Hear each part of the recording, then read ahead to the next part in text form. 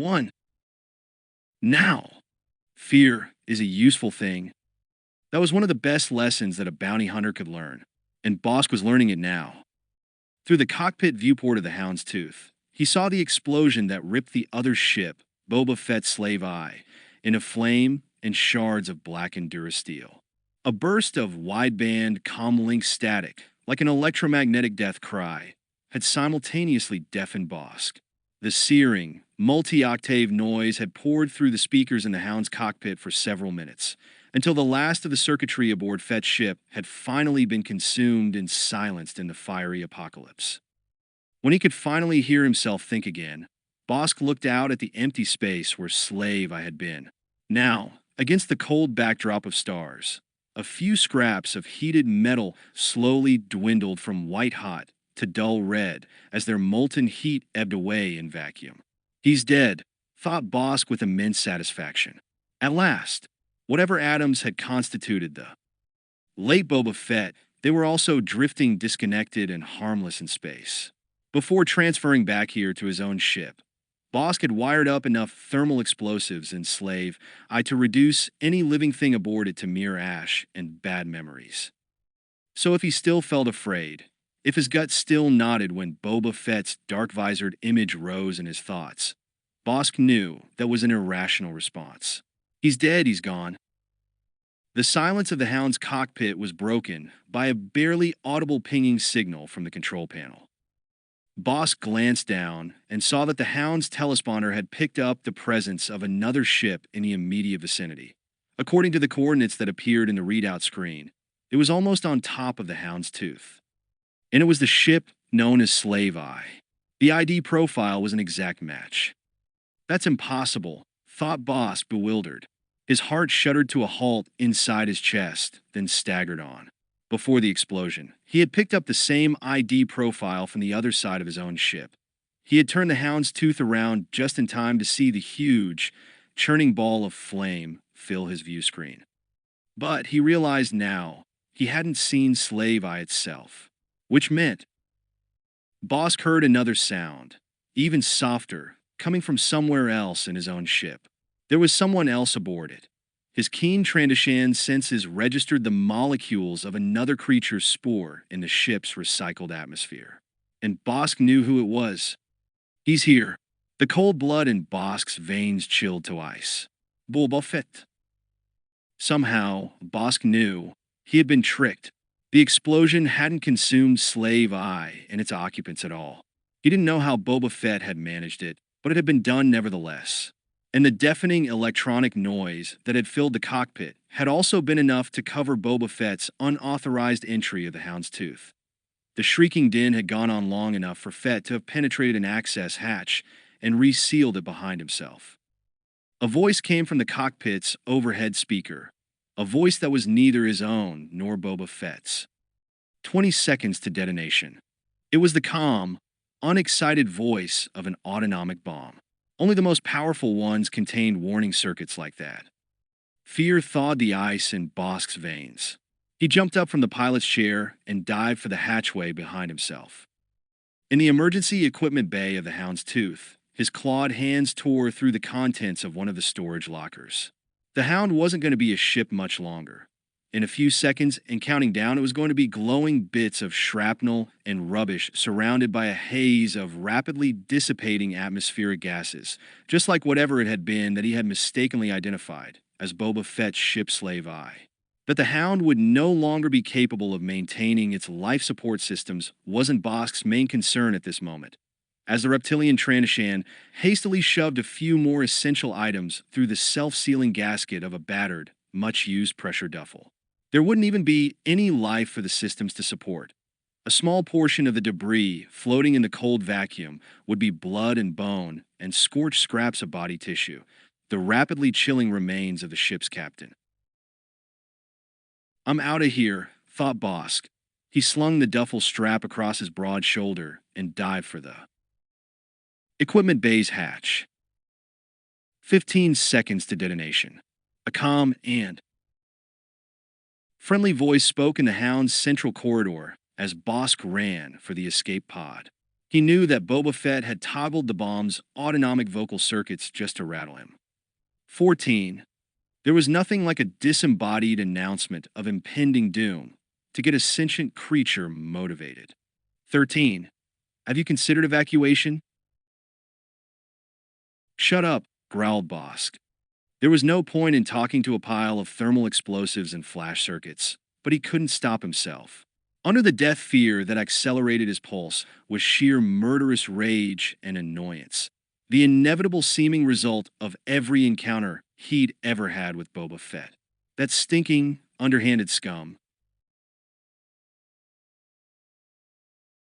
The scraps and shards left by the other explosion clattered against the Hound's shielded exterior like a swarm of tiny, molten-edged meteorites. If there was any justice in the universe, Boba Fett should have been dead by now. Not just dead, atomized. The fury and panic in Bosk's pounding heart shifted again to bewilderment as he ran with the pressured duffel jostling against his scale-covered spine. Why did Boba Fett keep coming back? Was there no way to kill him so that he would just stay dead? 12. It wasn't fair. He hadn't even had the chance to lean back in the pilot's chair and feel the warm glow spread through his body, the sweet tranquility that came with annihilating one's enemies. And Boba Fett had been his number one antagonist. Bosk had lost track of the humiliations he had suffered at the other bounty hunters' hands. There had even been times when he had teamed up with Fett and had still wound up the loser, gazing into the narrow visor of Fett's helmet and sensing a sneer of triumph on the face concealed by the Mandalorian armor. Granted, on one of those occasions when he'd gone in league with Boba Fett, Bosk's own secret agenda had been to kill him, but that he'd failed only went to show what a cruel, uncaring place the universe was. It was just as old Kradosk, his father, had instructed him in those long-ago days before being murdered by Bosk. Nobody ever helps kill himself, even when he should. 11. The bomb's voice said. No time for self-pity.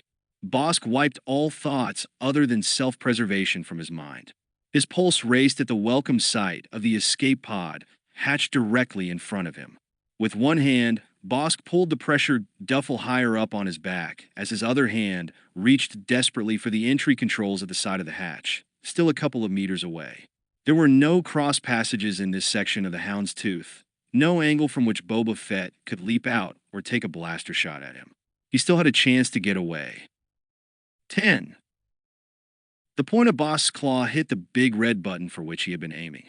With a sharp hiss, the escape pod's hatch slid open, revealing the cramped, spherical space within. He'd have to be folded up, his knees in his face, the whole time he'd be in there. Which beats dying, Bosk quickly reminded himself. He threw the pressured duffel inside, then scrambled in after it. An eye dash, the hatch zipping back into place, cut off the bomb's relentlessly placid voice. Bosk reached around the duffel and hit the pod's disengage and release buttons. His shoulders pressed hard against the curve of the hermetically sealed shell. The inadequate space was a humiliating reminder of another time when he had fled from Boba Fett in an emergency escape pod. The memory still rankled inside him. Outside this pod, he could hear muffled clanking and creaking sounds as the Hound's machinery rotated the pod into eject position. Come on. Bosk's voice grated in his throat. The devices clicked through their programming with a sickening lack of haste. The noises changed to grinding and scraping, the pod shuddering as though it were about to come to a halt without even leaving the Hound's Tooth. Behind. He had never used this escape pod before, and had even considered yanking it out of the ship as useless deadweight. His basic Trandoshan nature had always made it an instinctual response, to stand and fight rather than turn and run. Factoring Boba Fett into the equation, though, yielded a different result. This pod at least had a viewport. Through the tiny aperture, barely the size of his hand, Bosk suddenly saw an expanse of stars. The launch port on the exterior of the Hound's hull must have finally irised open. His guess was confirmed when his spine was suddenly jammed back against the hatch behind him as an intense burst of thruster fire shot the pod out into space and away from the ship. The stars shifted disorientingly in the viewport as the pod rolled to one side. Bosk wrapped his bare arms around the pressured duffel and ground his fangs together, fighting off the nausea evoked by the combination of random movements and the knot of fear at the base of his gut. Squeezing his eyes shut, he wondered what number the bomb's countdown had reached. Depending upon the amount and kind of explosives that Boba Fett had brought aboard the Houndstooth, and how fast this escape pod was hurtling through space, he still might not be in the clear. The bomb's explosion might wash over the pod like a planetary tidal wave, only of fire, not seawater. Bosk's claws curled into fists as he pictured himself being cooked inside the escape pod, like an unhatched egg being poached. Wait a second. Another thought came to him. Boba Fett wasn't self-destructive. The other bounty hunter had undoubtedly gotten off the Houndstooth as soon as he had set the bomb ticking down to detonation. So his ship slave, either real slave eye, not the decoy that had given off the same ID profile, must still be in this immediate sector, and in range of an over-large explosion. Bosk relaxed, letting his chest ease against the pressured duffel that he had wrapped himself around. That simple calculation dissipated some of the fear that had coiled around his spine. He wouldn't set off something, thought Bosk, that would kill him as well. Another voice spoke aloud in the confines of the escape pod. 5. Bosk's eyes snapped open. His grip on the duffel tightened as his gaze darted from one side of the escape pod to the other. 4, said the calm, familiar voice of the bomb. Terror made the voice inside Bosk's head nearly as expressionless. It's in here. Boba Fett had planted the bomb inside the escape pod. 3. A surge of adrenaline coursed through the Trandoshan's body. He shoved the pressured duffel away from himself, cramming it against the concave side of the sphere. His claws raked across the pod's interior, scrabbling to find the explosive device. Something smaller than his own fist would be enough to reduce him and the surrounding metal to dissociated atoms. It's got to be here, he thought furiously, somewhere. Hot sparks stung his face as he yanked handfuls of circuitry loose from the escape pod's minimal control banks. An air hose jerked free from one of its sockets, hissed, and wavered in front of Bosk like an expiring snake. The stubby cylinders and curved module panels of the pod's auxiliary equipment battered against his forearms and chest as he swore and pulled at everything he could get his claws upon. 2. The unhurried voice came from a small blue cube that Bosk held between his hands. He knew that it was the bomb. It had been stuck to an atmosphere scrubber grid with a spot of utility adhesive, not yet dry. Frantically, he looked about for some way to eject the box from the escape pod. There wasn't any. 1. Inside the pod, the space was so tight that Bosk couldn't stretch his arms to full length. He shoved himself back against the ripped-apart junk, turned his face away for all the good that would do, and thrust the bomb against the opposite side of the pod, near the tiny viewport. Nothing happened. He was still alive. Slowly, Bosk brought his gaze back around to the blue cube, held by his hands against the pod's curved wall. The device was silent, as though the last of its words had been drained from it. Clutching it in one hand, he drew it closer to himself and examined it. One corner of the cube had popped open. Bosk cautiously inserted the point of one claw and pried it open. Nothing inside, at least nothing that looked like an explosive charge. He peered into the empty space. The only contents were a miniaturized speaker and a few pre-programmed vocal circuits. Bosk tossed the cube away from himself in disgust. It hadn't been a bomb at all, and he hadn't felt the impact of a bomb in the distance outside the escape pod, so there probably hadn't been one placed aboard the Houndstooth either, of any size or destructive capability. If he hadn't given in to panic and hadn't abandoned the Hound, if he had stayed there and had gone toe-to-toe with Boba Fett, he might have settled his accounts with his enemy once and for all, and still have been in possession of his own ship. Now where was he? Bosk's elbows rubbed uncomfortably against the cramped confines of the escape pod, made even more so by the bits and pieces jumbled around him now. At least he hadn't damaged anything essential, as far as he could tell. There was still air to breathe in the pods. Navigational circuits appeared to be in operative condition. They had already locked on to Tatooine, the nearest habitable destination. The planet's familiar image now filled the viewport. It wouldn't be too long before the pod would descend through the atmosphere and land somewhere on the surface. Probably brooded Bosk in some wasteland. That was how his luck seemed to be going. Then again, there wasn't much besides wasteland on Tatooine, so the chances of anything else weren't good. As he shifted position inside the pod, the contents of the pressure duffel poked him in the ribs. At least he had managed to get some things off the hound's tooth. Valuable things. It was comforting to know that fear hadn't wiped out every other instinct inside his head. His natural Trandoshan greed had remained functioning. Whether he would be able to profit from what he'd salvaged that remained to be seen. He reached over and picked up the blue cube, the fake bomb that was mercifully silent now. Other emotions welled up inside Bosk as he gazed at the object resting in the palm of his clawed hand.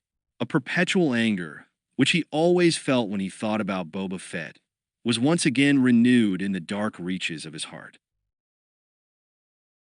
It had been one thing to scare Bosk off his own ship. That was a strategic gambit, worthy of a master that all the rest of the universe conceded Fett to be. But to stick this prankster module, this talking dud, inside the escape pod just to rattle an opponent's head. That was just plain sadistic. Bosk crushed the empty blue cube into the center of his fist, then tossed it aside again. He wrapped his scaly arms around his legs and rested his chin against his knees. As the surface details of Tatooine grew larger in the viewport, Bosk's thought turned ever darker and more murderous. Next time, he vowed, and there will be one. On the great list of grievances that he kept next to his heart, every one with Boba Fett's name attached, another entry had been made. 2. You let him get away. Neela turned from the viewport of Slave Eye's cockpit. In the distance beyond, the escape pod with the bounty hunter Bosk aboard had been a point of light dwindling among the stars, then lost beyond the curve of the planet to which it was headed. You state the obvious, replied Boba Fett. His gloved hands moved across the controls in front of the pilot's chair. Yeah, well, I don't get it either. That comment came from Denga, standing in the cockpit's hatchway. His face was still shiny with sweat from his recent exertions. There had been a lot of stuff to move, and in a hurry, from this ship into the cargo module that had been launched from it. That thug was trying to kill us. Not us, corrected Fett. Me. In all likelihood, Bosk didn't even know you two were aboard.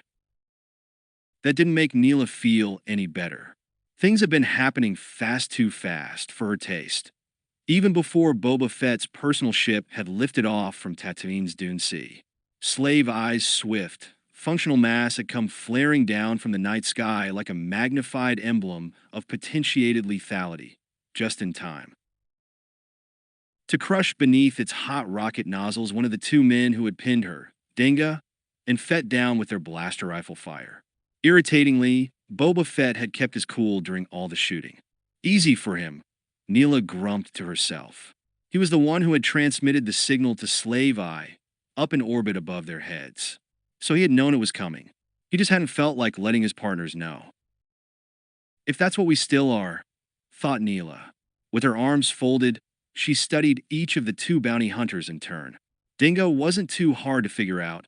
She could probably make a deal with him, and he'd stick to it, especially if there was some chance of realizing a profit out of it. She even knew what he needed the money for. Dingo had told her about his bride-to-be, a woman named Manaru, and his desire to make a big enough score to get out of the bounty hunter trade once and for all. Smart man, Neela had decided. Or at least smart enough to realize that keeping company with someone like Boba Fett was a dangerous proposition. From what she had already picked up, Neela knew that Fett's business associates tended to have lives as short as those of his enemies. Whereas Fett might as well be immortal, for all that she could see. He had already survived falling down the gullet of the Sarlacc beast at the gaping bottom of the great pit of Carcoon, the condition in which Neela had found him, with his skin virtually dissolved from his flesh by the Sarlacc's gastric secretions, would have spelled out death for any other creature. It hadn't destroyed Boba Fett, though, but only seemed to have made him even tougher and more fearsome. Just my luck. Neela kept her own face expressionless as she watched Fett maneuvering the ship. Her own fate had become bound up with one of the hardest creatures in the universe, the least likely to be swayed by threats or violence, or seduction. In some ways, she had been better off when she had still been in Jabba's palace, as one of the late Hutt's troop of dancing girls. At least then she had known that her youth and beauty, and Jabba's taste for those enticing and precious qualities, would keep her alive. For a while, or until Jabba had grown either jaded with her dark-eyed looks or stimulated by the thought of tossing her to his pet rancor, the way he had done with that poor little Twi'lekula. She closed her eyes, barely able to suppress the shudder evoked by the memory of the girl's screams, the rancor's grunting snarl, and Jabba's slobbering delight at what had happened in the bone-littered pit in front of his throne. Whoever the ones that had finally bested Jabba the Hutt were, Denga had told her. Names Luke Skywalker and a Princess Leia Organa. That meant nothing to her. They had done a good job in ridding the universe of that massive, loathsome slug. Neela supposed it would be asking a lot to have expected them or anyone else to have also restored her past to her, the darkly shadowed memories of who she had been and all that had happened to her before she had found herself in Jabba's palace. It would be a lot to expect from Boba Fett as well. The bounty hunter trade was concerned with only one thing: delivering their precious bits of hard merchandise to the highest bidder. If that merchandise had thoughts and fears and hopes, or whether all that went to make up the merchandise's spirit had been scoured away by a deep-level memory wipe that didn't matter. If Boba Fett was keeping her alive, he had in fact pulled Neela out of their attacker's line of fire, and aboard Slave, just seconds before it had taken off, then she had to assume it was being done on a bounty hunter's agenda, and not out of any concern for her welfare. That's what I've got to figure out, Neela reminded herself. What's in it for him? Before anything else, more than her own survival depended upon the answer to that question. She knew that it was undoubtedly the key to unlocking all the other mysteries, all the way back to her own true name. Another voice broke into her brooding thoughts. "You still didn't tell us," said Denga, "why you let that boss creature get away." Boba Fett glanced over his shoulder at the bounty hunter standing in the cockpit's hatchway. "You know his name?" "Of course." Denga pointed to one of the data screens beneath Slave Eye's forward viewport. "I recognized the ID profile that came up when we were approaching his ship. Last I heard, the Hound's Tooth is still Bosk's ship." "Correction," said Fett. "It was his ship." "You're gonna blow it up?" Denga grimaced and slowly shook his head. "I don't know if that's such a good idea. I've had a few run-ins with Bosk before, and he can be a pretty ugly customer." That goes without saying. Neela had stayed aboard Slave Eye, watching as Denga had operated the transfer port controls between the two ships. From the port's remote view cam, she had caught a glimpse of Bosk as he had sprinted away from the apparition of his supposedly dead enemy, suddenly materialized aboard the Hound. She had even gotten a measure of grim amusement from witnessing the Trandoshan's panic, but she had also recognized his scaly, fong-mouthed image from her time at Jabba's palace. Bosk had been one of the many lowlifes and dealers in profitable violence that had drifted in and out of the late Hertz employ. Every time Neela had spotted him, a sick chill had set in her gut. The reptilian gaze that he directed toward her and the other dancing girls spoke silently of appetites that would leave welters of blood and splintered bones as signs of their fulfillment. "I've had much more experience with Bosk than you have." Boba Fett's voice remained level and unperturbed. "He and I go back a long way, and believe me, I'm not concerned about any retribution at his hands. Fine for you, grumbled Denga. Maybe you can take care of him. I'm just worried about what happens when he comes after me. That guy isn't exactly known for being able to forgive and forget. He wakes up ready to bite other creatures' heads off. I can take care of him. I've done so in the past. A note of amusement sounded in Boba Fett's voice. So as long as you stick with me, as long as we keep going with this partnership that we've agreed upon, then you don't really have anything to worry about at all, do you? The expression on Denga's face indicated to Neela that the end of the bounty hunter's worries was still far away. She had to admit, though, that Boba Fett's claims seemed factual and not just boasting. He had been way ahead of Bosk, even as soon as they had all climbed aboard Slave Eye and sealed the entry hatch. This ship is going to blow, Fett had announced. Somebody shoved a load of explosives aboard it. What? Standing in the cargo hold, Denga had gaped at the other bounty hunter. How do you know that? Boba Fett had tapped the side of his helmet as he explained. I've got an alarm relay straight from the security systems I wired into the ship's perimeter web. Nobody gets in and out of Slave Eye, even when it's on autonomic standby, without my getting the details. The ship's computer has already done a spectrum read on the trade molecules in the air.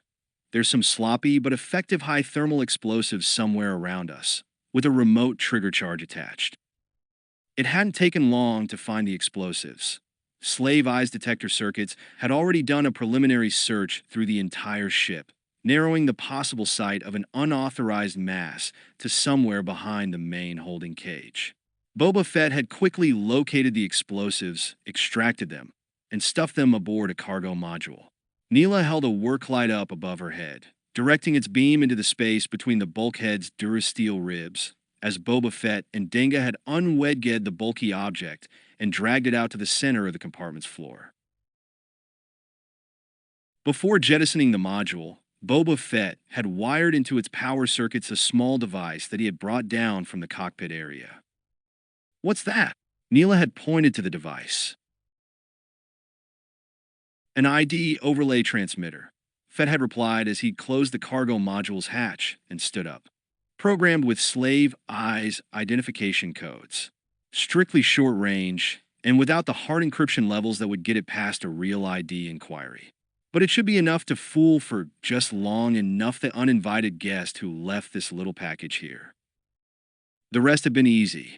Once the cargo module had shot out from Slave Eye, its navigation circuits had sent it homing toward the other ship lying in wait.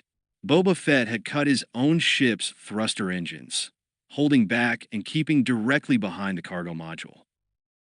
Still traveling forward. The explosion, when Bosk had pushed the button, had given enough cover for Boba Fett to hit the thrusters with full power and come swooping up alongside the Houndstooth.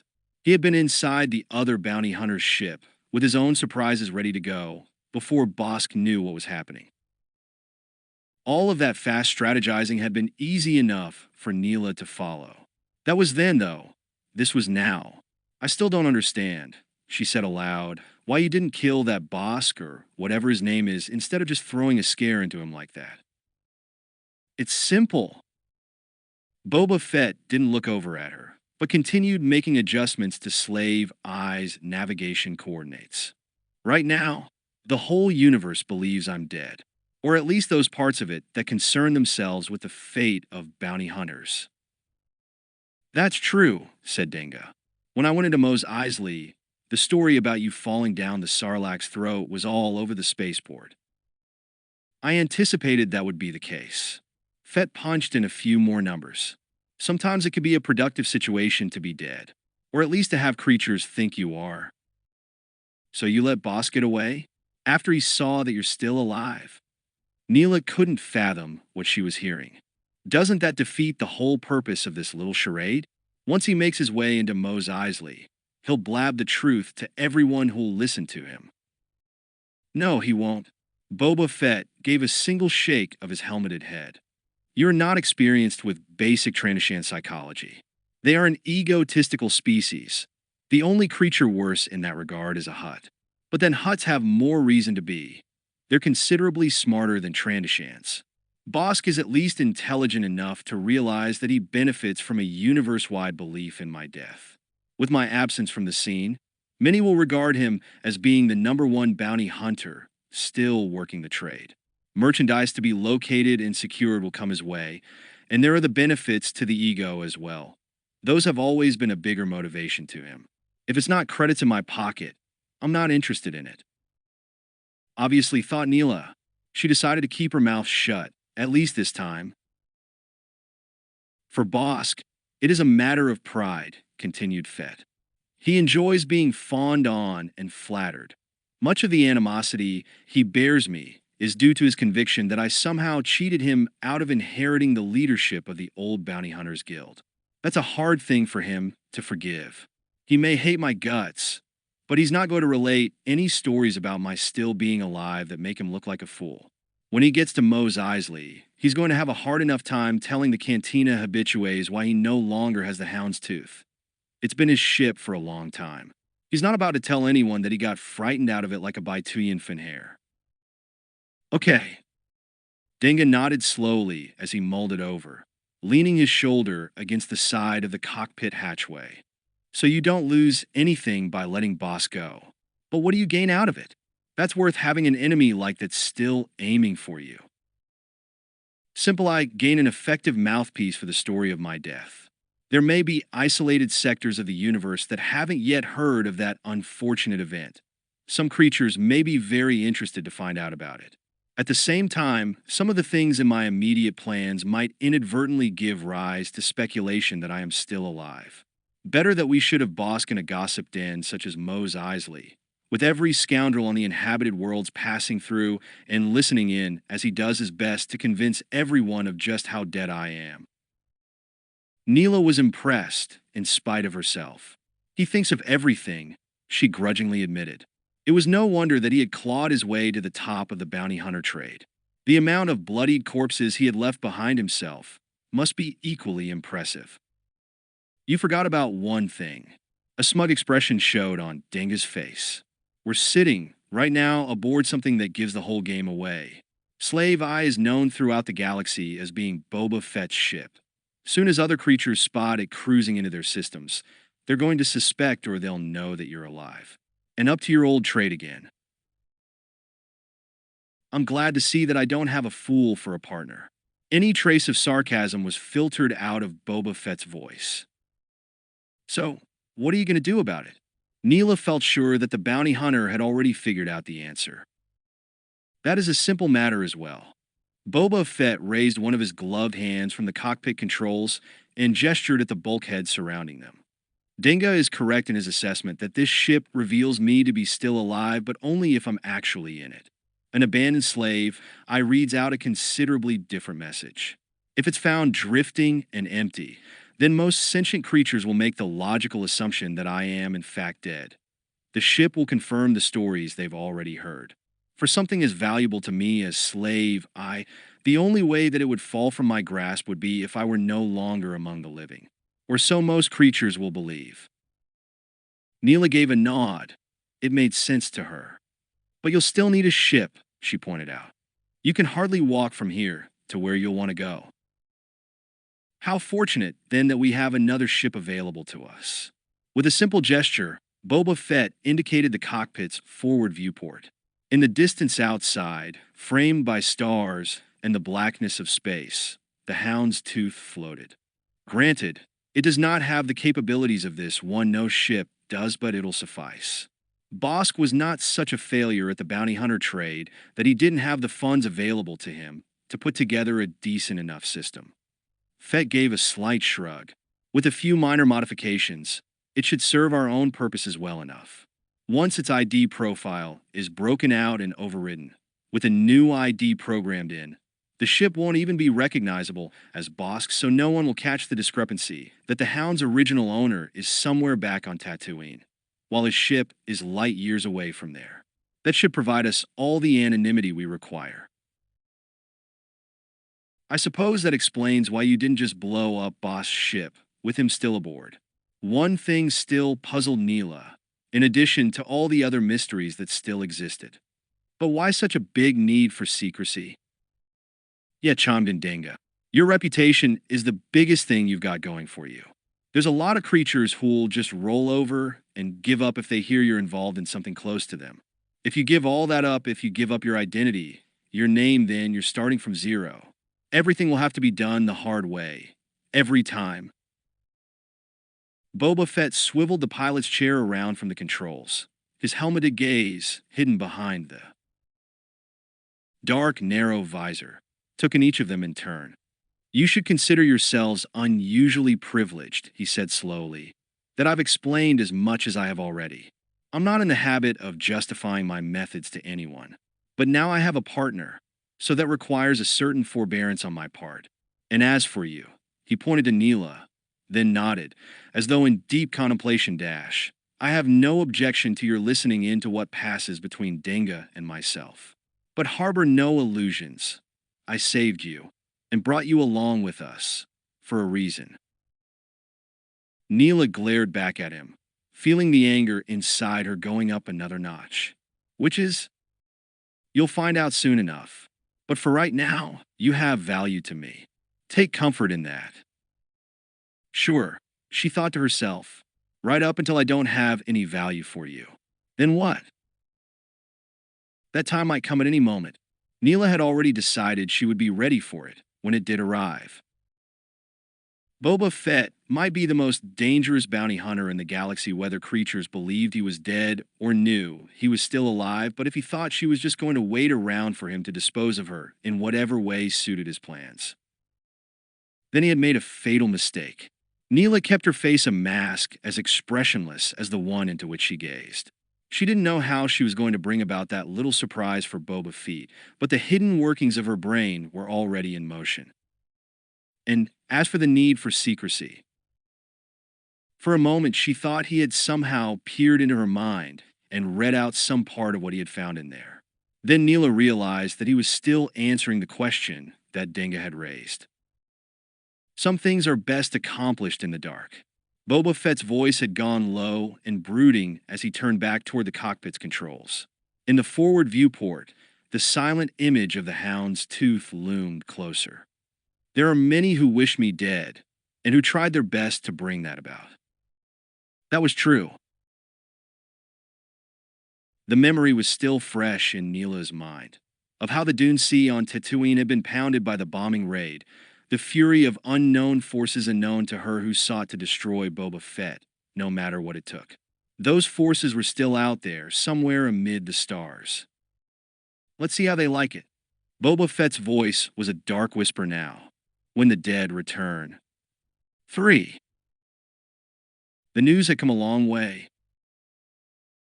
From one side of the galaxy to the other, from the cold vacuum of space, just above one of the remotest backwater planets known to any sentient creature, to one of the Empire's brightest centers of power and wealth.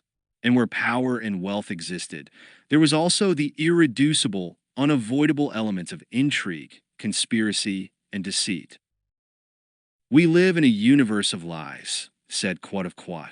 One of his hands stroked the silken fur of the Phoenix cradled against his chest. The animal closed its eyes, content in its ignorance. Its master's words held no meaning for it. Lucky thing, thought Quat, we breathe in lies and exhale treachery, as though they were an essential part of the atmosphere. Sir? Fienold, Quat's head of security, stood next to him, close to the private reception area's great segmented view screens. From here, the construction docks and engineering facilities of Quat Drive yards could be seen, stretching out toward the range of stars spiraling in the limitless distance. Generations of the Quat bloodline had first created, then transformed the corporation into the apotheosis of industrial production. At the fringes of Quat Drive yards, immense freighters disgorged the raw materials stripped from other star systems, all to be forged into the ships and weaponry of the Imperial Navy. Even as the multi-level disk of the corporation's physical plant slowly revolved on its axis, battle cruisers and destroyers bristled with yet unfired armaments, the reinforced plates of the hulls welded onto the structural frames by articulated laser torches, the glare brighter than the depleted sun at the center of the former planet's orbit. He was aware of the security head's puzzlement. The remark had come after a long, brooding silence. All of Quat Drive Yard's high-level employees, the innermost circle of trusted and well-paid associates, knew better than to interrupt these deep meditations. But sometimes it helped to speak one's thoughts aloud. To a trusted listener, the head of security's instinctive loyalty was reinforced with a munificent salary. Nothing spoken would go beyond this sanctum's walls, carefully screened and swept as they were for hidden listening devices. What little genius that I have, Quat of Quat said at last, is inherited from my father and from all my ancestors before him. Fienold gave a slight smile. He had heard similar words before. The technician is too modest. Better that than too vainglorious. Overweening pride would, he knew, be the eventual downfall of his enemies. There had been a certain Feline prince, with ambitions and ego nearly equal to that of Emperor Palpatine, whose fiery arc across the stars had ended in a fatal crash. But as I was saying, there is more to that hereditary genius than the mere design and crafting of warships. If that were all I had to do, mused Quat of Quat, then life would be an unending pleasure. But life for me, as it was for my progenitors, is not so simple. Sir? Even under the old republic, there had been political intrigues with which to contend. Quat rubbed behind the Felix's pointed ears as he gazed out the curved bank of view screens. In rival engineering firms that wished to supplant Quat Drive Yard's position as the preeminent military contractor in the galaxy. It's always been that way. He nodded slowly. But now, under the rule of Emperor Palpatine, the stakes involved in these intricate, unending games has reached a zenith of deadly seriousness. Our every move on this board that spans the inhabited worlds could have fatal consequences not just for one man, but for even the mightiest corporations. I have little regard for my own fate, but the thought of the Emperor grasping all of Quat Drive Yards in his fist, as has been done with so many other worlds and entities in the galaxy. He fell silent for a moment as that thought evoked the renewal of a cold vow inside him. That will never happen, swore Quat of Quat. I would rather see Quat Drive Yards, my heritage and the work of generations of Quats before me, utterly destroyed and in ruins before letting it fall into the control of the Empire. He glanced over at his security head. That's not an empty promise, either. As I am well aware, technician, Fienold gave a single nod of acknowledgement. I have personally supervised the necessary arrangements to ensure another outcome. If that time should ever come, there will be no Quat Drive Yards for the Emperor to take hold of. There was a certain bleak comfort in Fienold's statement. What can be built up, thought Quat, can be leveled. The same engineering and design skills that went into the construction of the Empire's warships had been turned to the means of annihilating the docks in which they were built. A vision came to Quat of Quat, not of the series programmed, high-thermal explosions that would render all of Quat Drive Yards into smoldering scrap, but the aftermath when the twisted durasteel, the remnants of the cranes and immense grappling rigs, would be as cold as the stray atoms in the vacuum surrounding them. The KDY life support systems, which kept the vacuum and the power supply reactors' hard radiation at bay, would be shattered as well. No living creatures would be left among the rubble. The apocalypse would come upon them, the workers and servants of Quat Drive Yards, and their hereditary lord as well, and swift. Fury. They would all die at their stations. The lowliest machinist at a turret lathe controls, Quat himself. Reduced to an ashen corpse behind the torn-apart grid of the view screens that had looked out upon his domain. That would then be his monument and the memorial to his ancestors, those who had also borne the title of Quat of Quat. Living observers on the nearest worlds would turn their gaze to the nighttime skies and see the shadow of the wreckage passing in front of the stars, riding a black glyph toward the horizon, an emblem of past glories that would need no translation to an alien tongue. I thank you for your faithful service, said Quat of Quat. It means a great deal to me. If it eases the technician's mind, then it's worth it. The Quat Drive Yard security head stood with his hands clasped behind his back. The glow of true belief, as inherited as his superior's title, was evident in his eyes. But the time of its use will never come. That is what I believe. Our enemies conspire in vain. Quat Drive Yards will yet endure. Your confidence is also appreciated. Quat wished he could be as sure, for there was more than just the Emperor and his endless machinations to worry about. The rebellion had complicated everything, as though the game board had been transformed from 2 dimensions to 3. Quat Drive Yards owed no allegiance to anything but itself, harbored no great ideals other than its own survival and independence, a state within whatever larger state prevailed beyond the corporation. If that other, encompassing state were the old republic, the empire that had overthrown it, or whatever vision of universal freedom that the Rebel Alliance wished to bring about, that meant nothing to Quat of Quat. Eventually, one side or the other would win out. If it was Emperor Palpatine, or Leia Organa and Luke Skywalker, and the forces for which they had become both symbols and leaders, all that Quat wished to make sure of was that Quat Drive Yards was on a friendly or, at least, neutral basis with the victors. Whoever won, there would be a need afterward for cruisers and destroyers, and all the other fearsome equipage of interplanetary warfare. The rebellion.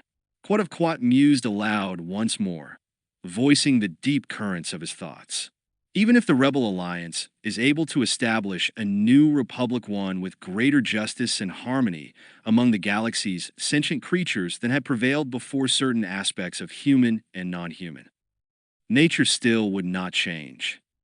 Such as wisdom, technician. He and his head of security had discussed these things in the past. Mere greed and all the cascading layers of misunderstanding would be enough to dictate the presence of some kind of order-keeping force. And that meant armaments and the ability to deliver their firepower across vast distances. The much-vaunted Death Star hadn't been a Quat Drive Yards project. Quat of Quat himself had forbade the organization even making a bid on any of its subsystems, but the reasoning behind it had been understandable. Not just wisdom, said Quat, but cunning. He repeated one of the lessons he had received from his own father, the Quat of Quat before him. Force and terror accomplish what reason and understanding cannot. The Quat family had been in that business a long time, supplying the instruments of force and terror. His reluctance to get involved with any aspect of the Death Star's construction hadn't been based on a moral objection, but purely practical. Quat Drive Yard's wealth and power came from building warships, and the Death Star, if it had succeeded in the Imperial Admiral's purposes, would have wiped out much of the need for such expensive and profitable craft. A stupid creature fouls its own nest. Only a suicidal one helps destroy it. With relief and a measure of vindication, Quat of Quat had heard of the Death Star's own destruction at the Battle of Yavin. For the Empire to begin constructing an even bigger Death Star only meant that the admirals hadn't learned their lesson. Speed was not so important as maneuverability. The Death Star's hyperspace capabilities had not been enough to outweigh other elements of military force, such as numerical superiority. No Death Star could be made so powerful and impervious to attack as to outweigh the loss of those factors. The security head displayed a thin, knowing smile. Cunning prevails, technician, where wisdom is powerless. Exactly so. That age-old principle was what kept him from placing the services of Quat Drive Yards at the Rebel Alliance's disposal. True cunning required cold blood, beyond anything that ran in the veins of any of the galaxy's reptilian species. Quat had seen ample evidence of that ruthlessness in the Emperor, but what of the rebels? He had gone over the reports provided by Quat Drive Yard's own intelligence teams, the compilations of details, facts, rumors, myths, anything that could be found out about the Alliance's leaders, particularly this Luke Skywalker that both the Emperor and his top Lieutenant Lord Vader seemed so obsessed with. But Quat had yet to be able to make a determination about their innermost nature. All that idealism dismayed him. It was precisely that which had brought down the old Republic and allowed Palpatine to come to power. And now, with this talk of Luke Skywalker being a Jedi Knight, what could be more foolish? Quat's ancestors had seen all that bright parade of honor and dedication, a belief in things greater than that which could be grasped by mortal hands, gradually fade away while the Emperor's power had grown, an eclipse swallowing whole the suns it put into shadow. The mysterious force that had shaped the Jedi beliefs did not seem able to prevail against those such as Vader, who could turn it to darker use that consumed one's spirit even while one's grasp upon the galaxy's fate tightened. Better to trust in machines, quite mused, and in the powers that can be seen and felt and measured. That simple cunning had ensured the survival of Quat Drive. Yards, so far. And yet, murmured Quat of Quat, and yet I would believe, if I could. Technician. He was aware of the other man peering at him, trying to decipher the meaning of the barely audible words. Pay me no heed. The feeling shifted in the cradle of Quat's arms, its lustrous green eyes shut, its wordless dreams of satiated appetite and endless warmth safe for the time being. That was all that mattered, to this small creature at least. It's got things soft, Quat thought ruefully. If he had only his own desires, his own hopes and fears to consider, then making the necessary decisions would be considerably easier.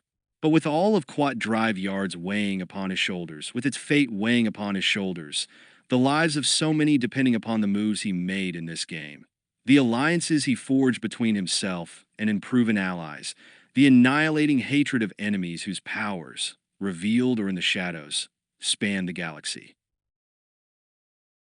The sleeping feeling stirred in Quat's arms, as though sensing some wordless measure of his troubles.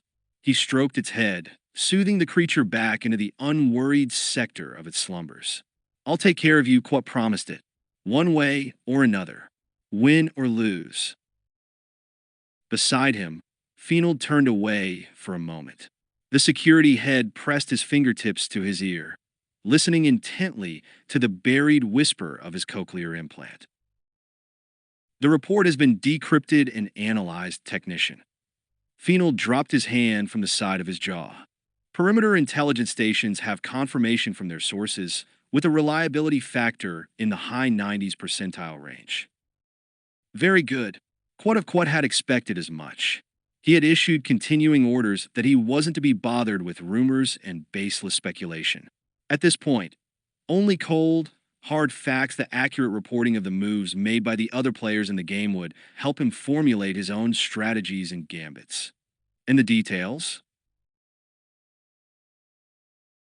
The ship known as Slave Eye, registered to the bounty hunter Boba Fett, was found drifting in orbit above the planet Tatooine Dash. Found by whom? That was the important part. Quat was aware that there had recently been a large Imperial fleet in orbit above the atmosphere of Tatooine. It had apparently been lying in wait for an expected rescue operation from the Rebel Alliance. The Imperial fleet was no longer in the sector. If it had been, Quat's own bombing raid on Tatooine's Dune Sea would have had to have been aborted. There was still a possibility, though, that the Imperial Navy might have left a few reconnaissance ships behind. Slave I was found by a routine security patrol of the Rebel Alliance. The Quat Drive Yard security head's memory was enhanced by a looper-called data organizing module, controlled by the barely noticeable tensing of his facial muscles. For some time now, the Empire has ceded control of that sector to the Alliance, inasmuch as it has little apparent strategic value. That may change, of course, when we deliver the new additions to the Imperial fleet. That was Quat's own analysis of the situation. Tatooine was at the edge of the galaxy, far from the important and highly developed sectors that formed the core of the Empire. Palpatine could write off the entire zone, and it would result in little real loss, either economically or militarily. At least in the short run, but leaving the sector in the hands of the Alliance would certainly give Palpatine's foes a development and staging area for the rest of their campaign against the Empire. Sooner or later, Imperial ships and troops would have to sweep through the sector and re-establish control. The Empire couldn't tolerate this festering and rapidly expanding wound in its side. More than that, Quat knew would dictate the eventual offensive, the deadly tools for which were even now being constructed in the Quat Drive Yards docks. There was also the Emperor's own personality, if that term could be applied to something that had been so utterly consumed by unchecked egomania and the dark powers that he commanded. In some ways, it could be argued, and Quad had certainly done so, in late-night conversations with a security head that Emperor Palpatine, as such, had already ceased to exist. Quad had heard the stories of Palpatine's dedication to what he termed the dark side of the Force, whether such a mysterious energy field, underlying the very fabric of the universe, actually existed or not was of no concern to an engineer and scientist such as himself. But to the self-schooled psychologist that Quat was, and the political intriguer that he had been forced to become, it mattered a great deal. The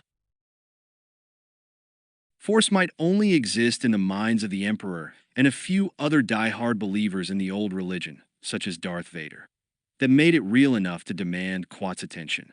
He had had a few face-to-face encounters with the Emperor and the Dark Lord of the Sith, representing his inherited corporation in the business negotiations upon which Quat drive yards depended. At the last such meeting, Quat of Quat had received the unsettling impression that the physical body of the Emperor, that hooded and wrinkled form, was no more than a shell, hollowed from the inside by the force in which Palpatine had placed so much of his own psychic energy. The small eyes, buried in their sockets of crepe-like tissue, had seemed to Quat like holes poked through a mask worn by a no longer human entity, something from which all life had been drained, leaving only ravenous hunger and the desire for control. Over those creatures that still breathed and moved of their own volition, something still called itself Emperor Palpatine, and spoke with the same wily, mocking tongue, but the words were those of an entity not only dead but embodying death itself, a force that consumed the energies of life as its food. Quat remembered something else from his last encounter with the Emperor, a deep sense of being offended, not so much as a living creature, but as a businessman, the guiding intelligence of one of the galaxy's largest and most powerful corporations. Where are the customers going to come from? The problem with Palpatine's vision of the future, an empire where his word and his will were the only ones that mattered, was that it was just not a commercially viable environment. What would be the point of Quat drive yards, or any other of the galaxy's great manufacturing concerns, designing and creating products to be sold on one planet or 1,000, if there was no one on those worlds to buy them? More than anyone, Quat of Quat was aware of the destructive capability of the warships that his firm was constructing for the Imperial Navy. For the Emperor to succeed in his ambitions, his mania for universal control, and for him to turn back the threat of the Rebel Alliance, all that would mean the destruction of any number of inoffensive and otherwise prosperous worlds. Potential clients mused Quat, if not directly for his corporation's products, then for other companies with whom he had already done business. The Emperor had already shown his disregard for maintaining the galaxy's customer base by sanctioning the late Governor Tarkin's destruction of the planet Alderaan with the massive firepower of the original Death Star. That had personally rankled Quat. There had been an outstanding contract with the local government on Alderaan for a utility fleet of perimeter observation scouts and orbital custom stations, all to be furnished at a considerable profit by Quat drive yards. The units had just been about ready to leave the KDY construction docks and head off in a delivery flotilla to Alderaan when the word of their destination, being reduced to a few charred ashes drifting in navigable space, had reached Quat of Quat. A near-total write-down for the corporation, salvageable only in part by breaking up the undelivered vessels and recycling some of their components into the next order for Imperial battle cruisers. For a while, he had considered presenting a bill to Emperor Palpatine for the losses sustained by Quat drive yards, but had at last decided not to push the issue. Better to leave the red ink on the books, Quat had figured, than make an enemy out of one's biggest remaining customer. Even with Prince Zyzer gone, things were still dangerous enough at Palpatine's court, with all the various levels of intrigue constantly going on, without handing another weapon to the corporation's enemies. So the Rebel Alliance has Boba Fett's ship. Quat brought himself back to the situation at hand. The deeper concerns over which he mulled would have to wait a while longer for their final resolution. And it has been confirmed that this is in fact Slave 7. It was a good question. Boba Fett's personal history was studded with occasions in which the bounty Hunter had passed off a Ringer vehicle as his distinctive ship. For someone whose skills consisted largely of handing out other creatures' deaths, Fett had an unusual talent for faking his own demise. Or perhaps that talent was to be expected, Quat wasn't sure which. Life and death were the same for a bounty hunter. It was all merchandise, with different values attached, depending upon the marketplace. Boba Fett or any of his colleagues, they were all just as happy to deliver a corpse as well as a living hostage, if the same payoff could be gotten for it. With that kind of attitude, it was no wonder that one's own death became just a matter of strategy and negotiation. The head of security gave a single nod. Our sources in the Alliance have concluded that there is no deception involved as least as far as the identity of the intercepted ship is concerned. The subcode numbers on the Engine's shield regulator devices have been read out dash. He tapped the side of his head, where the cochlear implants were hidden. Those were in the message that was received just now. I forwarded them to our records department. The numbers match up with the original construction manifest for Slave I. That settles the issue then. Quat of Quat had personally supervised the design and assembly of Boba Fett's ship. There had been some custom features that still distinguished Slave I as a state-of-the-art job. An ID profile, the signal that was transmitted from one ship to another with the critical name and affiliation data, could be faked not easily, but with enough determination and technical expertise, it could be done. Unbeknownst to the Empire or any other Quat Drive Yards customer, every ship that left the construction docks had a trapdoor access routine hardwired into its onboard computers for just that purpose. For Boba Fett to have overridden Slave I's regulator subcodes, though, would have meant risking a catastrophic core meltdown. There wouldn't be a ship left floating around to be misidentified. Ergo, this ship was Fett's and no other. Did our sources have any other information about the ship? The contents, perhaps? A shake of the head. Other than it being unoccupied, nothing. The Rebel Alliance forces that found the ship are still examining it. They won't find anything, said Quat of Quat. What makes you so sure, technician? Boba Fett was involved in a great many activities that depended upon maintaining secrecy. The security head clasped his hands behind the small of his back. I would have thought it stood to reason that there might be some intriguing traces of Fett's past aboard his ship. Oh, there very well might be. Quat gave a shrug as he stroked the animal nestled in his arms. And if you knew where to look, and if you had at least some idea of what you were looking for and you were sufficiently motivated to begin with, you might be able to find them. But there's nobody associated with the Rebel Alliance who's capable of that kind of investigation. The Rebels are at a critical stage in their campaign against the Empire, and the crisis isn't likely to end anytime soon. They're not going to waste their precious time going over the ship of a dead bounty hunter as they're likely to believe Boba Fett to be, with a fine-tooth comb. It'll be a moral issue with them. Quat shook his head pityingly. As much disdain as the Imperial Navy has for bounty hunters and other semi-criminal types, it's even worse with the Rebels. When you think you're finer and truer and more virtuous than your opponents, it's all too easy to fall into a blinding self-righteousness. That had never been a problem for Quat himself. He was comfortable at any moral level from the stars to the gutters, as long as it helped ensure the survival of Quat Drive Yards. He could deal with anybody. Doing business with Emperor Palpatine and his admirals proved as much.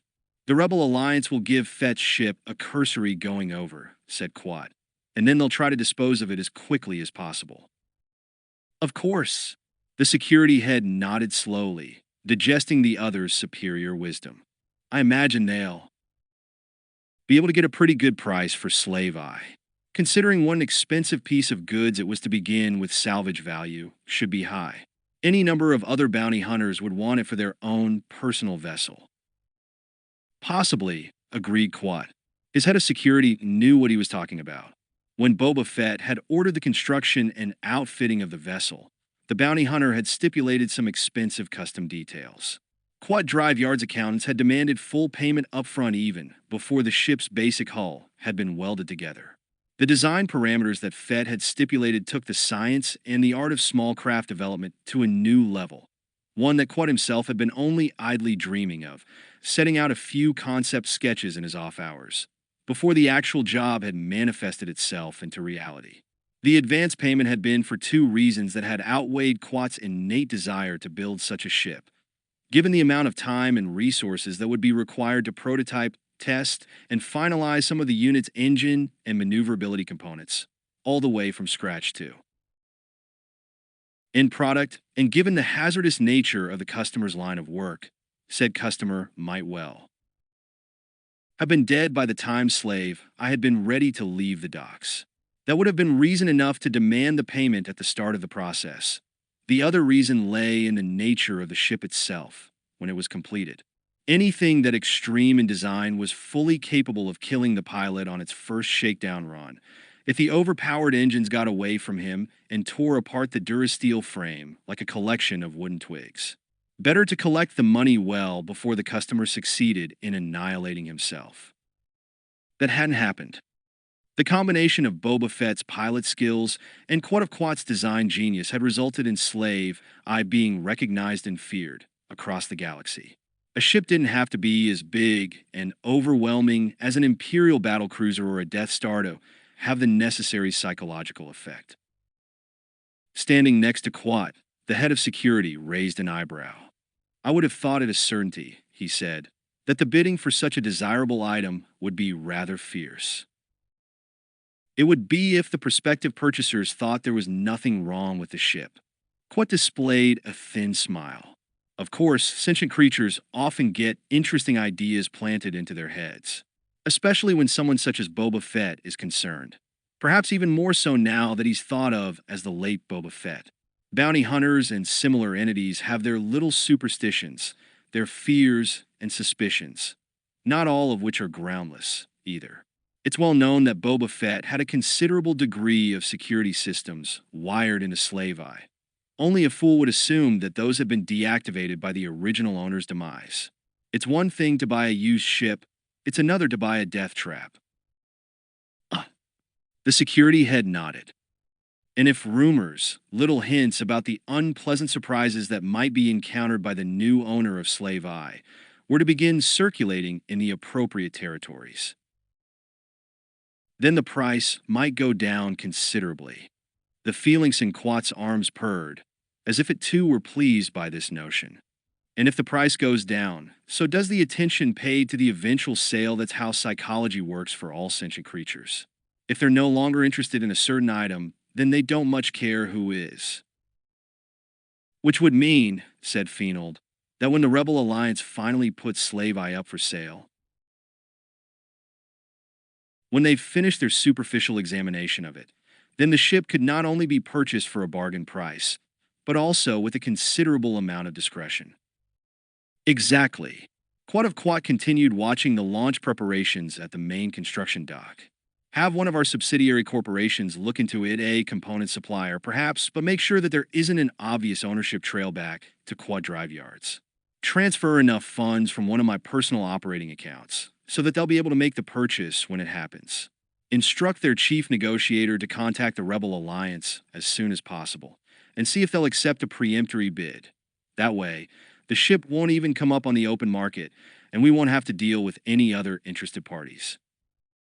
And the rumor campaign concerning the dangers of purchasing Boba Fett's ship that should go into immediate high-speed propagation to all points of the galaxy, radiating outward from Tatooine. That was where Slave I was last spotted. Make sure that the rumors penetrate all sectors controlled by the Rebel Alliance. The sooner they're convinced that Slave Eye is devalued merchandise, the more likely they'll be ready to listen to the preemptory purchase agreement. We've already got some listening post agents planted in Mos Eisley, don't we? The security head gave a quick, affirming nod. We just rotated a fresh crew into the spaceport. Fine, said Quat. They can start spreading the word. Have the Covert Operations Department in our Public Relations Wing come up with some negative impact details about Slave 7's onboard security systems. Perhaps some story about one of the Rebel Alliance investigating teams getting blown away as soon as they open the main hatch. That way, When and if the Rebel Alliance indicates that the ship is going to be put up for sale, most sentient creature suspicions about it will be confirmed, whether they're true or not. By the time the rumor campaign is finished, technician, the Alliance will be ready to give the ship to the first person that comes along. I'm not concerned about the nature of the bargain. Beyond the overarching curve of the segmented view screens, the last of the preparations for launching were nearly complete. Quat could see the final checkout and clearance team departing from the battle cruiser, still shrouded beneath its net lines and pressurized construction canopies. The only thing that's important in this regard is that we acquire Slave Eye and its contents as discreetly as possible. When our subsidiary corporation has gained title to the ship, it is to be brought here to Quat Drive yards in a shielded cargo transport, and no one outside of the KDY security operations is to know about it. That may be difficult to pull off, technician. Fienold inhaled through clenched teeth. The Imperial Navy has stepped up contraband interception patrols in most of the navigable sectors between here and Tatooine. They've even been going over our regular supply shipments with a fine-tooth comb. Getting an entire transport past them, with its contents concealed, will take some doing.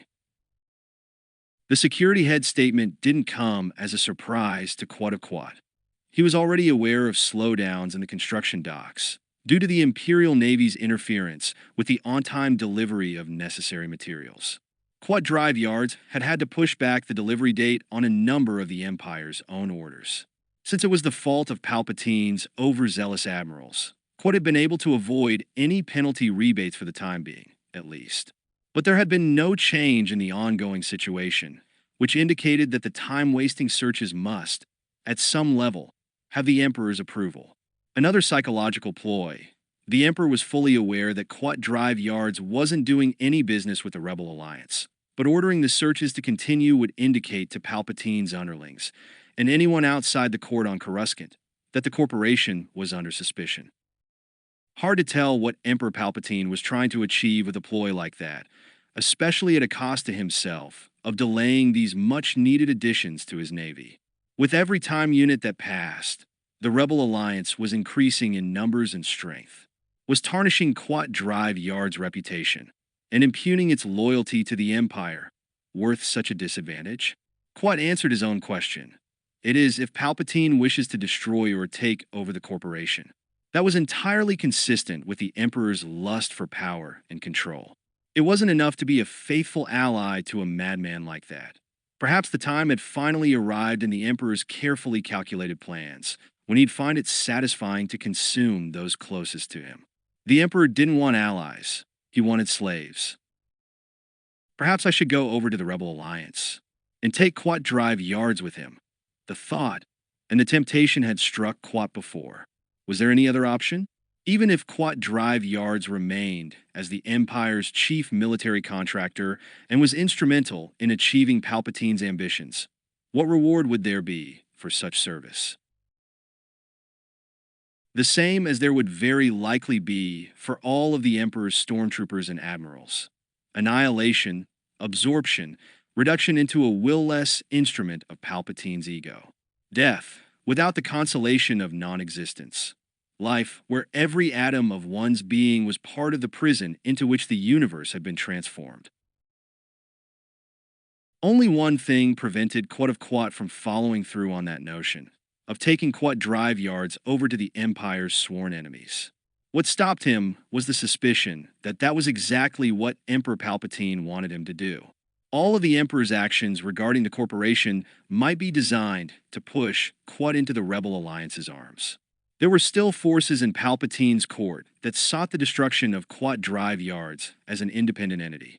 While Prince Zyzer had been alive, he had whispered lies into the ear of the Emperor. Perhaps Palpatine had finally been convinced by them. If Quat made any move at all toward the Rebel Alliance, that could be justification enough for the Emperor to launch a full-scale assault against Quat, placing the corporation's vast technical resources and construction docks under direct military control. There wouldn't be a Quat Drive yards after that. Generations of engineering skill, the blood in Quat's veins, would finally have come to an end, hissing into red steam under a stormtrooper's white-hot bolt of blaster fire. You might be correct about that. Technician, about bringing Slave Eye here to Quat Drive Yards, once our subsidiary has acquired it from the Alliance. Quat's deep musing about the dangers involved in his dealings with the Empire had connected with more immediate concerns. As delicate and ringed with hazard as the situation was, it might be a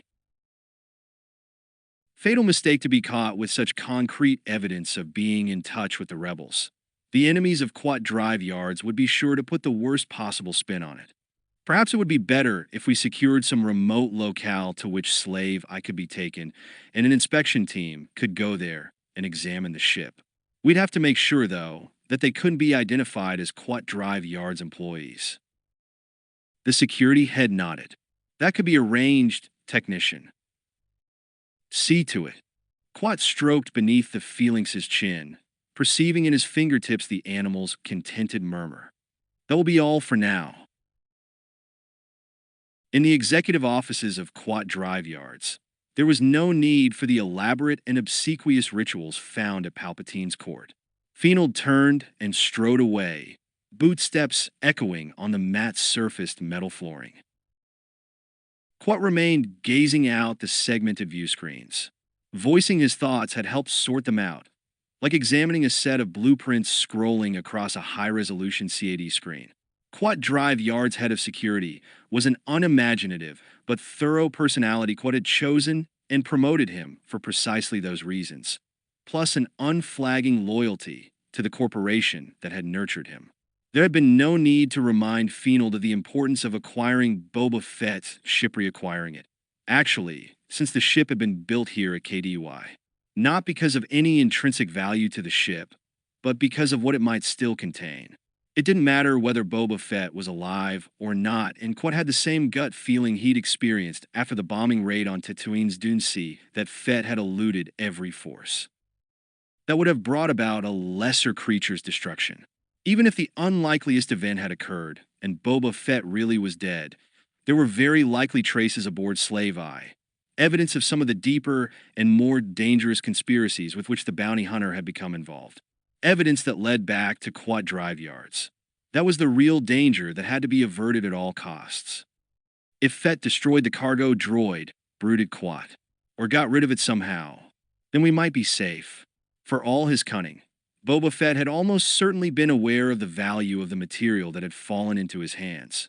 He might have disposed of it before leaving Slave Eye in orbit above Tatooine. But if the big, awkward droid still existed, with its box-like innards full of spy equipment and incriminating data waiting to be deciphered and analyzed, then a whole new level of trouble would begin for Quat Drive Yards. All because of a hollow video of an Imperial stormtrooper raid on an isolated moisture farm on Tatooine, and the pheromone scent of the galaxy's most powerful criminal, the leader of the Black Sun organization. Into Quat's meditations came the image of Prince Zizor's face, with its violet eyes and cold, sneering smile. Even more than Emperor Palpatine, that had been the enemy all of Quat Drive Yards had to fear. Zizor's death had not eliminated the dangers the corporation had to confront. A signal flare, a quick streak of white light soaring up from the construction docks, cut short Quat's musing. He briefly took one hand away from the Felix and touched a miniaturized keypad on his opposite wrist. The circuitry controlling the view screen's time aperture filtering went into activated status, synchronizing with the close-range signal from the micro-shutters implanted in his corneas. For a split second, the view screens flickered opaque, then became transparent again as the two optical systems locked in tight with each other. No sound would travel through the vacuum between the docks and the arching view screens of Quat's offices. But the glare of fiery light, if left unblocked, would be enough to startle the sleeping Felix awake. The creature was easily frightened. Quat had no wish to have it clawing its panicky way out of his arms. There was still a white, thread-like scar under his own chin from the last time that had happened. The final signal flare, red this time, coursed across the field of stars above Quad Drive yards. That meant all KDY personnel had been cleared from the dock where the completed Imperial battle cruiser lay waiting, still shrouded in service lines and access canopies. There was no need for a signal from him. Everything happened automatically from this point. A simple embedded fuse catalyzed the pyrogenic compounds interlaced in the shrouding material. The oxygen still captured inside the canopy's folds was sufficient for the christening of fire, the purging of everything that wasn't hardened durasteel. In seconds, the battle cruiser had been wrapped in flames, churning in upon themselves, absent the rising convection effects that would have been caused by a surrounding atmosphere. The surrounding canopies had already blackened and been torn into great, ragged-edged sheets of ash, dissolving into nothingness as the last fiery glow dissipated. From the construction dock, the battle cruiser rose slightly, a perfect weapon, cleansed and tempered. A few bits of ash, compelled outward by the force of the vanished flame, drifted against the thick glass of the segmented view screens. Quat stood with the still sleeping Felix cradled in his arms, the afterimage of fire shifting its spectrum behind the filters of his eyes. 4. You know how to pilot this thing? Boba Fett glanced over his shoulder at the other bounty hunter standing in the hatchway of the Houndstooth's cockpit. There are certain difficulties, he said evenly, with no apparent emotion, but they can be overcome. He raised his own gloved hands from the control panel's distinctive forearm grooves. Trandoshan operating interfaces are on the crude and awkward side, but the ship's configuration is otherwise standard. Anything of which those big claws are capable, I assure you, is equally within my grasp. I bet, thought Denga. He leaned against the side of the hatchway, watching Boba Fett make some final navigation adjustments. He'd had his own encounters with Trandoshans, including the former owner of this ship, and they had all been unpleasant. Bosk had a reputation for a hot temper even back in the days of the old Bounty Hunters Guild, when he'd had presumably less to gripe about. Cross him, and you were likely to get your head unscrewed from your shoulders like the lid of an emergency rations canister. That was what those claws were suitable for, not high-speed, pinpoint star hopping. Whereas someone like Boba Fett could work over an enemy with equal finality and handle intimidatingly complex gear, from any kind of interplanetary vessel to that Mandalorian battle armor that Fett wore. Dinga pointed to the cockpit's comm equipment. What happens when somebody recognizes this ship and they want to talk to Bosk? We might run into some old friend of his, somebody who can tell that this is the Hound. True, said Fett. He had turned his gaze back to the ship's controls. But where we're going, we're not likely to encounter many acquaintances of Bosk's. He confined himself to a relatively restricted number of sectors, the worlds and systems where he was well known enough to command a certain measure of respect. That's what he liked. Bosk never showed much initiative about expanding his operations into new territories. If you say so, Dingus shrugged. I guess that was his loss, huh? Perhaps. Boba Fett punched another set of coordinates into the navicomputer. Or it might be why he's still alive at all. Sometimes for creatures like him, it's better to play it safe. Yeah? And what about creatures like us? He found himself gazing at the back of Boba Fett's helmet, wondering what was going on inside it, what schemes and hidden agendas might be ticking away in the other bounty hunter's skull. It was no help to have seen Fett without the distinctive Mandalorian helmet. He supposed he was one of the few, along with the former dancing girl Neela, who could make that claim. All that time down on Tatooine, when the two of them had been nursing Boba Fett back to health, keeping him from dying after he'd managed to explode his way out of the Sarlacc's gut, and Dingo was still no closer to figuring out the creature whose life he'd saved. And that was bad news, considering he was now supposedly partners with the deadliest and most feared bounty hunter in the galaxy. A partnership that Boba Fett had proposed and that Dingo had accepted, perhaps a little too quickly, now that he'd had a chance to think it over. Why did I agree to that? The ostensible reason was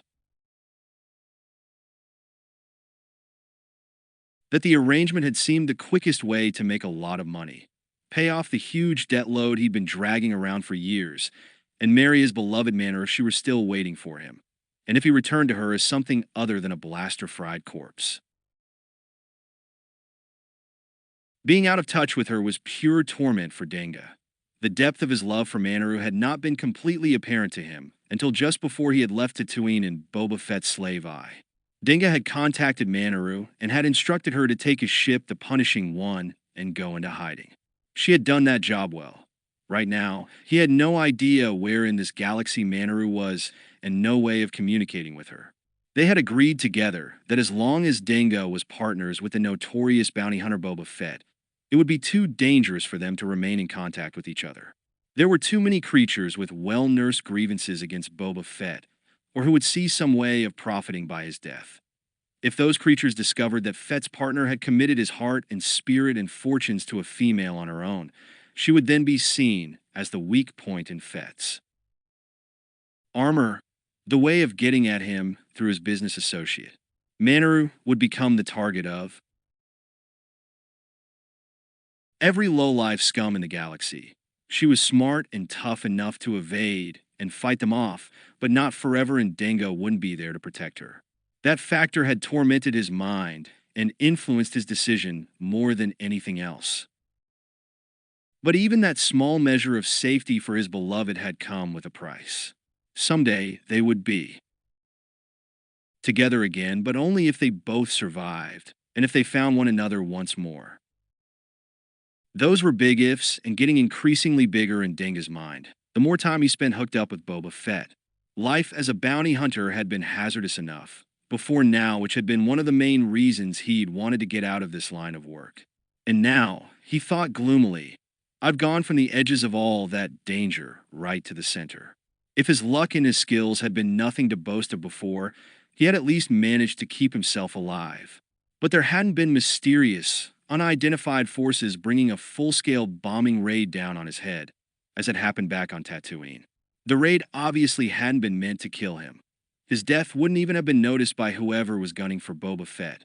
That was the problem with hooking up with someone like that. Fett had whatever it took to survive under the most murderous conditions. Even the Sarlacc hadn't been able to.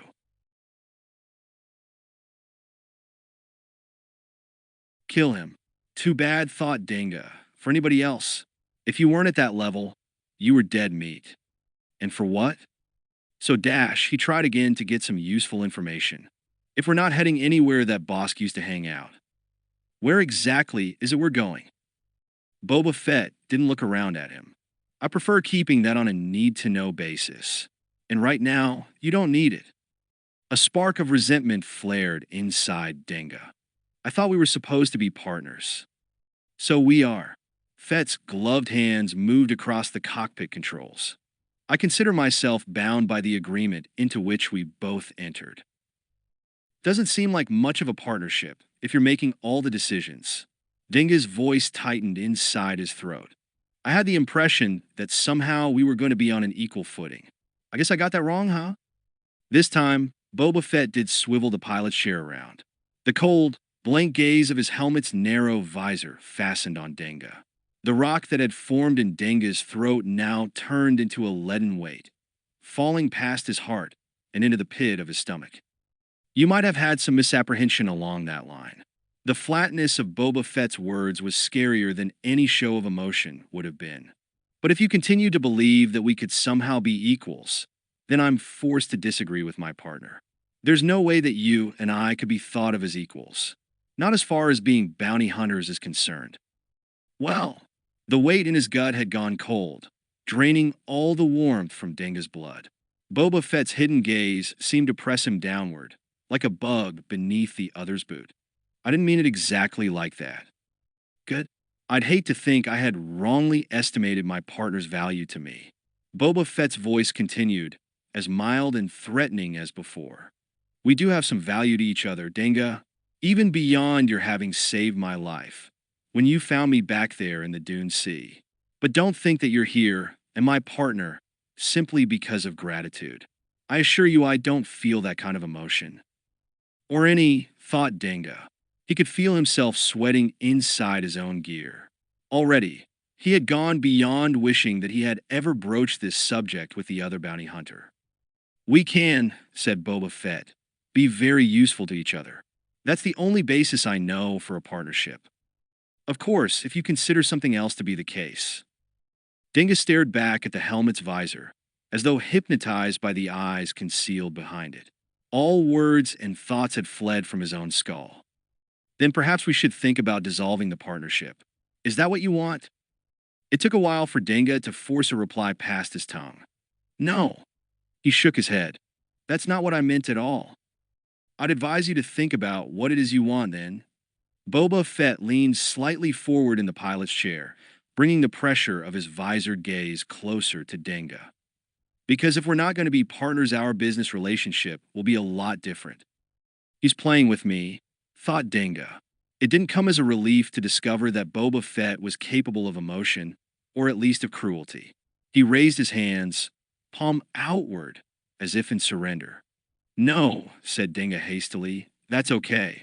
I'm perfectly satisfied with the way things are. You run the operations however you want, and that's fine by me. Boba Fett was silent for a moment. Then his helmet tilted in the barest nod of acknowledgement. Very well, he said quietly. There's no confusion now. Not in the slightest, agreed Dinga. He found he could breathe once more. Boba Fett swiveled the pilot's chair back toward the cockpit controls. I'll make the decisions, and you carry them out. The last remark puzzled Dinga. Just what is it you want me to do? When the time comes, there'll be plenty. Don't worry about keeping up your end of the partnership.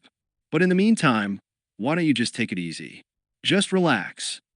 Sure, thought Dinga to himself, as if that's going to happen anytime soon.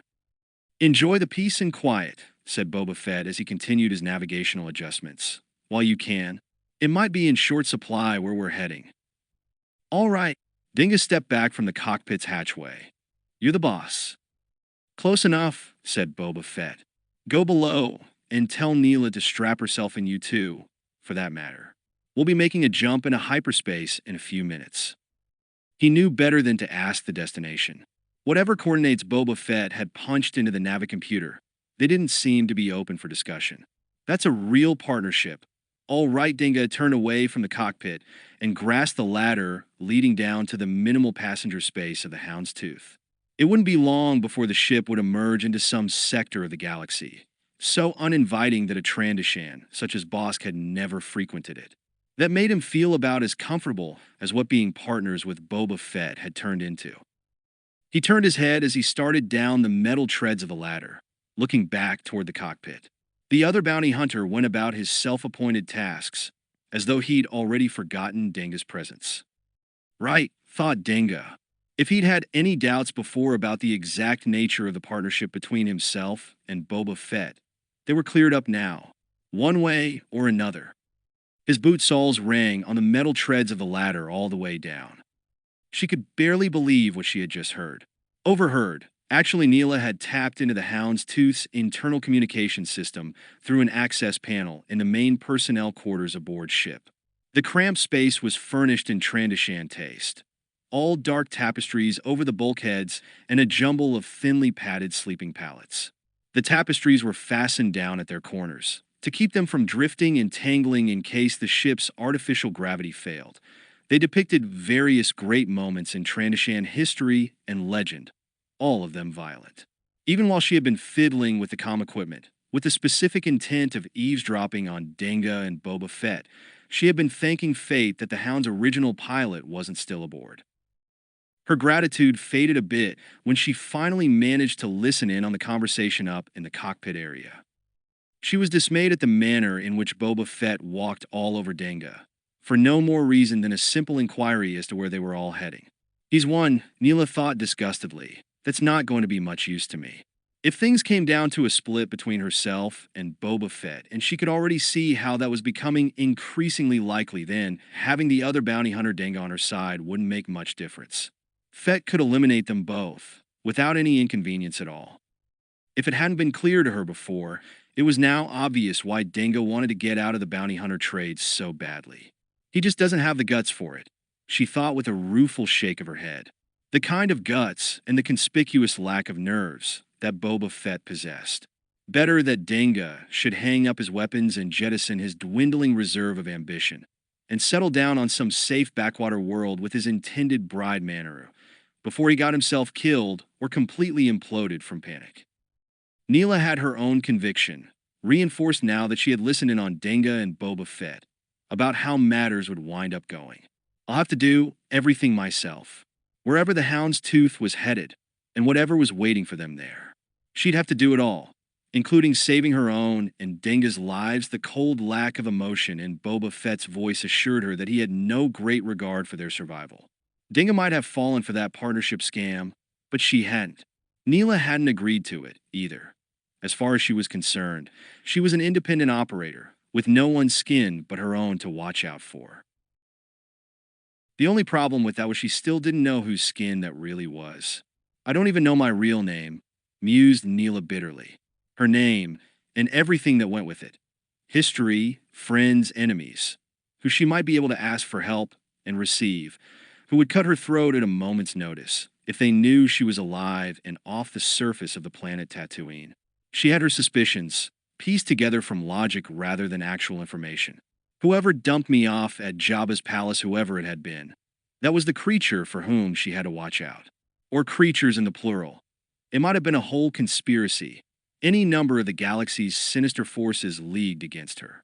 They must have had their reasons for wiping her memory clean, all her past erased from inside her skull, disguising her as a simple dancing girl, and sticking her inside the fortress headquarters of one of the most powerful criminal overlords to be found on any world.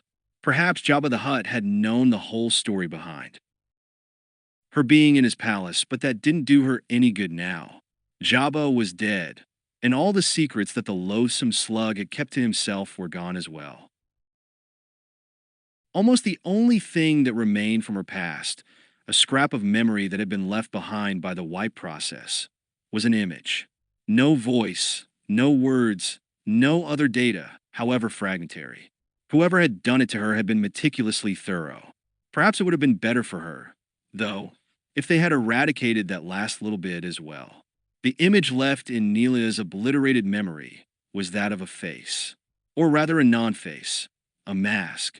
The image of Boba Fett's narrow-visored helmet, concealing the living face beneath its hard, inhuman gaze. She had seen that masked face at Jabba's palace, and it had filled her with fear and anger then. Neela had sensed that the bounty hunter hadn't been just guarding the hut, as he'd been hired to do. Jabba had been one of the few creatures in the galaxy wealthy enough to have engaged Boba Fett services like that, but she had also been sure that Fett had been following his own private agenda as well. He came and went from Jabba's court on mysterious errands, though he displayed a sure instinct for always being on hand in a moment of crisis, such as when Princess Leia Organa, disguised as an UB's bounty hunter, demanding the reward for a captured Wookiee, had brandished an activated thermal detonator right in front of Jabba. Boba Fett had snapped his blaster rifle up in a firing position in less than a heartbeat, as most of Jabba's other guards had dived for cover. Nobody had died that time, but it hadn't been for any lack of readiness on Boba Fett's part. Jabba had paid the bounty, and the disguised princess had deactivated the explosive device, otherwise there wouldn't even have been ruins left of Jabba's palace. Neela was sure, though, that Boba Fett would have survived somehow. He always did, no matter how many other creatures died around him. And strangely, she also knew that she would have still been alive, no matter what happened. Let the fire fall, thought Neela. She would have emerged unscathed, carried to safety by Boba Fett. Who else? That was the meaning, she had little doubt, of the interest Fett had shown in her welfare back at Jabba's palace. It hadn't taken her long to pick up on it, that every time the bounty hunter had returned from one of his mysterious errands, his helmeted gaze had turned in her direction, making certain that she was still there, alive and unharmed. Which took some doing in a den of violence like Jabba's palace, where all the thugs and scoundrels took their cues from their master's own tastes in the suffering of other creatures. A hut like Jabba didn't count his wealth just in how many credits he kept heaped up in his treasure vaults, but also in how much pain and death he could inflict and savor, like one of the squirming little delicacies that his tiny hands had stuffed into the lipless chasm of his mouth. A good number of Jabba's hirelings had worked for Cheapa's favorite salary arrangement with the understanding that they could indulge their cruel appetites as well. Poor Ula had been one of the prettiest of the palace's dancing girls, and thus reserved for Jabba's pleasure, that had been symbolized by the fine link chain he'd kept her on. Not for me, thought Neela. She touched her face with one hand, her fingertips tracing the healed scar of the wound she'd received from the pike staff of one of the Gamorrean palace guards when she'd made her own escape. Even before the honed metal had slashed across her jaw and cheek, she hadn't been of quite the same fragile loveliness as Ula had been.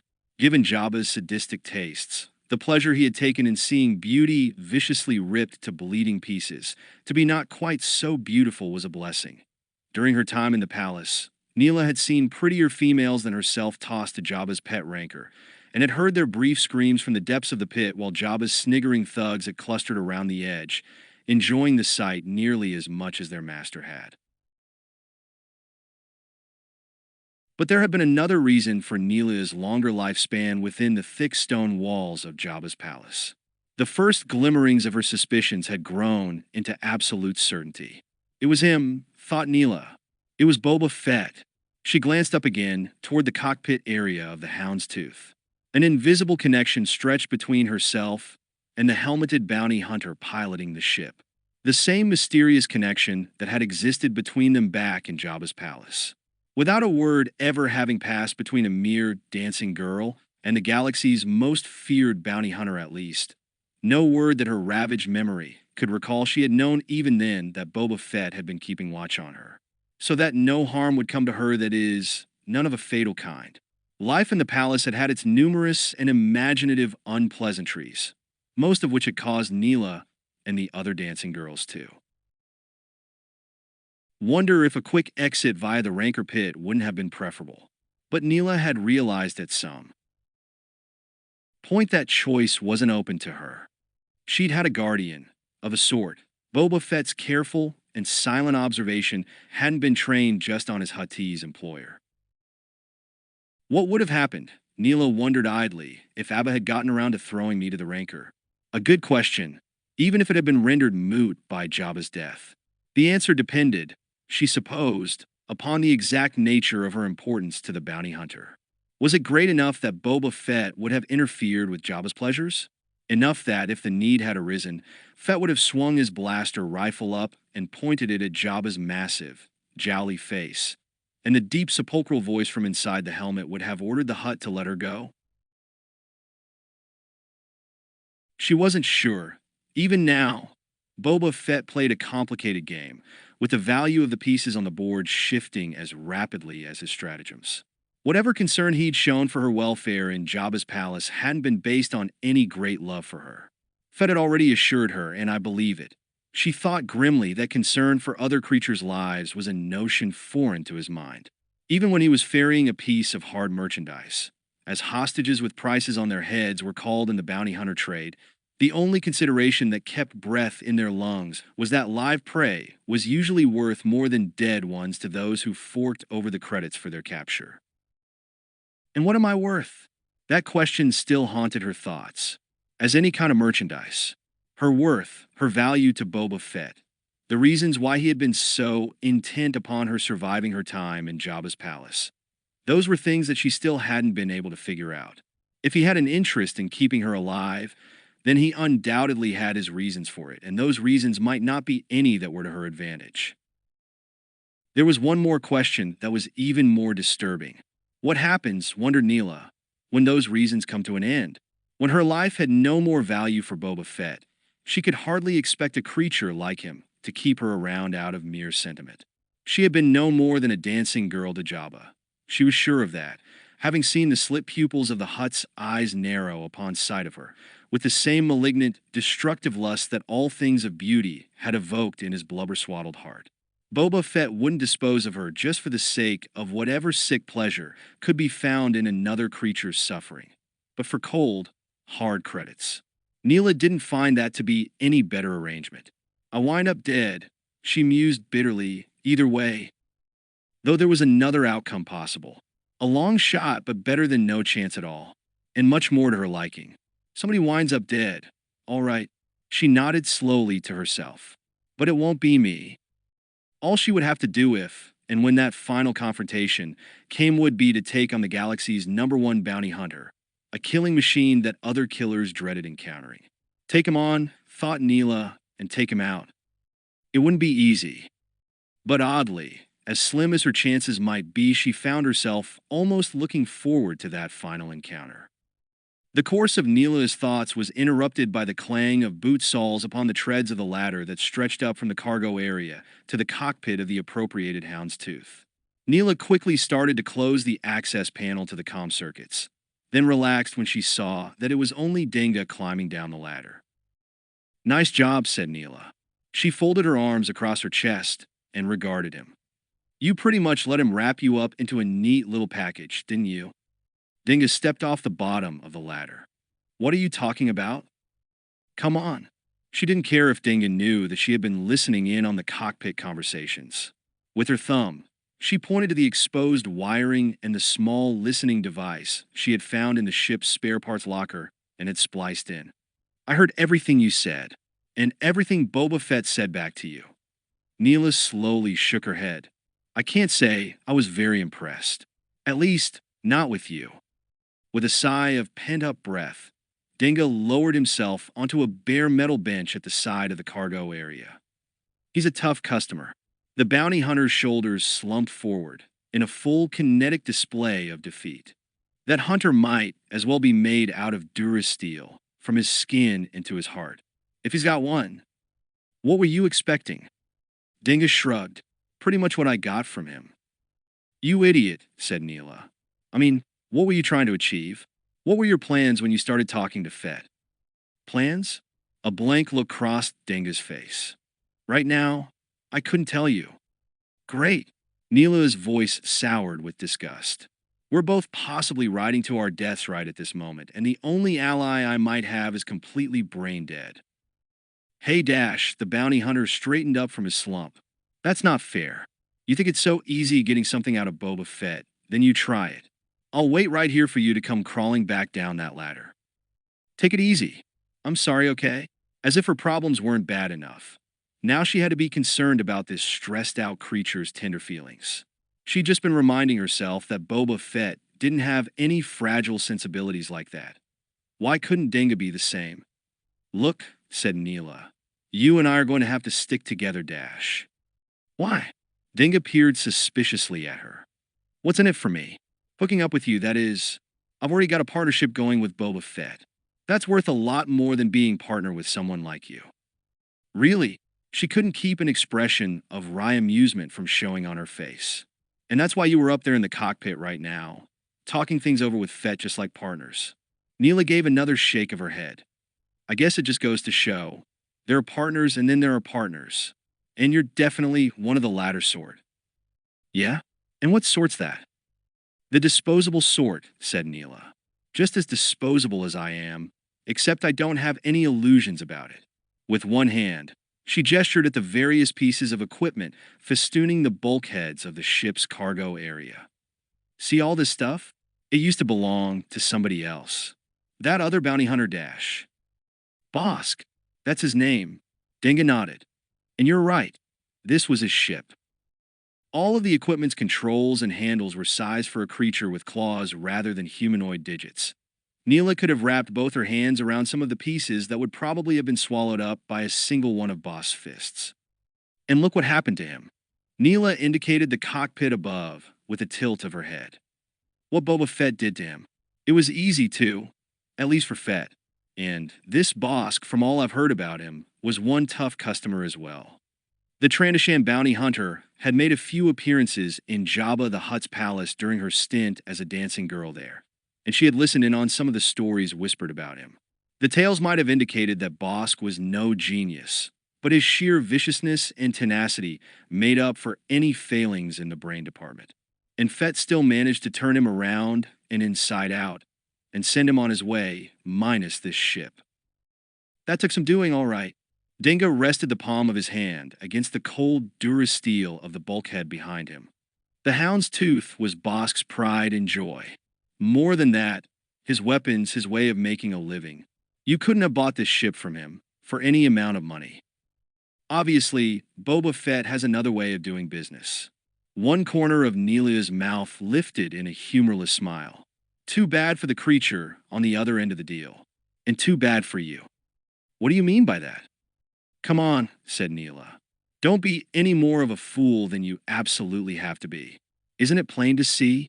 Your little conference just now in the cockpit should have made it clear to you just what your relationship is with Boba Fett.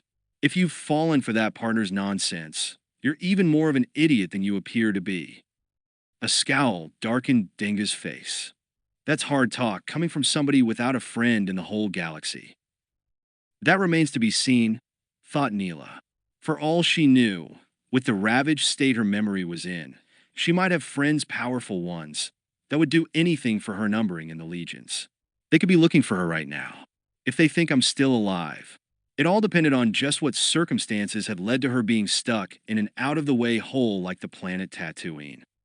It was a notion that continually resurfaced in her thoughts, but not one that she could spend any time dwelling on right now. She had other, more pressing business to take care of. You're not an idiot, my apologies.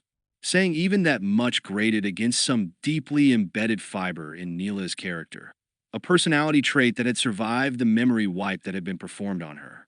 Other creatures were supposed to apologize to her, whether they were in the wrong or not. She felt certain that was the proper state of affairs. But for now, in this situation in which she'd found herself, she'd have to act otherwise. But there's something you've got to understand. Neela sat down next to Denga on the narrow ledge of the cargo area's bench. There was barely room for the two of them on the shelf-like space. Her shoulder and thigh were pressed close to his, with an exchange of body warmth passing through their coarse, functional garb. It's important, said Neela, as she brought her gaze down to meet his. You and I, we have to stick together, if we're going to survive. Denga drew back, regarding her with suspicion. I'll survive, he said after a moment's silence. I can take care of myself, I have so far, at least. It's different now, said Neela, her voice quiet and urgent. Different from anything you've been involved with before. Maybe. The bounty hunter shrugged. But if you've got doubts about what's going to happen to you, that's your problem. I've got enough of my own. The urge to hit the thick-headed brute, to land her fist or some heavy piece of scrap metal against the side of his head, welled up in Neela's breast. Muscles tensed, she fought the impulse back down. Look, she said, leaning closer. She laid a hand on Denga's knee. It's not just your survival that's at stake, right? If all you were concerned about was keeping your hide intact, you'd find a way to get yourself out of here, and as far away from Boba Fett and me as possible. That'd be the smart thing to do. The suspicion in Denga's gaze hadn't ebbed, but he hadn't pulled away from her touch. Either progress of some kind was being made, or so Neela hoped. Smart enough, conceded Denga. But there's things you're trying to accomplish. All that you want to make possible for yourself and Manaru. There had been time enough back on Tatooine, while she and Denga had been keeping their vigil over the unconscious Boba Fett, slowly healing from the near-fatal wounds he had received from the Sarlacc beast's gut, for Neela to have heard all about Denga's hopes and dreams for the future. A future that would include marriage to his beloved Manaru, and the abandonment of this dangerous bounty hunter trade, but only if he could pull off the kind of financial score that would wipe out his debt burden and set him and Manaru up in a new life. The only way to do that was to set himself right in the path of the greatest danger, to remain not only a bounty hunter, but one allied with the most fearsome and treacherous bounty hunter in the galaxy. Neela had seen at once the quandary in which Denga was. Trapped, Boba Fett might indeed be his way out of the bounty hunter trade and into that bright, shining future that he wished to put together for himself and Manaru. But Fett could also be the trap with no exit, a web of plotting and intrigue that could only be escaped through death. Denga's death. He might not return to his beloved except as a corpse. You can't trust Boba Fett, said Neela, bringing her face even closer to Denga's. He's not concerned with yours and Manaru's happiness. I don't expect him to be. Denga spoke stiffly and guardedly. He's a businessman. If that's all he were, we'd be safe. But he's a little bit more than that. Neela tapped a forefinger against Denga's knee. With real businessmen, on any planet, partnerships are formed all the time. That's how business is done, dash. Oh. Denga seemed amused by her words. You seem to know an awful lot about these things. For someone who has no memory other than that of being a dancing girl in Jabba the Hutt's palace. You don't need a memory, said Neela, to be able to figure out how things work. In Denga's case, it seemed like an unimpaired memory was just so much excess baggage. You just need to be smart enough to watch and listen. Come on, let's face it. If Boba Fett was interested in having a partner, he would have hooked himself up with some bounty hunter other than you. Such as? Practically anybody. Neela shrugged. He could have made an offer to Bosk. They could have worked out their differences if it meant good business for them. You've said yourself that's all Boba Fett is interested in. And Bosk is supposedly the toughest and hardest bounty hunter in the galaxy, after Boba Fett himself. Those two would have made an unstoppable partnership. Neela's eyes narrowed to slits as she saw Denga's reaction to her words. What are you laughing about? Sorry, Dash, a derisive smile remained on Denga's face. But I find your ignorance amusing. You might not find your non-existent memory a handicap, but others might.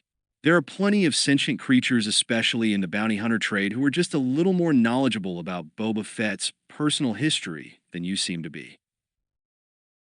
An anger that had become all too familiar burst into flame around Neela's heart.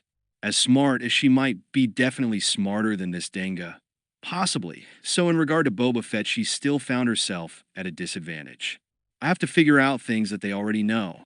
It was a big galaxy surrounding them. In this little bubble of a stolen ship, Neela had a lot of blanks to fill in before she would be on an equal footing with even the most ignorant backworlder.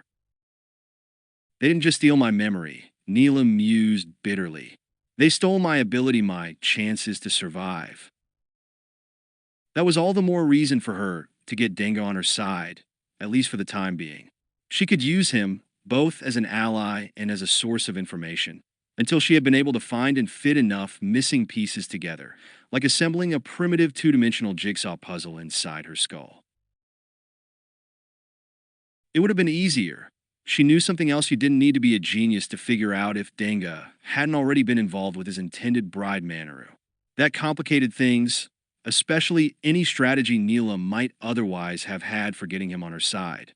Must be a real love match, Neela had decided. The more she had heard of Denga's plans for his and Manaru's future life together, when he had somehow found his way out of both debt and the bounty hunter trade, had convinced her of it. Denga's obvious devotion to the woman. He had purposely sent her away to keep her out of danger, aroused sparks of both envy and frustration inside Neela. But at Jabba's palace, she had found ways she'd been forced to of making life more endurable, ways that had depended upon her physical attributes. Not every male creature in that cesspit of depravity had responded to feminine beauty with the urge to destroy it in as bloody a manner as possible. Some of Jabba's underlings had been almost pathetic in their eagerness to be rewarded with a mere smile from her or any of the other dancing girls, evoked by the gift of some edible morsels filched from the palace's underground kitchens. An even better gift had been protection from the attentions of the more predatory sorts of scum that had found employment with the late Jabba. As much as Neela had come to realize that she was under the watchful gaze of Boba Fett while she had been in the palace, she had still been grateful for any extra security that she and the other dancing girls had been able to while out of the multi-species household staff. None of that was possible now, when she needed it more than ever. That was the frustrating part. Neela had already realized that there was no hope of her replacing the absent Manaru in Denga's affections.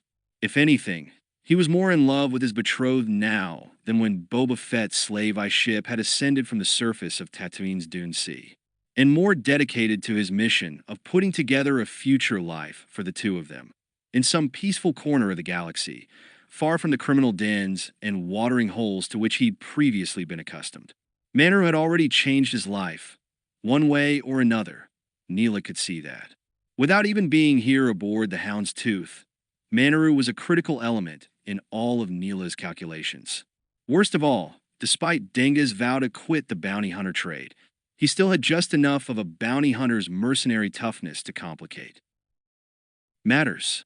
He'd get rid of me in a second, thought Neela if he figured that was best for him, and Manaru.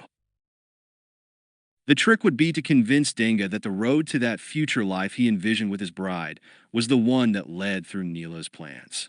She already had her notions of now to plant that idea in his head. The anger that had risen inside her, like a spark thrown on dry kindling, was carefully held in check for the time being. "You've got me there," said Neela, her voice carefully modulated. "Of course, there's things you know about that I don't." Even before they did this to me, she laid her fingertips against the side of her head. "There were probably all sorts of things you knew about Boba Fett that I would never have heard of. That's the universe you've lived in. His universe." "That's right." Dinga nodded in agreement. "It's his more than anyone else's. Boba Fett made it that way bit by bit. If he'd wanted to, if it had suited his personal agenda, he could have taken over the entire bounty hunter trade instead of just the most profitable parts of it, the jobs that put the most credits in his pockets.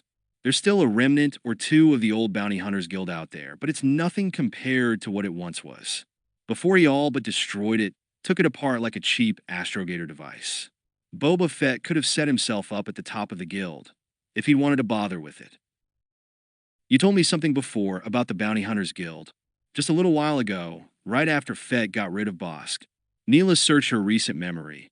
It had been only a passing reference to the guild, something hardly worth the effort to remember at least, until now.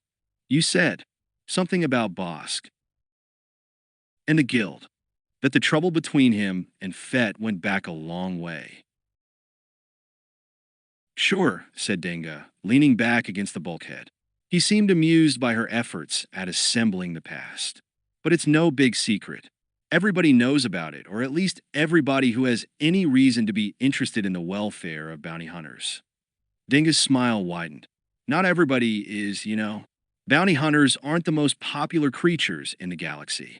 That's just another good reason for getting out of the business. Makes it hard to build up a lot of goodwill when everybody else has this fervent wish that your whole category was lasered out of existence." "You don't have to tell me," thought Neela. She had been hanging out with bounty hunters for only a little while now, and she already had serious grievances with them. "So there is some kind of history between Boba Fett and Bosk." Neela intently regarded Denga sitting next to her, as though she could read some additional clues from his face. "Something personal." Denga laughed. "You could say that. You could say a lot about the two of them, and it would all be true. At least the more violent parts would be. Bosk has got a grudge against Boba Fett a parsec wide, and this latest embarrassment, getting booted out of his own ship, isn't going to make it any better. If Bosk hated Fett before, he's really going to be gunning for him now." Denga shook his head. "Just goes to show what a tough hunter Boba Fett is. That's a dangerous game to play, letting an enemy as hard and determined as Bosk get away. You have to have some real confidence in your own abilities not to get a little nervous about a killer like that still floating around the galaxy, with your name at the top of his to-do list." "Well, that's his problem, not ours." Neela's brow furrowed as she tried to link up one tantalizing fragment of information with another. It was impossible. There were still too many pieces missing. Pieces that her own plans and her life might depend upon. "Look, you've got to tell me, Dash." One of Denga's eyebrows raised as he looked back at her. "Tell you what?" "Tell me everything." Neela couldn't keep a pleading tone from her voice. "Everything that I don't know." "That could take a while." "All right, just about Bosk and Boba Fett then." She was desperately clutching at anything, any key to the past. If her own life, all that had happened to her before Jabba's palace, was a mystery, she could at least dig out the true histories of those surrounding her. A key that would unlock all the dark secrets, or even a few, that Boba Fett kept behind the cold, hard gaze of his helmet that could be worth a lot to her. "Maybe everything," thought Neela. "Some of it you know already." Denga made a one-handed gesture, vague enough to indicate a point in time rather than space. Back when we were still on Tatooine. That was true. There had been empty hours enough, while they had waited for Boba Fett's resurrection, for some of the blanks to have been filled in, or at least those that pertain to the history of Boba Fett and the Bounty Hunters Guild. Boba Fett was still the same, as though he were some deathless, immutable construct, but the Guild had gone through changes. What existed now was only that which remained after the various interlocking conspiracies and schemes had finished with it. Conspiracies, all of which had had Boba Fett at their center. An entire war had broken out among the bounty hunters, and not all of them had survived. And if any could be said to have won that war, it would be Boba Fett himself. Dinga had enjoyed telling those war stories. She had sensed the admiration in his voice. Admiration for Boba Fett, for the sheer ruthless efficiency of his plans and actions. An efficiency and a ruthlessness that Dinga certainly knew he could never achieve. He could only partake of it vicariously. No wonder, thought Neela, he fell for that partnership gambit. Even close to death, lying half digested by the Sarlacc on the barren rocks of Tatooine's Dune Sea, Boba Fett had been able to size up his target's basic psychology. Size it up, and then use it all to his own advantage. That was a little tougher for her, at least so far. But Neela knew that whatever Dinga told her about Fett, about the past maneuvers in that war among and between the bounty hunters, the details would tell her as much about Dinga as anyone else, which would suit her just fine. That way, she thought, I'll find out about both of them. Somewhere in there, she'd find something she could use. You're right, Neela said aloud. I know some of it, thanks to you. Now how about the rest? Dinga regarded her in silence for a moment, then slowly nodded. Okay. He leaned back against the bulkhead. I guess we got time, though that all depends on where we're going, doesn't it? Boba Fett didn't tell either one of us that. Neela settled back, arms crossed over her breast. So you might as well start, and we'll see how far we get. A half smile formed on Dinga's face. Maybe we'll just get to the good parts. They're all good, thought Neela, as long as I get what I want. She listened as the figure beside her started talking. 5. And then, just after the events of Star Wars, A New Hope. I've never been here before, said the emissary from the Bounty Hunters Guild, though of course it's been described to me many times. How flattering it is to me to be the auditory recipient of such notice. Khadr Mubat folded another pair of his chitinous, spike-haired legs around himself. To be spoken of in the corridors and nooks of the galaxy's intrigues and powers, such a pleasure. Always. The compound lenses of the arachnoid assembler's eyes watched in amusement as the guild's emissary tried to keep from actually touching any of the web's fibrous and living structure. Silly creature, thought Khadr Mubat. The amusement it felt was easily concealed behind its own narrow, triangular face. That was one of the advantages the assembler had over the members of nearly all the galaxy's sentient species. It could read them as easily as a primitive ink and paper datasheet, while its own emotions and calculations remained a masked enigma to them. Khadr Mubat supposed that was why he'd owl. Waze enjoyed dealing with the bounty hunter Boba Fett. With that visored mask on, the helmet of the Mandalorian armor he bore, Fett was a constant challenge to decipher and manipulate. A worthy opponent, mused the assembler. Even if he was already fated to lose, enmeshed in a larger, invisible, and inescapable web. You'll have to excuse me if I seem a little uncomfortable. The emissary's name was Gleed Otondon. His host couldn't tell from what miserably harsh outlying world he had originated, but it was obviously one that produced impressively bulky and well-equipped residents at the top of its food chain. The emissary was all leather-encased muscles with a horn-spiked skull and proboscis atop. His clawed hands twitched against his knees as he overwhelmed the guest's chair near Khadr Mubat's throne-like nest. He glanced again at the densely intertwined fibers arching over his head. Are you sure this place is airtight? My dear and most precious, gleed allay your fears. If outright laughter had been in the repertoire of the assembler's emotional responses, Qadar Mubat might not have been able to restrain itself. Reasonable as those apprehensions might be, I assure you that they are most unnecessary. Perhaps even a little insulting, though the assembler kept that reaction to itself. It signaled to one of its corporeal maintenance subnodes, a miniature version of its own spidery form. The wave of an upraised leg tip was actually unnecessary. The little node was tethered to the assembler's own central nervous system, as were all the living bits and pieces of the web, the partially differentiated inhabitants that Qadar Mubat had spun from his own inmost being.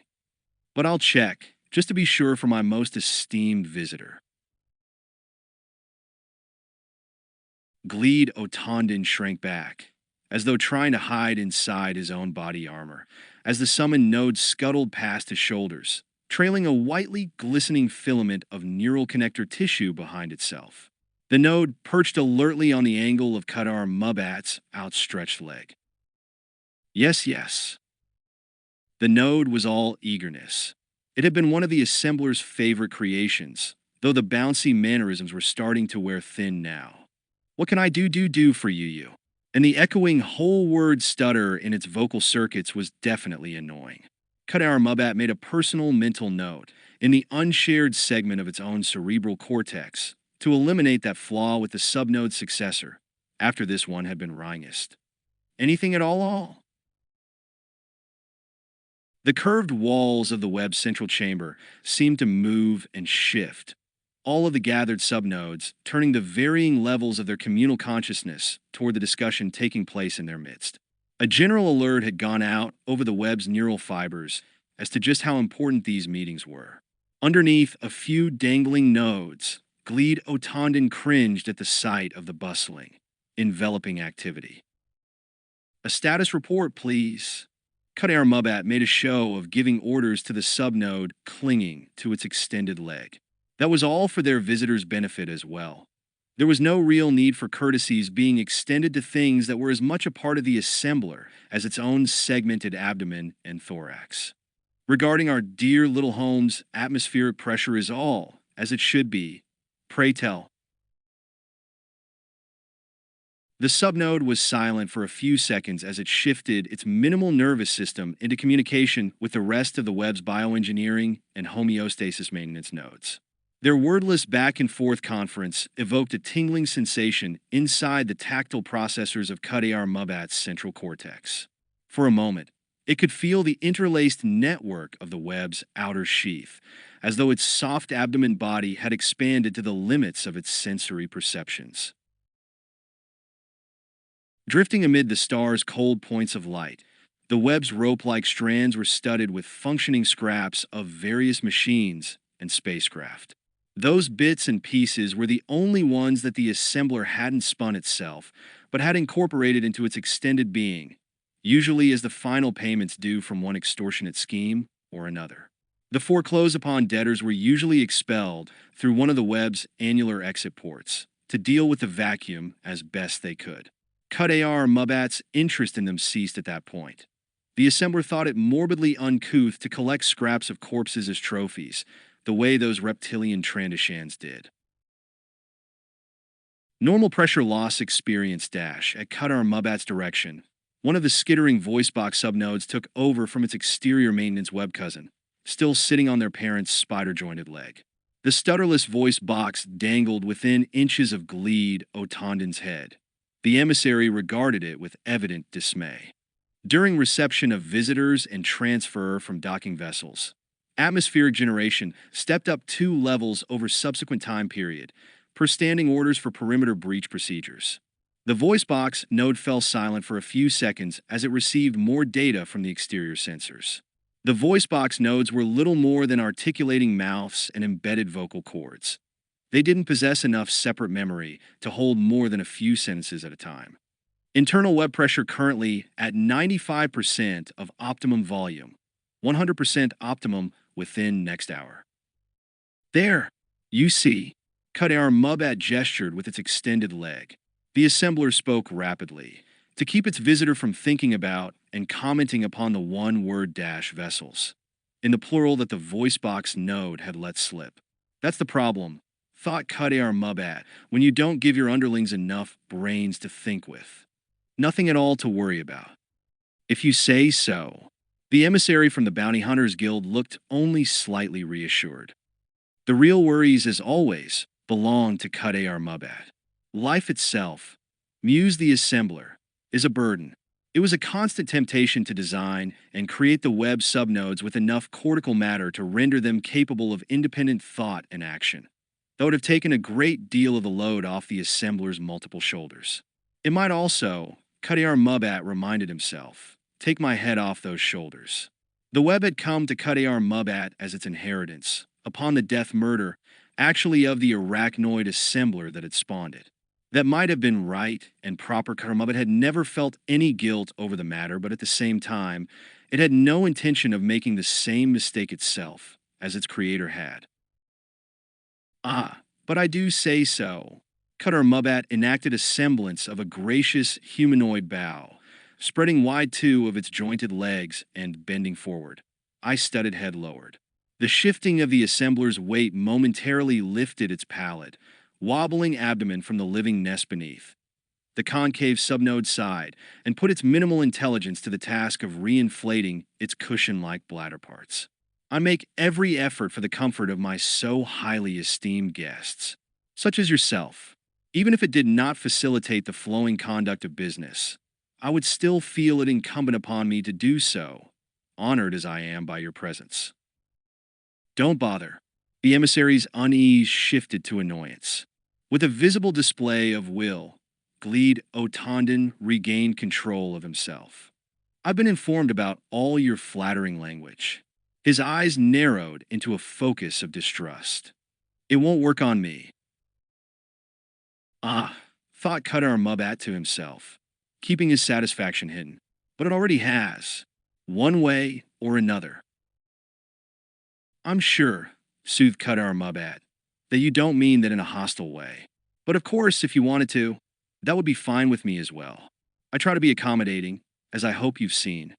The assembler settled himself back down into the nest subnode's soft embrace. May I prevail upon you for a very small, inconsequential kindness?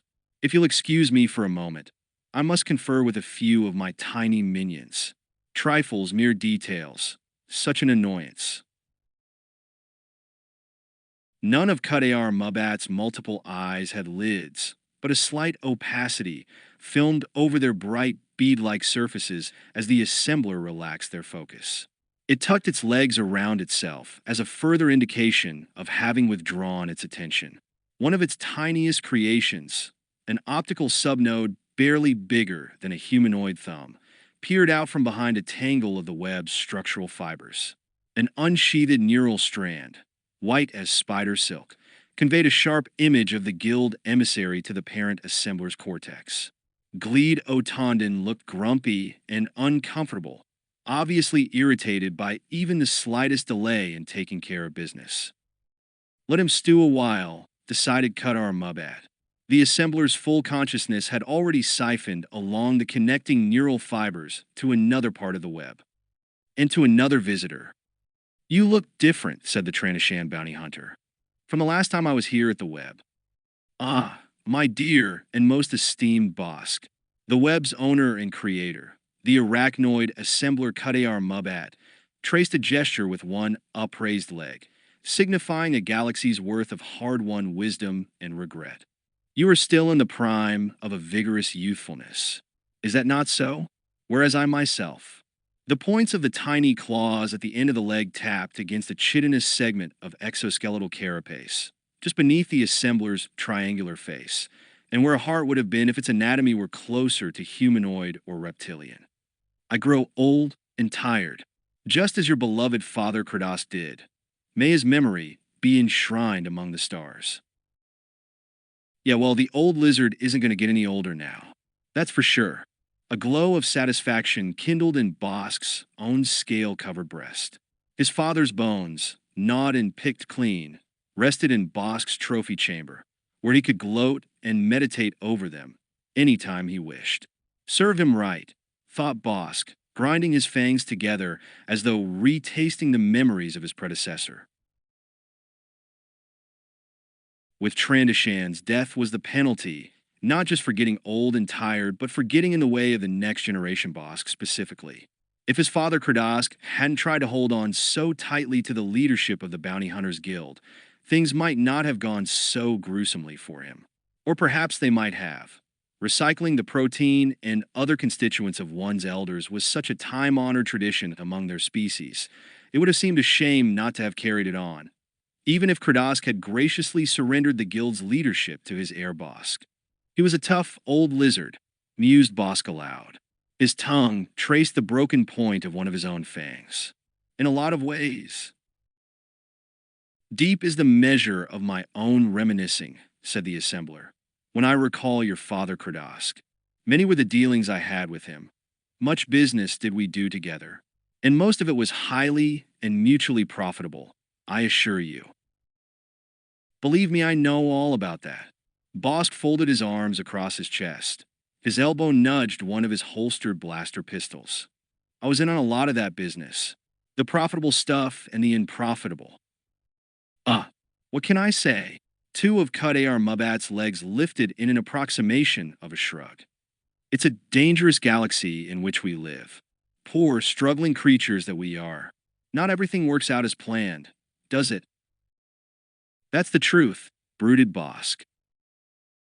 He had long harbored the notion more than that, a cherished dream that when he took over the Bounty Hunters Guild from his father's faltering claws, he would inherit a powerful and united organization, one that he would be able to rebuild into the dominant semi-legal force among all the inhabited worlds. It could have been bigger than the great criminal syndicate Black Sun, inasmuch as the Guild had the ability to operate on both sides of the Empire's laws. Criminal overlords such as Jabba the Hutt hired bounty hunters, as did Emperor Palpatine, by way of his various underlings. In that sense, bounty hunters had always operated as sanctioned lawbreakers, to the degree that their clients either didn't care about or turned a blind eye to whatever methods were used to bring in the merchandise. Just as long as the job gets done, thought Bosk. It was a sweet arrangement, or had been. The Trandashan's musings turned bitter. Real sweet. Bosk nodded slowly, until Boba Fett screwed it up. Not for himself, but for the Bounty Hunters Guild. And worst of all, for Bosk. You seem pensive, commented Qadar Mubat, nesting across from where Bosk sat today. And so, unfortunately, melancholy. How that grieves me. Perhaps it would be better if we let the past be the past, and let go of those thorny memories that impinge upon the tender flesh of our bosoms. Easy for you to say, growled Bosk. As far as he could tell, nothing was poking at the assembler's globular abdomen hard enough to draw blood, whereas he could just about taste his own, filling his mouth. It was in Qadar Mubat's nature to have profited from the debacle that had befallen the Bounty Hunters Guild. Bosk wasn't exactly sure how the assembler might have gained from it, but he was sure that it had happened. No wonder the spidery creature could be so gracious. It was doing all right, as it always had, but for himself and the Guild. Properly speaking, it wasn't even the Bounty Hunters Guild. Not anymore, at least. That was more of Boba Fett's doing. The tragic result of having let him into the Guild in the first place, a perfect example of how senile old Kradosk had gotten, for him to have fallen for that gambit. Bosk had been suspicious of Boba Fett's intentions from the beginning, and his suspicions had turned out to be accurate. The outcome of Fett's joining the Bounty Hunters Guild had been to split the organization into two, neither one of them as powerful as the original, and both factions locked in combat with each other. One faction, the True Guild, as it called itself, was led by the elders that had been the original Guild's governing council behind Bosk's father Kradosk. The other faction was primarily made up of the younger Guild members, who had chafed for so long underneath the increasingly slow and inept leadership of the bold bounty hunters, and who had seized upon the internecine turmoil created by Boba Fett as their chance to break away and form a new organization. Bosk had thrown his lot in with the latter group, the Guild Reform Committee. It was a committee in name only, Group leadership had seized upon the Trandoshan's assumption of its chairman position. Now it was more of an efficient and brutal one-creature dictatorship, the exact image of what he had always intended the original Bounty Hunters Guild would become when his father Kratos died. And it will be, Bosk had vowed. There was no room in the galaxy for two rival bounty hunter organizations. One of them would have to be exterminated. When that was taken care of and Bosk had already set into motion his plans for accomplishing that particular task, then the committee would resume the name of Bounty Hunters Guild. The one and only. He had already removed a few personal obstacles to his control of the committee. If the bodies of some of the younger bounty hunters turned up in deliberately conspicuous places, it only served to illustrate the consequences of objecting to Bosk's one creature, top of the food chain management style. And if some quite a number, actually of the Guild Reform Committee's rank and file, decided that it was safer to go over to the old, stodgy True Guild, then Bosk considered it no great loss to his organization, or to his plans. Who needs them? Bosk had long ago decided that it would be better to have fewer bounty hunters on his side, as long as they were also the tougher and more bloodthirsty and credits-hungry ones. That had been the problem with the old Bounty Hunters Guild, one that he wasn't going to repeat when he had finished his campaign to take over and install himself as the head of what should have been his rightful inheritance all along. There had been just too many bounty hunters in the original guild. Sheer numbers had kept individual profits down, as well as making the whole organization slow and inefficient. It was small wonder that a private, non-guild operator such as Boba Fett had been able to steal all their action. And even less of a wonder that when Fett had applied for membership in the Bounty Hunters Guild and had been accepted by that fool Kratos and his council of advisors, he had been able to split the organization into fragments in hardly any time at all. Those other guild members, brooded Bosk, they just weren't up to Boba Fett's speed. They had fallen for Boba Fett's smooth line of talk all that. Business about what the future was going to be like, and how they all had to work together, and they had. Suffer the consequences. The old Bounty Hunters Guild had been the only place where some or even most of those types had been able to survive. And without it, they were dead meat. There weren't many, out of the number that had gone over to the True Guild faction, that Bosk wasn't going to let back into the reconstituted Bounty Hunters Guild. He had other plans for them, and their names on a list that he kept securely locked inside his head. Before it was all done, there would be quite a few corpses showing up in places where the right creatures would find out about them. Some might get dumped in the unlit doorway of the Mos Eisley Cantina, back on that hole of a planet Tatooine. The silent bodies of one-time bounty hunters would serve as an effective message to all concerned. That Bosk was in business, and in charge of that business. All the galaxy's creatures, whether they were underlings of Emperor Palpatine or criminals in league with Black Sun, Huttese independent operators, or members of the Rebel Alliance, if they wanted to do business with the Bounty Hunters Guild, they would have to deal with Bosk and on his terms. And those terms would be rough for them, all of them, and sweet and profitable for Bosk. He had already decided that. But right now, he had other business to take care of. With an internal push of will, Bosk ended his idle but pleasant imaginings. Time enough later, he thought for all that, after his own plans and schemes had come to glorious fulfillment. There would be a lot of bones added to Bosk's memory chamber, including those of his arch-rival Boba Fett. That severed skull would be a particularly fine trophy, encased in its dark-visored helmet of a Mandalorian armor. But right now, if all those plans were to bear fruit, Bosk had to attend to his present business, no matter how unpleasant the surroundings, and repellent the creature to whom he had to speak. Khadayar Mubat's high-pitched voice cut through the last fragments of the Trandoshan's reverie. "Please," spoke the assembler, "consider yourself under no unseemly obligation to hurry. At least, do not do so for my benefit. As your humble servant, I wait upon your convenience." "Yeah, right?" Bosk focused his slit-pupiled gaze on the arachnoid squatting across from him, its spidery legs tucked around the pale globe of its abdomen. He was already wondering if there was some way to include Khadayar Mubat in his plans, so that the assembler's hollowed-out exoskeleton wound up among his other trophies. Kadar Mubat watched and approved. The assembler's most trusted creation, the accountant subnode named Balance Sheet, was doing a good job of handling the Trandoshan bounty hunter Bosk. Balance Sheet took care of so many things now. The subnode's responsibilities had expanded far beyond those for which Kadar Mubat had designed it. Simple number crunching and tracking the ebb and flow of credits in the web's coffers Kadar Mubat should have known from the beginning, when he had just spun Balance Sheet's essential brain matter from the assembler's own neurocortex, that the subnode would eventually turn out this way. It's just like me, thought Kadar Mubat with an unavoidable trace of parental pride. Cold and calculating, and so nicely devious. Deviousness was called for. When one had twice as many visitors to the web and twice as much business to conduct as a single entity could take care of. Even as versatile and multitasking a creature as the arachnoid assembler had its limits. Plus, there were additional difficulties with this particular pair of visitors. Much trouble would ensue if either one found out that Kadar Mubat was engaged in talks with the other.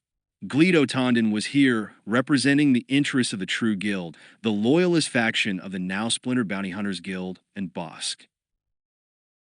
Bosk represents himself, thought Kadar Mubat with an inward, appreciative smile. Any other claim was a useful fiction, both for the Trandoshan and any other creature doing business with him. The Guild Reform Committee's members might have been fooled, but Kadar Mubat wasn't. Bosk was an ambitious and ruthless individual. Much as his father Kradosk had been before advancing age had rendered the elder Trandoshan slow and gullible and dead at the claws of his own offspring. Using the neural feed from the optical subnode perched in one of the web's smaller chambers, Kadar Mubat viewed Bosk in itself. The latter was also a useful fiction, though Bosk certainly wasn't aware of it. Some time ago, years or even decades of standard time units, the assembler had shed its external carapace, but hadn't discarded the hollow replica of itself. Kadar Mubat had decided there might be other uses for the empty exoskeleton, and had even spun out from itself enough neurofiber and simple muscular tissue to turn its former shell into a controllable likeness of its own physical form. The masquerade was completed when the clever accountant subnode Balance Sheet proved itself capable of crawling inside the shell, linking up to the neurofiber's synaptic receptor points, and performing a passable imitation of its creator, the original Kadar Mubat. Right down to my ornate language, Kadar Mubat had judged. Such an apt pupil. The assembler's own calculating nature was tinged for a moment with a warming, emotional glow, a phenomenon otherwise unknown to him. The simulated Kadar Mubat, the carapace with the subnode Balance Sheet inside, made its excuses to the grumbling Trandoshan. A moment later, the real Kadar Mubat felt the tickle of the subnode's consciousness, like a tug on the neurofiber connecting them. Well done. Kadar Mubat directed its own thoughts toward the subnode. You have this bounty hunter completely deceived. Balance Sheet responded with appropriate and becoming modesty. Your praise is unearned. It was easy. He wishes to believe the things he hears. My speaking is but your words in another mouth, but nevertheless performed with meritorious acuity. Kadar Mubat had never lavished such words or thoughts on any of his other subnodes. That would have been like praising one of the compound eyes in the inverted triangle of its head, or one of his multi-jointed legs, or any other mere part of itself. For that was all that the subnodes were, mere created extensions of the assembler's self. To make such statements about the little accountant subnode only indicated how different Balance Sheet was from the others in the web, and how much Kadar Mubat had come to depend upon it. Another emotion, that of anticipated regret, welled up inside Kadar Mubat's chitin-mantled breast. I'll miss it when it's gone. That thought was carefully kept from the subnode. Kadar Mubat had no intention of letting Balance Sheet discover the fate planned for it. The assembler had already decided that the accountant subnode's days were numbered, no matter how useful and important it had become. The mere fact that Balance Sheet had evolved and taken on such importance, becoming Kadar Mubat's most valuable creation, sealed its doom. Balance Sheet already had developed more intelligence and independent volition than all of the web's other subnodes combined. That was why it could handle such a task as imitating Qud Mubad from inside the otherwise empty carapace. In the far reaches of Qud Mubad's memory, before it had become the galaxy's leading fixer, arranger, and go-between for the various world's criminal and semi-criminal elements, it could remember having become just as valuable for the affairs of its predecessor, the arachnoid assembler that had spawned it as a mere subnode. That predecessor had wound up making the mistake that Qud Mubad had sworn not to repeat, that of letting one of its creations become too intelligent and independent. However valuable and convenient such a node's services might be, they weren't worth the price of eventual rebellion. Mutiny and murder. Patricide might be in the natural order of things for some species, an inevitable segment of the passage from one generation to the next. That was the way it was for Trandashans like Bosk from all reports. Whether it was the same for assemblers such as itself, Qud Mubad had no idea. The only other member of its species that Qud Mubad had known had been the one that had created it and that it had murdered and consumed in turn. Those acts had seemed natural enough, or at least easy and satisfying when Qud Mubad had done them. Sometimes, though, in the web's dark and silent drifting between stars, in those brief intervals when there was no business to be conducted, the assembler allowed itself to wonder if it might be the exception, an aberration from the natural order.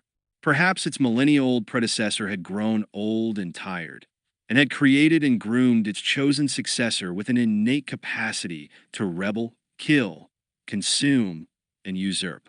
Perhaps it hadn't been rebellion so much as fulfillment. The notion didn't bother Qud Mubad. In fact, it gave the assembler a little glimmer of hope deep inside itself. Perhaps Qud Mubad could trust the little accountant subnode named Balance Sheet, no matter how smart and independent it had evolved to be. Perhaps Qud Mubad wouldn't have to destroy this most precious and worthy of all his creations, ingest its matter, and spin out a new bookkeeping subnode, but one that could never replace dear little Balance Sheet. Qud Mubad pushed those thoughts away, as it had done so many times before. I can't allow it. Thoughts such as those were not the cold and precise calculations by which it had reached its present position of real, if hidden power and influence. Qud Mubad knew that any emotions, even those directed toward its most faithful subnodes, constituted a trap. A trap with Qud Mubad's own death loaded into the catch of its spring. Better it than me, Qud Mubad had already decided. Even though the assembler was connected by neural strands to all the web subnodes, it didn't consider the whole lot of them to be identical with its own precious self. With the viewpoint from the dangling optical node, Qud Mubad regarded its own shed exoskeleton. The smaller form of Balance Sheet, like a miniature version of its creator, was just barely visible if one knew to look behind the glossy transparency of the carapace's compound eyes. How sad, thought Qud Mubad. With intelligence came deceit. It was ever thus, Qud Mubad supposed, inside the web and throughout that larger galaxy beyond it. Nevertheless, the resolve to eliminate the accountant subnode had to be delayed, at least for a little while. Necessarily so, and not out of mere weakening sentiment. At this stage in the complicated plans regarding Boba Fett and the remnants of the former Bounty Hunters Guild, the assistance of little Balance Sheet was still required. Qud Mubad knew the dangers of the game it was playing. When the pawns on the game board were like the Trandashan Bosk, the results of one's deceptive maneuvers being found out were inevitably fatal, and in the most unpleasant manner possible. Bosk didn't yet know, and Qud Mubad was determined that he never would, that Boba Fett wasn't the only creature involved in the breakup of the old Bounty Hunters Guild. The scheme hadn't originated with Qud Mubad either, but had been brought to the assembler by that veritable eminence among plotters and double dealers, Prince Zyzer. The Falleen noble was an altogether different type of creature from the so easily hoodwinked Bosk. Both Falleens and Trandashans were reptilian species, and equally cold-blooded. But a hot-tempered streak diluted the chill of Trandashan blood. Given the choice between successful scheming and disastrous violence, A creature such as Bosk would always go for the latter option. With Prince Zeiser, as with all felines, nothing raised the temperature of his moods. The emotions that ran hot in other creatures, whether lust or other violence, were merely tools of Zizor's precise and merciless mind. That was what Kadayar Mubad appreciated the most about doing business with him. When Zeiser had been here at the web, laying out the scheme against the Bounty Hunters Guild, Kadayar Mubad had perceived more than a mere business associate in the Falleen. Zeiser at least was a worthy opponent on the other side of the game board. This one, however, another thought leaked into Kadayar Mubad's central cortex. A moment passed before the assembler realized the thought wasn't its own.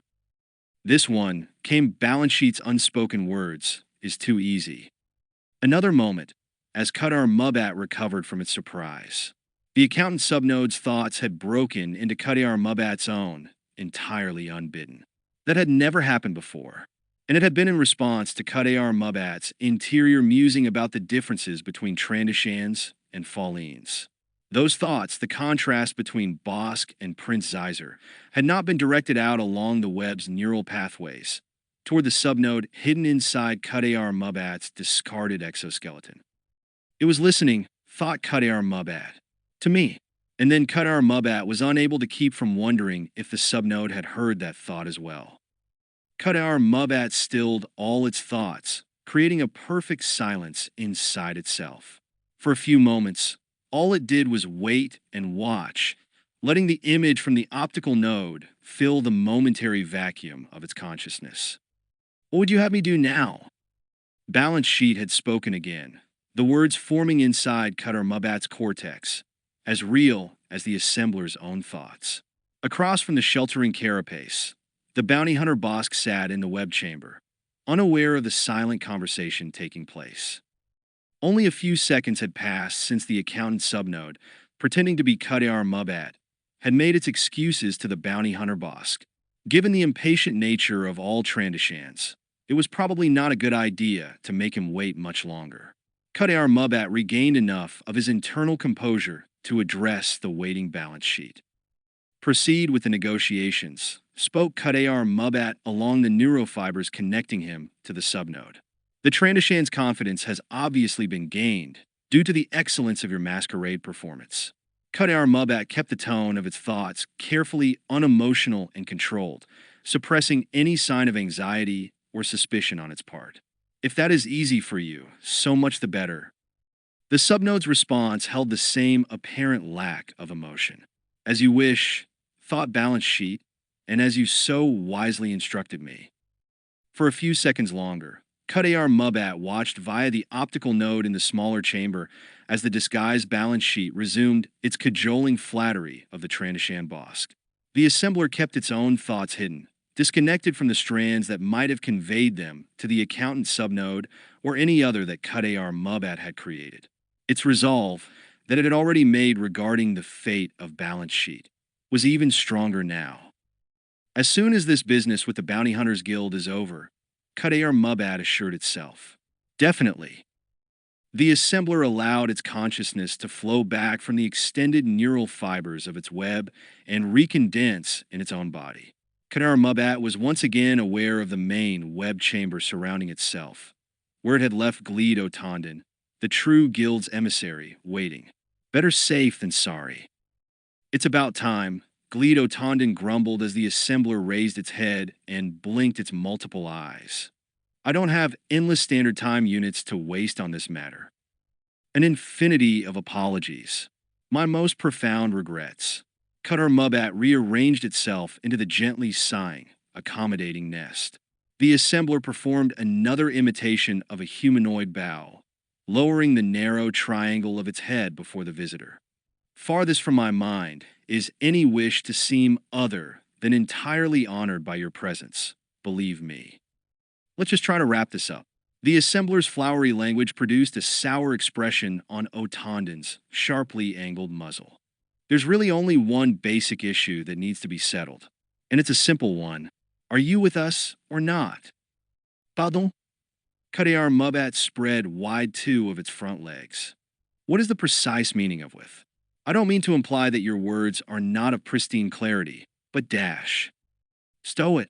Gleed Otandan's irritation was obvious. You know what the score is. There are two factions that came out of the Bounty Hunters Guild, and there's only going to be one left eventually. And the true guild plans on making sure it's the one that survives. But of course, said Kadiar Mubat with a semblance of a smile on its triangular face. Survival is such a lovely virtue. I've practiced it throughout the course of my existence. Then you want to go on practicing it, I bet.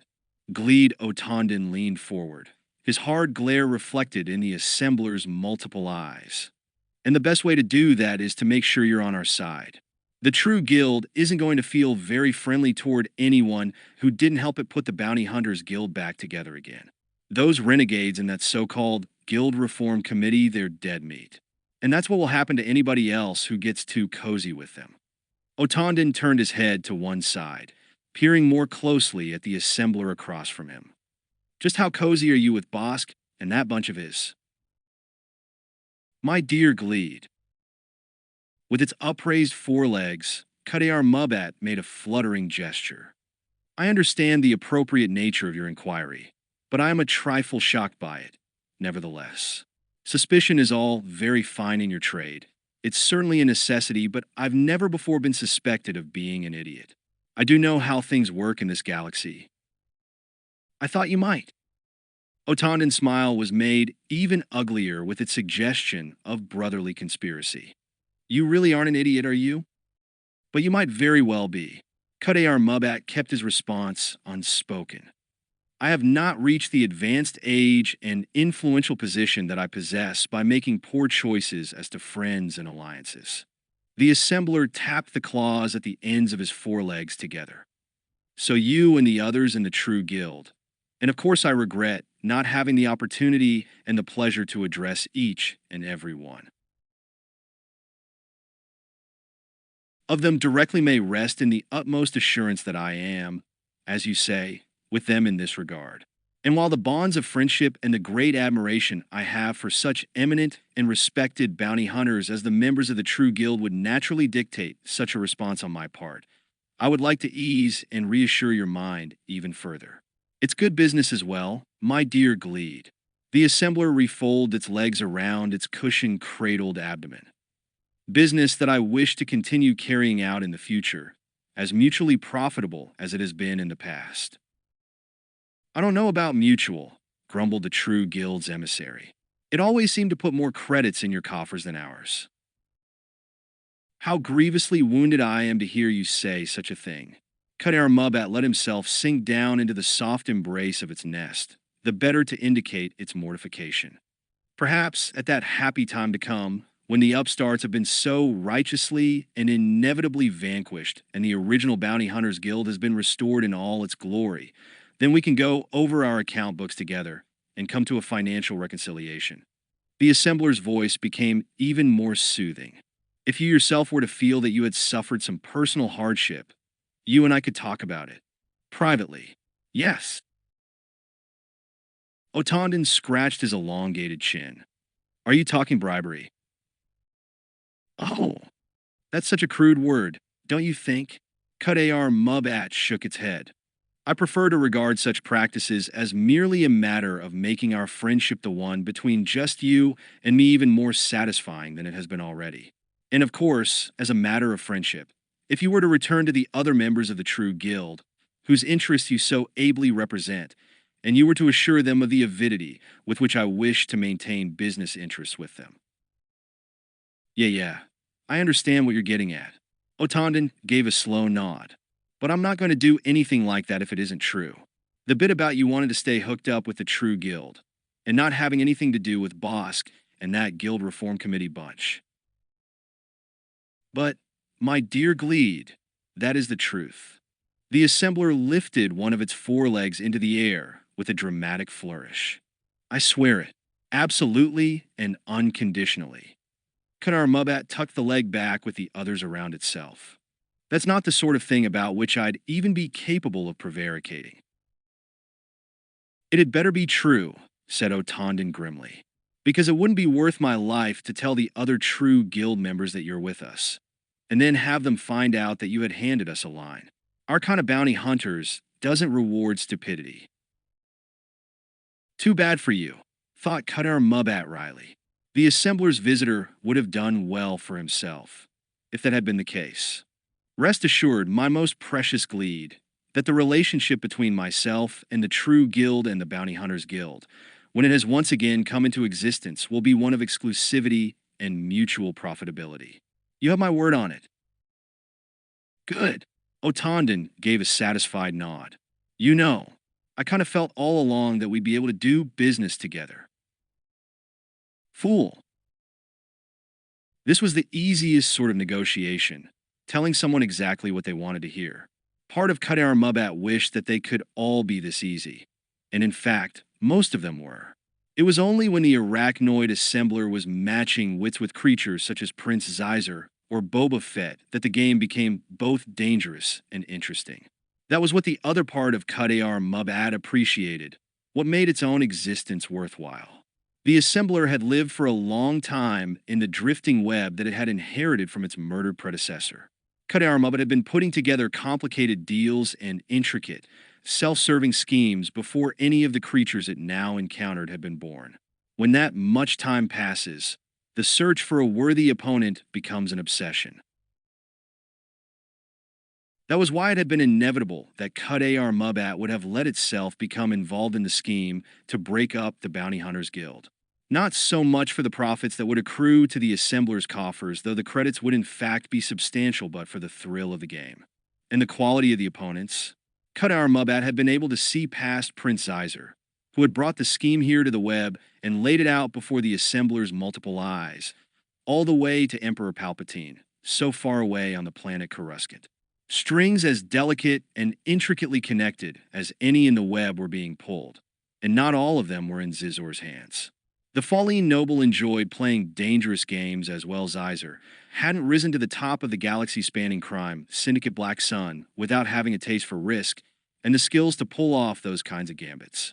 Qadar Mubat was well aware of how deeply Lord Vader, the Emperor's black-robed fist, loathed and distrusted Zyzer.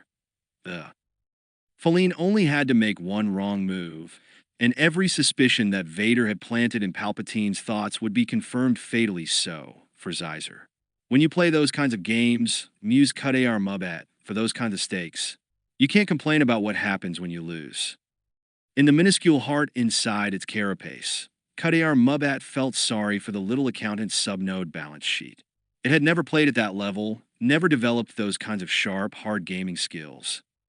If balance sheet had some notion of mutiny against its creator, as Qadar Mubat had rebelled against its predecessor, it also had little idea of what it was risking.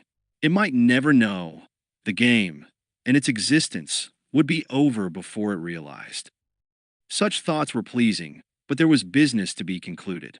Qadar Mubat turned its attention back to the true guild emissary sitting before it. I'm sure your time is valuable, my dear Gleed. The assembler swept two of its legs out before itself. Much more so than mine, which is only well spent when it is given to wait upon visitors such as yourself. With that in mind, are we at last in perfect agreement and harmony? The interests of you and the other true guild members are identical to my own, as far as I'm concerned.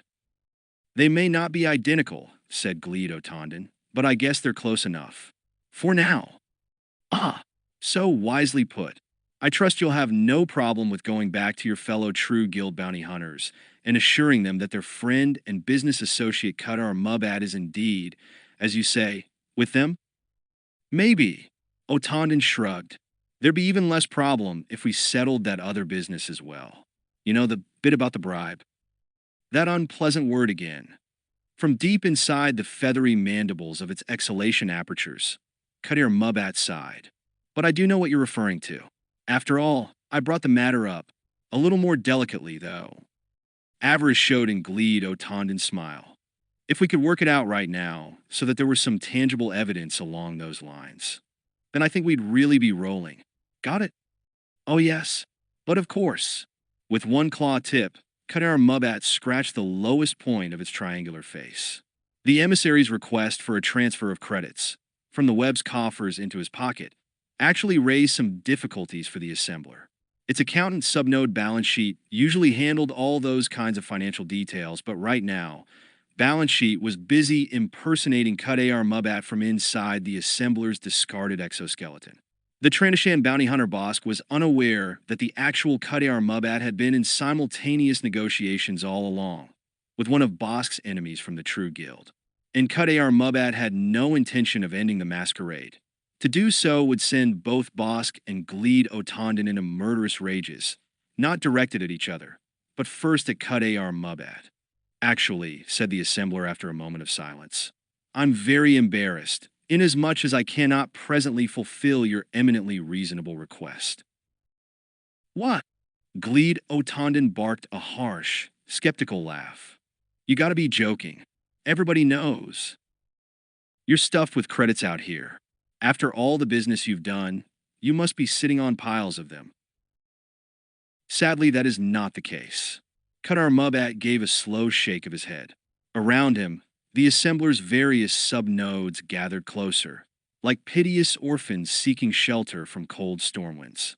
Their various eyes turned toward Otondon's face. Not all of my business ventures turn out so well, as do those where I have joined my feeble abilities with those of your profession. That is why I am so eager to renew the bonds of mutually profitable loyalty between myself and the true heirs of the Bounty Hunters Guild's mantle. There are so many untrustworthy and devious creatures in the galaxy, and I am but a humble go-between, a mere arranger of business between various parties.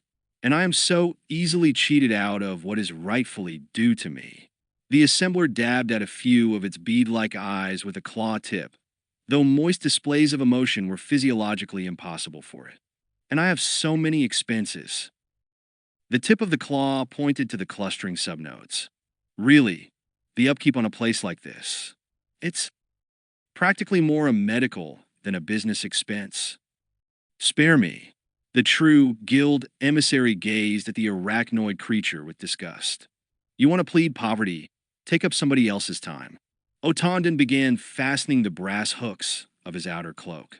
I don't want to hear it, but don't forget. He stood up from where he had been sitting, then menacingly leaned over the assembler dash. You owe me. A debt of honor, squeaked Qadar Mubat, drawing back from Otondon's jabbing forefinger. Every standard time unit will begin with my recall of exactly this matter. Yeah, I bet. With his massive shoulders almost scraping the chamber's curved, fibrous walls, Otondon looked around himself. How do I get out of here? I've got to get back to the guild. They'll be waiting for me. Qadar Mubat let one of the internal guidance subnodes scurry away and lead Otondon to the web's main docking area. There was another, smaller dock on the other side of the web. That was where the Trandoshan bounty hunter boss ship Houndstooth was moored, safely out of Gleed Otondon's view. When Bosk had contacted Qadar Mubat about coming out to the web to have their business discussions together, the assembler had convinced him that there was a need for secrecy powerful forces, hinted at but not named, were watching the web and keeping track of its visitors' comings and goings. That had been enough to convince Bosk to go along with the approach and docking arrangements that had kept him unaware of the true guild's emissary entering the web at the same time. Gleed Otondon had been similarly hoodwinked and just as easily. Without leaving its nest in the web's main chamber, Qadar Mubat reconnected with the neural input from the optical node he'd used just a little while before. The deeply suspicious face of the Trandoshan.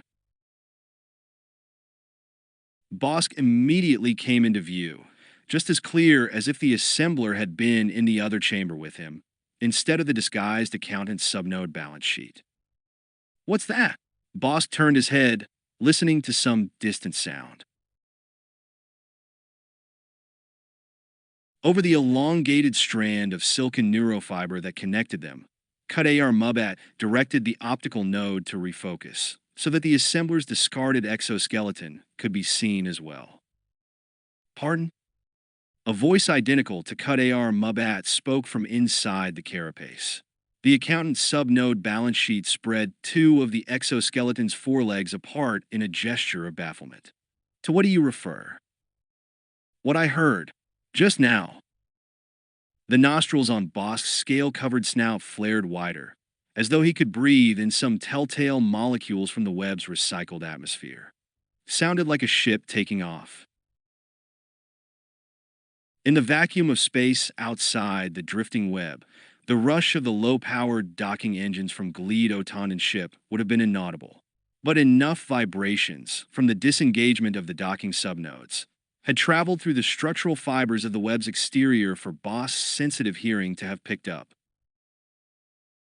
A smaller tremor, one of apprehension, moved inside Qadar Mubat's chitinous body. If balance sheet, inside the assembler's shed carapace, bobbled its response, then Bosk might very well leap to the conclusion accurate enough that the web had had another visitor while he had been here. Yes, it did sound like that, didn't it? All of Qadar Mubat's spidery legs clenched around its nest as it heard the distant subnode's words. But, continued balance sheet's voice, of course it wasn't. How could it be? In the view from the optical node, dangling from the ceiling of the smaller chamber, Bosk's slit-eyed glance turned toward the carapace with balance sheet inside. You tell me, said Bosk, just why it wasn't a ship leaving here. It's simple enough, said balance sheet mildly. My dear Bosk, the only reason any sentient creature comes to my humble web is to conduct business with me, and very grateful I am for their visits. But you see me before you right now, don't you? And for all this time that we've been together, and that I have enjoyed to such a degree, is that not so? I couldn't very well have been discussing business affairs with any other creature, as you've had my undivided attention all the while. A set of the exoskeleton's shoulders lifted in a parody of a humanoid shrug. So, why would anyone else have been here? Really, I don't delude myself that my home is charm sufficient to attract guests for any other reason. Bosk's eyes squinted even narrower, signaling deep distrust. The scales of his brow tightened as the brain behind them scrabbled at the problem. So, what was it then? Merely the waste disposal function here aboard my web. The balance sheet steered carapace slowly shook its head. How embarrassing to talk of such things, rude plumbing and all. But I have the same housekeeping dilemmas as any other vessel that moves through such empty space as that surrounding us. Some certain waste products must be jettisoned, and for hygiene's sake, it's best to expel them with sufficient velocity to leave the navigational zone around oneself free of, shall we say, distasteful impediments. The carapace's triangular face, a replica of Qadar Mubat's own, displayed a slight smile. Really, my dear Bosk, even the ships of Palpatine's Imperial Navy do very much the same thing. Oh, yeah, Bosk slowly nodded. I guess you're right. Not really, thought Qadar Mubat to itself. Though the assembler admired the fabrication it had just heard the accountant subnode deliver, the truth was that the web completely recycled its constituent matter. Qadar Mubat had an instinctive aversion to letting go of any particle, no matter how small or insignificant, that had ever entered the web's living construct. To do so would have been like losing a piece of the assembler's own body. But it admitted, as long as this Trandoshan is fooled, the truth hardly matters. When Bosk had finally departed the web, the hound's tooth released from the docking subnodes A. Safe interval of time after the other ship's disembarking, Qadar Mubat complimented its creation on the quick and sure handling of the bounty hunter's suspicions. Well done, said Qadar Mubat. Secure in the embrace of its pneumatic nest, the assembler let the accountant's subnode perch on the claw tip of one raised foreleg. In the distant and smaller chamber, the shed exoskeleton was once again a hollow likeness of the assembler's physical form. You handled the Trandoshan in a way to inspire pride amid the internal organs of your creator. Merely a matter of business. Balance sheet displayed no embarrassment at receiving such praise. If I show a facility in that regard, it is because all interactions between sentient creatures can be reduced to a matter of credits, expenditures, and debits. One of the accountant subnode's limbs traced the outline of a zero in the air. Sum and divide. and divide and conquer. Though, of course, conquest was rhetoric a little grander than absolutely necessary. Qadar Mubat was perfectly satisfied with a higher than average rate of profit. That's always the best advice. Qadar Mubat let the accountant subnode scuttle back into its usual resting place, deep in the internal corridors of the web. If the assembler wasn't careful, its rudimentary heart might soften once again toward the smaller replica of itself. Much had been accomplished with the subnode's assistance. The Trandoshan bounty hunter Bosk had gone away, convinced of the same thing that his opponent Gleedo Tondon was, that Qadar Mubat and all its devious scheming was allied to the interests of his fragment of the old bounty hunters guild. Let them go on believing that, thought Qadar Mubat. When they found out otherwise, it would be too late for them to do anything about it. Whether the true guild or the guild reform committee won their battle with each other, that mattered little, as long as Qadar Mubat won. The assembler folded its legs around itself and meditated over what the next steps in its scheming should be. 6. Here is the report, Your Excellency. Slouched in the form chair in his private quarters, Prince Zeiser extended his hand and took the single sheet of flimsoplast that the bowing lackey offered to him. The lackey tucked the silver tray under his arm and withdrew, still bowing. The creature's existence was already banished from the feline prince's mind, even before the tall, ornately worked doors closed once more. Zeiser preferred solitude in moments such as this. Not so much to maintain secrecy, the throne room was surrounded by minions who were, out of fear or loyalty, as dedicated to the Black Sun organization as he was, but to have the course of his thoughts undisturbed by the clatter of other creatures' words. Those from different planets and genetics, they were for amusement or profit.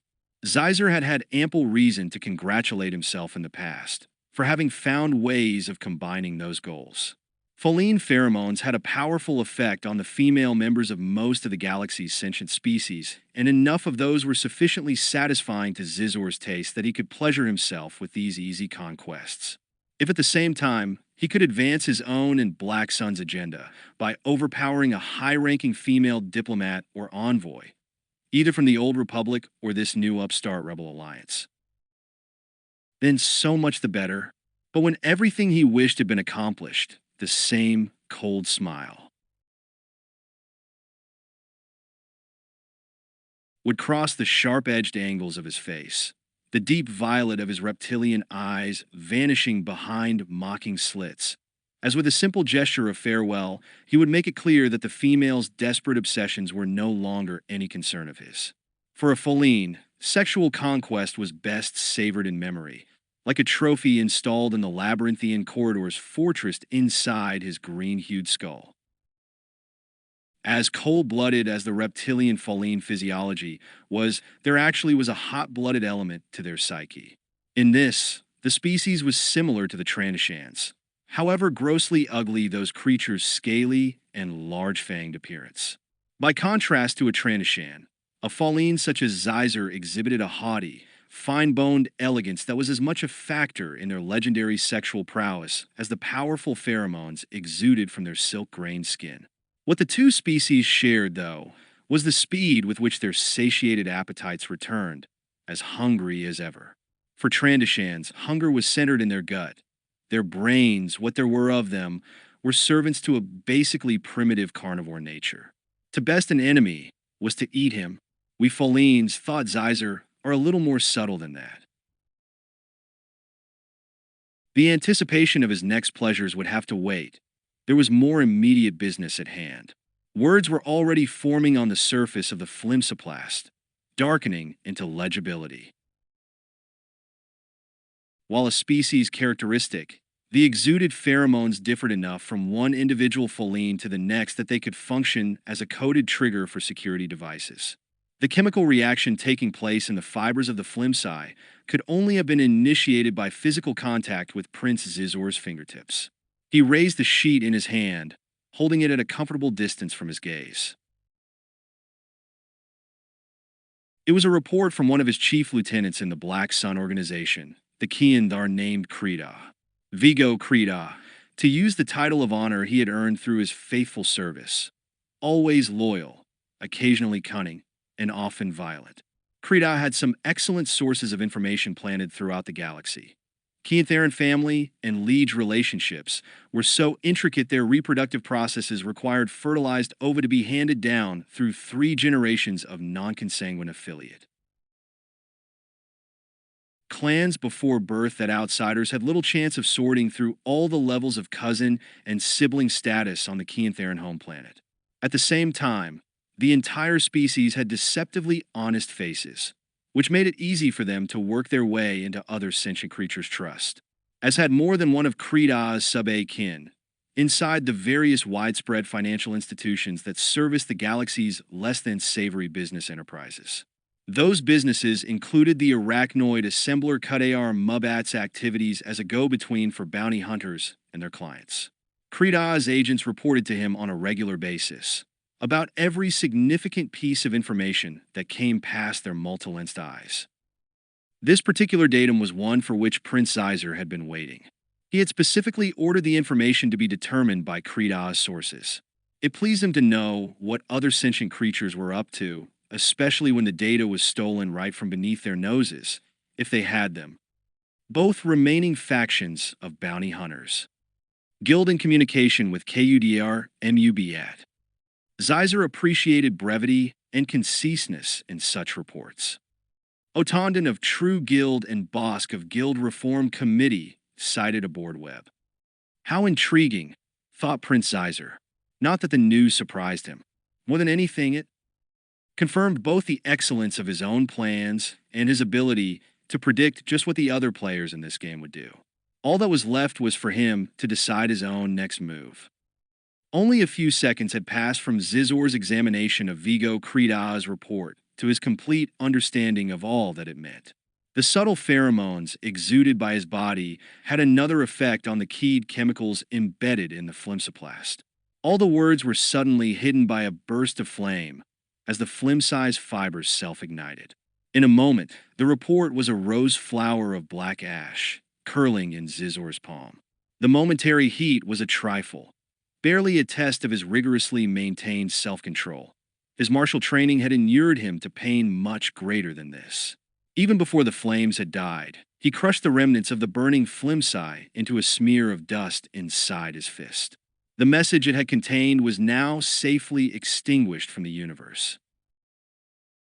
Or almost gone. The words still resided in Prince Zizor's memory and that of his trusted lieutenant, Vigo Krita. There was power in knowledge, especially the knowledge of secret things, other creatures' secrets. And when the information was something that was of interest and importance to Emperor Palpatine, then the secret was very powerful indeed. A shame, mused Zyzer, that it should be diminished by anyone else being a party to it. Secrets had finite energy. Each sentient creature added to the knowledge diluted that strength. Even a black sun Vigo, such as Krita, who supposedly had the organization's interests at heart just as much as his overlord did Zyzer, would have to make a strategic decision about that. A personnel decision. Granted, Krita's loyalty was proverbial inside the Black Sun ranks. But there were younger, up-and-coming foot soldiers who would welcome the chance at a promotion, if a vacancy at the top should someday appear. Zyzer brushed the vanished report's ashes from his hand. The black flakes drifted, almost weightless, against the folds of his cape. For another few seconds, he weighed Vigo Krita's existence in the delicately balanced scales of his thoughts and made his decision. Krita would live, at least for a while longer. An underling's unswerving loyalty deserved some consideration. After all, at least enough to purchase someone like Krita a little more life and breathing space. Besides, there were other matters to think about, even just in connection with what Krita's report had told him. The lids of Zizor's violet eyes drew down to mere slits as he turned the datum over in his mind, as though he were examining every facet of a rare but toxic gem. In his own private vaults, separate from Black Sun's treasure-laden coffers, were inert metal cylinders that safely held inside the rarest of green diamonds. There were other gemstones in the galaxy that were even rarer, more valuable, and more beautiful a diamond, after all, was nothing more than carbon. But to hold one of these on the palm of one's hand for even 30 seconds was to receive a lethal dose of radioactive emissions. That was what made them so precious in Zizor's estimation. On a few occasions, he had bestowed one as a gift upon one of his mistresses, when the affair had been over in his mind, but not in hers. At a safe distance, of course, the tiny box would be sent by an expendable messenger, who would also perform the service of hanging the gem on its platinite chain around the female's elegantly formed neck. And then, at the appropriate time, a more valuable Black Sun member, a stealth burglar with expertise in hazardous materials, would fetch the green diamond back when it had done its task of creating such a beautiful corpse. It had occurred to Prince Zeiser that some types of valuable knowledge were exactly like those toxic gems in his collection, much to be desired, and with their undeniable uses but sometimes deadly to those who held them. A truism throughout the galaxy. Corpses were the best sharers of secrets. Zeiser nodded slowly to himself, his hands nervously still upon the arms of the form chair. There was a risk to himself that came with such valuable knowledge. Emperor Palpatine still seemed to be unaware that one of his own most trusted lieutenants was also overlord of the galaxy's supreme criminal organization, even though Lord Vader had voiced his own suspicions in that regard to the Emperor, and more than once. But Palpatine must know, brooded Zeiser. It was impossible to believe that the Emperor, with his near omniscience about everything that happened in the galaxy, would not know something like that. So, thought Zeiser, he must have his own reasons for wanting it to appear otherwise. Emperor Palpatine was a master of subtle strategy.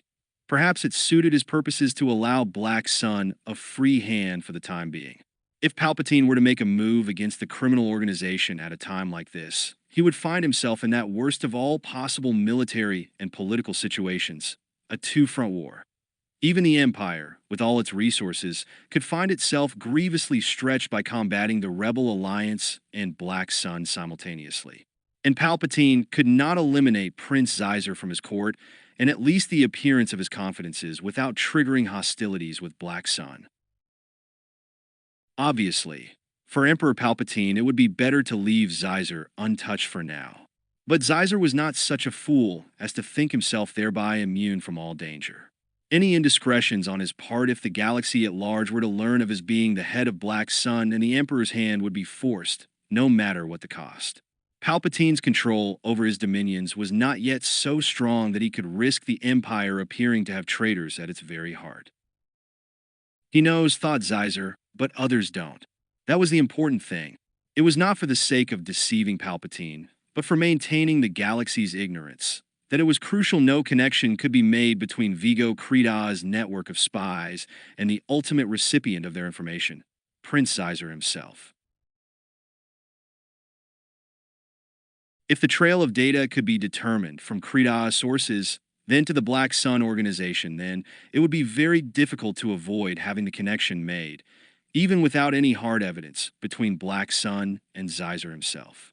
The Emperor might ignore it, as he had ignored other evidence before, but others such as the Rebel Alliance might not. And that might be the point when Emperor Palpatine would finally act with swift and fatal results. There were more difficulties involved in keeping these matters secret, Zeiser knew, than just keeping his own silence. A link in the chain leading to him had to be destroyed, vaporized as if struck with a blaster bolt. He had already decided that Creedah was still worth more to him alive than dead. So some other link would have to be eliminated. Creedah himself could take care of that. A Black Sun Vigo could easily arrange for the sudden disappearance of a few of his own information sources. Then it would just be a matter of Creedah rebuilding his network of spies inside the Rebel Alliance, with a few more barriers between them and Black Sun troublesome, but not impossible. Zeiser had already made a mental note as to what instructions he would give to Creedah. He expected no objection from the Kian Theron. It was more a matter of standard operating procedure than anything else. Standard and familiar, A smile played at the corner of his mouth. Even, thought Zeiser to himself, somewhat enjoyable. That was his one regret about sparing Kreda's life. Now he wouldn't have the pleasure of taking it. 7. A moment comes when a target is sighted and locked upon, and all one has to do is press the trigger stud underneath one's thumb. Boba Fett had had many such moments in his career, enough so that there was no longer any physiological response, no speeding of the pulse, no tightening of the breath beneath his dark-visored helmet, no trickle of adrenaline into the veins of the body that bore the Mandalorian battle armor. But there was still a deep sense of satisfaction, an almost spiritual glow at the core of his being. It was what he lived for, even more than the credits that all his hard work brought in. In the cockpit of Slave Eye, Boba Fett's gloved hands moved swiftly across the navigation controls. The ship's velocity was already maxed out. The thrust from the custom-designed and expensive Mundell Motors engines ramped to overload. A shimmering vibration traveled through Slave Eye's structural frame, blurring the gauges and readouts beneath Boba Fett's fingers. In the cockpit's viewport, against a backdrop of unwavering stars, could be seen the trailing jets of the ship that Fett pursued. He's good, Boba Fett thought grudgingly, but not good enough. The other ship, an Income Corporation Z-95 Headhunter, was perfectly suited for just such high-speed chase and evasion maneuvers. This particular one had been modified with an additional passenger area, reaching from an expanded cockpit and along the main fuselage. The ungainly structural addition would create a negative aerodynamic drag inside a planet's atmosphere, but in the vacuum of space there was little effect on the craft's speed. Boba Fett knew who the pilot was, a freelance hunt saboteur named Drew Sulak, a kid who had washed out of the Rebel Alliance's Tirfon fighter base not for lack of flying skills, but in excess of insubordination. The expertise and training that Sulak had picked up while he was hanging out with ace pilots like Jack Porkins and Wes Jansen, plus his own natural abilities, there were just some things in this galaxy that you had to be born with had quickly gotten him to the top of his chosen speciality. It was one for which he commanded top credits. A hunt saboteur's trade was essentially the secure transport and delivery of hard merchandise, one creature at a time. Sulak made the claim that he could get any sentient creature with a bounty posted on its head. That was what hard merchandise meant in bounty hunter jargon, from point A to point B without getting intercepted, no matter who was gunning for the cargo. Big Talk thought Boba Fett as he punched in another course microcorrection to stay on the Z-95's tail. But the kid had proved he had the pilot chops, getting past even the few other bounty hunters for which Fett had any respect at all. IG-88, the droid bounty hunter, had been blitzed so fast that the optical processors inside its Durasteel head hadn't even spotted Sulak getting past its interceptor stakeout point. Most of the other bounty hunters, even before the Bounty Hunters Guild had split up into its two main factions, had made it a general rule not to pursue Sulak's ship, the pursuit being a waste of time and fuel one's life. Not all of Sulak's escape maneuvers were based on speed alone. Boba Fett punched in an override command, diverting Slave Eye's excess atmospheric maintenance functions to the cooling system for the main thrust engine. If there had been anyone in the holding cages below the cockpit area, they would have been asphyxiated in a few standard time units. But Slave Eye wasn't carrying any passengers, willing or unwilling, right now. Fett's ship had been lurking in the debris shadow cast by a ring of wrecked and stripped star freighters above the toxic atmosphere of the planet Altendon. He had been waiting, with all propulsion systems in abeyance trigger mode, for Sulak's Z-95 to show up. When it had, the chase was on. Drew Sulak had been either lucky or smart so far not to have crossed Boba Fett's path.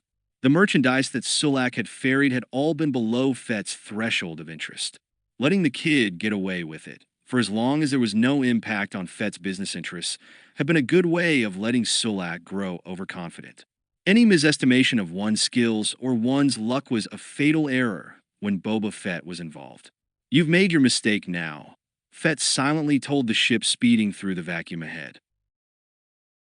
He kept one gloved hand hovering close to Slave Eye's hyperdrive controls. No astrogation coordinates had been read out of the navicomputer and locked in yet, but the tracking devices and targeting computer were ready to go. If Sulak had made one more mistake, that of taking the little Z-95 into hyperspace, he would have found Slave Eye right on top of him when he emerged back into real space. Nobody escaped from Boba Fett that easily. He must know it's me, thought Fett, right behind him. The helmet of the Mandalorian armor nodded slowly as its bearer gazed out the cockpit viewport. His nod indicated both satisfaction and anticipation.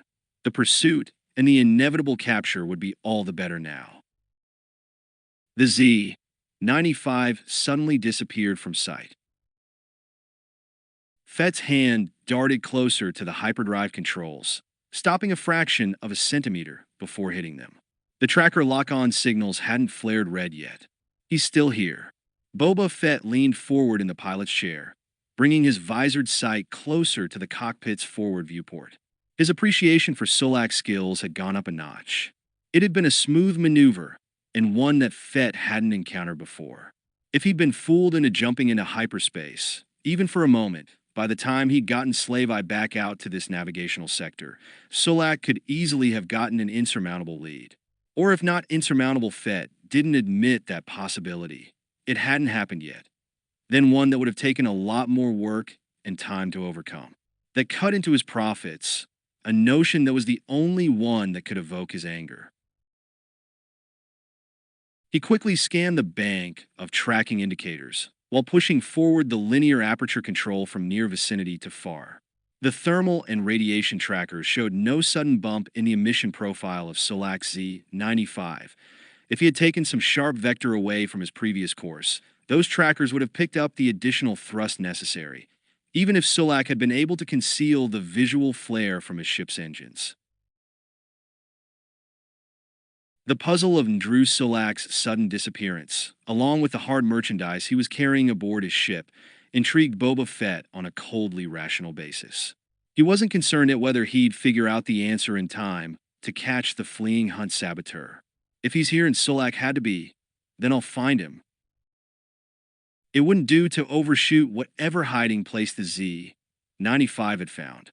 Boba Fett reached over and damped the main thrust engine. The slight vibration in Slave 7's frame ceased as the ship immediately lost speed. That was what saved him.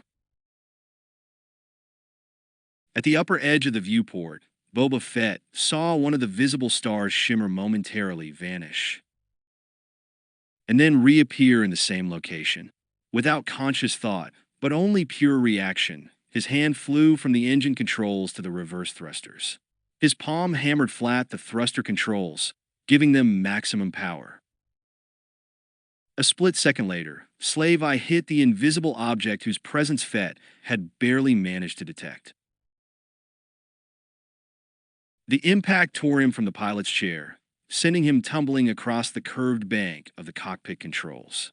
His spine struck the clear transparisteel of the viewport, a blow hard enough to send a shock of pain into the center of his skull, blinding him.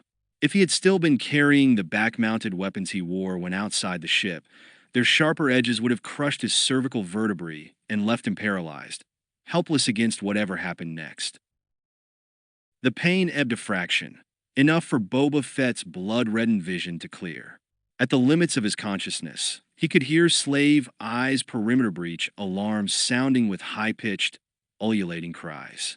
The vertical, tail-downward flight position of his ship, the Engine's thrust ports were all mounted on the hull side opposite the rounded curve of the cockpit, had resulted in the main viewport being the part to take the brunt of the collision with the unseen obstacle, or seen too late to prevent a crash. The memory of the brief glimpse Boba Fett had caught, the telltale shimmer and reappearance of a star at the edge of the viewport, was still vivid. At least, he had been able to slam on the reverse thrusters in time. There was an inherent limit to transparisteel's toughness. There had to be, for it to have enough of a glass-like refractive index to be used in viewports. If Slave Eye had been traveling any faster, the rounded exterior shape of the cockpit would have shattered like a crystal egg. Boba Fett would have found himself breathing vacuum, surrounded by glittering shards. The ship's artificial gravity was still working. He managed to scramble back down to the pilot's chair from which he had been thrown. The alarm signals were still shrill and loud in his ears. That meant, slave, I was still losing internal atmospheric pressure. Boba Fett made a quick visual scan of the viewport arching before the control panels. There was no crack in the transparent steel, but the crash had been hard enough to loosen a section of interstitial bond between the clear material and the surrounding durasteel of the hull.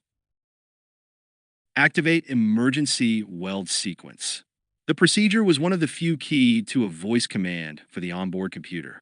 Fett had anticipated that if it had ever become necessary, he might not have been able to reach the cockpit controls at a time when speed was of the essence. He quickly gave the structural coordinates for the leaking section of the viewport bond. Every millimeter of slave I was precisely charted in Boba Fett's memory, as clear as if he had been looking at the original blueprints and design parameters. Initiate thermal ramp now. He could feel the glow of heat through the dark. T-shaped visor of his helmet as the circuits laid in the cockpit's surrounding bulkhead powered up. A moment later, the durasteel next to the viewport leak turned red, then white-hot. The crystalline structure of the metal turned ductile, just enough for the seal to reform around the transparent steel. The perimeter alarms fell silent as the loss of atmosphere tapered down to just a few molecules hissing out into space, then none at all. The whole emergency repair process had taken only a few seconds. Slave, I was like a living organism, designed in its essence to heal itself. Boba Fett could feel in his own nerve endings when that happened, just as any wound to the ship's fabric was sensed as a wound to himself. The only things closer to him, even more of a perceived extension to his spirit, were the weapons he carried. Those were as much a part of him as his own hands, instruments of his will. Losing even a few seconds in the pursuit of Ndru Sulak and his cargo was irksome, and to have it caused by a trap like this one turned Boba Fett's durasteel-like resolve even harder and colder. The mechanics of the trap were close enough now for him to easily discern. Floating in space, just in front of Slave, I was a sheet of mass-altered, optic-filterable transparent steel, its jagged edges reaching out wider than the ship's hull.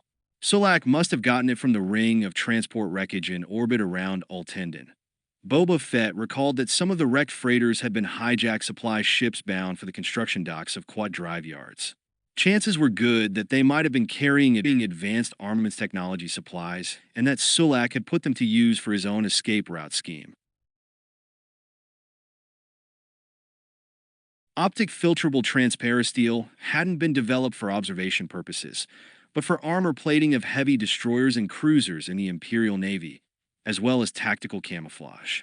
The light transmitted through it could actually be routed through interior bucket brigade data links from one side of a ship to another, effectively passing on the visual perceptions to an outside observer.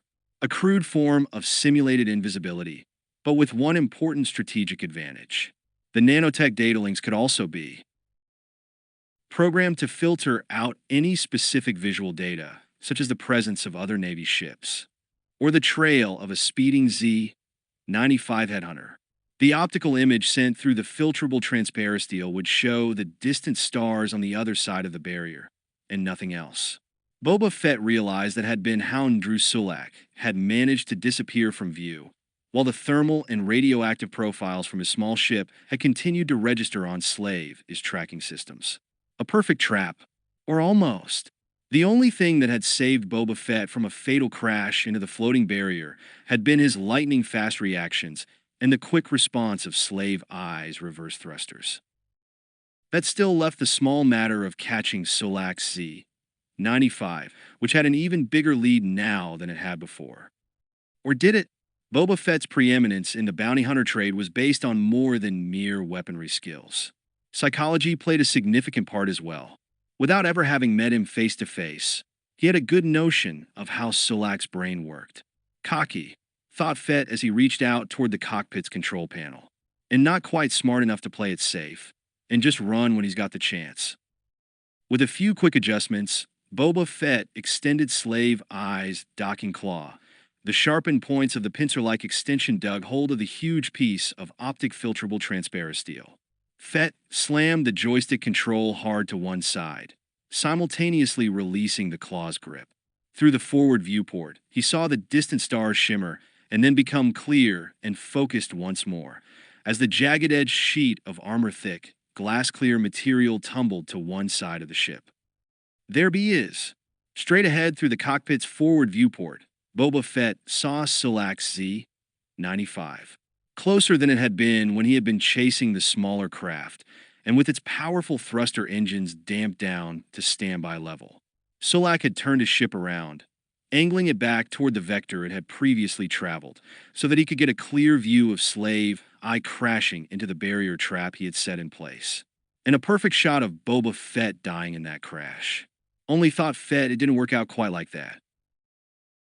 And now there was no place for Sulak to run. This close, he would never be able to maneuver his ship around, rev up its thruster engines, and hit top velocity before Slave I would be able to catch up with him. Boba Fett slammed his palm down upon the thruster controls of his own ship.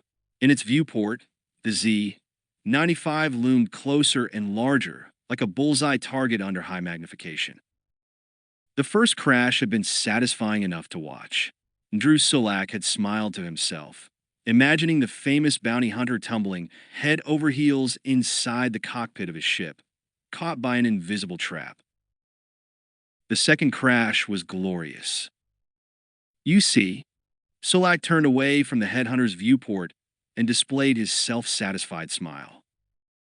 To his only passenger, so much for your unstoppable, implacable pursuer, the great Boba Fett.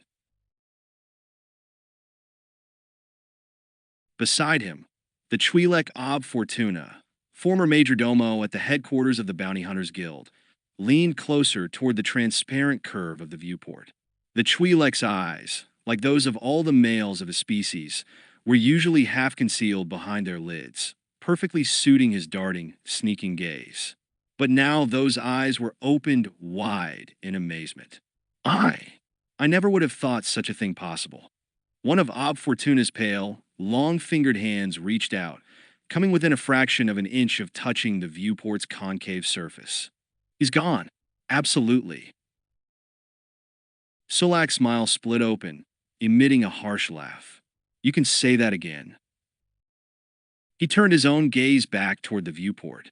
The churning light from the explosion was just beginning to fade, but it was still bright enough to have tripped the protective glare shields lining the curving transparent steel. Without those shields, both he and his fare-paying cargo would have been blinded. It would have been worth it, thought Sulak. Almost.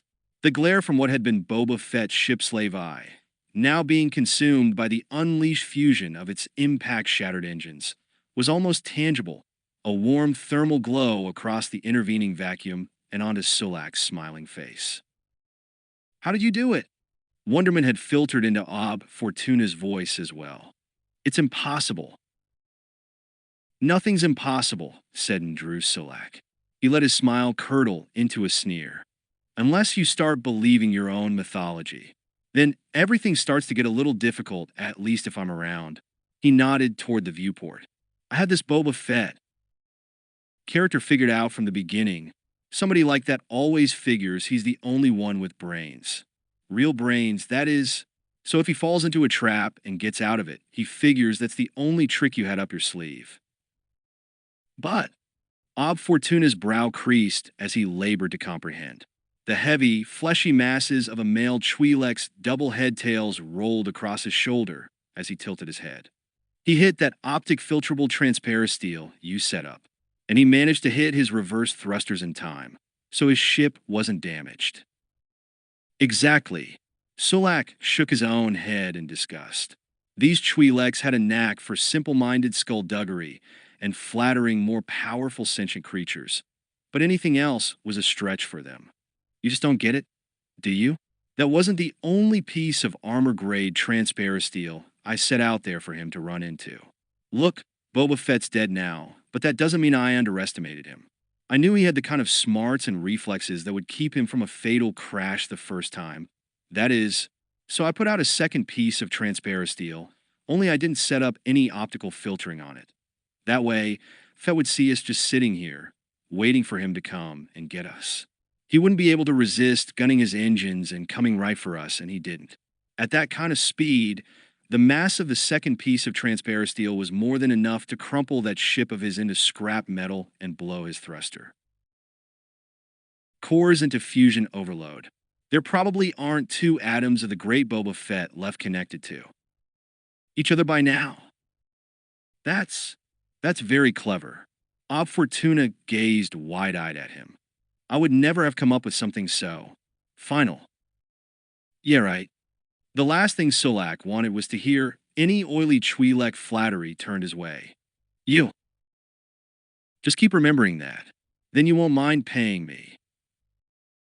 Ah, but it's a pleasure to do so. Even if all I bargained for was to just get past Boba Fett. Not have him eliminated totally.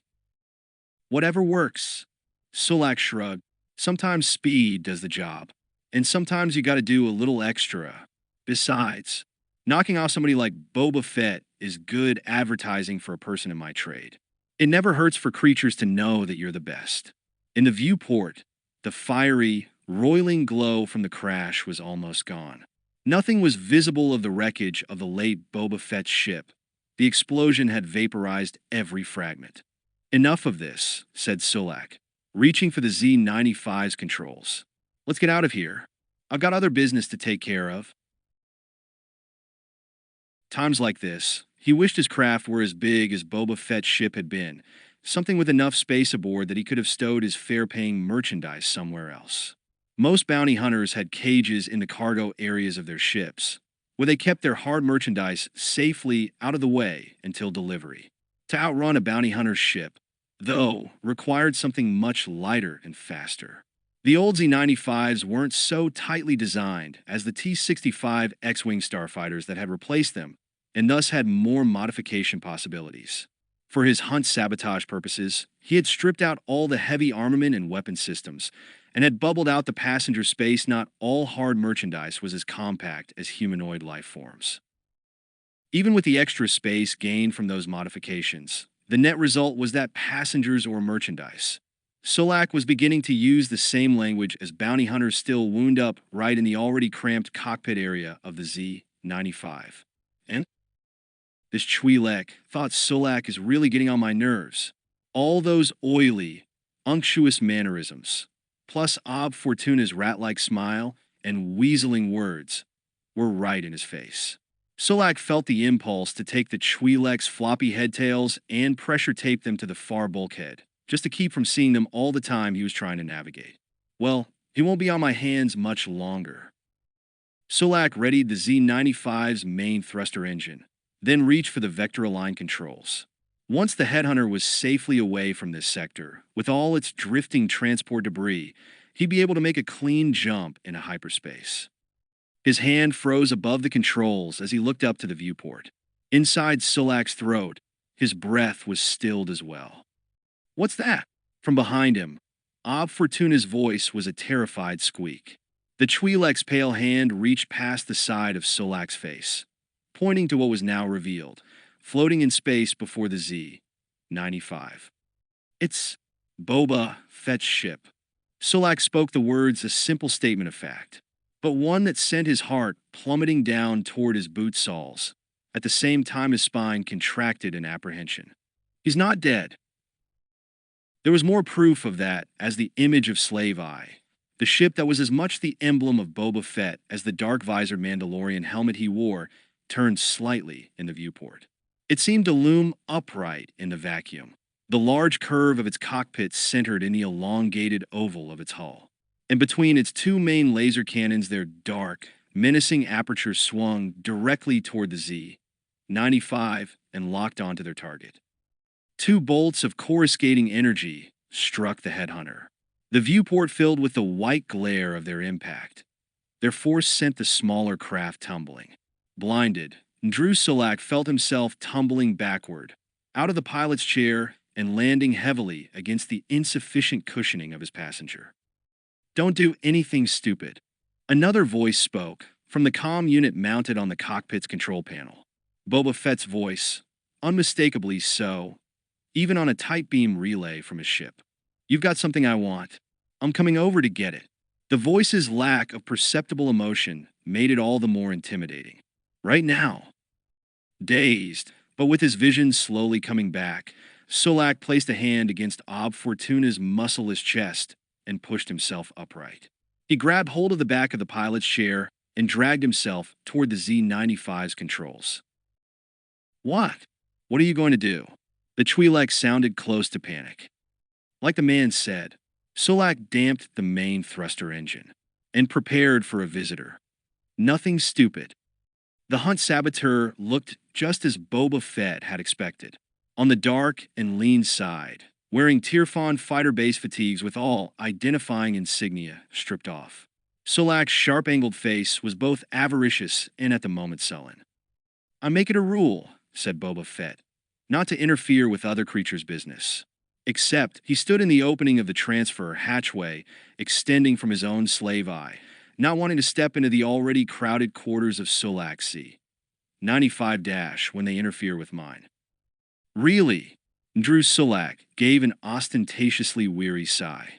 "I don't need a lecture on operating practices from you. You don't need me to kill you either, but I'd be happy to do it." Boba Fett had donned his usual arsenal before crossing over from his ship. He didn't bother drawing his blaster or reaching over his shoulder for any of the higher-powered weapons. Their mere presence, silent and intimidating, was enough. And believe me, it would be just business. Nothing personal. The kid didn't make a reply. A weapons belt, with a standard-issue Imperial Navy blaster pistol in its holster, was slung from a protruding angle of the Z-95's structural frame.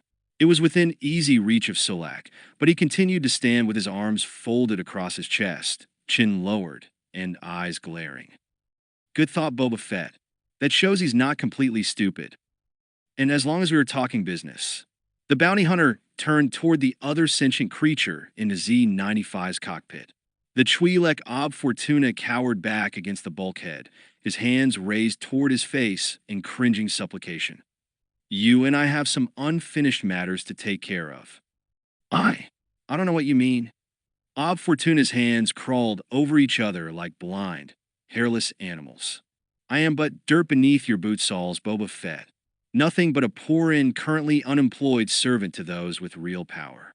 Ever since the esteemed Kradosk died Correction. Kradosk didn't die. His son Boss killed him.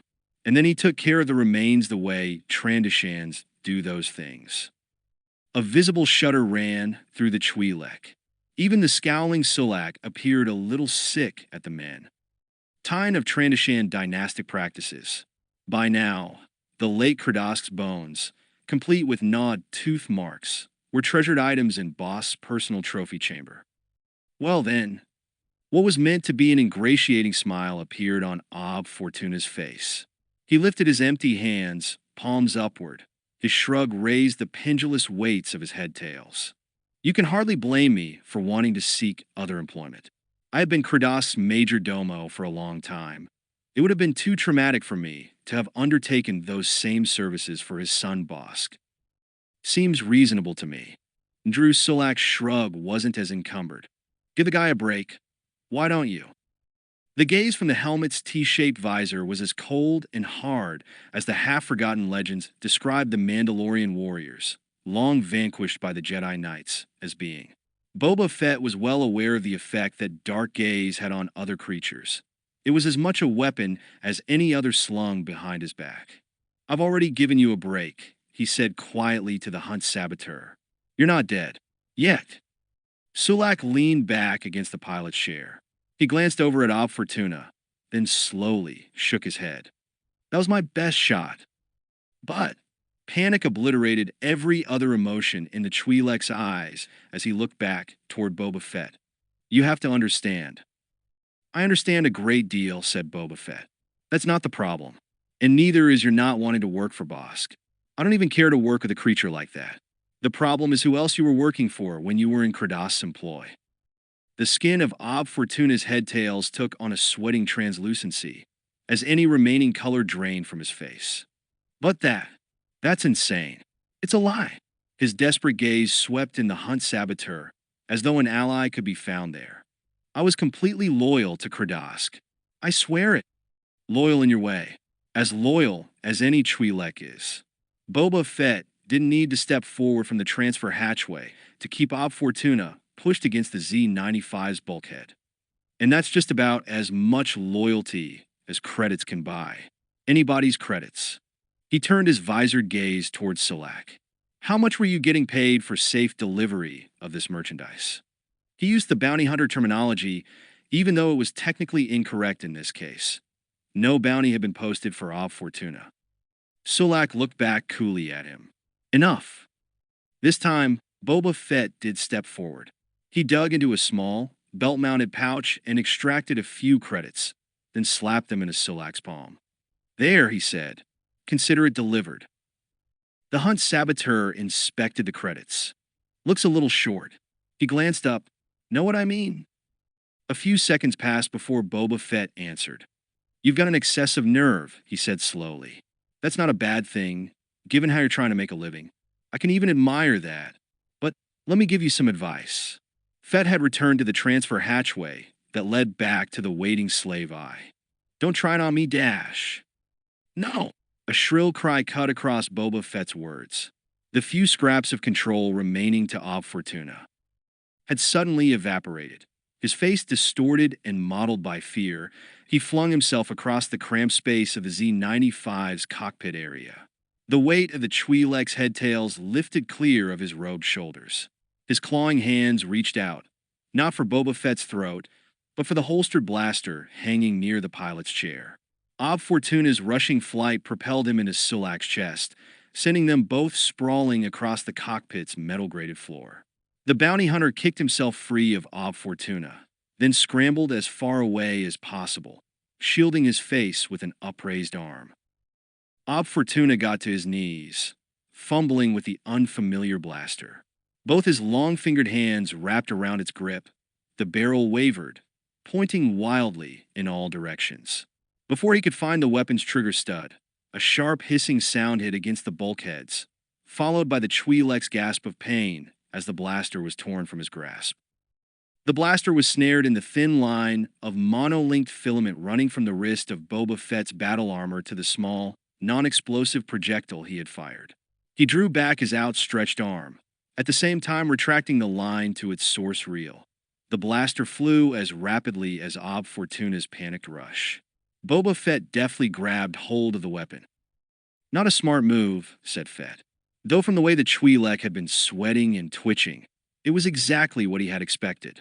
He pulled the blaster free of the line's tangle, then slung it towards Sulak. The hunt saboteur had uncoiled himself into a sitting position, and now caught the blaster with both hands.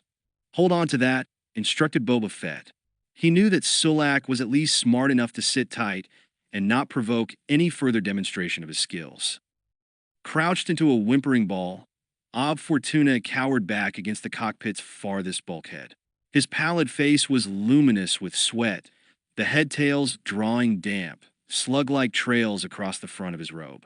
He shrieked and tried futilely to compress himself into an even smaller mass as Boba Fett stepped forward and reached down.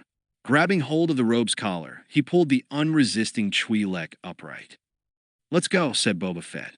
He stepped back toward the transfer hatchway, dragging Ob Fortuna along with him. Where? Ob Fortuna's hands clung to his captor's forearm. Where are we going? That's not really your concern anymore. He turned and shoved the Twi'lek into the hatchway, toward the other ship waiting at the other end of the connecting passage. Ob Fortuna stumbled and landed on his hands and knees. Hold it! Boba Fett heard the simple command from behind him. He brought his dark-visored gaze around, looking back over his shoulder. He saw and drew Sulak, standing in the middle of the Z-95's cockpit area, the blaster held unwavering toward the transfer hatchway. The weapon was aimed directly at Fett.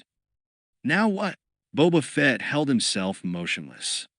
Isn't it obvious? Sulak's lopsided smile appeared. You screwed up. Now you're going to do what I say. Oh, why should I? Because, Dash, the smile showed how much pleasure Sulak took in the explanation. If you don't, I'm going to drill a smoke-lined hole right through your gut." Boba Fett shook his head. "You're not doing it with that piece." He held up one gloved hand, displaying the power cell he had deftly palmed from the blaster before he had tossed it away. "If I'm not a fool the first time, I'm not likely to be the next time either." "Guess not." Solak glanced at the useless weapon in his hand, then lowered it. He looked back up at the bounty hunter. "So answer me something. Make it short. I've already wasted too much time here." "How'd you do it?" Solak appeared genuinely puzzled. "I mean, how come you're not dead?" "Simple," said Fett. "I knew there'd be another piece of armor-grade transparasteel floating out there. The best traps, the kind of clever burvel like you would lay always have two sets of teeth in them. So just before I hit the transparasteel, I took my ship in a hard 180-degree roll, so my main thruster engines were pointed straight at it. Put the engines at maximum, dropped a high thermal explosive charge, and jumped to hyperspace before it went off." Boba Fett's emotionless voice made it sound easy. "While you were still looking at what was left, my ship was jumping back into real space, just on the other side of you. Then all I had to do was wait." "Huh." In the cockpit area of his own ship, Solak nodded in admiration. "That must be why you're letting me go, then. So I can tell everybody I run into about what a tough customer you are." "Tell them whatever you want. I don't need the advertising. I'm letting you go on your way for one reason only." "What's that?" Boba Fett tossed the blaster's power cell into the Z-95's cockpit. The small object clattered across its flooring. "You're the best hunt saboteur I've come across, at least recently. And if you're the best there is right now, then I don't have to worry about you interfering with my business." "Maybe," Solak said quietly. "I'll be even better next time. I'll worry about it then." With one finger, Boba Fett punched the control pad mounted on the sleeve of his battle armor. The transfer hatchway rised shut, sealing itself from the Z-95. He turned as the hatchway disengaged and began retracting the short distance back into the hull of Slave Eye. The Twi'lek Ob Fortuna had saved him some trouble. Boba Fett found him with a length of thin cable, part of the line that had snared away the blaster, wrapped around his throat and pulled tight with his own hands. The look of fear frozen in the dead creature's eyes was mute testimony that self-asphyxiation was preferable to whatever fate he'd imagined would be delivered by his captor. It didn't matter to Boba Fett. This was one of the few times when something he had hunted down was worth more dead than alive. He knew too much, thought Fett, specifically about what had gone on behind the scenes with the breakup of the old Bounty Hunters Guild. And just like a Twi'lek, he'd always talked too much. Now he won't. There was one task left to take care of, as far as the late Ob Fortuna was concerned. Other sentient creatures, much more important and powerful than a sniveling, opportunistic Twi'lek majordomo could ever have been, were interested in silence being maintained about certain matters. They would want proof of that silence. Boba Fett extracted a few sharp-edged tools from one of his uniform's pouches, then knelt down beside the still warm corpse. He left Ob Fortuna's stiffening body in the transfer hatchway. Once back inside Slave Eye, he slung the sealed bag he carried into a storage locker, then mounted the ladder to the ship's cockpit. Seated in the pilot's chair, Boba Fett hit the hatchway's atmospheric purge button. The quick blast of air pressure was enough to expel the corpse out into the vacuum, drifting close enough to Solak's ship that the hunt saboteur would be able to have a last good look at it. Fett hit the main thruster engine's control, heading out of the sector while simultaneously punching in the coordinates for his next jump. There was plenty more business to take care of before he was done. There was always more business. 8. Someday, thought Prince Izer. Someday, he and I will meet face to face, either here on Coruscant, in the Imperial throne room itself, or in some bleak, remote corner of the galaxy. That moment would surely come. For the last time. And then the little war, deadly and personal, between himself and Darth Vader, the Dark Lord of the Sith, would be at an end. One way or another. He strode through the vaulted corridors of the palace, the reddening twilight of Coruscant's sun casting angles of blood-colored light across the richly inlaid floor ahead of him. A single unbraided rope of Zizor's night-black hair, drawn back from his bare skull like a glistening viper, swung across the flaring shoulders of his robe with each stride. Xizor focused his thoughts as he came closer to the great doors of Emperor Palpatine's throne room. The concerns of Dominion, both Palpatine's empire and Xizor's own Black Sun criminal organization, were manifold and urgent, made even more so by the rise of the impudent Rebel Alliance. And now, he was summoned for this audience with the galaxy's ruling power, a power in the shape of a wizened old man. If it weren't for the eyes set in that gaunt, wrinkled face eyes that were as cold and commanding as Xizor's own violet-colored ones, he would never have thought the Emperor to be more than a cloaked beggar if he had come across him in some dark passageway of the Empire's capital on Coruscant. But once having looked into that gaze, so bereft of any of the tender emotions that sentient creatures were prey to, Xizor could understand how the former Senator Palpatine had climbed astride an empire built out of the old Republic's ruins. If there had been any last barriers to Xizor's own ruthless ambitions, any weakness or sentiment within himself, he had been inspired by the Emperor's example to root it out. Whether the mystical, universe-spanning force of which Palpatine and Lord Vader talked was real, Xizor had no idea, or at least not enough to believe in it over his own strengths and cunning. But the dark side of that force was something he could attest to.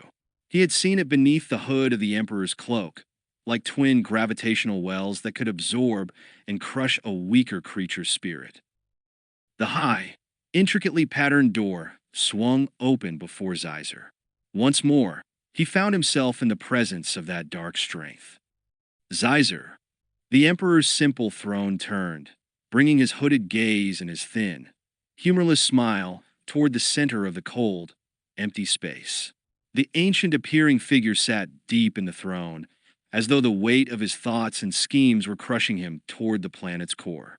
As much pleasure as there can be found in one's scurrying underlings, I find in you. The throne room was both empty and occupied by another. Without turning his head, but with just a glance from the corner of his eye, Xizor saw a dark apparition. The hollow image of Lord Vader, insubstantial yet oppressive, stood at one side of the throne room. He brought his gaze back to the Emperor. "You honor me with your praise, my lord." One corner of Palpatine's bloodless lips twisted in a sneer. "I do not praise you, Xizor. As with all my servants, you neither surprise nor disappoint me. I expect foolishness and incompetence, and I find I am richly rewarded in those things." The Emperor's tongue-lashing was in his usual manner. Xizor had grown used to it, though the words still rankled his proud spirit. "Someday, old man." His thoughts were a silent and carefully guarded promise inside the chambers of his bare skull. "Your precious force and all your servants won't be able to save you. In the meantime, though, the show of servility had to be maintained. If I fail you, my lord Dash," Xizor bowed his head, "then the regret truly is mine." The hollow image of Lord Vader spoke up. "Do not be deceived by this one." Bands of visual static flickered through the black figure, as one holographically reproduced arm rose, its hand pointing toward Prince Xizor. "His speech is elegant, my lord, as always, but it is as hollow as his unfulfilled promises." Bold words, Lord Vader. Xizor allowed himself a flash of anger, especially from one who has assured our Emperor that the Rebel Alliance would be crushed long ago. The rebels seem to have made a mockery of the assurances you made to your master. If Darth Vader had been physically present in the throne room, those words might have been worth Xizor's life. He knew how dangerous a game he was playing. He could see the visible reaction in Vader's image, the black robe swelling like the sun-obscuring clouds of an advancing storm front, the gaze from the dark lenses beneath the helmet flashing as sharp as lightning bolts. "I would caution the Prince Dash," thunder, ominous and deep, sounded in Vader's speech. The harsh rasping of his breath was just as audible, transmitted from the bridge of the Executor. He had only recently taken possession of this new flagship, which had replaced the previous Devastator. If anything, the threat of his power seemed enhanced by the greater arsenal surrounding him. His ill-advised rashness might be excusable in one as young and inexperienced as himself. But my patience with him grows thin. Xizor sensed a pressure at his throat, like an invisible hand tightening against his windpipe, cutting off the flow of blood and air to his brain.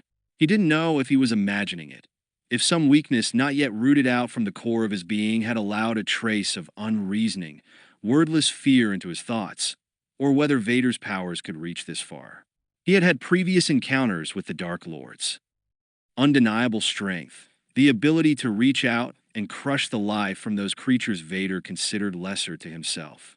To annoy him, to fail to carry out instructions or thwart his plans in any way, was to court an unpleasant death by asphyxiation. Black spots, the first signals of anoxia, were already beginning to form and coalesce in Zizor's vision. The invisible grip seemed undeniably real now, like a fist beneath his throat, shoving his head back, lifting him onto the balls of his feet. The passage of time, measured by Zizor's own pulse, slowed to a crawl and then stopped. The Emperor had always intervened before this point, as though he were commanding a guard beast to heal. Perhaps this time, he would let the process reach its fatal conclusion. A single thought emerged through the darkness welling inside Zizor's skull. I wasn't summoned here for an audience with the Emperor, but an execution. My own. The darkness was torn open by a red surge of anger from deep within Zizor. Anger and the hunger to survive. Patience. Prince Zizor barely managed to squeeze the word past the encircling constriction at his throat. The effort dizzied him. The surrounding throne room dissolved out of focus. Patience is a virtue, the rewards of which. He was close to blacking out, losing consciousness entirely. But he knew his doing so would be followed by his death. R for the Empire. Well spoken, Zizor. A trace of amusement sounded in Emperor Palpatine's voice, barely audible at some place in the black-tinged haze. Rest assured that I find others in my service even more burdensome than yourself. Your little amusements weary me. Vader, release him. As though the knot of a primitive gallows rope had snapped, the pressure on Zizor's throat imagined or real was suddenly released. He barely managed to keep himself from falling to his knees, the invisible fist suspending his weight now gone. With an effort of sheer will, Prince Zizor held himself upright, drawing in a breath that filled his lungs and through his shoulders back. He kept his face a mask as well, to conceal the furious hatred he felt for both Vader and the Emperor. To be toyed with, whether with mind games or this mystical force of which they professed mastery, was infuriating enough. But to be humiliated by Vader, the instigator of the biological weapons experiment, that had killed so many hundreds of thousands of Folines back on their homeworld, a slaughter that had included Zizor's own family, his parents and uncles and beloved siblings that made the filtered air of the Imperial throne room burn like acid with each inhalation. As you wish, my lord, Vader spoke again, his hollow image standing with arms folded across its chest. Though I would be doing the Empire a service if I were to permanently remove Prince Zizor from its court. That may be so, Vader. The Emperor made a dismissive gesture with one languid hand. But I will be the one to determine that, and I will decide when it happens. Until then, I desire that there be a cessation of this squabbling among my servants. You quarrel with each other while the rebellion festers and grows. The expression on the wrinkled face darkened. Must I take care of all these matters myself? Only if you forbid me to fight on your behalf, my lord. Zizor spread his hands wide, palms upward. Every atom of my being is at your command. How pleasant it would be, Zizor, to believe that. But I am not such a fool. The Emperor made a quick gesture, cutting off the hollow image of Darth Vader before it could voice its approval. For one of your devious nature and high ambitions to be totally loyal would be a miracle beyond the scope of the Force itself. Even without the Force, I would be able to see well enough into your heart. You are not so devoid of self-interest, Zizor, as you would have me believe. If you wish to see the Empire achieve its fated glory, for its dominion across the galaxy to be total, then such a desire is due to your own lust for glory and power. You tie your ambitions to the Empire, because you know that is the best way to achieve them. Xizar looked straight back into the emperor's eyes. I will not deny it, my lord, but should not a faithful servant be rewarded for all that he does on his master's behalf? The emperor had turned in his throne while Xizar had spoken. For a moment longer, Palpatine gazed out the high arch view screens that looked out past the imperial city and beyond to the star-filled skies. Then he turned back toward Xizar and the hollow image of Vader. Oh, you'll be rewarded well enough. Have no fear of that. His hands lay like dead things on the arms of the throne.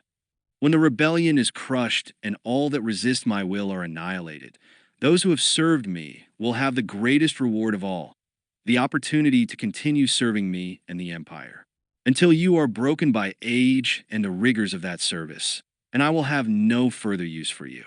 Such is the nature of my loyalty to those who have earned it.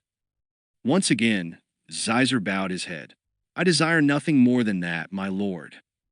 Whether you do or not, it matters little. Nothing matters but my will. From the corner of his eye, with his head still bowed, Xizar looked over at the hollow image of Darth Vader. Even at this remove, with his enemy not even physically present in the throne room, he could still sense the Dark Lord's disdain and suspicion. He knows, thought Xizar, but he cannot prove it. Yet, and it might not matter, even if Vader could prove it. All of Vader's accusations of treachery counted for nothing against the Emperor's own convoluted strategies that gave the seeming appearance of trust in the Fallen Prince. The actual words Black Sun had been spoken by Vader on other occasions. Xizar's spies at the court had informed him so, and the Emperor had dismissed them with a wave of his bony hand, as though the words were no more than scraps of rumors and lies. But does Palpatine know, wondered Xizar, that I know? If the Emperor thought that Xizar was taken in by this charade, then the Emperor was the greater fool. It was just a matter of who got caught out first. The Black Sun criminal organization, controlled by Prince Xizar, had its own agenda, its own plans for expansion and dominance throughout the galaxy, as though it were an enveloping shadow of the Empire. Where Palpatine's reach extended, so would Black Sun's. And the Emperor was old, visibly so. This vaunted force, whatever its nature, could not keep him alive forever. Even before then, Black Sun might emerge from the darkness, a power in its own right, and claim the larger empire for its own, a treasure plucked from Palpatine's withered hand. If there's one thing I've learned from the old man, thought Prince Xizar, it's that ambition is as infinite as the universe itself. That was a lesson much to Xizor's own liking. He could endure a good deal of petty humiliations at Palpatine's and Vader's hands in order to see the day when he would put that education to use. Patience, the control of one's anger and thirst for vengeance, was one of the greatest of all martial skills, and the most difficult to master. He had but to glance at the hollow image of Lord Vader standing in the Emperor's throne room, for his own hands to clench into tight-knuckled fists.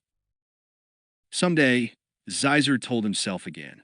Until then, watch and wait. As you wish, my lord. Xizar brought his gaze up to meet that of the Emperor. Perhaps, spoke the hollow image of Darth Vader, the Emperor would care to determine the quality of Prince Xizor's service. It was not so very long ago that Xizar told us of his great plans to destroy the Bounty Hunters Guild and all the benefits that would thus flow to the Empire. Vader's image looked contemptuously toward the Fallen Prince. Surely by now, those plans would have shown some results. Or were they as insubstantial as the prince's loyalty?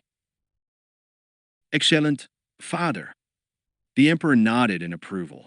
You anticipate my desires. Such is the true sign of a valued servant. Palpatine's gaze sharpened as he peered at Xizar. So, your speech then, Xizar, was most entertaining. By virtue of its grand conceits, I granted you my permission to carry out your scheme. I would be disappointed to hear that there has been no progress in this matter of disrupting the Bounty Hunters organization. And yet, the Emperor's eyes narrowed to slits like small knife wounds in the wrinkled flesh.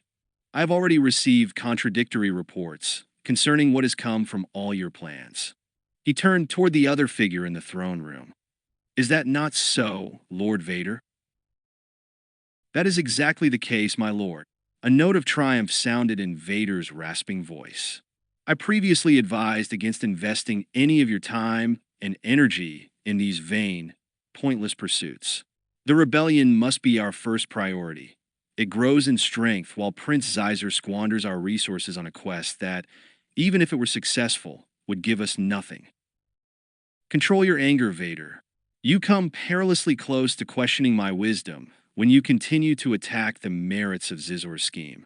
I saw it as sufficiently intriguing when he first presented it to us that I found your protest to be founded more in spite and jealousy than in true strategic analysis. Vader made no reply, but Zyzer could detect in the hollow image a stiffening of the spine inside the black robes, an indicator of the Emperor's words having struck their mark. Perhaps, Zyzer said mildly, the difference between Lord Vader and myself is that I have no doubt of the Empire's imminent victory over the Rebel Alliance. That is why I find it worthwhile to turn our attention to the governing of the Empire after its dominion has been established as an irrefutable fact. He could tell that his words pleased the Emperor. A thin smile lifted one corner of Palpatine's mouth. You see, Vader? The Emperor gestured with one hand toward Prince Zyzer. That is why my mastery of the Force is greater than your own. There can be no true power without certainty. It is not enough to try to suppress the rebellion. We must do so. Vader's hollow image stood unflinching against the Emperor's tongue lashing. You speak of the difference, my lord, between Prince Zyzer and myself. Yet there is another difference that must be considered, and that is the difference between a childish faith and wise preparation. Even the admirals of the Imperial Navy, with their trust in mere technological contrivances such as the Death Star, still know they must fight and destroy the rebels before the Empire's victory is accomplished. That, thought Zyzer with a mixture of both disbelief and satisfaction, was not a good move. It had always been clear to him that Darth Vader considered himself as being above the niceties of diplomatic speech. For all his loyalty to the Emperor, he was still capable of angering his master. And Vader had surely done so now. The Emperor's face darkened with fury. Even a child, said Palpatine in a low, ominous voice, should know how foolish it is to contradict one such as myself. You consider yourself wiser than that, Vader, do you not? Yet you persist in bestowing your unwanted advice upon me, even after I have warned you of the consequences. I do so, my lord, not to contradict, but to dash. Silence. The single word of command snapped through the throne room's air like a whiplash's cutting tip. I know better than you do yourself just what your intentions are. The Emperor's hands tightened upon the arms of his throne. Your thoughts are an open book to me, with the words written large enough for an idiot to perceive. You have let your hatred of Prince Zyzer lead you into a dangerous territory, one where the life of an unruly servant such as yourself is mine to crush within my fist. The Emperor raised one hand, its claw-like fingers compressed into a rigid, white-knuckled ball. Your usefulness to me, Vader, is not such that I can tolerate your insubordination. As Zyzer watched, his own heart filled with the gloating pleasure that accompanies an enemy's humiliation. Darth Vader's hollow image stood like a black rock at the edge of a storm-lashed sea, enduring silently the waves dashing against it. But when the Emperor's wrathful words ceased, Vader's image lowered itself onto one knee, its black-helmeted head bent in submission. As you wish, my lord. All emotion was drained from the image's relayed voice. Do with your servant as you will. All in good time, Palpatine's voice actually sounded sullen, as though he were barely satisfied with Vader's acquiescence. Until then, you still have some measure of worth for me. I've won, thought Zyzer. This round, at least. He hadn't even had to do much for it to happen this way. Merely let the arrogant Lord Vader dig his own grave. The Dark Lord of the Sith was so used to other sentient creatures, all of whom he considered inferior to himself, giving way before his undoubted powers that the least resistance threw him off balance. That was what had led to his saying such rash and ill-advised things to the emperor. His only mode is to attack, Caesar had judged correctly. For a combatant to have no capacity for strategic retreat, to bide his time and wait, was a liability rather than a strength. As long as Emperor Palpatine was so much stronger than he was, Vader could be easily maneuvered into incurring that scathing wrath. Which deflects it from me, thought Caesar with pleasure. A fall from grace, however temporary it might be for Vader, was a comparable elevation for his opponents. The only thing that Caesar had to remember, that he could never allow himself to forget, was that such a momentary advantage came at a considerable price. Whatever enmity Darth Vader had borne him before was now magnified many times over. For Caesar to have witnessed Vader's humiliation, that proud spirit crushed beneath the Emperor's boot sole, was to have had his own death warrant sealed if Vader could bring that about. And Caesar knew now, even more than before, Vader would turn as much of his powers as possible to that task. The only thing that could divert Vader from his commitment to Zizor's destruction was the growing threat of the Rebel Alliance to the Empire. If the rebellion should be crushed and Caesar felt the chances were good that it would be, then in whatever aftermath followed, Caesar would have a formidable enemy indeed, facing him. The prospect didn't alarm him. "I'll be ready," thought Caesar, glancing over at the half-kneeling image of Vader. The thought of that final encounter so long delayed, so long anticipated, made the blood pulse in his veins. Emperor Palpatine's voice broke into Zizor's thoughts. "Enough of this bickering." The Emperor pointed a bony finger at Caesar. "Do not delude yourself that your thoughts are hidden to me. You flatter yourself if you believe that I am taken in by all your maneuvering, Caesar, or if you believe that I find no merit at all in Lord Vader's criticisms of your schemes and actions. You promised much from your plan to break up the old Bounty Hunters Guild, a seemingly endless supply of the type of servants that the Empire requires, sharp and agile mercenaries, to take the place of the dull inefficiencies with which I am afflicted." Palpatine leaned forward in his throne, fixing his cold, incisive gaze on the figure standing before him. "I have had various reports come to me of the progress of your scheme against the Guild, but the outcome of that scheme appears rather clouded. What say you, Prince Caesar?" A bow of his head. Then he looked back into those dead-seeming eyes. "The explanation is simple enough, my lord." Caesar spread his hands apart. "The campaign against the Bounty Hunters Guild is not yet complete. There still remains much to be done, As there always will be, spoke Vader's hollow image. These plans are doomed to ignominious failure." The Emperor shot Vader a stern warning glance, then looked back towards Caesar. "I do not recall," said Palpatine, "anything you said about the scheme proceeding in stages. When you proposed it to me, you made it sound as if it were a relatively simple matter. Merely insert the well-known bounty hunter Boba Fett into the guild, and it would then dissolve of its own accord." "Your memory is accurate, my lord." Caesar made a nod of acknowledgement. "And I confess my error now. I did not anticipate the current state of affairs with the Bounty Hunters Guild." "Which is?" "You know already, old man." Caesar was sure of it, and that the Emperor amused himself at his expense. "The Bounty Hunters Guild has not yet completely disappeared. It has broken into two rival factions, the True Guild and the Guild Reform Committee. The latter is effectively under the control of the bounty hunter Bosk, the son of the original guild's leader Kradosk." "I see." The Emperor's hands lay unmoving upon the throne's arms. "Reports have come to me that the elder Kradosk was in fact killed by this Bosk." "That is indeed the case, my lord." The Emperor displayed an unpleasant smile. "It sounds as if the bounty hunter Bosk is exactly the sort of creature you thought would be of greatest service to the Empire. Ruthless and ambitious, is he not?" "Those are hereditary traits, my lord." The flaring shoulders of Zizor's robes lifted in a shrug.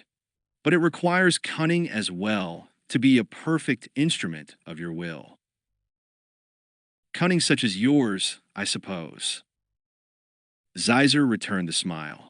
I cannot deny such an evident truth.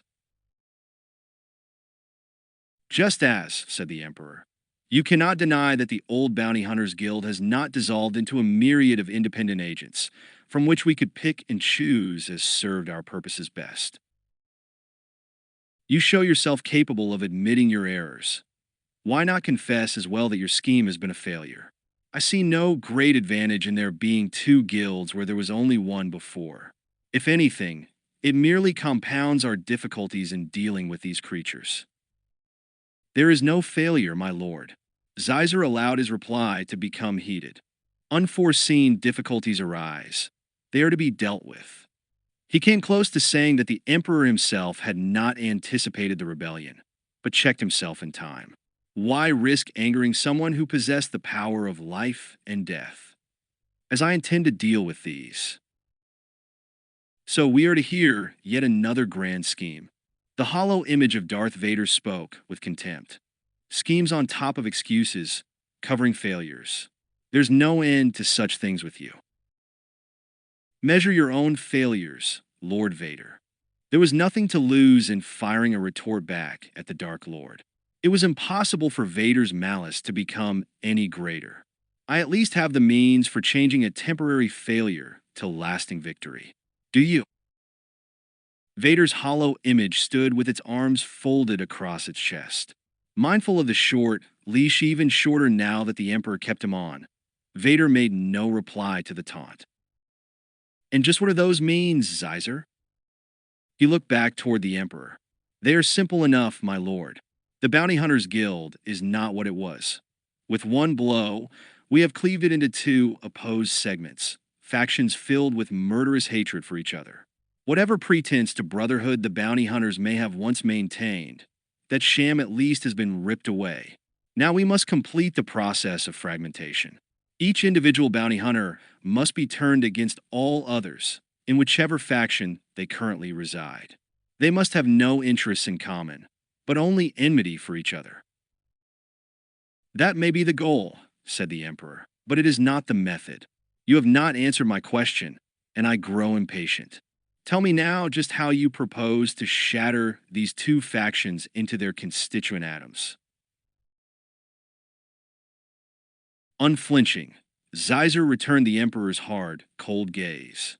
By the very element that motivates these creatures, that made them decide to become bounty hunters in the first place. A powerful, galaxy-spanning force in its own right. Zeiser hesitated a moment, in an intentional dramatic effect. Greed, he said. That will do it. The Emperor's smile grew even less pleasant than before. There is a wisdom, even a certain justice, in turning a creature's own nature against itself. Much of my own rule depends upon exactly that tactic. Palpatine nodded slowly. Let me hear the precise details you have envisioned, Zeiser. That was when he knew he had won another round in this game. Even before Zeiser had finished relating the plan to the Emperor, he was sure that it would be approved. He would be empowered to carry out the next step in his plans. And as long as the Emperor thought that those plans were entirely to his benefit, and to the benefit of the Empire, so much the better. Soon enough, thought Zeiser, he'll find out the truth. But by then, it would be too late. And what say you, Lord Vader? The Emperor turned his gaze toward the hollow image at the other side of the throne room. I expect that your silence does not indicate a wild enthusiasm for Prince Zizor's suggested plan. You know my thoughts, my lord. Vader's image stood stiff and inflexible. I see no point in repeating my words, but if you wish to hear them, so be it. This scheme of Prince Zizor's, just like his previous failure, is a waste of time and energy. Your attention would be better placed elsewhere, on the true concerns of the Empire.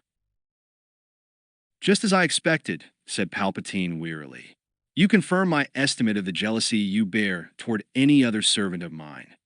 The Emperor raised his hand, in a gesture directed toward Zeiser. Proceed with your plans against the remnants of the Bounty Hunters Guild. But bear in mind, Zeiser, failure is no longer an option for you. There is only success or death. Zeiser bowed his head. That is as I prefer it, my lord. The hem of his heavy robe swirled against his boots as he turned from the gaunt, ancient figure on the throne. He strode toward the high doors that led out of the room in which the galaxy's ruler sat. All the way, and even to the vaulted corridors beyond, he was aware of Vader's gaze at his back, like the sharp point of a vibroblade, waiting for the chance of a fatal thrust. 9. Now!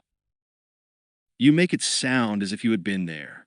In the narrow space aboard the Hound's Tooth, Neela folded her arms across her breast. She gazed skeptically at the other figure with her. How would you know so much about what went on in Emperor Palpatine's throne room? There's ways, said Denga.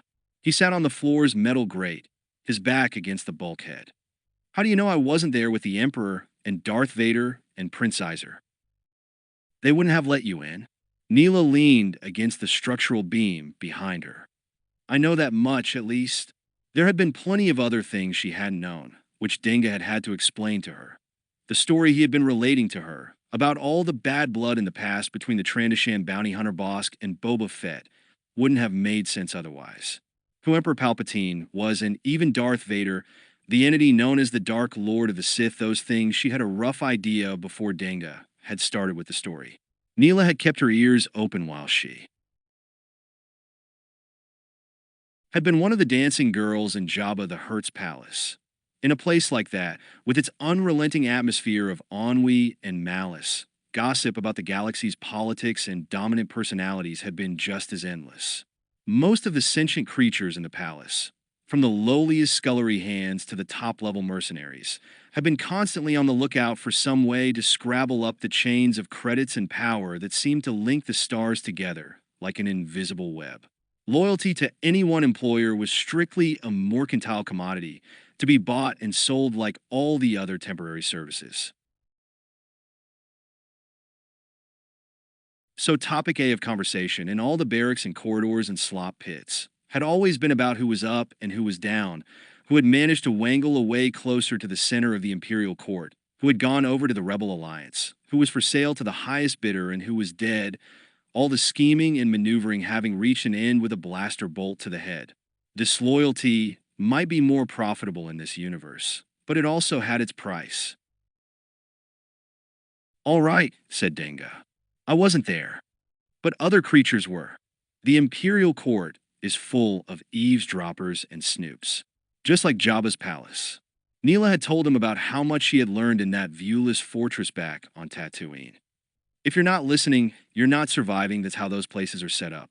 It's not a matter of spies so much, though there are always plenty of those, some of them talking to the rebels, some reporting to Black Sun, as it is just sentient creature nature. And I know how to keep my ear to the ground as well. You know? Denga pointed with his thumb toward the ship's cockpit deck above them. I may not be quite the bounty hunter that Boba Fett is, but I got at least a few of the necessary skills. You can't get anywhere in this business without being able to work your info sources. I got some lines into the Imperial Court and Black Sun, some of them official, the stuff they want you to know, and some of them out the back door. Neela raised an eyebrow. And you? Trust them? No more than I have to. Denga gave a shrug. Some information I paid for, hey, it's a business expense, and that's usually got at least a little reliability factor to it. If you get killed because you trusted something they told you, you're not going to be coming back to buy any more from them. And some things you can get confirmed from more than one source even, when it's something to do with somebody dead like Prince Iser.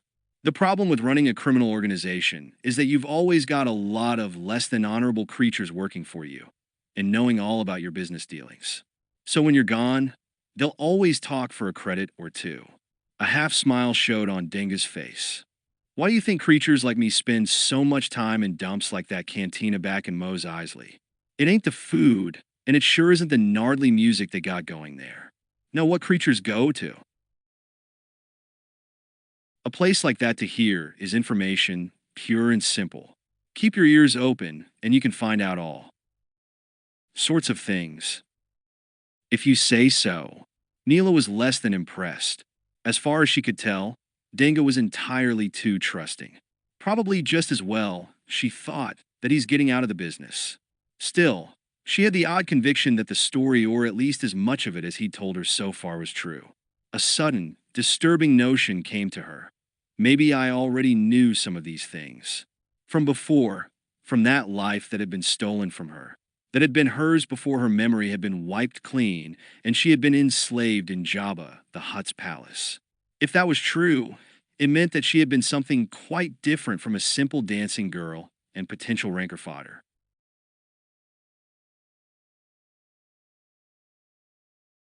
But I knew that, too deep inside her spirit, in some place where an unquenchable spark of fire had remained glowing in the surrounding darkness, she had been absolutely sure that her true identity was something higher and greater than the lies in which she had been trapped. Even before she had discerned that Boba Fett had been watching out for her in the palace, making sure that nothing too horrible or at least fatal happened to her. Some strange, twisting fate had brought her to that place, and some other destiny lay beyond it if she could find it and hold it tight to herself. Everything that had been taken from her, the very self that had been erased, like a name written on a scrap of flimsoplast and set on fire, reduced to crumbling ash. She would either find it or die in the attempt. In some ways, it didn't matter which. That was what left her unafraid of the helmeted figure up in the Hound's Tooth's cockpit. The worst Boba Fett could do was kill her. The other death, in which her identity had been destroyed, had already happened to her long ago. You can believe it or not, said Denga. Doesn't matter to me. But you could get the same story from plenty of other creatures in this galaxy. Now that all that stuff is over, the whole war among the bounty hunters, most of it's not exactly a secret. With an upward tilt of his head, Denga again indicated the cockpit above them. Boba Fett made sure of that. He helped spread these stories, is that what you mean? Why would he do that? Anything that adds to his reputation, he figures is a good idea.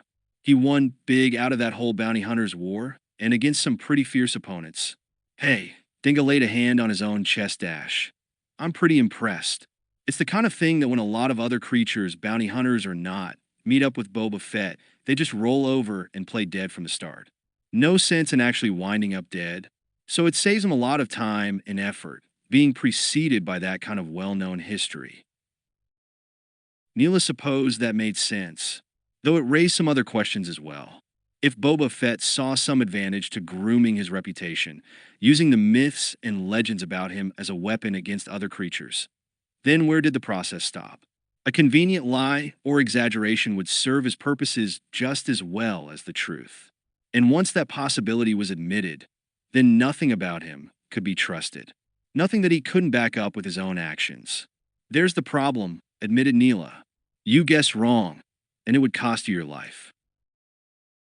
So then what happened? Neela sat back down at the base of the ship's structural beam, across the small space from Denga. Come on, the story doesn't end there.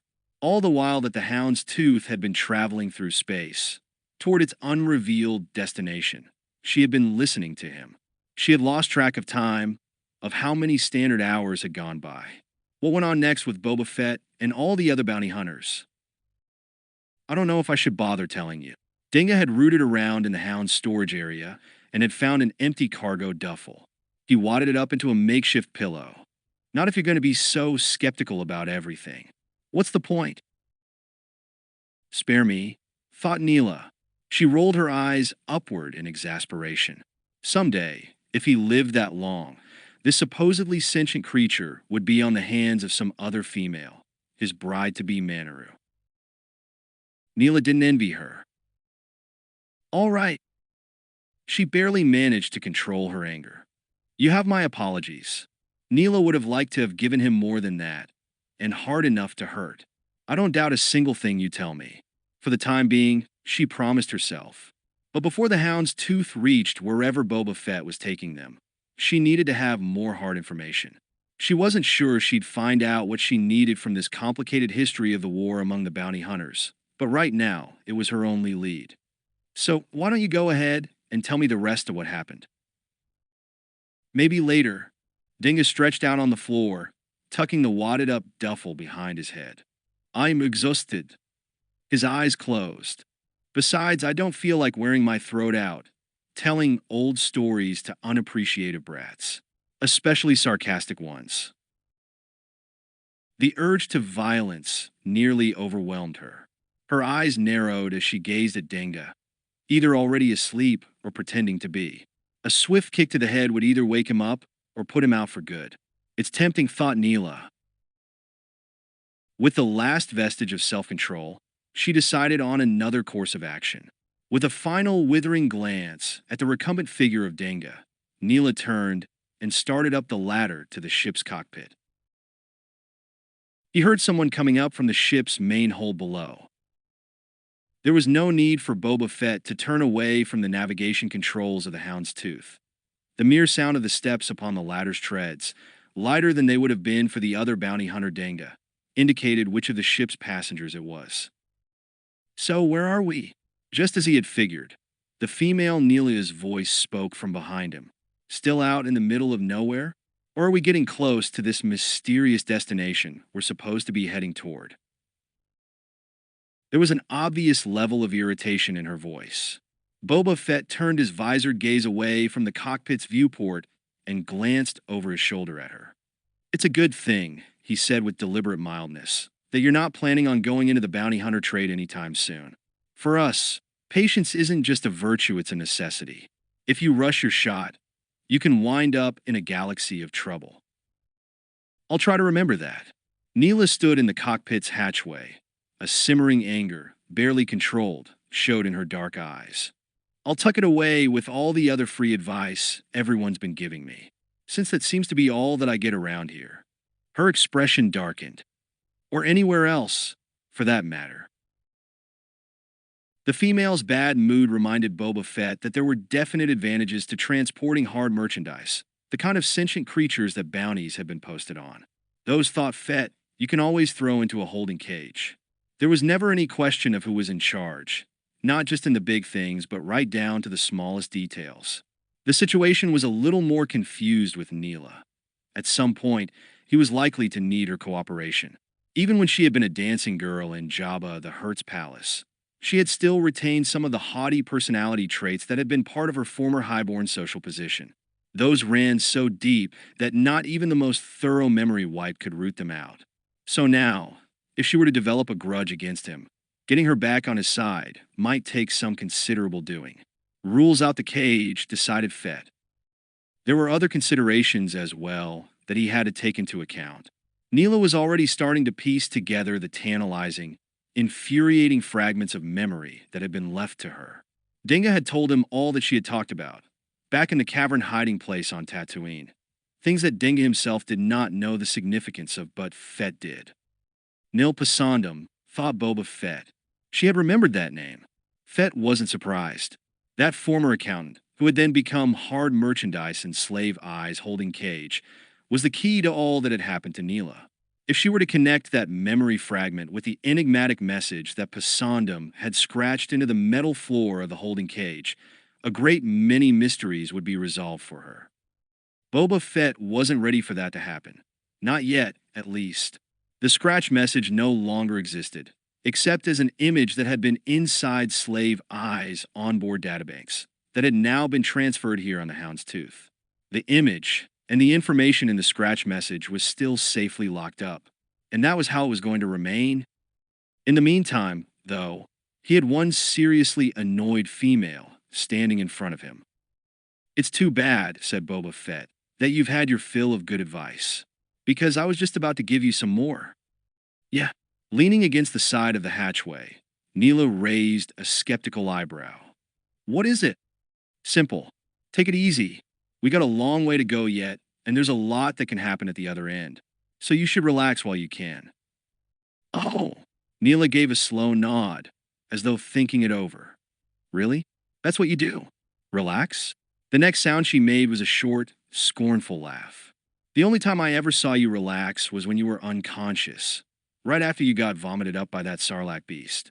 If that's what you mean by relaxing, it doesn't seem like such a good idea. If he had been capable of amusement, The female's comment might have done the job. That wasn't relaxing, said Boba Fett. That was dying, and it would have ended with his death, lying there half digested on the hot sands of Tatooine's dune sea, if it hadn't been for both her and Denga. Owing anything, let alone one's life, to another creature was a new experience for him. How to pay off debts such as those was a problem he was still thinking about. Without that consideration, he would undoubtedly have been harsher toward the other passengers aboard the Houndstooth. Maybe, mused Neela, I just don't know what a creature like you considers relaxing. I guess killing other creatures is something that suits you. Not as much as getting paid for it. Neela fell silent for a few moments. Turning away from her and back toward the cockpit's control panel, Boba Fett made a few more navigational calculations. As he had anticipated, Bosk's former ship was neither as technologically advanced nor as well maintained as his own ship's slave eye. That sloppiness had taken him a while to get used to, and it still irritated him. He found it little wonder that Bosk had never been able to reach the top of the bounty hunter trade. The Trandoshan had tried to substitute sheer ruthlessness and violence for careful planning and investment in equipment. That never works, Boba Fett told himself. Ruthlessness and violence were necessary. All right, they just weren't enough. The female's voice broke into his thoughts. Maybe I'd be able to relax if I could break open your head. Boba Fett didn't look around at her. What's that supposed to mean? You heard me. I wish I could crack that helmet of yours as though it were an egg. Neela's words turned vehement. I'm sorry I didn't take my chance when you were lying there on your deathbed. Then I could have cracked open your skull as well, and I could have found out what I need to know. About myself. That may not be what you want at all, especially when you do find out. Fett lifted his shoulders in a minimal shrug. It might not be to your liking. Those chances, said Neela, I'd rather take, instead of not finding out. Don't worry about it. You'll find out soon enough. Neela's voice turned ominously quiet. I'd rather not wait. She managed to take him by surprise. Boba Fett had reached out across the controls to access the navicomputer display positioned awkwardly high on the cockpit panel. He felt a slight, almost imperceptible tug at the equipment belt of his Mandalorian battle armor. That alone was enough of a signal to trigger his turning sharply about in the pilot's chair to face Neela. But the female had already darted back to the cockpit's hatchway. Neela raised the blaster pistol that she had managed to lift from its holster at Boba Fett's waist. Holding the weapon in both hands, she aimed it directly at the center of Fett's dark-visored helmet. I wasn't joking, said Neela. The thin smile at the corner of her mouth was a grim indicator of her intent. When I said I'd like to crack your head open, I wonder, just how many bolts from this thing do you think it'll take? Boba Fett leaned back in the pilot's chair. Congratulations, he said. He had stowed most of his weaponry for safekeeping to avoid the various pieces of his portable arsenal from interfering with his activities in the cockpit. The small blaster pistol had been the only weapon he had kept with him. He gestured toward it, as it stayed unwavering in Neela's grasp. Not many creatures have pulled off a trick like that. Getting the drop on me is a pretty rare occurrence. A sneer twisted the corner of Neela's mouth. It was easy. He had to admit that she had gotten the weapon away from him with a surprising show of deftness. Or perhaps not so surprising. With what he knew of her background, her identity before she had wound up as a memory-wiped dancing girl in Jabba, the Hutt's palace, skills like this were more common than not. She was far more than a mere child of aristocracy. If he failed to remember that, it was at his own peril. Perhaps so, said Boba Fett. That doesn't mean it was a good idea. You may have some pretty fast moves, but trust me, they're nothing compared to mine. Before you could press the firing stud on that piece, I'd be out of this chair, and my forearm would be against your throat. And after that, things would get even more unpleasant for you. I'm willing to risk it. Neela shrugged. What have I got to lose? You're not telling me what I want to know. What I need to know. At least this way, if I get off one good shot, I'll have the satisfaction of getting a good reason for you clamming up on me. Think of it this way: being dead is the perfect excuse.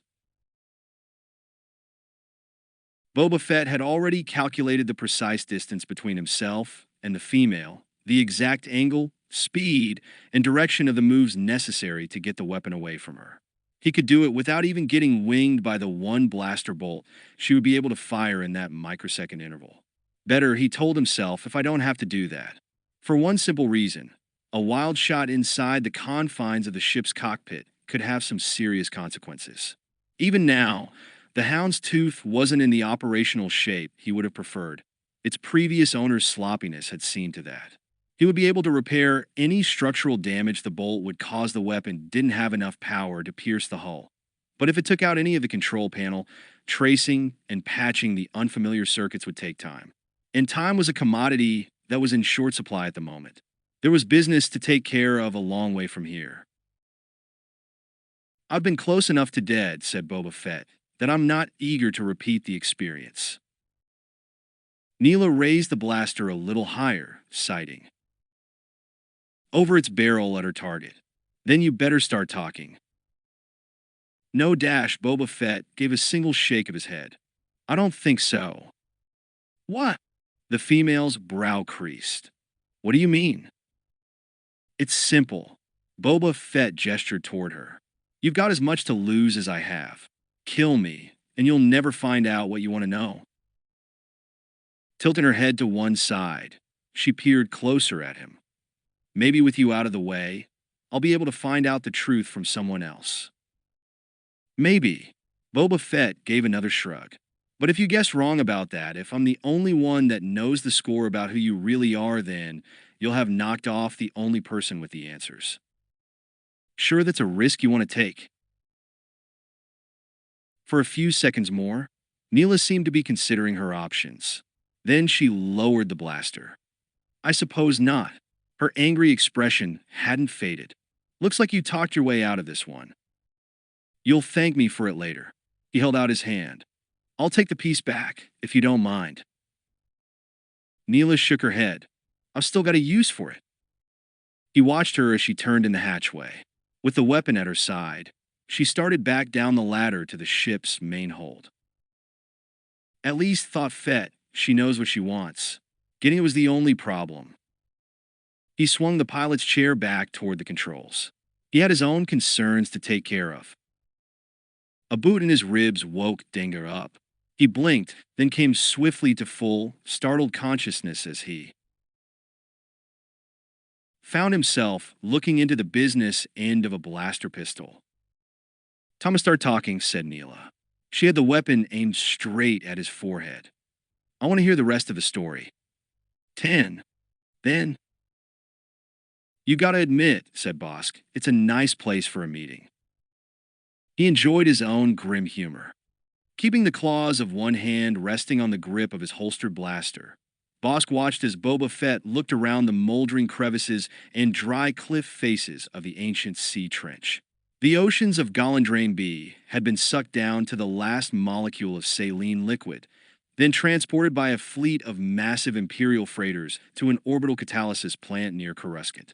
Economy hadn't been the motivating factor. It was more expensive to ship that amount of water than to synthesize it, but punishment had been. The coastal and inland democracies on the planet's land masses had been irritatingly slow, in the eyes of Emperor Palpatine, to divest themselves of the last vestiges of allegiance to the Old Republic. Now, beneath the flat glare of cloud-purged skies, dust wound through the cracked and empty streets of the deserted cities. Neighboring worlds in this sector had received a valuable object lesson in how to respond to the Emperor's commands. The shell of some long-dead marine animal crunched beneath Boba Fett's boot sole. His ship, Slave Eye, stood several meters away, the rounded dome of its cockpit transparent steel glinting in the angle of light that managed to penetrate the sea trench. The cleft in the planet's desiccated surface was deep enough that in less than a standard time unit, it would be cast into near-total darkness. That was all right with Bosk. The business that he had to transact with his rival Boba Fett wouldn't take long. "It's all right." Boba Fett had completed his visual survey of the site, in tandem with the various data readouts on one forearm of his Mandalorian battle armor. The indicator lights had gradually shifted from red to yellow, then finally to green as Slave Eye's multi-sensor threat alert systems had finished scanning the area for hidden traps and ambush devices. Bosk had left his own ship in a lowered standby condition at the other end of the trench, so its onboard weaponry wouldn't trigger the other bounty hunters.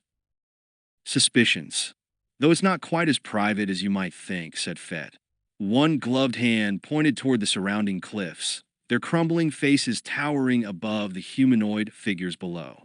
I'm picking up signs of quite a few organic life forms up there.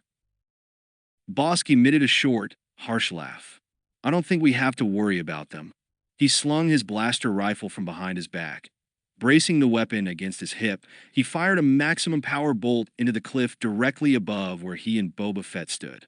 The bolt shattered the dry stone, sending a rain of powdery white dust and shards down to the trench floor. Check it out, said Bosk. Using the toe of his own boot, he poked through the rubble. A hissing noise came from the needle-fanged mouth of a centipede-like creature, writhing and uncoiling to nearly a meter in length. Its yellow eyes blazed with a ferocious malice. As it whipped itself around Bosk's ankle, before it could sink the points of its fangs into his shin, he had clubbed it off himself with the butt of the blaster rifle. Another blow snapped the creature in two. The separate have spattered a greenish-black ichor across the trench floor as they spun about in nodding contortions. Pleasant little things, huh? They're not even good to eat. Taste like recycled flange oil. No reply came from Boba Fett. He had turned the gaze of his dark-visored helmet up toward the cliff face. What had been still and seemingly lifeless before now shimmered in the sunlight's flat glare with intertwining motion, like maggots in rotting flesh. The bolt from the blaster rifle had roused nests full of the many-legged creatures, exuding from holes chewed into the soft, crumbling stone. The sonic impact had been enough to startle the creatures on the other side of the trench as well. For a moment, the walls on either side of Bosk and Boba Fett crawled with coiling insectoid forms and hungry yellow eyes. Standard operating procedure for the Empire. Boba Fett displayed no signs of unease as the small shadows of the creatures wavered in the glare reflected from his helmet's visor. Especially when the Emperor's in his punitive mode. These things aren't native to this planet. They're a laboratory hybrid from an Ithorian root source, genetically enhanced for a zero-moisture environment. The dead creature had left a black smear on Bosk's boot. He bent down and wiped it off with his thumb claw. The Empire seated them here. He straightened, looking up at the churning stone above him. What good are they? They're not any good at all, said Boba Fett. They exude biotoxins with a molecular breakdown rate that can be measured in centuries. The levels eventually get high enough to kill them off as well. But by then, the entire surface crust of this planet will be riddled with their poison-filled boreholes. There are some refugee colonies of Golandrain B natives on the surrounding system worlds, but they won't be coming back to their homeworld for a long time. Palpatine's seen to that. Bosk felt slightly ill. He figured it was from the effects of having taken an exploratory bite of one of the centipede creatures. That'll teach me, he thought glumly. The thought of anyone deliberately concocting an unpalatable life form irritated him. In Trandoshan philosophy, eating other creatures, including one's own species, was the whole point of existence, at least one worth living. Cold vindictiveness, such as the kind in which the Emperor indulged himself, didn't sit well with Bosk either. Even reptiles had more of a capacity for hot-blooded, noble, and annihilating anger. You still want to talk business? Boba Fett sounded amused by Bosk's apparent nausea. You look like you're about ready to lose your lunch. Don't worry about me, snarled Bosk. I sent for you to come here for a reason. We got a chance to make some major credits. Big-time stuff. He hadn't seen Boba Fett in the flesh since they had both been back at the old Bounty Hunters Guild headquarters. The guild had just started its process of falling apart, right after Bosk had killed his own father, Kradosk. He had been too busy since then, keeping his own faction of younger bounty hunters, the Guild Reform Committee, from splintering any further to have paid much attention to Boba Fett's comings and goings. Even so, his suspicions had been aroused when Fett had vanished from the old Guild's headquarters, just as if he had finished the job he had been sent there to do. Bosk had heard a lot of rumors since then. The whispered accounts had it that Boba Fett had actually been responsible intentionally so for breaking up the Bounty Hunters Guild. Bosk couldn't quite figure out why Boba Fett would have wanted to do that. But if he had, Bosk decided, then he did me a favor. His father, Kradosk, would still be alive and running the show otherwise, and he'd still be waiting for his chance.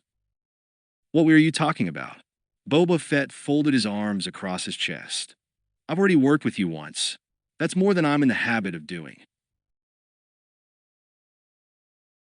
Boba Fett's lone wolf reputation was well-deserved. It was the main reason that Bosk had been so amazed and distrustful when Fett had shown up at the Bounty Hunters Guild headquarters and had applied for admission to the organization. But Boba Fett had gone in with Bosk and a couple of the other Guild members, Zukas and the droid IG-88, on a team operation. Fett had even brought in one more creature on the operation, the walking animate laser cannon called Darhin. That had been some genuinely hard merchandise. Out on the shell hut world of Circumtor, most of the team had been lucky to get out alive. As it was for Darhin, it had been the end of the line, which proved that teaming up with Boba Fett was not necessarily a good idea. Bosk had vowed to himself to never even consider it again. There were some situations that Boba Fett was willing to walk into, only because that Burvet was confident that he'd walk back out of them eventually. And if that meant the death of an associate from long ago, like Darhin, then for Boba Fett that was a price he was more than willing to pay. Time and greed had eroded Bosk's resolution, though. Just too many credits to pass up, he'd told himself. He learned his lesson about going in with Boba Fett on an operation like this. Watch your back. That would be easier, Bosk had figured, with just the two of them instead of a whole team. Come on, said Bosk. Why don't we try to talk on a friendly basis? The scaly muzzles of Trandoshan faces weren't designed for any kind of smiles, let alone ingratiating ones. In expressing positive emotions, Bosk was as handicapped as if he'd been wearing Boba Fett's dark-visored helmet. Things worked out pretty well the last time. You didn't think so then. Fett's voice was flat and emotionless. The way you carried on during that whole Circumtor job, I would have thought you had the last of any team operations. I changed my mind. Trying to talk another creature into something was way out of Bosk's line. He preferred threats and/or violence. But the chances of either one of those working with Boba Fett were well below zero. Besides, some jobs are just too big for one bounty hunter. Speak for yourself. He had a good idea that Boba Fett knew what he was referring to. The word about this particular piece of hard merchandise had gone through the bounty hunter grapevine at close to hyperspace velocities. All right, said Bosk. He decided to drop any pretense of friendliness. That approach was obviously not working. Should have known, he thought grimly. This guy has always been Durasteel-plated. Let's just approach it as a business deal. I got a good idea that you and me can pull this one off if we work it together. Or we can go solo and both wind up dead. As I said before, Boba Fett didn't even bother giving a shrug. Speak for yourself. Bosk could feel his own eyes narrowing into slits as his spine tensed with anger. The impulse to launch himself at the other bounty hunter, with his clawed hands going for Boba Fett's throat, was almost overwhelming. The only thing that stopped him was the certainty that while he was still in the air between them, he would already have a hole burnt by Fett's blaster rifle through his chest and out his back. He'd land at Fett's boots as a corpse. That does it. Why'd I even bother? Thought Bosk. This whole meeting was a waste of time. Boba Fett followed no creature's rules, but his own. You go your way and I'll go mine. We'll see who gets killed first. He turned on his heel and started back toward the waiting hound's tooth. Shadow had started to fill the dry marine trench as Golandrambia's pallid sun shifted from its overhead zenith. On the trench's darkened wall, the yellow eyes of the centipede-like creatures glinted from their boreholes. Wait a minute, Boba Fett's voice called after him. Bosk glanced over his shoulder glaring at the other bounty hunter. What? I didn't say I wouldn't go in with you on this one. The razor-edged shade cut diagonally across Boba Fett. He stood unmoving among the dead and hollowed-out shells of the vanished ocean's inhabitants. I was just giving you the facts about the arrangement. A cold wind had started to roll down the length of the trench, cutting through the scales of Bosk's flesh and into the bones beneath. The other bounty hunter's words evoked a slow nod from Bosk. We better settle the rest of it, then. He nodded toward the hound's tooth. Might as well talk about it aboard my ship. Boba Fett shook his head. That's not a good idea. What's the matter? The refusal of his invitation offended Bosk. I'm not trying to set a trap for you. I just want to talk business. Oh, I trust you all right. Boba Fett had already started walking back toward his own ship. Just not enough. Besides, he stopped and turned the visored gaze of his helmet over his shoulder dash. I've got something to show you that you'll find interesting. Whatever, thought Bosk. He followed after Boba Fett. Dealing with him was a continual, unneeded education in hostility. The interior of Slave, I was exactly as Bosk remembered it from the team operation on Circumtor. He glanced around the bulkheads and holding cages with visceral distaste. Boba Fett kept his ship in a state of maintenance that Bosk personally found offensive. It was like paying a visit to the surgical ward of an Imperial Navy medical crew, with every surface stripped to bare metal and sterilized. As far as Bosk was concerned, a bounty hunter's ship should be an extension of his personality, with every aspect of his spirit having seeped into the structure, right down to the engine ports and the cockpit controls. He was proud that walking around inside the hound's tooth was like walking inside the bone limits of his own skull. Then again, thought Bosk with a sneer, maybe this is Boba Fett's personality. All business credits and merchandise and no passion. No actual enjoyment of the violence and terror that came with the bounty hunter trade. What a waste. Have a seat. Boba Fett pointed to a bench near one of the holding cages. He sat down on one at the opposite side of the space. So you want to go after this renegade stormtrooper, right? At least with an all-business type like Boba Fett, there was no wasting time. That's right, said Bosk. It's the job of a lifetime. That was an understatement. When the bounty had been posted, in an official wideband relay from the Emperor's palace on Coruscant, the amount of credits offered had been thought to be some kind of transmission error, too many zeros added on to whatever the real sum was. Bosk remembered thinking, I could buy a small, unindustrialized planet for that many credits if the Empire was putting any up for sale. Both of the factions from the old Bounty Hunters Guild, the Reform Committee, and those senile creatures that called themselves the True Guild, had contacted the Emperor's Communications Center and had asked for a clarification as to the actual amount of the bounty being offered. And they had been told that there had been no transmission error. The amount given in the original message was for real. The effect on bounty hunters throughout the galaxy, in every seedy spaceport dive, and in the headquarters of the two guild factions, had been electrifying. Greed worked miracles when it came to getting sentient creatures' attention. For Bosk, it had been like laying his bared claws straight upon an unshielded power generator, one big enough to drive an Imperial battleship through hyperspace. Every scale on his body had seemed charged. This would settle everything that was the dominant thought that had sprung up inside Bosk's head. To capture the renegade Imperial stormtrooper for which Emperor Palpatine had posted such a colossal bounty would determine once and for all, in Bosk's eyes and those of every other sentient creature in the galaxy, just who was the #1 bounty hunter. The Emperor wasn't putting up that kind of credits because it was going to be an easy job. This particular stormtrooper wasn't one of the trigger-happy rank-and-file, good for little more than simple terrorism and carrying out the orders of his commanders. Trin Vosant was one of the commanders, right at the top level of the Imperial stormtrooper hierarchy, a strike force leader in one of the elite strategic insertion battalions, or he had been right up until he had dumped the personnel of an Imperial Star Destroyer at Blaster Point, commandeering the vessel with a hand-picked skeleton crew of accomplices.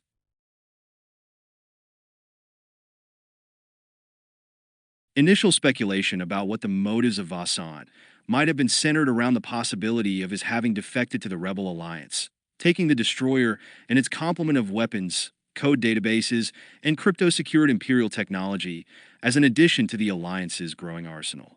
That theory had been largely abandoned when the destroyer had turned up drifting in an uninhabited navigational sector between star systems, with the corpses of Vasan Tess accomplices aboard. They had been efficiently executed in standard Imperial Stormtrooper disciplinary fashion, a single laser hole at the back of each one's skull. The destroyer had been stripped of whatever pieces were most easily and profitably salvaged. Thruster engine parts with the appropriate molecular level code numbers started turning up almost immediately in various black market salvage operations, having filtered through an untraceable chain of scavengers and inter-system scrap dealers. Whatever credits had been paid out had enabled Vassant to pull off a complete disappearing act. What I think, Bosk leaned forward from where he sat in Slave, eyes main-hold dash, is that this Vasan had been planning this move for a long time. And then when he had everything lined up just right, he jumped on it. That's obvious, replied Boba Fett. Nobody gets away with an entire Imperial destroyer without making preparations. You gotta wonder, though, about why he did it. Bosk scratched his muzzle with one of his claws. Whatever credits he made from scrapping the ship, he's probably had to pour right into making his escape.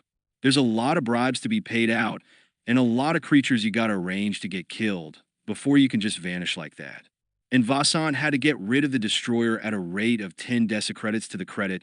Actual value, it's not like he's making a profit on the whole deal and setting himself up in style for the rest of his life. Boba Fett gave a dismissive shrug. What does it matter why he did it? Maybe he got tired of being under Palpatine's thumb. A lot of other creatures in this galaxy feel the same way. There wouldn't be a rebellion going on otherwise. The only thing that matters is that he did it and that the Emperor will pay to get him back. Yeah, but you gotta get inside this trooper's head if you're gonna have any chance of tracking him down. Bosk put the full force of his intellectual powers on the problem. He could feel his scale-covered brow corrugating with the effort. I mean, his motive has got to be an important factor. For you, maybe. Fett remained unimpressed. But not for me. The only thing that's important with hard merchandise is the price that's paid. Everything else, all the other factors, those always remain the same. The whole point is to track the merchandise down, then turn it over and collect the bounty. You start worrying about what the merchandise is thinking, then you're just handicapping yourself. The dark gaze of the other bounty hunter, the helmet visor that was such an unmistakable part of the Mandalorian armor, fell unwavering on Bosk. That's why you're at a certain level in the bounty hunter trade. And I'm at a different level. Given Bosk's hair-trigger temper, it seemed odd even to him that Boba Fett's slighting remark didn't evoke an angry reaction. Maybe, he mused, I can learn something from this hunter. Maybe Fett was right. Maybe he did think too much. All that ratiocination got in the way of being an effective hunter. That's my problem, thought Bosk. I'm too much of an intellectual. So do we have a deal going? Bosk leaned back against the bulkhead behind the seat. You wouldn't be talking to me otherwise. Right. He felt proud of himself for having figured out that much. You and me, we're forming a team, a partnership, to go after this renegade stormtrooper. What's his name? Trin Vassant. That's the deal?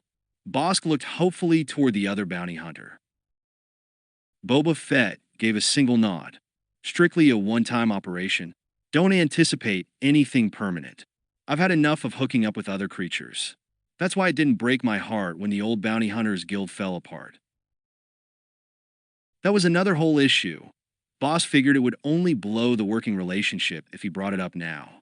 Besides, even if Boba Fett had deliberately set out to break up the guild, did it matter what his reasons might have been? No more than what Vasan Tess' reasons for bailing out of the Imperial stormtroopers were. I've already learned something, thought Bosk. This minimalist attitude he'd picked up from Boba Fett simplified things enormously, cutting them down to the essentials like a vibroblade through unprotected flesh. Wait a minute. A suspicion had formed inside Bosk's brain. You don't like going in with other bounty hunters, you just said so. He peered closer at Boba Fett. So, why team up with me now? Are you that afraid of this Vassant Burve? Not at all, said Boba Fett. Fear is an emotion that I have a certain appreciation of. I can see it in other creatures. And it's a useful thing to use against them. It muddies their reasoning processes so they fall prey to panic and random, chaotic behavior patterns. Then you can drive them before you like herd beasts. Fett's voice had lowered in tone, as though he were reading off the tomb inscriptions of his prey. He nodded slowly, then resumed speaking. But other than that, I have no personal awareness of such a thing. It does not exist inside me. You didn't answer the question. Bosk wasn't going to let himself be diverted by some elaborate speech. Why are you agreeing to team up with me? The answer is simple. Fett pointed a single gloved finger toward him. You're useful to me right now. This job is at a whole new level. Nothing like it has ever come up before. This is hard merchandise that can do much more than just run and hide. It can protect itself. Vasan has all the military skills that come with his having been a member of a strategic insertion team. He's got the resources, the training, the experience, the weapons to put up a good fight. He's not some scared little bookkeeper cowering in a hole on some backwater world. So you need me. Bosk marveled at the concept, and that the notorious Boba Fett, the most feared bounty hunter in the galaxy, would admit such a thing. Huh. I didn't say that. I said you're useful to me. Boba Fett drew his hand back, then folded his arms across the chest of his battle armor. I could bring in this Vassant by myself. That's not a problem. I might even enjoy it. I don't often get such a challenge presented to me. But it would be easier with a partner. A matter of strategy. Wherever Vassant is hiding out, he's going to be expecting bounty hunters to be coming after him. He's undoubtedly aware of the price that Palpatine has set on his head. And he'll be expecting that the bounty hunters will form partnerships and teams for this operation. Boba Fett's voice turned quiet again. He'll be expecting that from all the bounty hunters except one. And that's me. So you figure this is the only way to take Vassant by surprise? No, Boba Fett shook his head. There would be other ways, but none that will get him to lower his guard in the same way. He's got to be made to think that he's the one that is running the game, that he's calling the shots. That's his weak point. He's used to being in command. And authority in the Imperial Stormtroopers is both an absolute and an addictive matter. The other Stormtroopers that Vassant gave orders to were expected to give their lives, if necessary. That kind of loyalty from underlings has a corrosive effect on a sentient creature's thinking. It makes him believe deep down that the whole universe is his to command. When wise creatures say that absolute power corrupts, they mean more than just a moral issue. It interferes with your intelligence as well. Hold on, Boss frowned, trying to incorporate the other's words into the workings inside his own skull. I thought you said you didn't believe in trying to figure out what went on in the heads of the merchandise you went after. I don't, replied Boba Fett. This isn't psychology. This is just hunting. That's all. I don't care why the merchandise does what it does. I just take note of its behavior, how it reacts and moves. I've spent a lot more time at the Imperial Court and at places like Jabba the Hutt's palace than you have. My skills are appreciated and paid for there. The voice coming from the helmeted figure held a dark, ominous certainty in its tone. I've seen the same thing in the admirals of the Imperial Navy and in Jabba the Hutt and Emperor Palpatine. What starts out as a tool, a weapon in their hands, winds up as a cancer in their minds. And then, Fett slowly nodded. Then it takes them over, and they become easy prey. Bosk drew back on the bench, keeping a wary eye on the other bounty hunter. Fear might have been an unknown emotion to Boba Fett, but his words had managed to evoke a disturbing unease inside Bosk. Maybe you're right, said Bosk, but I don't think anybody's going to be knocking over Emperor Palpatine anytime soon. Is that so? Boba Fett's voice had returned to its normal, inexpressive tone. It's not something I'd make any wagers about, one way or another. The Rebel Alliance has too many hopeless optimists in it to be much of a threat to Palpatine. Anyway, maybe that's why Vassant went renegade. So the same thing wouldn't happen to him. If that's the case, said Boba Fett, then he's smarter and more dangerous than I've given him credit for. So, what's your plan? All that weird talk had made Bosk nervous. For a moment, it had felt as if the bare Durasteel bulkheads of Boba Fett's slave I had been closing in on him. I mean, other than forming a team when he's not expecting you to do that.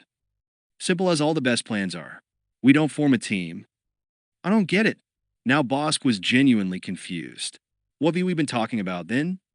What we're talking about, said Boba Fett, is what we want Vasan to think we're doing. Oh, we'll form a team. All right, we're going in together on this job. All right, but the first thing we'll have you do is betray me. When we make contact with Vasant, when we find out just where he's hiding, then you'll stab me in the back. You're joking. Bosk peered intently at the other bounty hunter. Aren't you?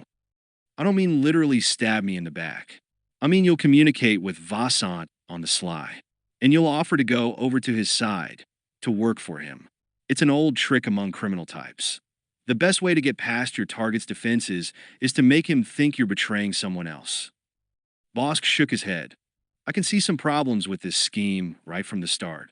He had expected better. Was this the limit of Fett's strategic thinking?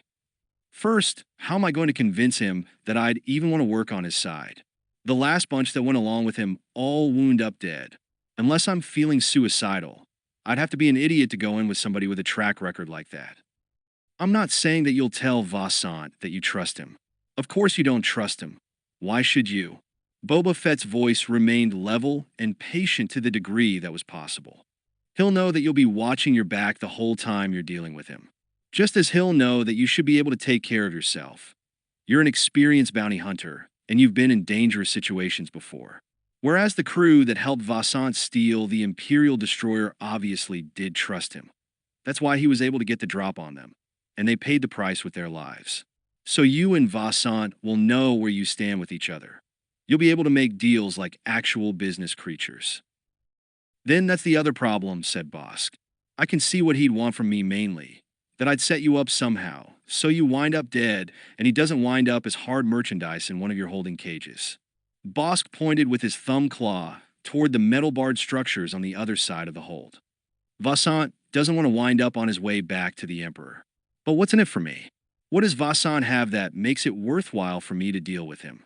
Like you said, he's probably already spent most of the credits he got from the scavenger operations that he pieced out the destroyer to. Vasant has got plenty left to deal with. Maybe not credits on hand, but in his own kind of merchandise. Do you really think that Emperor Palpatine wants him back and has posted that kind of bounty for him just out of wounded pride? Or something like that? The Emperor doesn't have that kind of emotional involvement in his stormtroopers. They're just tools for him, and if one goes bad, it's no big deal. There's plenty more to fill in the gaps in their ranks.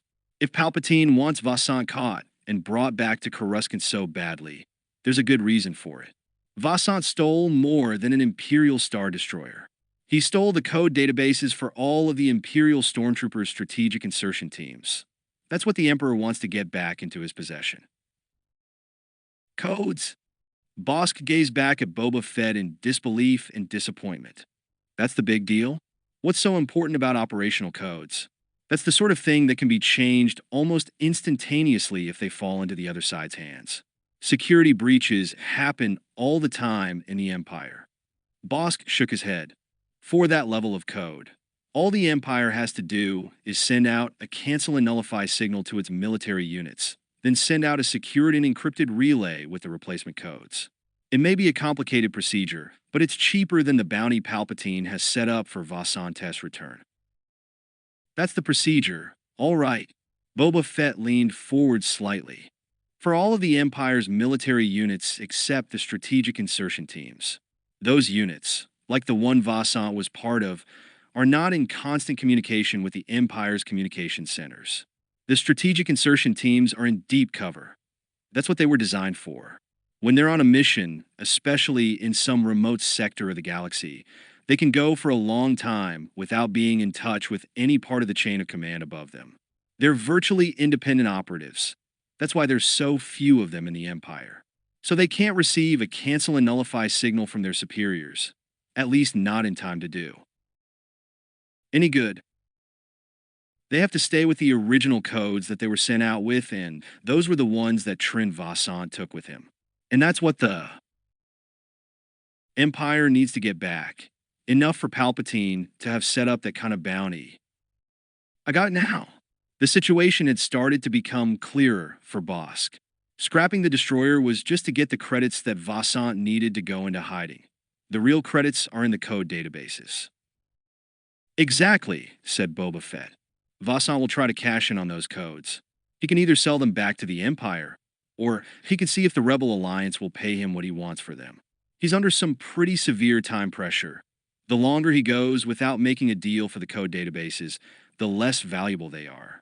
As the different strategic insertion teams finish their operations and return to their originating bases, then they can be fitted out with new operational codes. But in the meantime, Vassant has got some pretty valuable merchandise in his possession. If he can avoid getting picked off, and he can make the deal he's shooting for, he'll be set. With those kinds of credits, he can buy a lot of protection, but he still has to make the deal. He has to survive long enough to do that. Bosk nodded, a little more excitedly. And that's where we come in. Exactly. I'm his main concern. I'm the only bounty hunter that Vassant is really worried about, Dash. Wait a minute, protested Bosk indignantly. What about me? Come on, let's face reality. Boba Fett held up a gloved hand, as though trying to placate his partner. I've got the reputation, and I've got the skills to back it up. You don't. Sullenly, Bosk grumbled a few Trandoshan words under his breath. You've got enough of a reputation, continued Fett, that it's just about plausible that I'd be willing to team up with you. We'll be able to convince Vassant about that. And once we've got him believing the setup, then we're on our way. If you're supposedly teamed up with me, then you're in the position to double-cross me.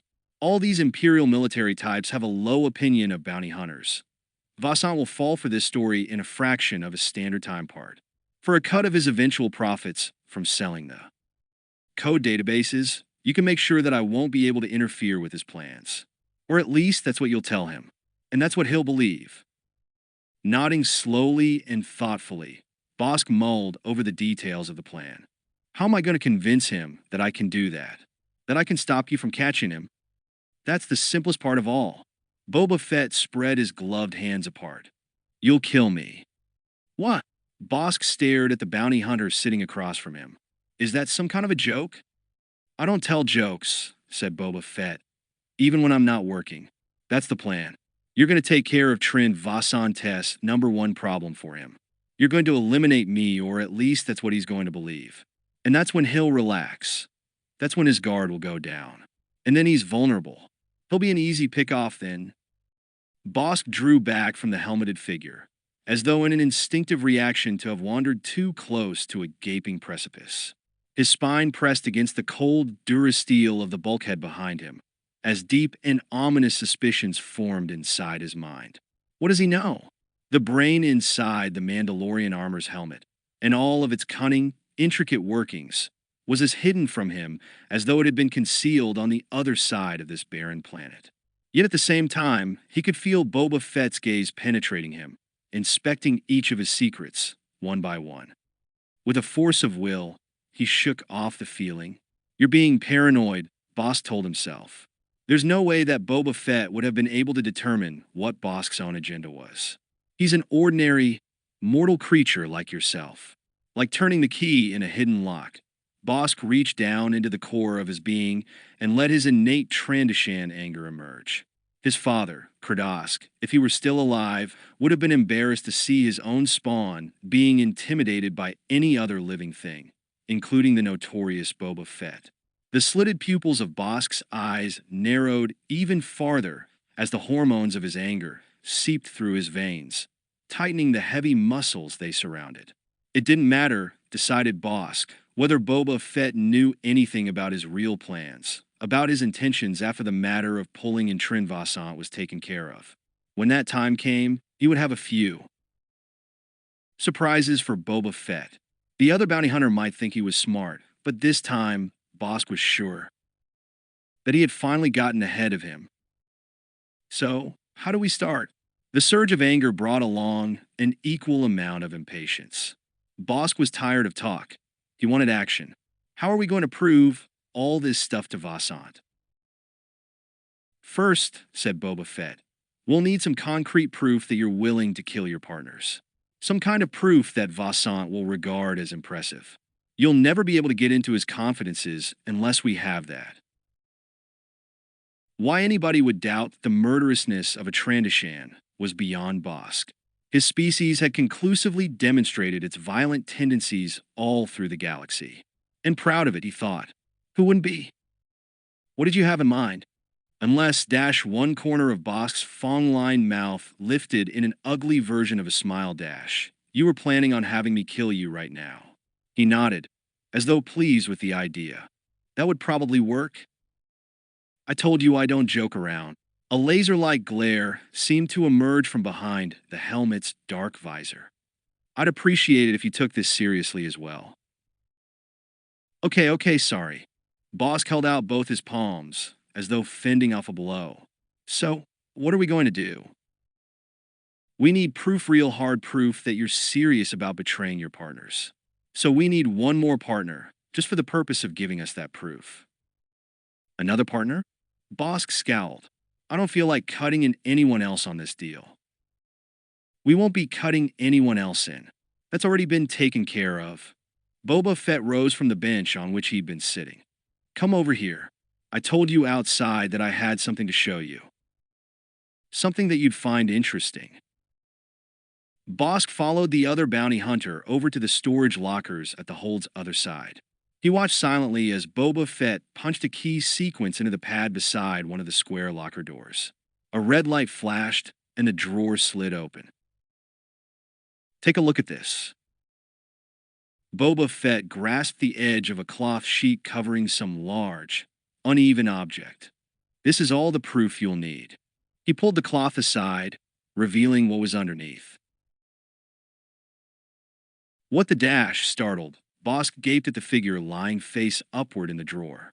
Zookas, the insect-like face, with its immense goggling eyes and intertwined breathing tubes, was as familiar to him as his own. Bosk looked over at Boba Fett. What happened to him? The sound of Zukas's name being spoken aloud hadn't caused the figure in the drawer to stir. The round, glassy eyes continued to stare upward at the hold's metal ceiling. Simple, said Fett. It's all part of the plan. We needed a dead bounty hunter, someone that you can tell Trin Vasant was part of our team. So I provided one. The unemotional coldness of Boba Fett's explanation amazed Bosk. It really is all business with this Burve, he thought. No wonder he's on top of the bounty hunter trade. He's dead. Bosk pointed to the unmoving figure. Really dead. See for yourself. Bosk leaned down closer to the unmoving object in the drawer. He didn't feel sorry, for Zuka's pity was another emotion foreign to Trandoshan's, but at the same time, there was an odd trace of regret in seeing him like this. There was no sense of friendship or other tender feelings wasted among bounty hunters, but Zukas had been part of the team on the Circumtor job. Things had gone badly enough then that Bosk had felt like killing Zukas, but he hadn't. And to realize that Boba Fett had done so, as a matter of cold and hyper-rational business practice, part of his scheme for bringing in this renegade stormtrooper, that didn't sit right with Bosk. To kill in anger was one thing, even a fine and noble thing, but Boba Fett's way of doing it without emotion struck him as essentially evil. That's it, realized Bosk. He had rarely, if ever, meditated so deeply on a moral issue. That's it exactly. And now here he was, teaming up with Boba Fett.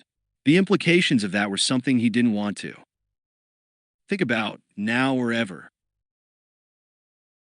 Automatically, to keep his thoughts safely submerged, Bosk went about verifying Zukas's death.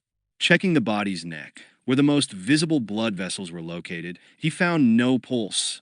At the filtered openings of the breathing apparatus, where the exterior tubes looped toward the chest, no signs of respiration were detectable. The latter convinced Bosk more than anything else. One of the more irritating things about Zukas, when he'd been alive, had been the slight, constant noise that went with his inhaling and exhaling. Won't have to hear that anymore, thought Bosk. He's dead, all right. Bosk straightened up from his examination of the corpse. If what you wanted is evidence to show Vassant that bounty hunters are getting killed, then you sure got it.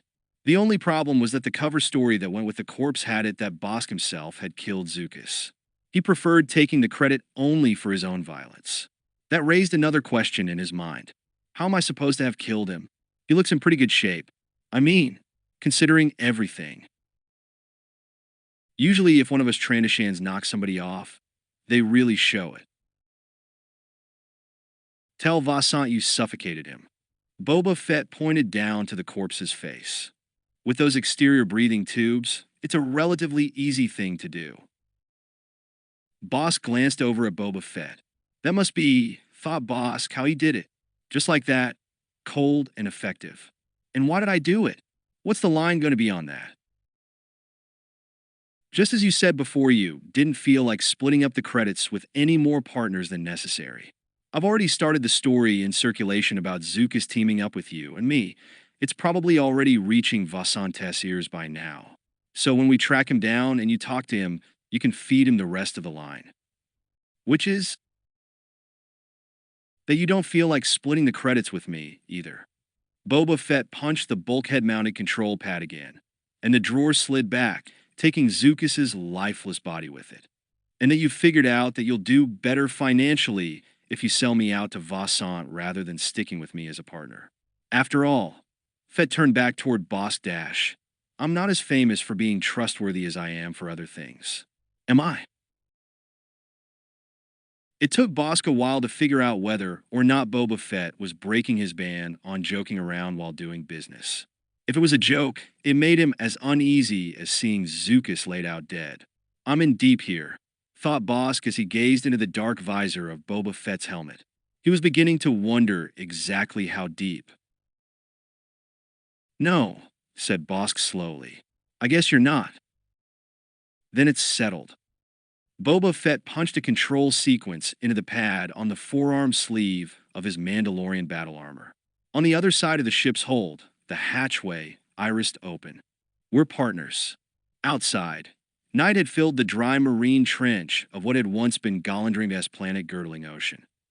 And we have a plan, don't we? Right.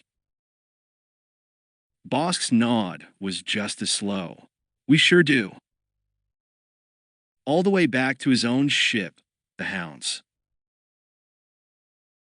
Tooth, waiting at the other end of the trench, he could feel the yellow eyes of the centipede-like creatures in their boreholes, carved into the cliffs towering in darkness above him. Bosk knew it was only his imagination if he thought he could hear them laughing at him. 11. This is easy, thought Bosk. Almost too easy. As if such a thing were possible. The Trandashan bounty hunter felt a surge of gloating pleasure, welling up from the depths of his gut, as he sat at the rickety table, his claws wrapped around a chipped stoneware mug. Whatever gratification he felt hadn't come from the mug's contents, a sour inebriant that had briefly numbed the tongue behind his fangs when he had sipped it. This watering hole's drinks were both strong and disgusting. We could take him now, growled Bosk under his breath. Why don't we just go ahead and do it? He was alone at the table. The voice that answered his question sounded from deep inside his ear.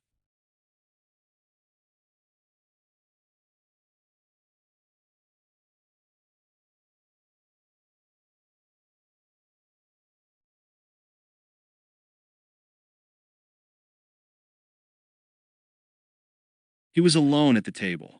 The voice that answered his question sounded from deep inside his ear. Trandashans, as a species, lacked external pinnae such as most humanoids had. Beyond the small aperture of his ear canal, a cochlear microimplant device had been precisely inserted with the point of a surgical needle. That piece of equipment had been just one of the preparations for this job. Not as simple as that, said Boba Fett's voice, both near right inside Bosk's head and distant.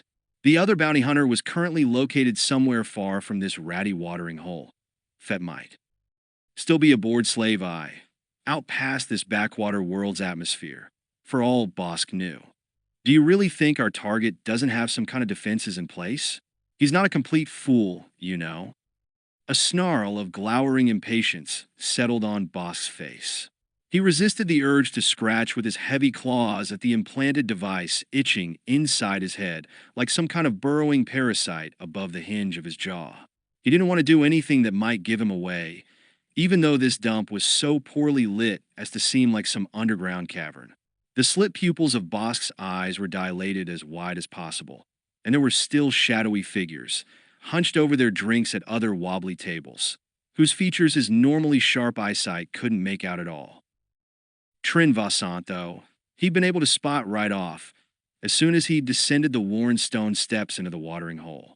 The renegade Imperial Stormtrooper ex-Stormtrooper, Bosk reminded himself, was right where Boba Fett's information sources had said he'd be. Bosk had to admit that when it came to tracking down hard merchandise anywhere in the galaxy, Fett had a network of contacts second to none. It was no wonder that Boba Fett had always been able to get a jump on any of the members of the Old Bounty Hunters Guild for scooping up a prize bit of merchandise and delivering it before most of the others in the business had any idea of what was going on. And when Fett had put the word out to his virtual eyes and ears, stationed on every inhabited planet, that he was looking for this former stormtrooper, it hadn't been very many standard time parts before the necessary info had come back to him. "What's our target doing?" "Drinking," growled Bosk. What else is there to do in a dive like this? He was able to keep his muttered responses down low enough that the miniaturized throat mic could pick them up, yet not be overheard by any of the other patrons of the establishment. And Trandoshan faces were not so expressive that anyone glancing his way, in these shadows, would be able to detect the speech motions of his scaly muzzle. He would have preferred the auditory cover of a jizz whaler band like Figrin Dan and the Modal Nodes back at the Mos Eisley spaceport on Tatooine. That combo created such a racket, you could blow somebody away in one of the cantina booths with hardly anyone noticing. This world's hangouts were entirely too quiet for Bosk's tastes. "I'd be drinking too," said Bosk, "if I could stomach their well hooch." A burst of solar flare static rasped inside Bosk's head, like a swarm of Nimgarian saber wasps, and loud enough that he couldn't stop himself from pressing the butt of his palm against his ear opening. That didn't do any good. Bosk winced and ground his fangs together until the noise from the implanted device faded away. It proved at least that Boba Fett and his Slave Eye ship were off-planet. This unattractive and remote world Bosk had already forgotten its name had an unstable sun, with emission bands wide enough to play havoc with all sorts of comm systems, even the expensive narrow-beam equipment that Boba Fett could afford to use. The two of them would have a hard time coordinating this operation if another flare broke the link between them at some crucial point. "Stay low." Boba Fett's unnaturally calm voice faded back in. "Try not to draw any attention to yourself." "I'm already doing that," snarled Bosk. "Those were the same instructions that Boba Fett had given him when he'd told him of this new plan, before he'd stuffed himself into a one-way, single-passenger dropship and had piloted away from Fett's Slave Eye. The dropship was now out in the wastelands beyond the encircling slag heaps of what had once been an imperial mining and refinery colony. The fact that the mines had been abandoned as worthless didn't surprise Bosk, as he had made his way on foot, past enormous, scavenger-ready drill units, gross tonnage excavators, upended conveyor lines and surrounding slag heaps, then into the midst of the shabby plastoid buildings that had become by default the planet's only inhabited zone. It had struck him that even the dirt and rocks here were of an inferior quality. "So when are we going to make our move?" "Soon enough," replied Fett. "There's still a few things that have to be checked out." The voice of the distant bounty hunter spoke with infuriating patience and logic. "We can't allow ourselves any mistakes. We're only going to get one shot at this guy. If we spook him and he dives into whatever escape route he's got lined up, and he's sure to have one we won't be able to track him down again. We'll have lost him." That possibility made Bosk's blood run even colder than its normal homeostatic temperature level. He had everything riding on this job, on bringing in Trin Vassant and delivering the renegade stormtrooper to Emperor Palpatine. Whatever would happen to Vassant at that point, it was no concern of Bosque's. He imagined it wouldn't be pretty. The emperor wasn't known for looking kindly upon mere failure among his ranks. Actual treachery was sure to merit treatment way beyond harshness. A shudder moved across the scales of Bosque's shoulders and spine. As ruthless and inured to ruthlessness as all Trandashans were, he had nevertheless made a personal vow long ago, at the beginning of his career as a bounty hunter, never to cross the emperor. That way, Bosque reminded himself, lies a serious amount of grief. Let those high-minded rebels take the beating that was so surely coming to them. And let me, thought Bosque, collect the bounty for this piece of hard merchandise. All his plans for freezing out the true guild faction and reforming the old bounty hunters guild, with himself at its head, depended upon raking in that mountain of credits that Palpatine had put up for Trin Vasantes' hide and the return of the codes that Vasan had absconded with. From long experience, and from looking inside his own reptilian heart, Bosque knew how bounty hunters' minds worked. That amount of credits could buy a lot of loyalty. There was no point in being a bounty hunter unless your nobler instincts were up for sale to the highest bidder. Though, of course, there were high bidders, and then even higher bidders. Bosque took another sip of the acrid fluid in the mug before him, not even tasting the stuff as he mulled over his weighty concerns. Depends on just how many credits you have. He nodded slowly to himself. You can never have too many. Even with the enormous bounty on Trin Vasantes' head, there was no denying that a half share of those credits wasn't the same as getting all of it. From the beginning of this job, it had struck him as a shame that Boba Fett, who didn't have anywhere close to the need for the credits that Bosque did, was going to get such a hefty slice of the bounty.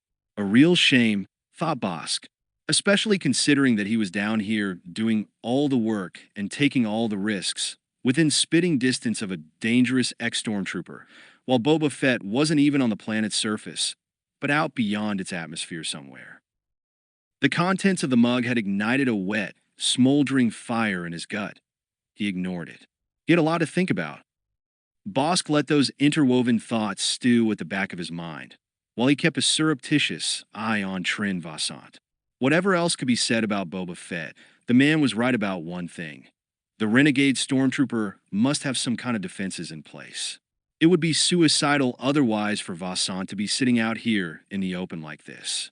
Bosque imagined he could feel the sloping, crudely plastered walls and the low, smoke-darkened ceiling of the watering hole pressing in on him, as though they were the disguised machinery of some Trandashan-sized trap.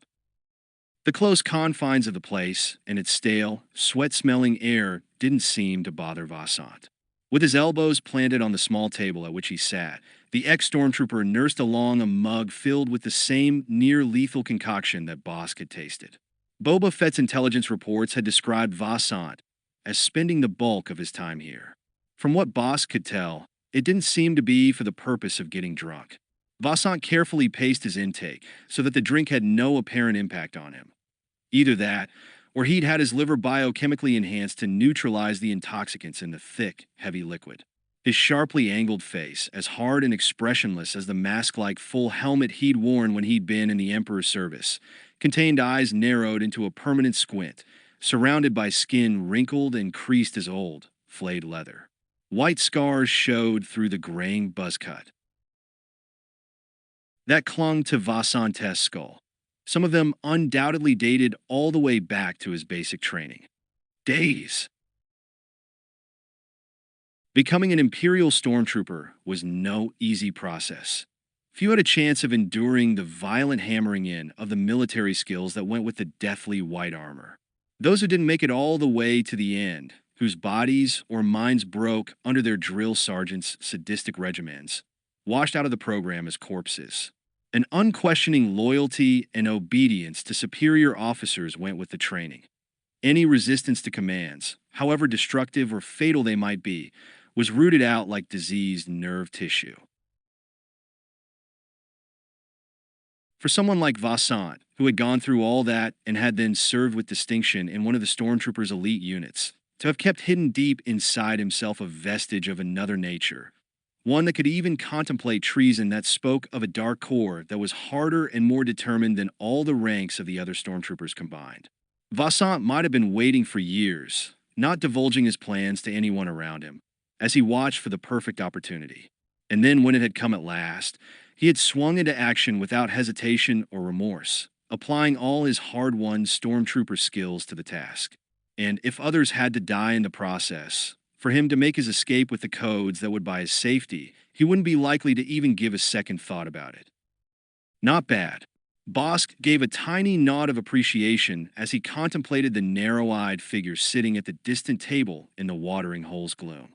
Trin Vassant was exactly the sort of tough, murderous scum that he could admire. If circumstances had been different, he could have imagined teaming up with the ex-stormtrooper rather than with Boba Fett.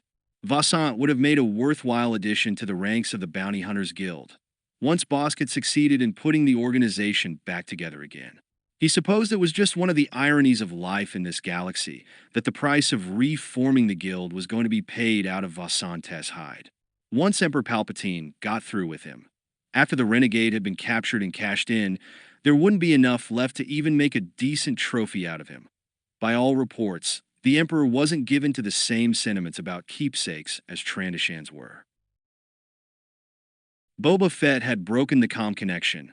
The cochlear implant in the side of Bosk's head had gone silent. The other bounty hunter, wherever he was at the moment, was presumably busy, setting up the rest of the plans for snaring Vassant. He'd better be, thought Bosk grumpily. There wasn't so much traffic in and out of this dump that Bosk's presence here wouldn't be eventually noticed and commented upon. Trin Vassant had given him a suspicious glance when he had come into the gloomy confines of the watering hole, then had looked away, as though satisfied that the newcomer presented no threat to him.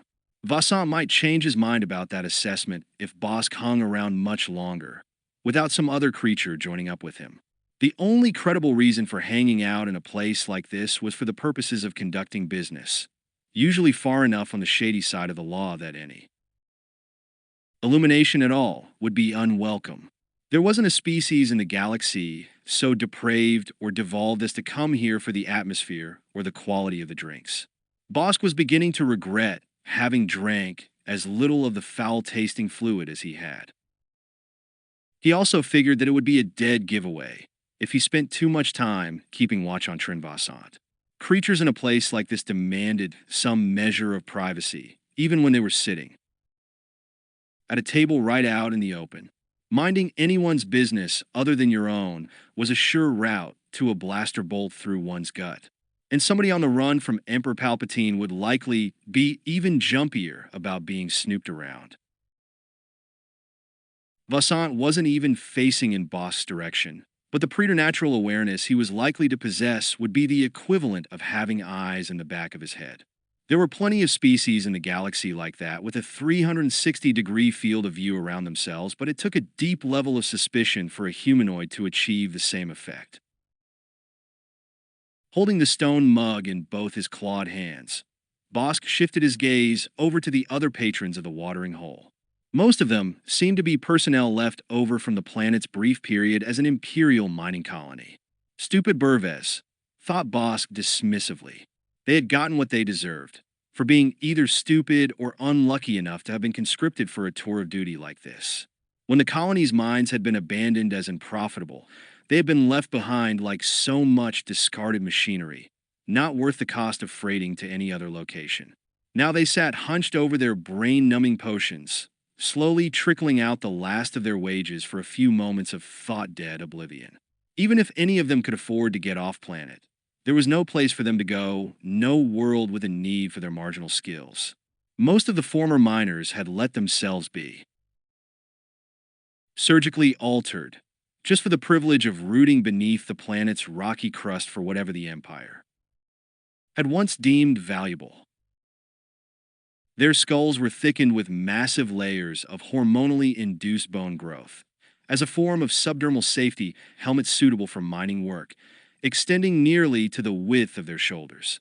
Their faces were masked with intricate folds of spongy air filtration cilia, dangling like pink and white moss over their throats. That was the Imperial Biomodification Clinic's idea of protection against silicosis and other lung-fouling diseases. Even their hands had been altered, the fingers replaced with curved sections of durasteel that meshed with another to form sharp, scoop-like appendages. the better for scrabbling in the rocks and loose gravel of the quarry tailings, but not much good for any other use. The former miners had to clumsily grasp the stone mugs in front of them between the edges of their surgically transformed hands in order to lift the drinks to their hidden mouths. With their labor hunched, spines and dull, sodden eyes, they looked like some enlarged subspecies of Venedlian sand mole, with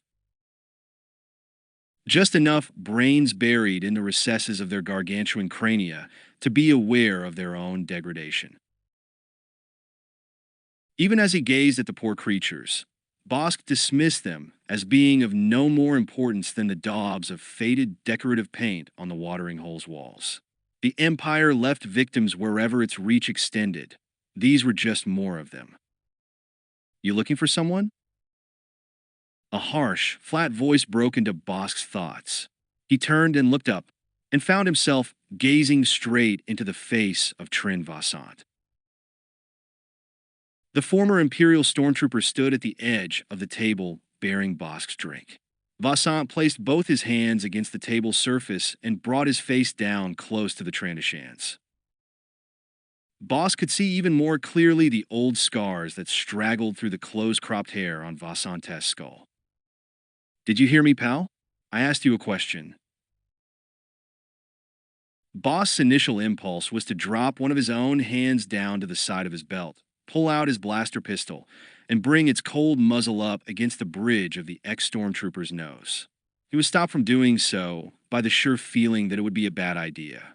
Either he wouldn't move fast enough, and he would find himself looking into the business end of Vassant's weapon, or he would have to blow away a valuable piece of living merchandise. Either way, his profits or his ability to go on breathing, he would lose out. "Why do you care?" Bosk kept any sign of his thoughts or emotions out of his voice. The ex-stormtrooper had caught him off guard. Vassant had moved so stealthily and quietly that Bosk didn't have any warning of his approach. "You mind your business, and I'll take care of my own." Vassant leaned in closer to the Trandashan. "My business," he said softly, "is remaining alive. I don't like anyone interfering with it." "What makes you think, Dash?" "Shut up." Vassant's expression had started out as one of simmering anger, and that hadn't changed. "Keep your hands flat on the table, where I can see them. I get nervous when creatures have both their hands and their weapons where I can't keep an eye on what's going on." The cold eyes narrowed their gaze. "Believe me, you don't want me getting nervous." Bosk unfolded his claws from around the stone mug and flattened them against the table. "There. Satisfied?" "Not very. I still want to know what you're doing here." The next words came out as a snarl. "Bounty hunter." "Great," thought Bosk disgustedly. "He must have spotted me as soon as I walked into this place." The whole time that Bosk had been sitting and nursing along the revolting drink he'd been served, believing he was pulling off his end of the operation, nobody had been fooled at all. Or at least the target of the job hadn't been. "That's a new one," said Bosk with as much mildness as he could summon up. "I've been accused of being a lot of different things on a lot of different worlds, but that's the first time anybody's called me one of those." One corner of his scaly muzzle lifted in an approximation of a smile. "Sure you're not just looking for a fight?" "I don't fight. I'm a very peaceable kind of person." Vassant either didn't bother to smile or was incapable of it.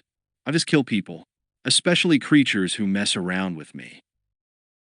Good thing I'm not in that category. Where was Boba Fett? Bosk felt the scales across his shoulders tightening with irritation. The whole operation was blowing up in Bosk's face, perhaps literally, if Trin Vassant reached for his own blaster pistol and the other bounty hunter was nowhere to be found. "He's off planet somewhere," seethed Bosk, "and I'm about to be killed by the hard merchandise we came here to collect."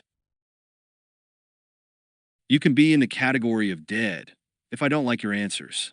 Vassant turned his scarred head to one side, peering closer to Bosk. "Now, some creatures might think I've done some stupid things, and I could even agree with them. Getting on the wrong side of Emperor Palpatine isn't a recipe for longevity." Bosk nodded. "That's more problems than I've got." "I'm the only problem you've got right now." And that's enough. Because one stupid thing I didn't do is get myself into a situation where I knew there'd be a bounty placed on my head without compiling a little personal database of just who was most likely to show up looking for me. Ah, I see. The thoughts inside Boss' head raced at an even faster clip. Now would have been a real good time for Boba Fett to have turned up, I suppose. That would be the smart thing to do. That's right. Boss. The ex-stormtrooper practically spat out the name, keeping his gaze on the Trandoshan. He reached behind himself, grabbed the chair from an empty table, and pulled it around. He sat down, leaning over the back of the chair. How's things with the Bounty Hunters Guild these days? Bosk managed a shrug. Could be better. That's your name, right? There was no point in lying. You got it. Your old man used to run the Bounty Hunters Guild. A sneer crept into Trin Vasantes' words.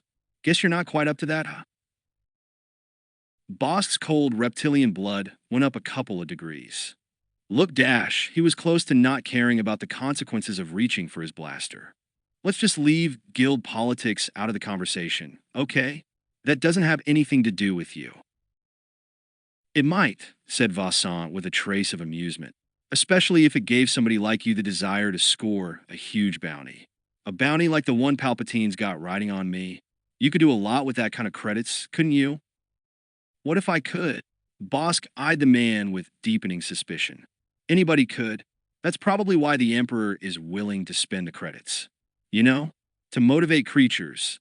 To get them to do what he wants, that's what credits are for. Huh. Believe me, Pal the Emperor has other ways of motivating creatures. I know. I've been motivated plenty of times in the service of the Empire. And those ways aren't all as pleasant as credits in your pocket. Bosk shrugged. Those other ways don't work on bounty hunters. Credits are the only thing that motivates us. Good for you. Vassant gave a slow nod. I forgot. You're all rough and tough, fearless types. Fearless enough. Let me tell you something else. All the credits in the galaxy won't do you any good if you're not alive to spend them. Vasantes' gaze narrowed even farther. And I can arrange that. I've already done it for a couple of others in your line of work who showed up out here on my doorstep. So I've heard. The reports from boss subordinates in the Guild Reform Committee had come to him while he and Boba Fett had still been tracking down Vasantes' hiding place. At least half a dozen other bounty hunters, all of whom had gotten a jump on making a try to capture Trin Vasant, had gotten this far, to this backwater world and this crummy dive and no farther. Bosk supposed the bodies had been hauled out and dumped in one of the abandoned quarries at the edge of the slowly disintegrating colony structures. There had never been any concern in Bosk's mind that any of the other bounty hunters might actually collect the bounty posted for Vasant. None of them had ever had a chance. Then you're a slow learner, said Vasant. You should have paid attention to what happened to those other bounty hunters. Right now, you don't even know what you've walked into. I had a lot of credits to spend when I got done selling off what I stole, and there wasn't anybody I had to split those credits up with either. No, Dash, Bosk slowly shook his head. Not by the time you got done with them. You would have done the same if you were in my situation. True, Bosk shrugged. Getting rid of one's partners was all in the course of ordinary business, if you could get away with it. Who wouldn't? Nobody with any sense, said Vassant grimly. And I had sense enough to spend the credits making sure that some top-level bounty hunter, such as yourself, wouldn't be hauling me back to Coruscant and the Emperor's palace anytime soon. That remark puzzled Bosk. If he spent the credits on some kind of defenses, it was the same question that had puzzled Bosk before then. Where are they? Either they were well hidden, or Vassant had gotten cheated on them. He was willing to bet that it wasn't the latter. Those other bounty hunters, the ones that had already come this way, wouldn't have gotten killed so readily if Vasantes' defenses were illusory. Besides, it was always wiser to assume that when somebody boasted of their ways of arranging your death, they weren't lying, especially when it came from a former Imperial stormtrooper. Boss cut short his mulling over of the situation. Now what happens? It's been nice talking to you. Vassant spoke with a distinct lack of emotion. Just like I enjoyed talking to those other bounty hunters that came around here. Your type of scum is close enough to that of my former associates, the kind of work we do, that we had something to talk about. For a while, at least. It made for a little change of pace for me.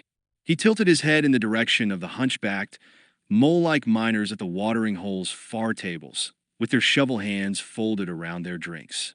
I'm afraid these dirt grubbers here aren't very stimulating conversationalists. So believe me, it's not without some real regret on my part that I'm going to have to kill you. Just to be on the safe side, you know. Yeah, right? Bosk felt seriously annoyed. He knew that things were going to get ugly real quick, and Boba Fett still hadn't deigned to show up on the scene. Some partnership groused Bosk to himself. For all he knew, Fett had succumbed to an attack of nerves. It had never happened before, as far as Bosk knew, but it wasn't impossible and had decided not to tangle with the ex-stormtrooper at all. Fett's ship Slave Eye, with Fett in the cockpit, might be already hitting hyperspace, heading for remoter and safer Planetfall Zan, leaving Bosk sitting here, holding the bag. Typical thought Bosk. Can't depend on anybody unless they're dead. When he got the Bounty Hunters Guild up and running again, with himself at the top of it, he was going to make sure that he got the respect he had deserved for so long, and had never yet gotten. In the meantime, he was going to have to blow away a prime piece of hard merchandise, the biggest bounty ever posted as far as Bosk could recall, just to keep from getting killed himself. And even though it takes some doing, unless an idea had struck him. Before you do that, said Bosk, could you tell me something? Did you spend all the credits? What's it matter to you? Well, the truth is that you've got me wrong. Bosk tapped his chest with a single claw. Sure, I know who you are and what kind of price has been put on your head. Everybody in the galaxy probably knows that by now. But I didn't come here to try and haul you in. Do I look like a complete idiot? Vassant peered suspiciously at him. Keep talking. Come on, Dash. Bosk spread both his clawed hands apart. Let's face it, the bounty hunter trade isn't what it used to be. At least, not since the old guild broke up. So creatures have got to find new ways of making a living. You're not the only scum who wants to survive. And I'm not such a fool that I'm likely to think I've got a chance of bringing in a former stormtrooper, especially one who's gotten himself set up the way you have. Using words like this was a new thing for Bosk. The process made him feel a little dizzy. Always before, he had solved problems and gotten out of sticky situations in the standard Trandoshan manner. Enough violence to leave somebody dead on the floor. He had lied before, as recently as when he had talked Boba Fett into going in as partners with him on this job, but never at a moment's notice like this. Even though it had been part of the plan from the beginning, he still hadn't prepared himself for it. Bosk plugged ahead, regardless. He had no option otherwise. So, I figured, why not cut myself in on a good thing, just from a different angle? The sheer recklessness of his words was having more of an intoxicating effect than the nauseating fluid in the stone mug could ever have had on him. There's more than one way to make some credits in this galaxy. He put his hands back down on the table and leaned closer to Vassant. Let's face it, there's going to be a lot of bounty hunters coming after you. The kind of price you've got on your head, it's guaranteed. And all it's going to take is for one of them to get lucky, and then you're not an ex-stormtrooper anymore. You'll be hard merchandise on its way back to the Emperor. They'd have to get very lucky for that to happen. It's a strange universe we live in, said Bosk. All kinds of things can happen. Who would have thought that the Rebel Alliance would have had any chance of taking out the Death Star? But one lucky shot, and that thing was so much molten scrap. Bosk could see that his words were having an effect on Vassant. That last argument had been particularly well aimed. A military mind like Vassant's would naturally have had a lot of faith in the invincibility of a pile of weaponry, like the Death Star battle station. So you need a little more, continued Bosk, than what you've already got set up, if you're going to stay alive and healthy and out of the Emperor's hands. That's what I figure, at least. Once he had gotten started at this business of lying off the top of his head, it had turned out surprisingly easy. The words were coming faster and easier. You need all the help you can get and that you can pay for. Bosk leaned back in his chair. That's where I come in. You. Vassant gave a derisive snort. What can you do for me? I can tell you just how any of those bounty hunters out there are going to make their moves before they happen. I didn't spend all that time in the old Bounty Hunters Guild without learning all the tricks of a trade. And I know all those hunters. I know how their minds work. Bosk started to warm to the subject. You see, they all have their individual styles, their ways of working.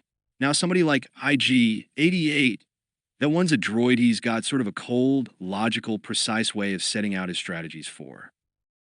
Hunting down merchandise. Whereas the ones who take after my kind of tactics, they're a little more instinctive.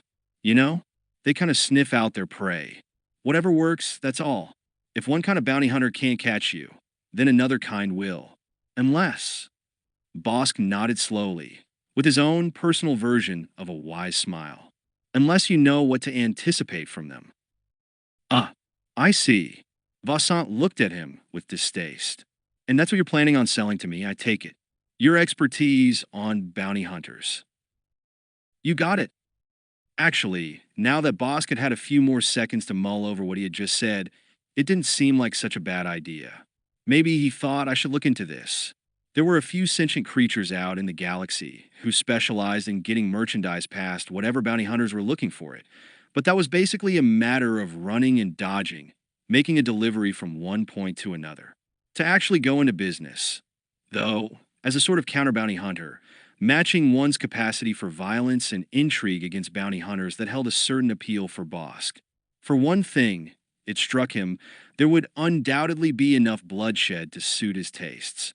Bounty hunters weren't known for taking kindly to any other creature impinging on their operations. Plus the credits that could be made that had a definite attraction for him. That's what I can deliver. All right. Bosk let his smile widen across his muzzle. For a price. A good price, I suppose. Bosk shrugged. I'm worth it. I bet you are, said Vassant. But you're a business creature, right? You know how things are when it comes down to business. Everything's negotiable. Well, to a point. Because, continued the former stormtrooper, I have my own notions about what you're worth. That didn't sound good to Bosk. Like what? Like this. Vassant reached inside his jacket and pulled out a blaster pistol. In one quick, fluid motion, he had it pointed directly at Bosk's forehead. I think we have a deal. All thought ceased, and Bosk went into pure reaction mode. With his hands flattened against the top of the table and a blaster aimed at his skull, his options were limited. But not totally. He threw his weight back in the chair, toppling it and himself with it. At the same time, Bosk thrust his legs straight, his clawed feet coming up hard against the table's underside. The table flew up, striking Vassant's weapon arm and throwing off his aim. As Bosk's spine struck the watering hole's littered floor, a sizzling bolt lanced through the empty air above him and struck the ceiling. Ashes and dust fell on Bosk as he quickly rolled onto his hands and feet and dove toward the tables crowding the far side of the space. That's what I get for being smart, boss. Thinking processes rose in tandem with his self-disgust. Next time, chairs flew clattering as his momentum knocked the watering hole's contents in all directions. Next time, I'll just reach over and pull somebody's head off. Another bolt from Vassant's blaster pistol seared an inch above Bosk's scales. He rolled onto his shoulder, unholstering his own weapon and firing even before he had a chance to aim. The bottles of off-planet liquors, arranged in rows behind the watering hole's bar, shattered into wet splinters as the humanoid barkeeper dropped to the floor.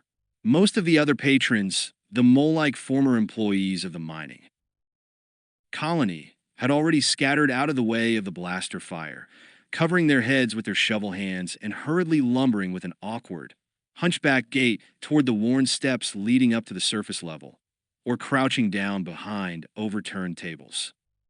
Move over dash, Bosk elbowed aside one of the miners.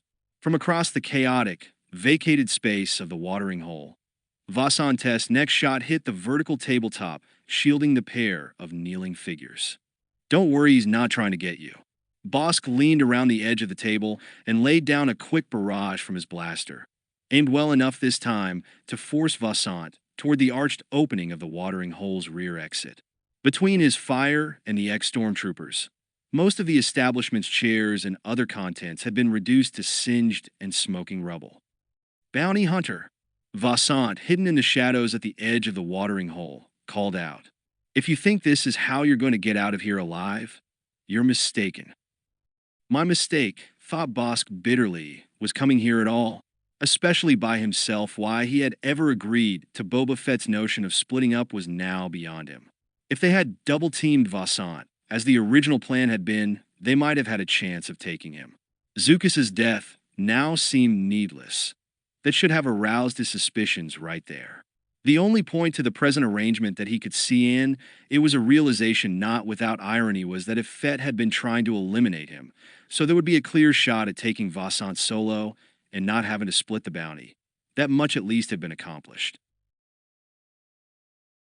Tell you what, Vassant dash, Boss pressed his spine against the shield of the overturned table, one shoulder jammed against the silent form of the miner next to him.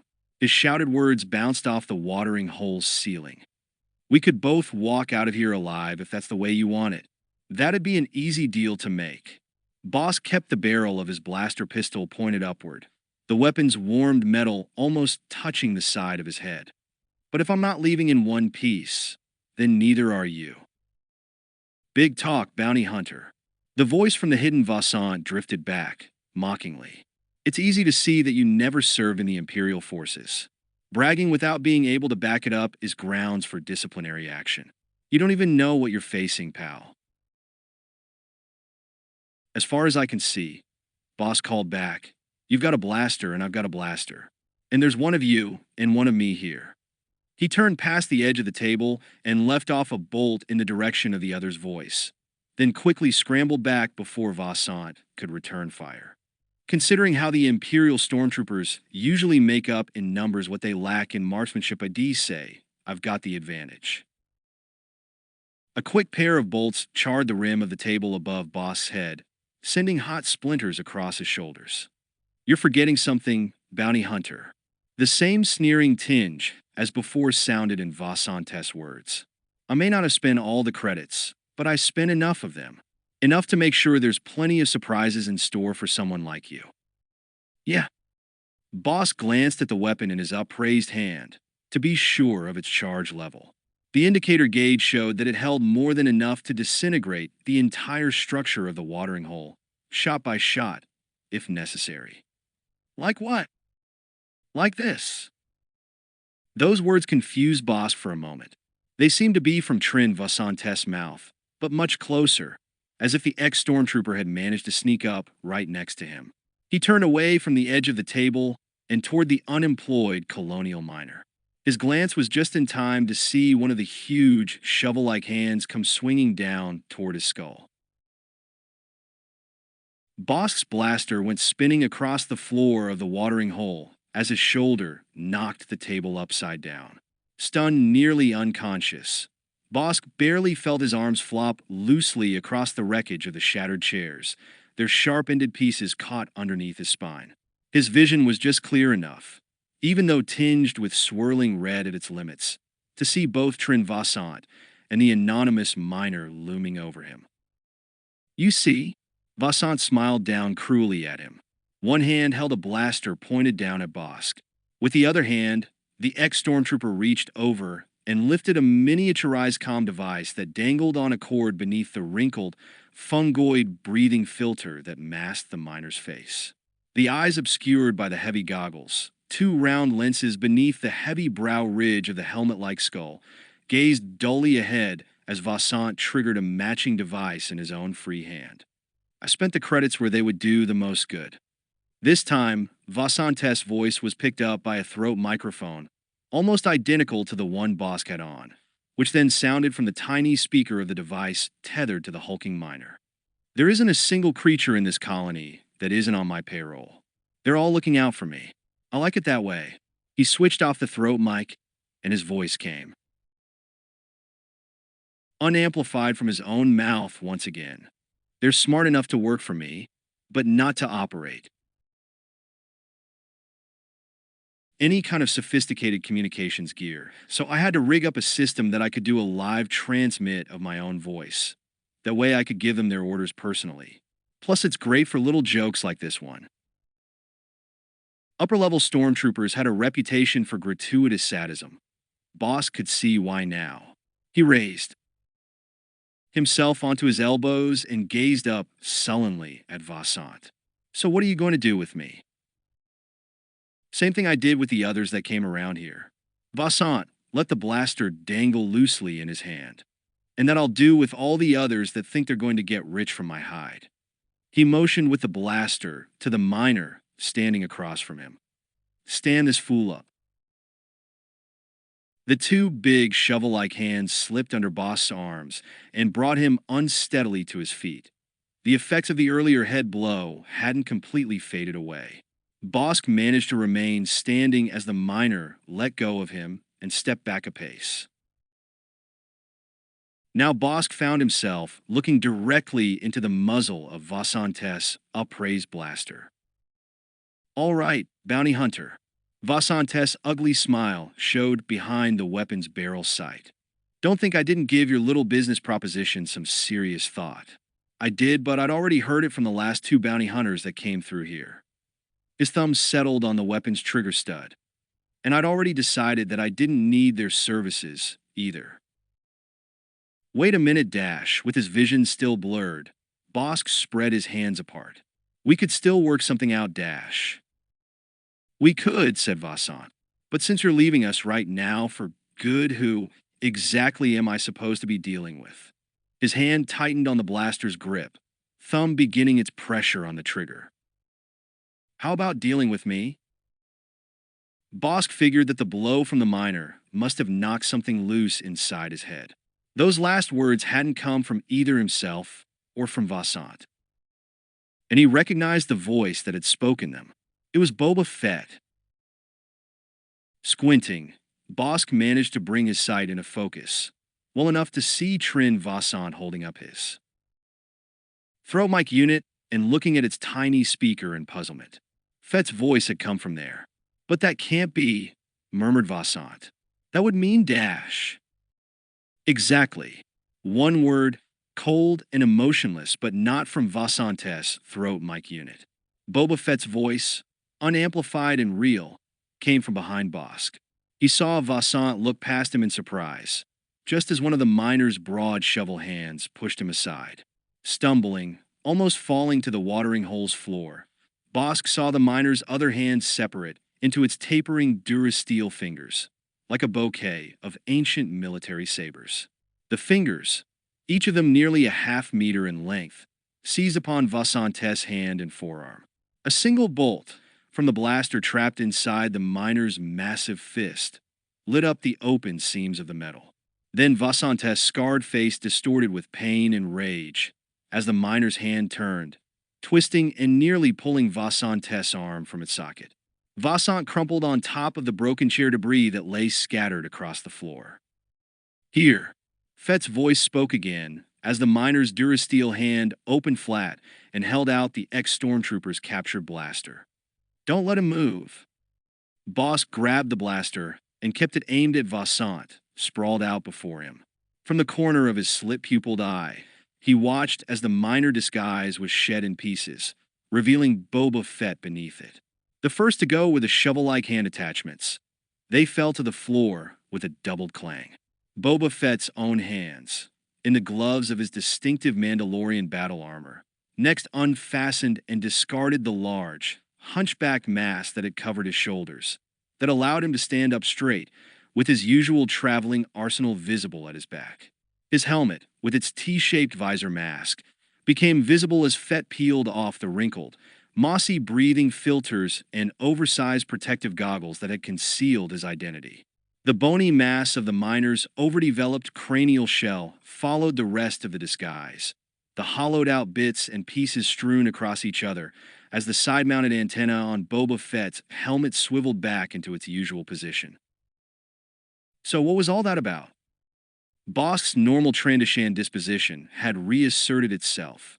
He felt more irritated than relieved as he looked at his partner in this operation. I thought you were still up above somewhere, out beyond the atmosphere, in Slave Eye. That's what I wanted our merchandise here to believe, said Boba Fett. I knew he'd be monitoring our communications.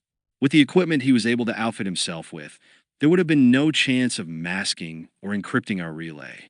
So I recorded and synthesized a few audio signals, static and the like, to patch in with my communications to you. That way, Vassant believed the same thing you did, that I was safely out of the area. But in fact, I was here the whole time, disguised as one of the former colonial miners that he had put on his payroll. I get you. Bosk nodded in appreciation of the strategy. We needed to have him drop his defenses. And nothing does that like believing you've just bested one of your enemies. He knew the feeling, the glow that came with one of these victories over another sentient creature. The only thing better was the actual moment of a foe's death, when his carcass became a source for another grisly trophy in one's memory chamber. And you already paid off the other miners. Of course, I don't like bystanders interfering with my plans. Boba Fett's shoulders lifted in a slight shrug. And loyalty that's been purchased once is always the cheapest to buy again.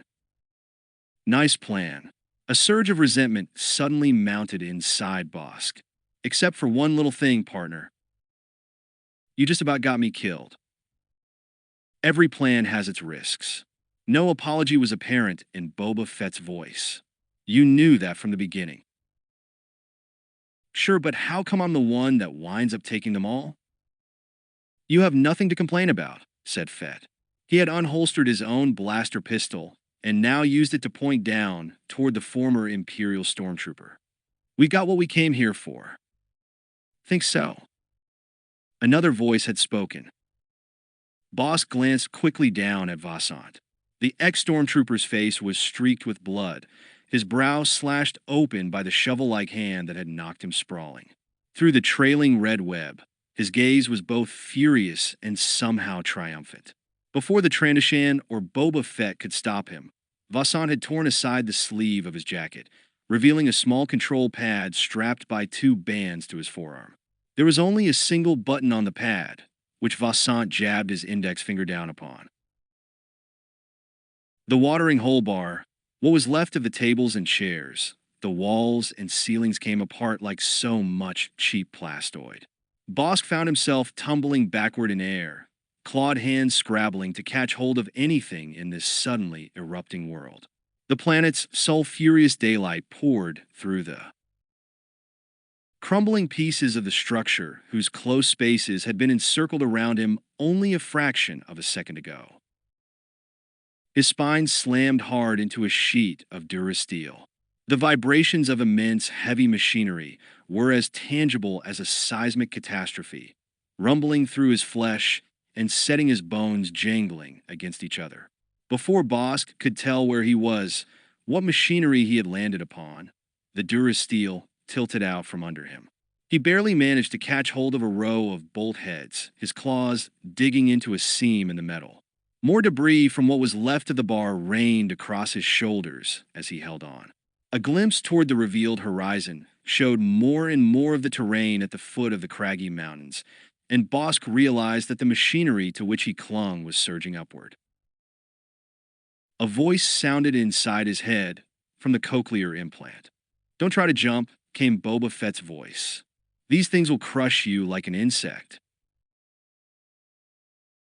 Bosk pulled himself higher on the sloping metal flank, managing to get a better view of the grinding treads beneath him and the whirring cone at the machine's prow, studded with durasteel teeth. Each metal triangle was twice his own height, the total moving with a force capable of grinding his own ship hound's tooth to ragged shrapnel. What's going on? Against the machinery's howling noise, Bosk shouted into his throat mic. What is this thing? Autonomic crust piercer. Fett's voice snapped back the answer. 4 deep core mining operations dash. A shudder ran through the metal that Bosk's torso was pressed against.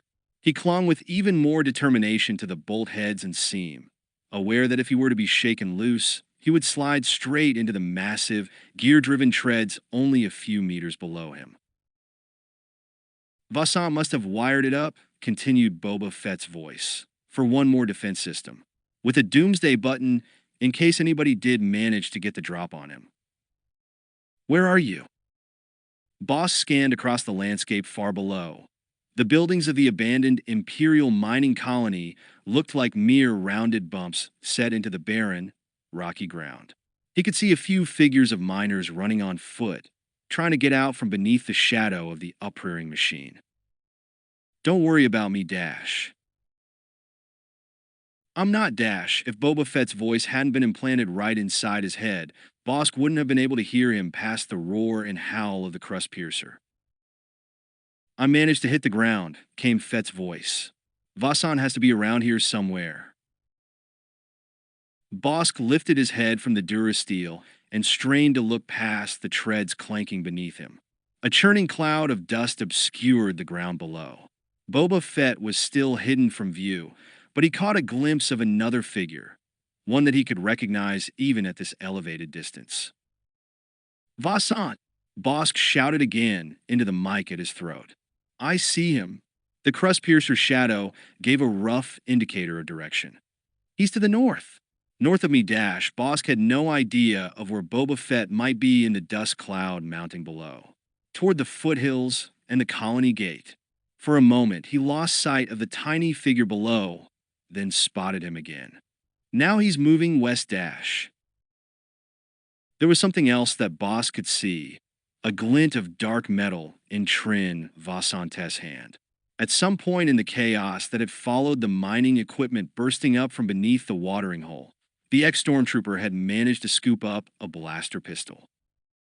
He's armed, Dash. The need for informing his partner of that fact was eliminated as Bosk saw Vasant crouch down, weapon arm raised, and fire a quick barrage of blaster bolts into the dust cloud before him. Fett! Bosk called into his throat mic. You still there? Nothing but silence came from the cochlear implant inside Bosk's head. Well, thought Bosk, guess I won't be splitting any bounties with him.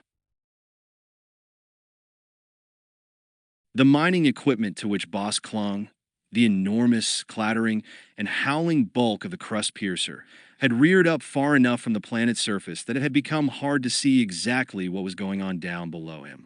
Vasant had gone from being a doll-like figure to an insect. Bosk could just discern the ex-stormtrooper's movements as he stepped forward, blaster still poised and ready to investigate his kill. Two things happened then. Vasant's tiny figure was suddenly knocked off its feet as a propelled dart with line attached zipped out of the dust cloud. The line wrapped itself around Vasant in a microsecond, pinning his arms to his sides. Sprawled on his back, the ex-stormtrooper kicked furiously, trying to stand up again. Boba Fett emerged from the dust cloud at the crust piercer's base, lowering the dart weapon from its braced position against his shoulder. As Bosk watched from on high, his partner pulled the line tight with one gloved hand, jerking the furious Vasant over onto his face and away from the blaster pistol on the ground. The second thing was that the crust piercer finally emerged all the way from the planet's surface.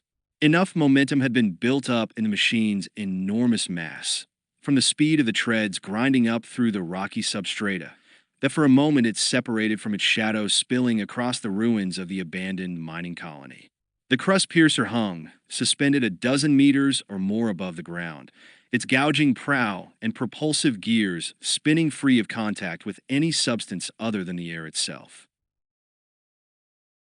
On the ground, Boba Fett turned his visored gaze away from his captive and up toward the durasteel construct, looming as big as a flying mountain range above him. This is not good, Bosk told himself as he clung to the machinery's bolt-studded flank. This is going to hurt.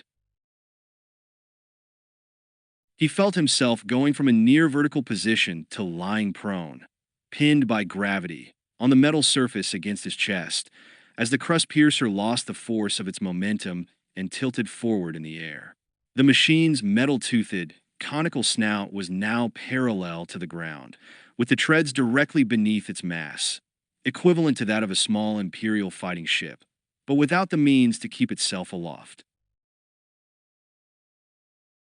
chewed apart boulders, the last of the subsurface that the crust piercer had ripped up and carried with itself, now tumbled away from its gears and shielding panels, spinning and raining across the shadowed area below. That shadow suddenly loomed closer as the crust piercer began its fall, like a metallic stratosphere breaking apart and rushing toward the planet's core. Atop the machine, as though he were an ant stranded aboard a child's toy, Boss braced for the impact. He felt it through every fiber and cell of his body. The grip of Boss' claws was torn away from the bolt heads and the seam in the metal flank. A jutting projection of an auxiliary engine exhaust pipe above kept him from flying completely off the immense machine. His outstretched forearms and torso struck flat against the metal, the blow knocking the wind from his lungs, dizzying and anesthetizing him from the roar and fury of the crust piercer's destruction of itself and whatever lay beneath it. Boss came to a second later and wiped blood from his muzzle. Black smoke billowed upward into the sky, pouring from the crumpled and ripped-apart flanks of the crust piercer. He ducked instinctively as muffled explosions sounded from deep within the machine, its shattered power sources igniting into flames and arcing, meteor-like sparks, dragging white trails behind them. "It's gonna blow," Bosk told himself. "Get going." Pushing himself up on his bruised hands, Bosk managed to scramble to the edge of the panel beneath him. The metal was slick with lubricating oil, bubbling and hissing with the heat from the explosions farther inside the machinery. He let himself fall, not caring what the distance to the ground was. That turned out to be only a couple of meters. Flopped on his back, Bosk saw that the gears and treads of the crust piercer's propulsive devices were buried 3/4 of their height into the ground. Loose dirt and gravel sifted toward him as the crust piercer's mass lay at the bottom of the wide, funnel-shaped depression into which the abandoned mining colony had been transformed. A few of the ruined buildings perched teetering on the rim of the bowl. Hollow realized Bosk. That's it. The terrain beneath the mining colony had been tunneled out, as layer after layer of, or had been extracted, and the shafts and underground quarries had been left empty. He would otherwise have been killed by the impact of the crust piercer's landing, if it had struck solid ground, with no way of dissipating even part of the crushing force.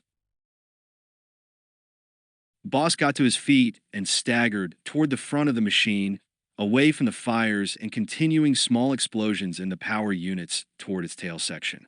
The weight of those had set the crust piercer at a tilt, its conical prow, still now, rearing up and pointing toward the sky.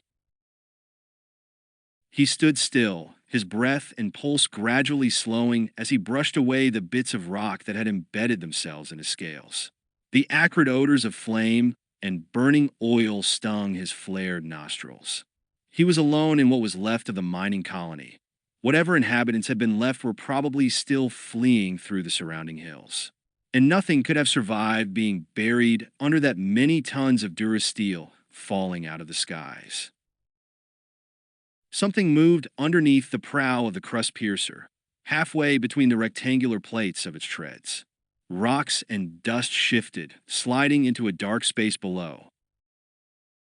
As Bosk watched, a gloved hand emerged, clawing its grip into the dirt. Then a forearm swayed in. Rags of battle gear, dragging the attached shoulder out into the light. A familiar helmet, even more dented and scraped than it had been before, showed its cracked T-shaped visor. Bit by bit, as though rising from the grave, Boba Fett crawled out from beneath the smoldering wreckage. When Fett was halfway out, Bosk recovered from his astonishment, enough to reach down and grab the other bounty hunter by the wrists, tugging him the rest of the way free and getting him to his feet. "You okay?" Bosk peered into Boba Fett's dark visor. Boba Fett didn't answer the question. "Come on." He pointed back to the scraped-out hole from which he had just emerged, with the bulk of the crust piercer towering above it. "Vasant. He's right there. We have to get him out." The job was made easier by the ex-stormtrooper being both motionless and still bound by the cord that Boba Fett's dart weapon had looped around him.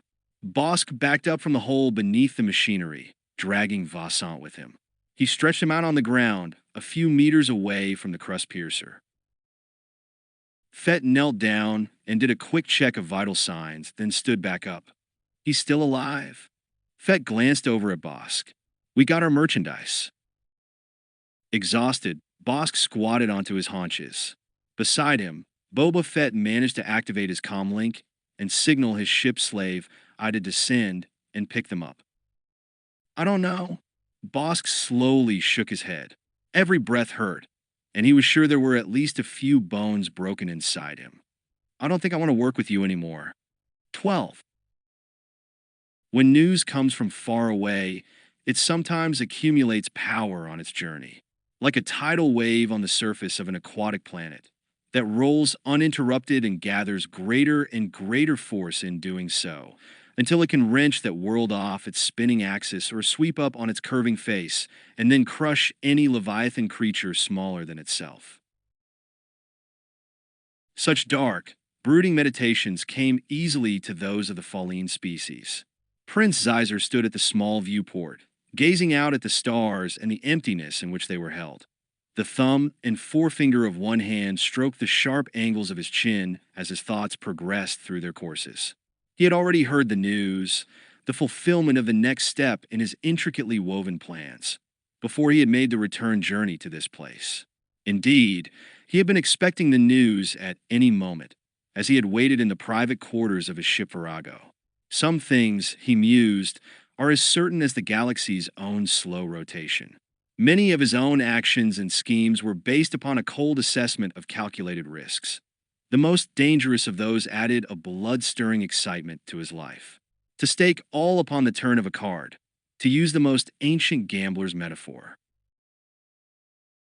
Everything, including the very life he savored at such moments, was the ultimate sport. But that was not the kind of lower-keyed satisfaction he derived from betting on a sure thing. And in this universe, as had been demonstrated over and over again, nothing seemed as certain as one Boba Fett bounty hunter. A sound of scrabbling claws and a slight motion caught the corner of Zizor's eye. He turned and saw one of Kadear Mubat's subnodes, a little crab-like thing tethered by a whitely glowing neurofilament to the web's communication fibers. Yes, Zyzer raised an eyebrow as he regarded the semi-independent creature clinging to the wall in front of him. What is it?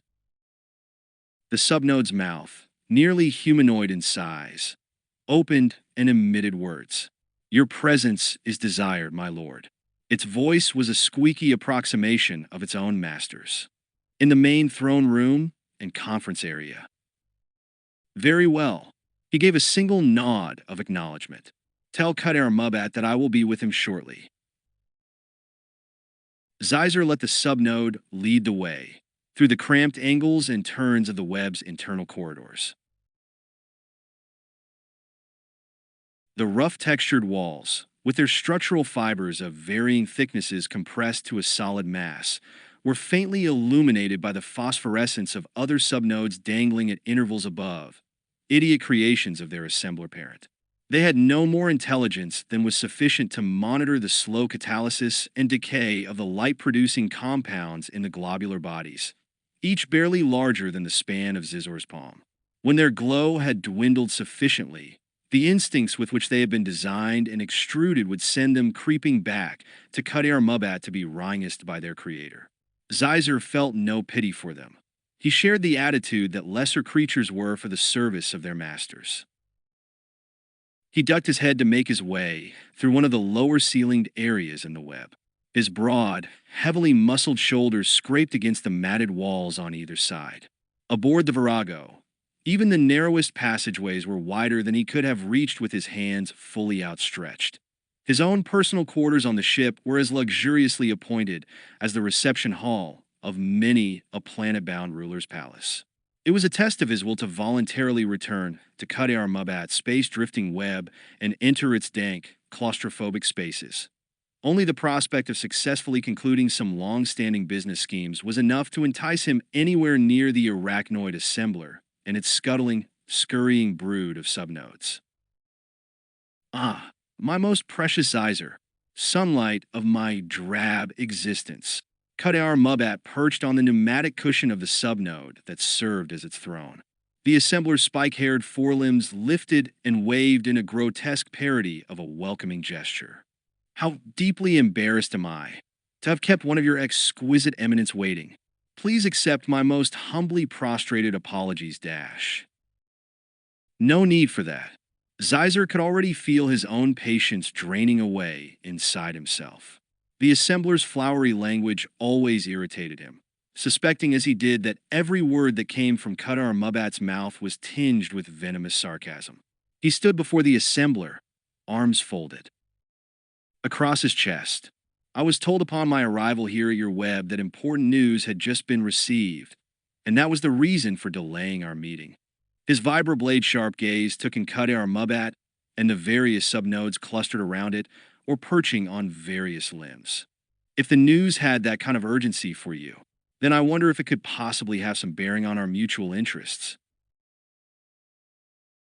All of the multiple eyes that studied Cuddar Mubat's face shifted uneasily for a moment, as if revealing the agile contortions of the mind that lay behind them. Then the assembler creaked out an unpleasantly high-pitched laugh. Why is it, my so esteemed Prince Zeiser, that you already know all about this news that I've just heard? Granted, your native intelligence is of a nature many awesome degrees above my own. But still, for you to acquire such information before me. Cuddar Mubat shook one of the tiny subnodes from its forelimb, then used the exposed claw point to scratch the tip of its chin. How it grieves me to harbor suspicions against one so uniquely dear to me as yourself. The pain! Nevertheless, Cuddar Mubat's two main eyes peered closer at its visitor. I would hate to believe that your information gathering sources, the great and efficient network of your Black Sun organization, had been monitoring developments in this little matter independently from my own favorite and trusted spies. That would tend to indicate, the horror that you, dear Prince Zeiser, did not trust me. I trust you all right. One corner of Zizor's mouth lifted in a grim smile.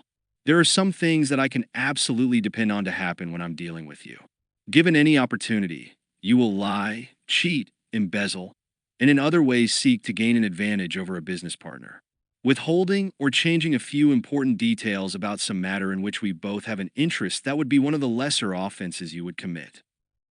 The assembler appeared nettled. It turned its narrow face away from Zeiser and spent some time fussing with its nest-like throne, poking and prodding it with its lower sets of limbs. The pneumatic subnode bore the assault with dull patience. Very well, be that as it may. Cuddar Mubat finally settled its globular abdomen back into the nest beneath it. If I'm to be criticized for being a business creature and taking care of business the way I should know more, no less, then I shall just have to accept that as my lot in this universe. Spare me, said Zeiser. He didn't know which was worse, Cuddar Mubat's unctuous flattery or its occasional spasms of self-pity.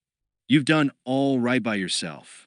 Zeiser gestured with an upraised hand, indicating the matted fibers of this tight space and all the smaller ones beyond. Consider the treasures you've accumulated.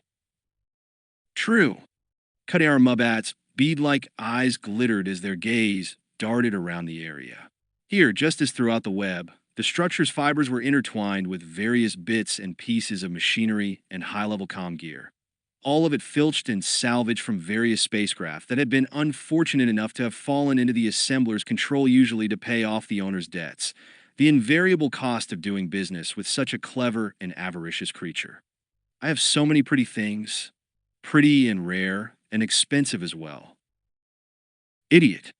Zeiser didn't bother to conceal the sneer that showed on his face. Some of the scavenged gear in Cuddar Mubat's web work, that was how the assembler managed to keep track of his many far-flung schemes on different worlds, but the rest were inert and useless. Useless, except to one of its solitary species. The assembler seemed to value the process of acquisition as much as the results, constantly absorbing things, both dead and alive, into its network of self-generated neural fibers, making them as much a part of itself as the subnodes that it designed and extruded for its service that was the sum of Qadar Mubat's existence. Its complex schemes were woven for the same reason as the physical web that it squatted in, drifting past the stars and their circling worlds, because it had no other way of existing separate from the strands of that web and those schemes. It exuded both, the way other creatures breathe. Zeiser glanced at the thickly matted strands near his shoulders.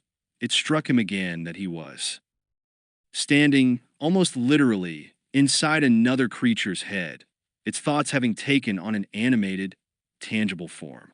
That realization filled him, as it always had before, with a subtle nausea. But, said Zeiser aloud, there are so many more things you'd like to have, and that is why we're in business together. Exactly so, my dear Zeiser. Qadar Mubat's face split into a jagged grin. Forgive me for ever having doubted your so deeply held distrust and low opinion of me. Be assured, it's mutual. Then let's get down to it. Now that you've heard what I already know, there's hard merchandise on its way here. Boba Fett has captured Trin Vasant. Did we anticipate anything else? Qadar Mubat imitated a humanoid shrug with the rising of a pair of forelimbs. Boba Fett never fails. That was why we made him an integral part of our plans. If Fett goes out after a bounty, he always collects. And a bounty, such as the one that the Emperor offered for Vasant. Well, another shrug, slightly less exaggerated. It was a certainty that he would go after it. As would every other bounty hunter in the galaxy, Zeiser pointed out. That was the other predictable part of the scheme. Even as we speak, the other bounty hunters, the few that are left of them, are still at each other's throats, backstabbing and conspiring against one another. The news has not reached them, yet that the inspiration for all their unbridled greed is already in the hands of Boba Fett. By the time the other bounty hunters learn that Trin Vasant has been captured, it will be too late for them to escape the consequences of their actions. There are no longer two factions of bounty. Hunters the True Guild and the Guild Reform Committee are finished. Avarice has the power to accomplish such things, to turn one creature against another, who a moment before had been calling themselves family. The savoring of that accomplished fact was like a rich, intoxicating liquor on Zizor's tongue. He had always despised the tendency of lesser creatures to form themselves into would-be protective groups, whether it was the old, vanished bounty hunters guild or this new rebel alliance that was enjoying its brief moment in the sun. There was a time, continued Zeiser, when these bounty hunters had considered themselves bound by their so-called hunter's creed, as if that little pact would have been enough to keep their enmity for each other in check. Well, that precious fiction is gone at last, and good riddance. There may be a few left who give it lip service, but the rest have discovered the truth about themselves and each other. Indeed, they have. Qadar Mubat nodded his triangular head in agreement. So excellent and foresighted was your scheme, my dear Zeiser.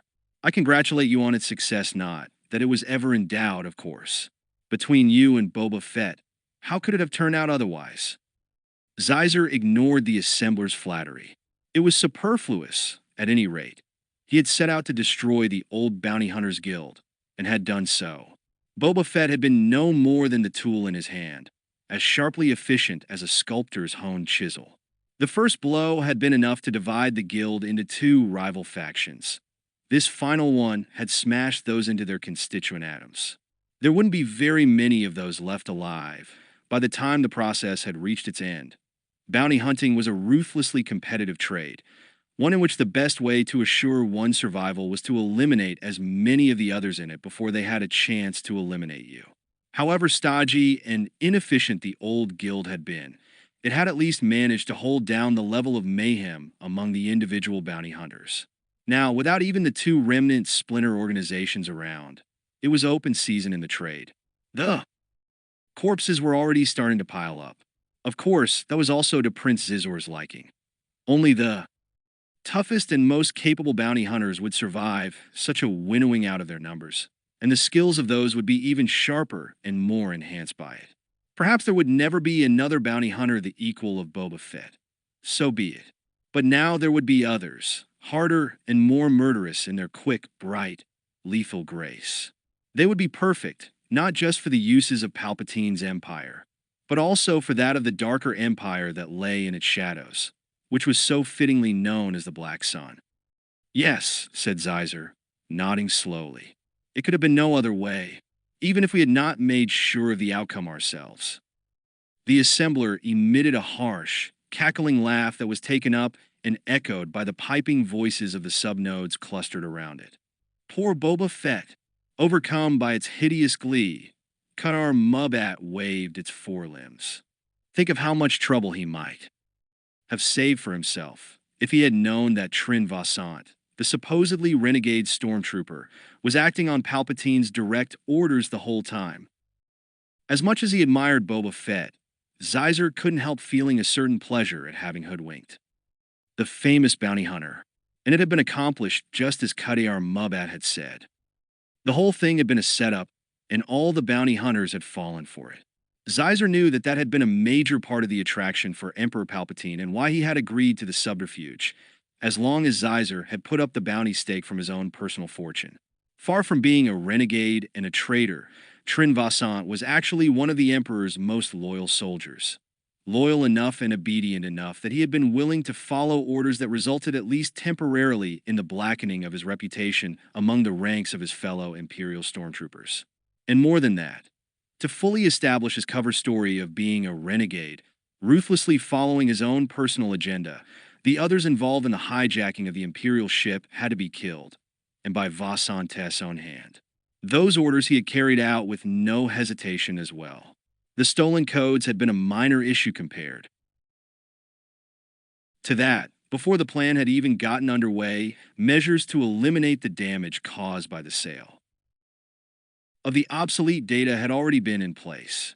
Just as Zeiser had anticipated, the final result of his preparations was a perfect enticement to the greed of the individual bounty hunters, and more than enough to dissolve the two remaining factions into which the old guild had splintered.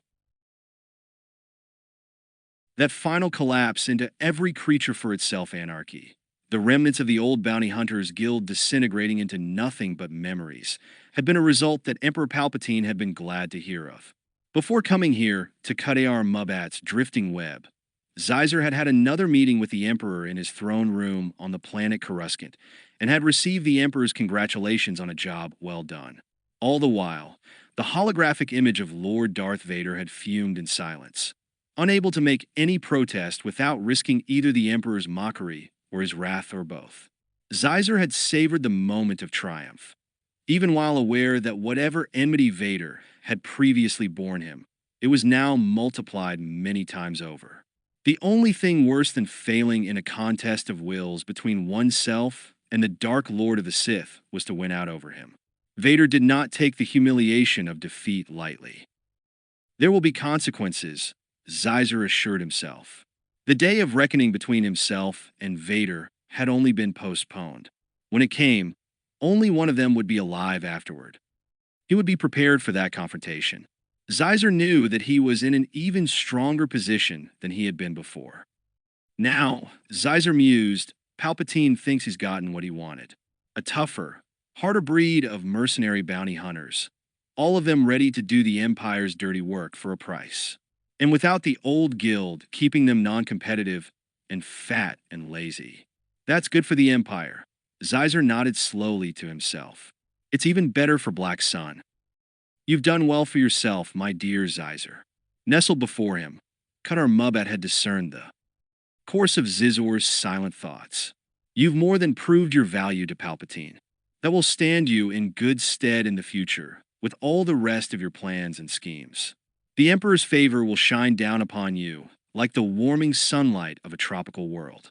He's known for rewarding cleverness and loyalty. Not as much as you might think, replied Zeiser. I have no illusions in that regard. The Emperor will keep me at his right hand as long as he considers me to be a valuable instrument of his will. If anything should happen to dispel that sense of value, then I will be just that much closer to him, so that he or Darth Vader can crush the breath from my throat. Needless worries, needless, I say. Kadar Mubat bestowed his jagged smile on the web's guest. Whatever obstacles are arrayed before you, in your traversal of the maze that is Emperor Palpatine's court, I'm sure you'll negotiate them with your usual and commendable alacrity. Zeiser returned the smile. I'm sure I will, as well. He tilted his head in a mocking half bow toward the assembler. How can I fail to, with an accomplice such as yourself on my side? Ah, how sweet of you to say so. Then may I take it that all issues of distrust between ourselves are dispelled? Of course not, you idiot. Zeiser shook his head in disgust. The day I trust a creature, such as yourself, will be the day I sign my own death warrant. But enough of that, let's get down to business. Whatever, sulked Khadayar Mubad. As you wish. It gestured with the tip of one forelimb. Please proceed. It's one thing to congratulate ourselves on having achieved the objective of our plans, the total disintegration of the Bounty Hunters Guild. If you wish to bask in the warm glow that comes with such an accomplishment, then do it when you're by yourself. Khadayar Mubad. Voice turning harder, Zeiser leaned toward the assembler. But right now, there's plenty of work left to be done if we're to enjoy the results of our schemes. One doesn't put plans such as these into motion without creating certain, shall we say, messes that need to be cleaned up. Indeed, Khadayar Mubad nodded judiciously. It is exactly as you say, my dear Zeiser. We have brought some participants into these intrigues who might not be exactly pleased to find out the role they've been unwittingly forced to play. That much was true. Zeiser had already admitted as much to himself. The stormtrooper is not much of a problem, said Zeiser. The fact that Trin Vassant carried out the orders that he was given and played his part in this little masquerade indicates a certain naivete on his part. That's often the case with these military types. They're trained to trust their superiors. The Imperial stormtroopers could not survive if they allowed any doubt within their ranks. And in Vassant's case, he was promised a great deal in addition if he played his role well. Really, the assembler tilted its head to one side. What exactly did Emperor Palpatine promise Vassant? Retirement. Prince Zeiser shrugged. A modest pension, based upon his years of service in the stormtroopers. You have to remember, very few of their number live long enough to enjoy those things. Given what they have to go through and what they have to do along the way, a little peace and quiet is all they want for their last days. How touching! And what will Trin Vassant receive instead? Leave that to me, said Zeiser coldly. He bore the stormtrooper no ill will. Whatever happened to Vassant now was a matter of simple necessity. Vassant had become a loose end, something that had to be cleaned up and disposed of before he could create any embarrassment for those who had devised the scheme in which he had played so vital a part. Old soldiers tended to talk about their adventures. A few indiscreet details leaking out concerning how other stormtroopers had been duped and killed would have serious impact on the morale of those still serving in the Emperor's forces. The Rebel Alliance could use that kind of information as a way of encouraging mass defections, merely by offering any survival-minded stormtroopers a safe haven out of the reach of their commanding officers and their murderous emperor. For that reason alone, Trin Vassant was not going to receive the peaceful retirement that had been promised to him. He knew too much. Zeiser had already assured the Emperor that Vassant would be taken care of permanently. And what about Boba Fett? A note of amusement sounded in Khadayar Mubad's voice. Wrapping up that particular loose end might be just a little more difficult. He is, after all, not quite the same sort of trusting individual as Trin Vassant. That's my problem, and I'll take care of it. Zeiser had already given the matter its due consideration. Unfortunately, for both himself and Boba Fett, the only possible solution was the same one that would be applied in the Stormtrooper Vassant's case. Zeiser made it a general rule of business never to create a situation where someone else had an advantage over him. Only a fool, he had long ago decided, hands a weapon over to a potential enemy. It was just as foolish to leave a weapon lying where an enemy might find it and pick it up. And in the universe he lived and operated in, everybody was an enemy sooner or later. It was just safer to make that assumption from the beginning. Boba Fett had one of the most carefully groomed networks of information sources in the galaxy. That was a big part of his success as a bounty hunter. It was only reasonable to expect that some of those sources might be located in the ranks of Black Sun itself. Fett might not know it now, but the truth might be discovered at any moment. That it had been Prince Xizor who had instigated the Bounty Hunters Guild's destruction. To allow even the possibility of Boba Fett, with his devious mind and appetite for gain, acquiring such a damaging piece of information to hold over him, that would be madness. Even if he then eliminated Boba Fett, the problem remained of all the others who might have learned the truth from him. Too many creatures would bear Xizor a grudge then. Even if he managed to evade every bounty hunter who had some remaining vestige of loyalty to the old organization, to do so would endlessly complicate his existence. And it would only take one of them, with a stroke of luck, and all his plans for Black Sun would expire along with his own life. No, thought Xizor. The decision had already been made. Fett's silence and the bounty hunter's death were one and the same thing, and too valuable not to bring about. I'm entirely confident, purred Qadar Mubad, that it will be taken care of and in your usual efficacious manner. Of that I have no doubt, my dear Xizor. The only question is when. I prefer to sleep soundly here in my humble web, safe among my treasures, my dreams undisturbed by the awareness of bounty hunters with a grievance against me. My only wish is to coexist with my fellow creatures of the galaxy in as harmonious a manner as possible. The thought of Boba Fett, still on the loose somewhere, and bearing uncharitable thoughts toward me that would impinge itself most ungraciously upon my slumbers. Don't worry, said Xizor grimly. He had already made his decision about that part of the matter as well. When there were messes to be cleaned up, they had to be taken care of, right down to the tiniest detail or the potentially most valuable. The bounty hunter Boba Fett would undoubtedly have had his uses in the future, for both the Empire and for Black Sun. In some ways, Fett was one of the most irreplaceable creatures in the galaxy, with a necessary function to serve, as long as one had the means to pay for it. Plus, Xizor had to admit to himself, he felt a certain admiration for the hunter. Boba Fett's efficiency and ruthlessness were truly inspirational qualities, which Xizor had pointed out to his underlings in Black Sun. On many occasions as models worthy of their emulation. The galaxy would be a kinder, gentler place with Boba Fett removed from it. The notion filled Prince Xizor with disgust. How paradoxical, he mused, that ruthlessness requires that the most ruthless be exterminated. Still, if it came down to a choice between his own survival and that of Boba Fett, then the bounty hunter was already history. I am, sighed Qadar Mubad, a creature given to worry. It's my nature. The assembler gestured with his forelimbs toward the subnodes clustered around it. I have so many responsibilities. That's why I'm forced to admit that I have grave concerns about your plans for taking care of Boba Fett. Others have tried to take care of him in the past, and things did not turn out well for those improvident creatures. That's the difference between them and me. When I take care of something, it remains that way. Don't forget, I have the resources of not only the Empire, but Black Sun behind me as well. Boba Fett has never come up against a combination such as that.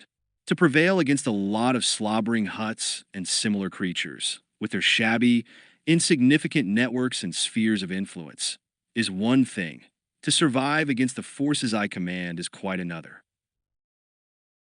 Your confidence, my dear Xizor, is so powerful as to evoke on one such as myself. It should be. The Foline prince reached over to the edge of his cape and drew it across his chest. He was ready to leave the web now, to make sure of his other preparations. Your only true concern, Qadar Mubad, is playing out your own role in this last stage of our plans. The assembler drew back on its pneumatic nest. My thespic skills are so dreadfully limited. You've done all right so far, said Xizor. It was your expert lying that got Boba Fett involved in the scheme against the Bounty Hunters Guild in the first place. He fell for it then, as he had no reason to disbelieve you. Similarly, he has no reason for distrust now. Fett has in his possession certain hard merchandise, as he and the other bounty hunters like to refer to their captives, namely one Trin Vassant, assumed to be a renegade Imperial stormtrooper. You, the assembler Kadayar Mubat, are holding in escrow the bounty payment for the delivery of that merchandise. Zeiser glanced up toward one of the larger subnodes that held on to the fibrous wall near Kadayar Mubat. Is that not so? That is a true and verified statement, replied the subnode called Balance Sheet, regarding certain credit funds now on deposit in this web. The entire amount of the bounty for the Imperial Stormtrooper Vassant is at this moment in our possession. Just as you say, Prince Zeiser. And that is precisely something I'm nervous about. The subnode's creator fidgeted in its nest. That is a considerable amount of credits for me to be sitting on, perhaps the largest amount that's ever been here at one time in my web. I've always considered it to be a prudent policy to shift my financial assets into reputable planetary banking establishments within the controlled boundaries of the Empire. Otherwise, I'm just too much of a target, out here alone in empty space. Nobody would ever rob you, Kadayar Mubat.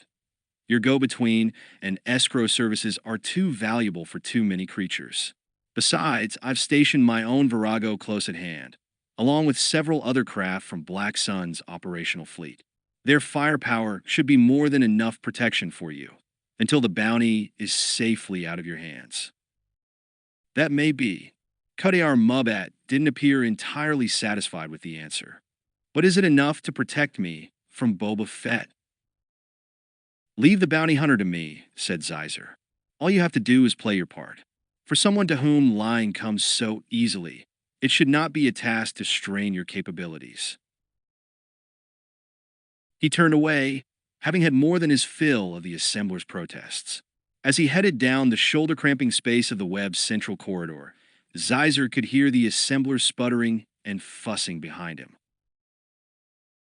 A short time later, another voice spoke to Zeiser as he waited in the web's docking area for the small shuttle vessel that would return him to the Virago. Excuse me, Dash, the small voice spoke from close by Zizor's head. I wonder if I might have a word with you, just by ourselves. Zeiser glanced beside himself and spotted the accountant's subnode balance sheet, dangling upside down from the matted ceiling of the area. What do you want? As I said, the subnode's voice was a carefully modulated whisper. A word with you, on subjects that would be of mutual and profitable interest to us. Profitable to your master Kadayar Mubat as well. Zeiser shook his head. I'm familiar enough with how the assembler's web is constructed.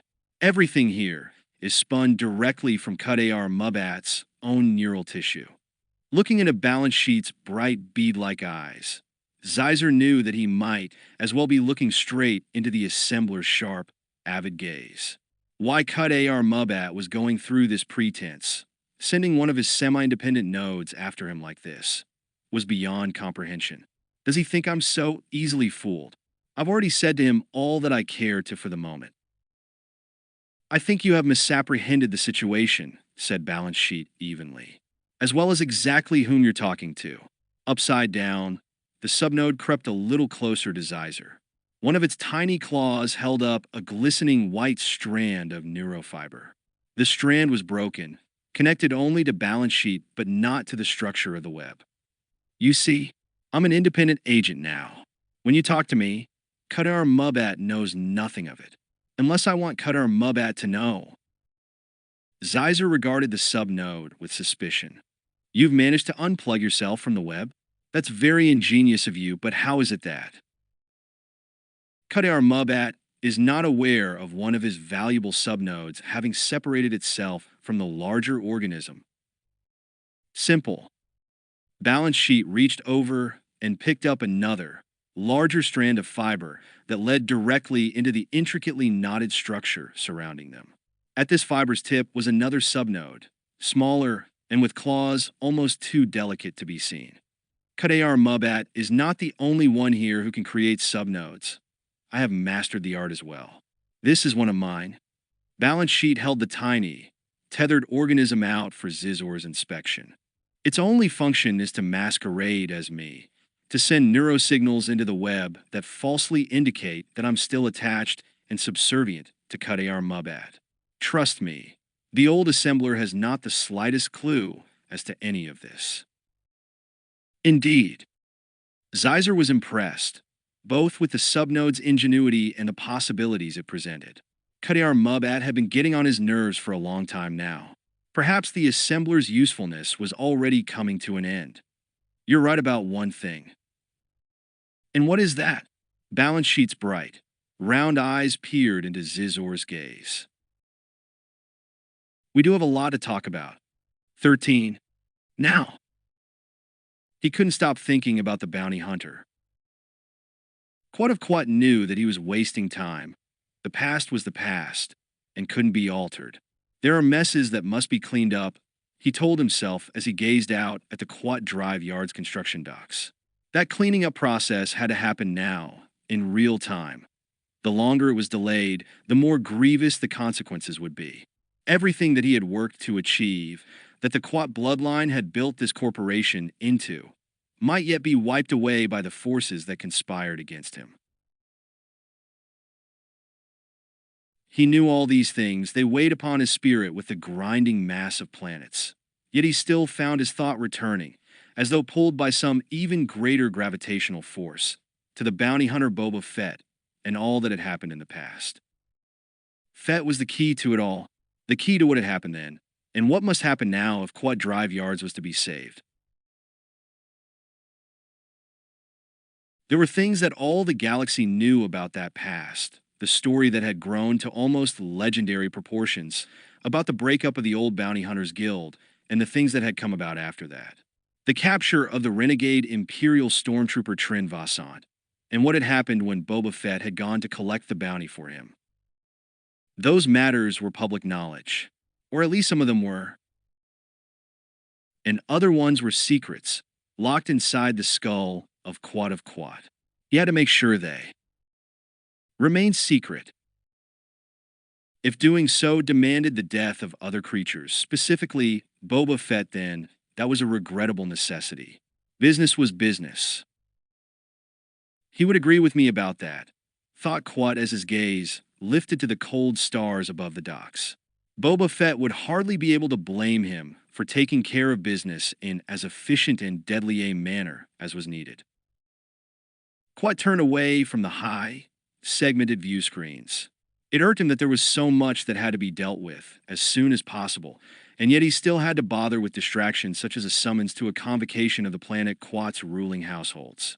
With a burden-laden sigh, he lifted the heavy robes from the carved stand upon which they hung between such events. So simple a matter, and he was transformed. All it took was for Quat to don the formal robes, the garb that signified his position at the head of the noble families of this world. He so rarely left the headquarters of the Quat Drive Yards and his austere suite of offices looking out over the construction docks that his simple coveralls had become his unconscious preference, the same as that which the corporation's engineering and security staff wore, with no signs of rank attached to them. If those beneath him obeyed his orders, it was because they knew he had earned authority through more than just genetic inheritance. Even the Phoenix, the silky-haired creature that he cradled in his arms, had trouble recognizing him in the robes, with their sweep of intricate, golden-threaded embroidery falling from his shoulders. Quat, the master of one of the most powerful corporations in the galaxy, had to kneel beside his lab bench and coax the animal out with soothing, enticing words. Poor thing, thought Quat as he stroked the special place behind its ears. A purr of induced bliss sounded from deep in its throat. As with all the members of its decorative, pampered species, the Phoenix believed itself to be the master of this domain. It took interruptions to its expected schedule with an ill grace. As do I. Quat had carried the animal to the office suite's arching, segmented view screens. He gazed out at the ships being built or readied for launch, massive commissions for the Imperial Navy of Palpatine. Enough weaponry studded the hulls to intimidate all but the most foolhardy of foes. The laser cannons being mounted into the open skeletal frames required bracing and recoil dissipation casings that would have withstood explosions measured in the gigatonnage range.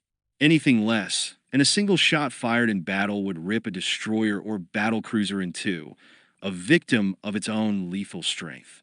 The contemplation of such an event brought a wry grimace of self-recognition to Quat's face. "We must always be careful," he whispered into the Felix's feathery ear, "not to blow ourselves up with our own weapons." The Felix stirred drowsily in Quat's arms. As far as it was concerned, all of its plans had succeeded admirably. It was fed warm and content.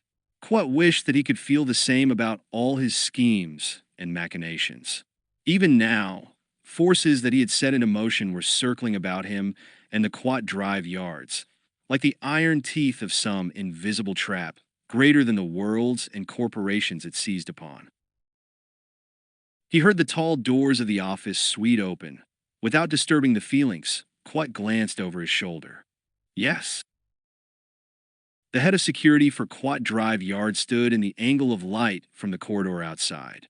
"Your personal transport is ready." As with all of the corporation's staff, Fienold spoke without elaborate formalities. "To take you to the gathering of families." "I don't need to be reminded," said Quat, "about where I'm going." The assembly of the planet Quat's ruling households was the reason for his having donned the formal robes, and for his bad temper. "I'm sorry, Dash, the security head was one of his most valued staff, and had done nothing to merit sharp language. But this is all coming at a very inconvenient time." That was an understatement. Even if all Quat of Quat had to worry about was the stepped-up pace of construction at Quat Drive Yards, the constant pressure from Emperor Palpatine to supply the Imperial Navy with the ships needed to crush the burgeoning rebellion, he would have had more than enough on his mind. But with those other concerns, some of which were secrets that he alone bore the weight of on his shoulders, it was a crushing burden. Or to be more exact, it would have been a crushing burden for almost any other sentient creature. Quat of Quat closed his eyes, his fingertips automatically stroking the Felix's fur. If he was not as other creatures were, it was because he had been born this way, the hereditary chief executive of Quat Drive Yards. The blood flowed in his veins of the other engineers and leaders who had preceded him. All that he had done, the schemes that he had devised, had been for the sake of the corporation. There were so many in this galaxy who sought the destruction of Quat Drive Yards, who wished to disassemble it into bits or swallow it whole. The corporation's own best customer, Emperor Palpatine himself and Palpatine's chief henchman, Lord Vader, were among that number. Quat Drive Yards had had at least a few friends among the leaders of the Old Republic. Those had been swept away in the course of Palpatine's rise to absolute power. Now everything, the very survival of the corporation, depended upon the wits and courage of those who shepherded it. And now, with all that going on, to have the ruling households getting on his case. No apology necessary. The security head showed a wry smile.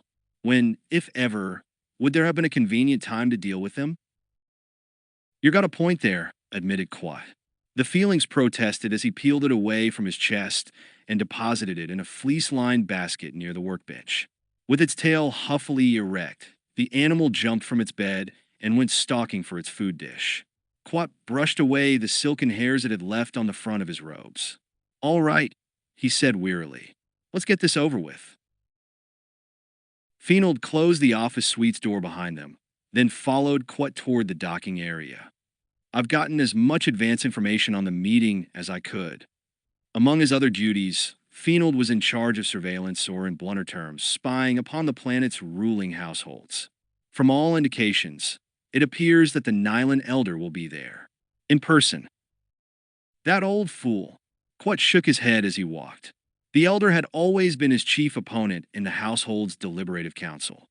Of all the families, the Nylans had fought hardest in over centuries and generations against the inheritance exemption by which the Quat line maintained its hold over Quat Drive Yards. I'm surprised they managed to pry him out of his life support systems. The younger members of the family are using the elder as a front. So they had a new portable life support system designed and built just so the elder could come to an emergency meeting like this. The security head raised an eyebrow. A very expensive system, too. It apparently has several redundant layers of first-degree droid intelligence built in, with constant real-time monitoring of all bodily functions.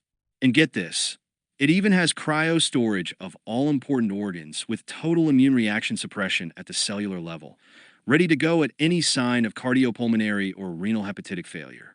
The elder could be getting a heart transplant as you were talking to him, and you wouldn't even know it except for the little blinking lights on the front of the unit. Charming, said Quat. Of course, that presupposes that he started out with one inside him. He could see the docking area attendants up ahead, standing by the open hatchway of his personal transport. Who else is going to be there? The usual cabal all of the Nylons, their Telbuns and their affiliates, the Colville clan and their Morganic allegiances, probably a good deal of the Cadnesi. Quat stopped in the middle of the corridor and looked at his security head. That's more than the usual. The security head nodded in agreement. This is the big one, technician. The Nylons have been trying to overturn the inheritance exemption since before your grandfather ran this corporation. They've called in all the favors that any of the other ruling households might owe them because they think they can do it now. Maybe they can. Quat paused beside the transport's hatchway as the attendants drew back. Maybe I should let them. Then dealing with the Empire, and all the rest would be someone else's problem. He pulled the formal robes tighter around himself to facilitate getting into the tight passenger space of the transport. He looked over at Fienold. What do you think? That would be your decision to make. Standing with hands clasped behind his back, the other man gave a single nod. But it would be the end of Quat Drive Yards as an independent corporation. No one else in the ruling families has the ability or the courage to stand up to Palpatine. I sometimes think, said Quat, that courage is simply another name for foolhardiness. Gathering up the broad and inconvenient hem of the robes, he stepped into the transport. I'm old and tired, or at least that's the way I feel, so it might as well be true. He had to duck his head down to look back at the figure standing outside the hatchway. Perhaps instead of going and dealing with these tiresome creatures, I should pilot this ship straight to Coruscant. I can make a deal with Palpatine. If I give in now and just let him take over Quat Drive Yards, I'd save him a lot of trouble. Perhaps in gratitude, he'd pension me off with enough credits to eke out a comfortable existence on some obscure planet. It's more likely, technician, that once Emperor Palpatine has what he wants from you, that he would simply have you eliminated. Quat managed a grim half-smile. I believe you're right. He settled into the transport's two-person passenger area. So I don't have any choice then, do I, about going and dealing with the Nylons and all. The rest of the ruling households. No, Riblaid Fenal. You don't. Then, said Quat, my duties and my actions are one and the same. He turned toward the transport again. Fienold laid a restraining hand on Quat's forearm. However, technician, you are not obliged to face this particular duty by yourself. Quat looked back at his head of security. What do you mean? It's madness for you to go there alone. The Nylons and the others are obviously planning some unpleasant surprise for you. You'll need all the help you can get. Perhaps so, but that doesn't mean I can have it. I hope you'll forgive any rashness on my part, technician, but I took the initiative of contacting the Master of Etiquette for the ruling households. Fienold gave a slight nod as he withdrew his hand from the sleeve of Quat's formal robes. And he gave a different ruling on that point of protocol. Since the Nylons are bringing their Telbuns to this gathering, the normal restrictions do not apply. Under the ancestral household code, the Telbuns are technically outsiders, not quite true family members. So to maintain strict reciprocity, the household of Quat is thereby permitted to bring in an outsider as well. I see. Quat mulled over the information. And your suggestion is that you should accompany me. More than a suggestion, it is, technician, my most urgent advice. Quat peered closer at the security head. Why are you so concerned about coming to this gathering? The ruling households of Quat are hardly an entertaining crowd. As I said before, they're up to something. And what is your evidence, your hard evidence, for that suspicion? Fienold was silent for a moment before answering. No evidence, he said quietly, other than what I feel in my gut. The security head's reply disturbed Quat. Fienold had never before been one to act upon anything except facts as cold and hard as the durasteel employed in the Quat Drive Yard's construction docks. But still. All right, said Quat. He pointed toward the hatchway of the personal transport. We'd better be on our way. They'll be waiting for us. A few standard time parts later, the pilot of the personal transport was skimming the craft over the densely forested land masses of the planet Quat. For Quat of Quat, looking out at the green organic material was less pleasing than contemplating the hard, cold shapes of laser-welded durasteel in the Quat Drive Yard's construction docks. One of the junior members of the Colvolt clan, barely having achieved adult status, had come out to meet Quat's personal transport.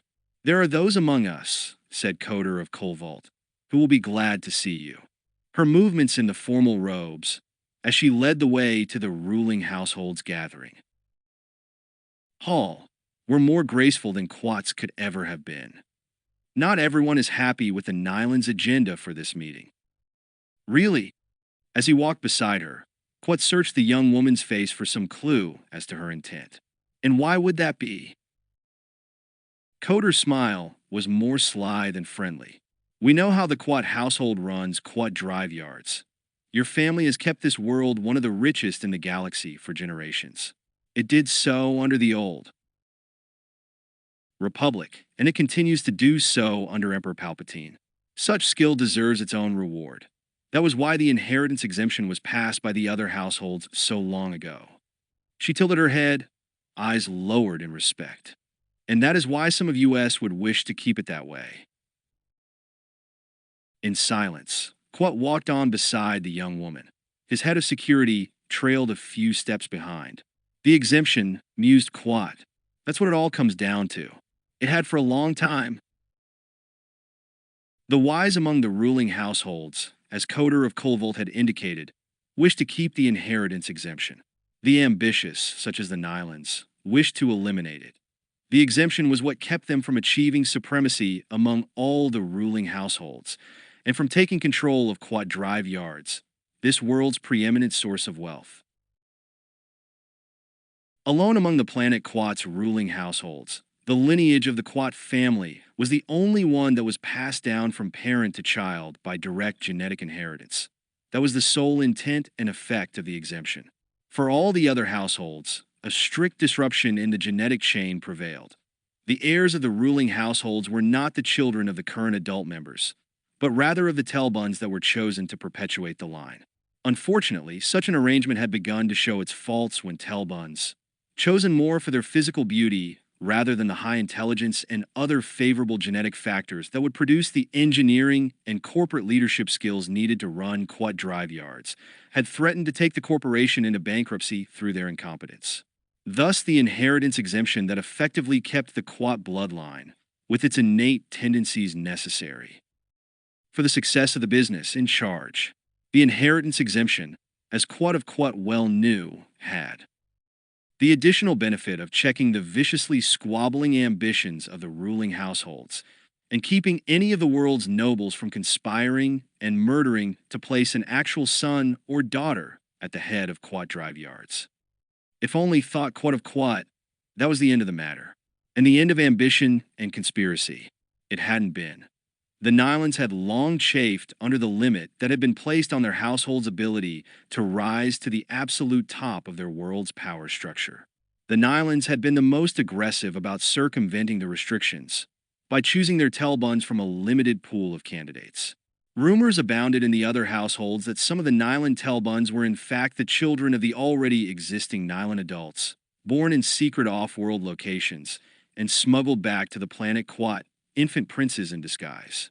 Certainly, over the last few generations, The physical resemblance between the Nylans and their appointed heirs had grown suspiciously close. Whereas this heir to the Colvolt clan, walking next to Quat of Quat, had obviously been chosen for her beauty and her lean-muscled, athletic grace, he had to exert himself to keep up with the long strides that billowed her formal robes out behind her. She had obviously come into her inheritance only recently. Quat remembered having heard, most likely in a report from a security head, that one of the Colvolt elders had recently died and his heir had assumed that preeminent rank in the household. Quat was grateful that whatever the reason had been for her parents' initial selection as a Telbun the Colvolts had long been notorious for its weakness for attractive faces, the result had been the elevation of someone with enough intelligence to see through the Nyland schemes. Whether that would be enough and whether there was a sufficient number like this coder of Colvolt in the other households remained to be seen. Quat strode on toward the meeting place, concealing his own grim apprehensions about what was to come. Fortunately, none of the Nylans or their associates made any objection to Quat of Quat's security head attending the gathering of the ruling households. It would have been a bad move strategically to have started off the gathering with an officious reference to the tradition-bound codes that govern the family's interactions. Better, thought Quat, to at least pretend that we're all friends for the moment, and let the Nylans suffer the consequences of the first hostile move. Quat, your presence is appreciated. The voice was familiar to him from the last time he had left the productive sanctuary of Quat Drive Yards in order to return to the homeworld. He turned and gave a nod of recognition. I understand, said Quat, that we have much to talk about. True. The hatchet-sharp face of Kas of Nyland showed a thin-lipped, humorless smile. The formal robes hung easily on his frame. They were obviously his preferred garb. I hope you enjoy hearing the words of your equals. He gestured toward the head of security, standing just behind Quat. I know how tedious it can be, surrounded only by underlings and their too often flattering but misleading voices. A roseate, shadowless glow suffused over the robed figures, more than 2 score of them. The largest number of ruling household members that Quat had ever seen gathered together as the perfect opalescent dome diffused the sunlight outside. In that gentle illumination, even the most withered and crone-like elders of either sex appeared as benign, attractive creatures. The younger ones and the appointed Telbun seemed to be almost godlike in their preening splendor. It had been inevitable that such lying arts, enhancement to the point of deception, would have evolved to such a degree on the planet of Quat.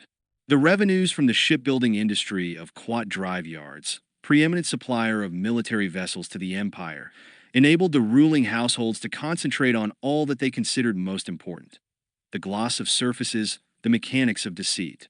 Quat of Quat wondered why any of them would consider overturning the financial arrangements of such a system merely to fuel the Nylans. Ambitions. I don't, said Quat, surround myself with flatterers. When it comes to engineering, it's better to hear the truth, no matter how unpleasant. If a ship being built has a stress fault that will cause it to implode at full thruster force, I would rather know before a client such as Emperor Palpatine has a chance to find out. Ah, Koss nodded in feigned appreciation. Very wise. As you value the truth, then I'm sure you'll find our meeting today to be very rewarding. He turned away, his formal robes swirling at the heels of his boots. A phalanx of younger Nylans and their Telbuns turned their smug gazes upon Quat before following after their kinsman. You realize, of course, that he hates your guts. Coder of Colvolt leaned her head close to Quat's while keeping an eye on the Nylans striding away. I don't think I'm surprising you with that information. He's always hated every Quat family member. Quatsruget. That's his own legacy from his predecessors. And it's why I'm pretty sure that the Nylans have been circumventing the inheritance restrictions. You can't learn that kind of hatred. You have to be born with it, right in your genetic material. Before Coder could reply, Quad security head gave him a discreet nudge. Here comes the Nylan Elder. The party's about to start. The light filtering into the pearl-like dome shifted in color. A flock of wind orchids, the rootless, semi-vegetative denizens of Quat's deepest forests, had drifted across the convex exterior of the dome. Their rich hues of violet and azure fell across the forms of the ruling household members like a soft, optic rain. The air currents outside lifted the wind orchids and sent them slowly tumbling away. The warmth of the blurred sunlight re-entered the dome. Quad of Quat saw a flurry of activity at the other side of the gently illuminated space. The crowd parted way before something larger than a mere human figure. "That's the life support system I was telling you about," said Quat's security head. "It wasn't just the functional parts that made it expensive. They had to decorate it." A vertically oriented cylinder was surmounted with the gray-bearded visage of the Nylan Elder. His snow-white hair, braided into two thick ropes, looped over the shoulders of the segmented metal. Encasing his arms, a trembling palsy shook the vein-gnarled hands left bare, restrained by flexible straps from tripping any of the controls and gauges studding the exterior of the system's casing. Bright red arterial blood percolated through a network of tubes and oxygenating devices. Above the tank treads that moved the portable system forward, patches of condensed moisture indicated the cryo-storage bins, with their valuable soft tissue contents inside. The Elder's age-yellowed gaze scanned the gathering's faces, the eye muscles twitching in their wrinkled sockets. At last, the Elder fastened upon Quad of Quad, standing several meters distant. "Are you?" Surpri said. "What?" The voice emerged from the amplified speaker at the front of the portable life support system, a few gasping syllables at a time. "That I've lived so long." Quat walked forward and stood before the Nylan Elder, gazing up at the face elevated by the machinery that had consumed the aged body. "Nothing you do surprises me." He could hear the gurgle and hiss of the life support system's various components, the fluids moving constantly between sterilized metal and flesh arrested in its slow decay. "When I was but a child, and you already in the prime of your manhood, you swore before our biological mothers that you would outlive me." He smiled politely up at the Elder. "You might make it yet." The laugh that grated from the speaker sounded like sheets of corrugated durasteel grinding against each other. "With your help, Quat, as you shall see." Spittle had flecked the side of the Nylan Elder's face and shone damply in the tangles of the beard draped across the metal collar, encasing the wattles of his throat.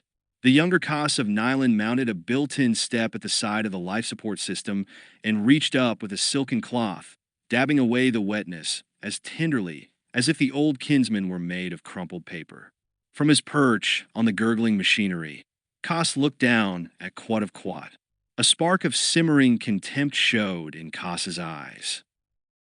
Quat turned away from the Nylans. A single nod was all the communication that he needed to exchange with Fienold.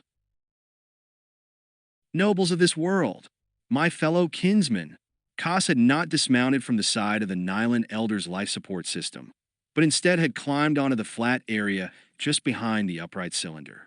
The slight effort had brought an excited flush to his face. He steadied himself by reaching down and placing both his hands upon the metal-sheathed shoulders of the Elder he stood behind. The Elder's white braids were draped at the level of Koss's knees. "I beg your indulgence, but urgent matters have brought us together at this time." His voice rang against the glowing limits of the dome. "The very future of the world that we share among us, that future lies in jeopardy." The overt theatricality in display offended Quad of Quad. He shook his head in distaste, a gesture that was noticed by Coder standing next to him. "You're right," she said. "They've all rehearsed their parts. Just look at them." In the gathering place's opalescent light, the Nylans and their affiliates had taken up positions on either side of the Nylan Elder. With their tailbuns, They constituted an obvious majority of those present. The weight of the ruling household's authority manifested by the confident, even smug expressions on their faces. They stood, male and female alike, with their arms folded across the embroidered fronts of their formal robes, their booted feet spread apart as though they had been transformed into warriors. That's handy, quote-unquote remarked dryly to his head of security. Now at least we know exactly what we're up against. Coder of Colvolt laid a hand on his shoulder and spoke close to his ear, turning her own back on the masked figures. The Nylons have been sending out their emissaries and negotiating teams to the other household for a while now. In fact, ever since Emperor Palpatine dismantled the Old Republic. That was when Kos of Nylon decided the galaxy's politics had changed enough for him to make his move. I see. Her words didn't surprise Quat. He'd already had his own Quat Drive Yard's intelligence teams report the Nylon's maneuverings to him. The shift in the power structure among the inhabited worlds, the rise of the Empire and Palpatine's concentration of authority in his own hands, had had inevitable consequences in every council hall and parliament scattered among the stars. At the last gathering of the planet Quat's ruling households, Kos of Nylon had tried to whip up a rebellion against the Quat bloodline and their administration of the Quat Drive Yard's business. The accusation had been that Quat of Quat had shown a disastrous favoritism toward the Rebel Alliance by keeping Quat Drive Yards out of any involvement with the construction of the Empire's new Death Star weapon. There had been other military contracting firms on other worlds that had reaped both the Emperor's favor and the huge profits that had come with building the Death Star. Quat of Quat had been aware of that. Palpatine himself had commented with malign suspicion about the reasons for Quat Drive Yards not even bidding on the smallest part of the project. Palpatine's misgivings had been soothed away by the simple expedient of Quat Drive Yards absorbing an unplanned cost overrun by Quat of Quat's personal orders on the design change orders for an operational wing of a half-dozen new Imperial battlecruisers that had cut deeply into the corporation's profits for the fiscal quarter, but had also maintained Quat Drive Yard's inside relationship with the Empire. Only later, when the Death Star had turned out to be something less than invulnerable after the Battle of Yavin, the Imperial Admiral's ultimate weapon had been little more than smoldering scraps floating in the vacuum of space had Quat's enemies among the ruling households been forced to acknowledge his wisdom. Quat Drive Yard's preeminent position among the Empire's military contractors was even more secure now, with Emperor Palpatine placing greater trust in Quat of Quat's engineering expertise. Whatever plans the Nylons might have had for taking over the administration of Quat Drive Yards were put on hold until now, which raised a single question in Quat of Quat's mind. Why now? He wondered as he looked at Kos of Nylon, perched on top of the Nylon Elder's portable life support system. What had changed? Some element in the delicate balancing act of power and ambition, either here or somewhere off-world, must have altered slightly, enough for Kos and the rest of the Nylon household to believe that they had another chance for realizing their goals. But nothing that had come to Quat of Quat through his own intelligence sources had alerted him to any new development. Either the long years of frustrated waiting had driven Kos of Nylon insane, or the usurpers and their affiliates had developed contacts and espionage networks that exceeded Quat's own. The latter possibility bordered on paranoia, but inevitably so for someone in a position such as that held by Quat, where sheer information dictated one's survival. What did they know? His gaze narrowed as he watched Kos and the rest of the Nylons. Or worse, what do they know that I don't? Those questions were soon to be answered. Kos of Nylon gestured with an outflung arm, silencing the murmuring hubbub from the crowd assembled around him. His hand lowered again toward the shoulder of the ancient, withered figure embraced by the life support system's machinery. Let the elders speak. Kos's shout rang against the glowing limits of the gathering space. Listen to what he has to say. On either side of the life support system's segmented treads, the Nylans and their affiliates turned their respectful faces up toward the elder. "This ought to be good," muttered Coder of Colvolt, standing next to Quat. The sour expression on her face made her distaste for the proceedings evident. The eyes in the age-wrinkled face reminded Quat of Emperor Palpatine's cold scrutiny. But the Emperor's eyes were at least animated by the deep, consuming appetite that existed behind them, the hunger for power over all the universe's sentient beings. By contrast, the Nylan Elder's gaze was dulled beneath the accumulated layers of time, as though any remaining spark were clouded by dust and cobwebs. "Would that I were at rest." The rheumatic voice crackled from the amplified speaker at the front of the cylinder. One corner of the Nylan Elder's mouth pulled downward with each spoken syllable, the palsy showing a few yellowed teeth. "Would that I were at rest forever, in the tomb of those who preceded me for these many years, than that I should live to see such treachery." "Hear him!" Koss raised both hands from the Nylan Elder's shoulders and held them wide above his own head. "This is why we are gathered at this place." "Treachery," the Elder's voice continued, each word like gravel scraped across metal. "When treason is committed by those to whom much power has been given, in whom much trust has been placed, is greater treachery possible?"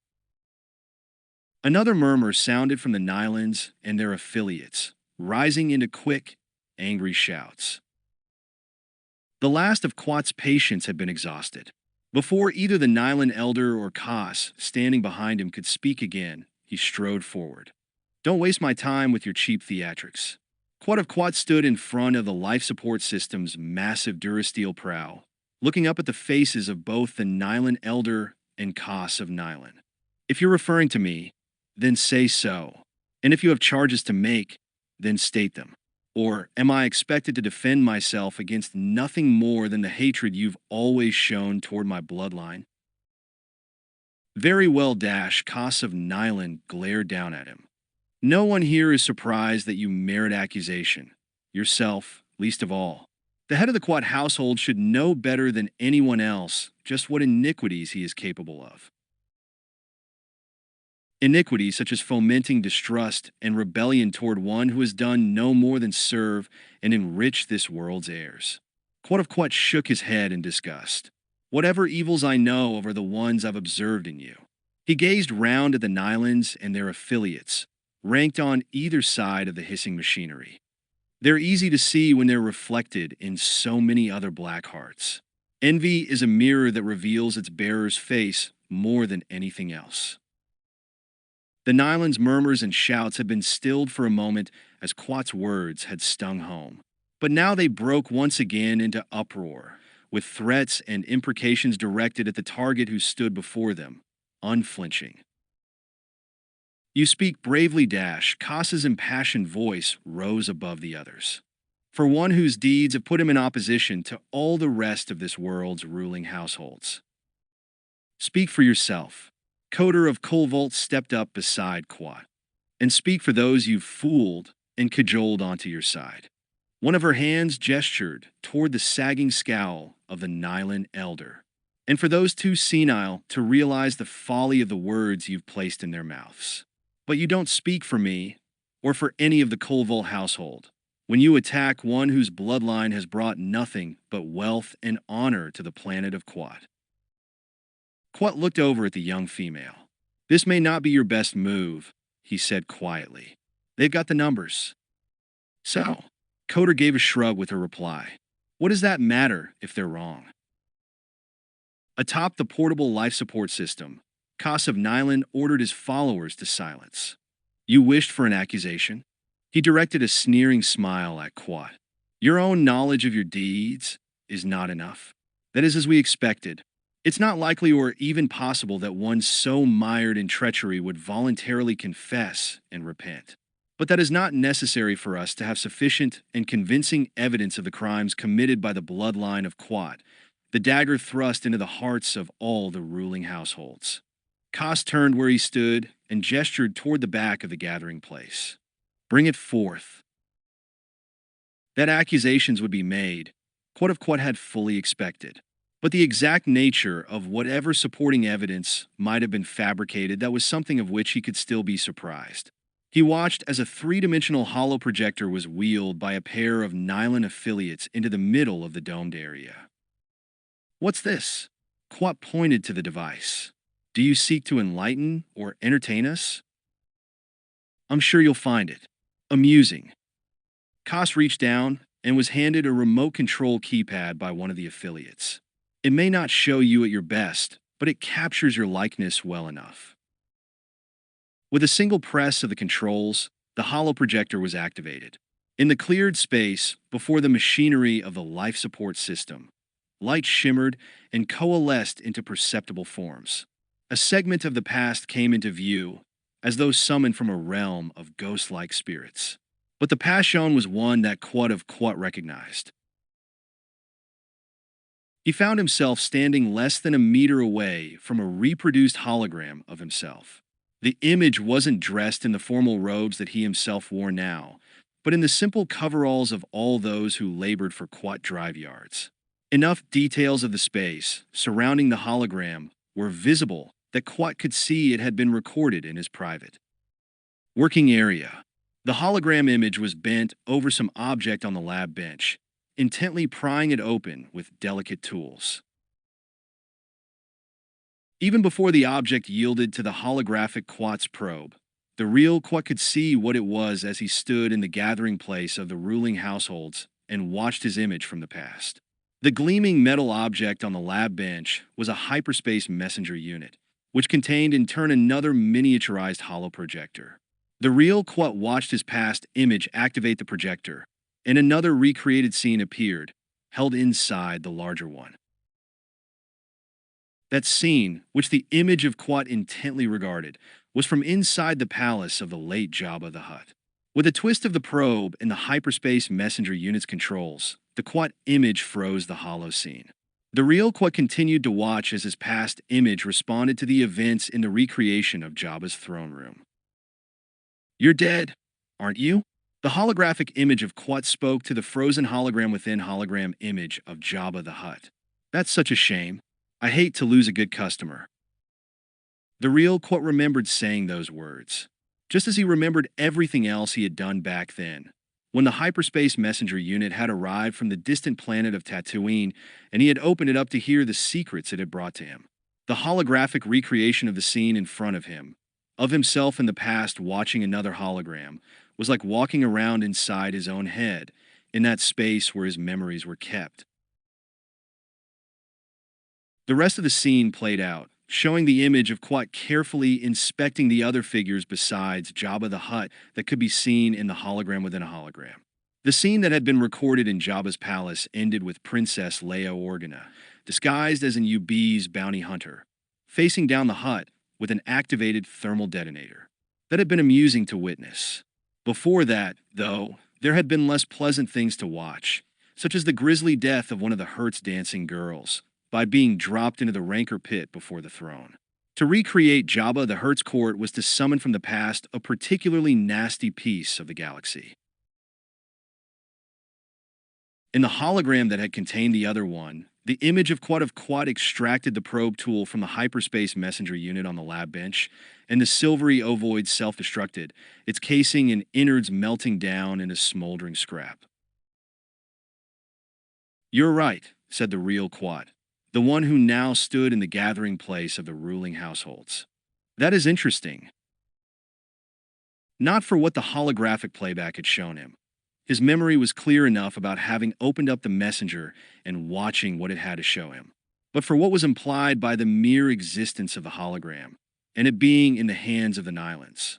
The hologram had been recorded surreptitiously, in Quat's most private and guarded sanctuary, recorded by some hidden device, without his knowledge, and then transmitted to Koss of Nylon and the other conspirators against the bloodline of Quat. That meant a major breach of security within the actual organization of Quat drive yards, a breach that only one individual would be capable of creating. Quat turned and looked over his shoulder at Fienold. His gaze was met with one that looked straight back into his eyes, without making any effort at aversion. Then the head of security for Quat Drive Yards gave a single nod. That was all that was necessary, even before he spoke. Now you know, he said. Yes, Dash, for a second longer. Quat regarded the man he had trusted more than any other sentient creature in the galaxy. I suppose Ido.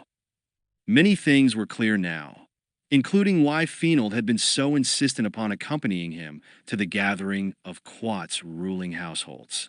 He wanted to be here, Quat thought bitterly, to make sure he got paid. However much the Nylans and the others had offered for this treachery. He turned back toward the others assembled in the gathering place. Coder of Colvolt gently touched Quat's arm. You don't look too good, she said. For a moment, Quat wondered if she was speaking about herself. During the holographic playback, he had heard a sudden gasp behind himself. He had glanced over his shoulder and had seen Coder turn pale, eyes widened with surprise, as she had watched those recreated events from the past.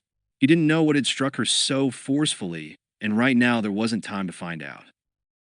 Don't worry about me. Quat of Quat slowly nodded. I've got a lot of thinking to do. Coder peered closely into his face. Are you sure? Maybe we can get this meeting postponed.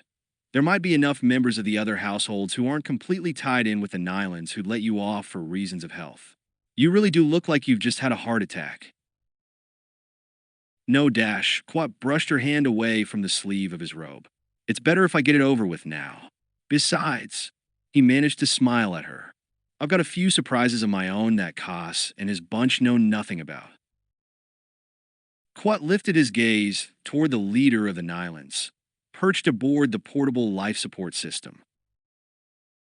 He had to assume the worst about what the Nylans were aware of, regarding his own schemes and actions. Whatever they had bribed his head of security with former security head, Quat reminded himself it had obviously been enough to give them effective access to everything that had gone on inside the headquarters of Quat Drive Yards. If they had known what to look for, there was only one way to find out. You must be joking, said Quat. Is it treachery for me to keep an eye on one of Quat Drive Yard's customers? We sell our wares to any creature who has the credits for them as long as we can do so without incurring the wrath of the Empire. Some of our customers need a good deal of watching. I would have been a fool to have blindly trusted someone like Jabba the Hutt. You should be grateful to me for taking such precautions. Precautions, are they? Koss of Nyland's voice took on a sarcastic edge.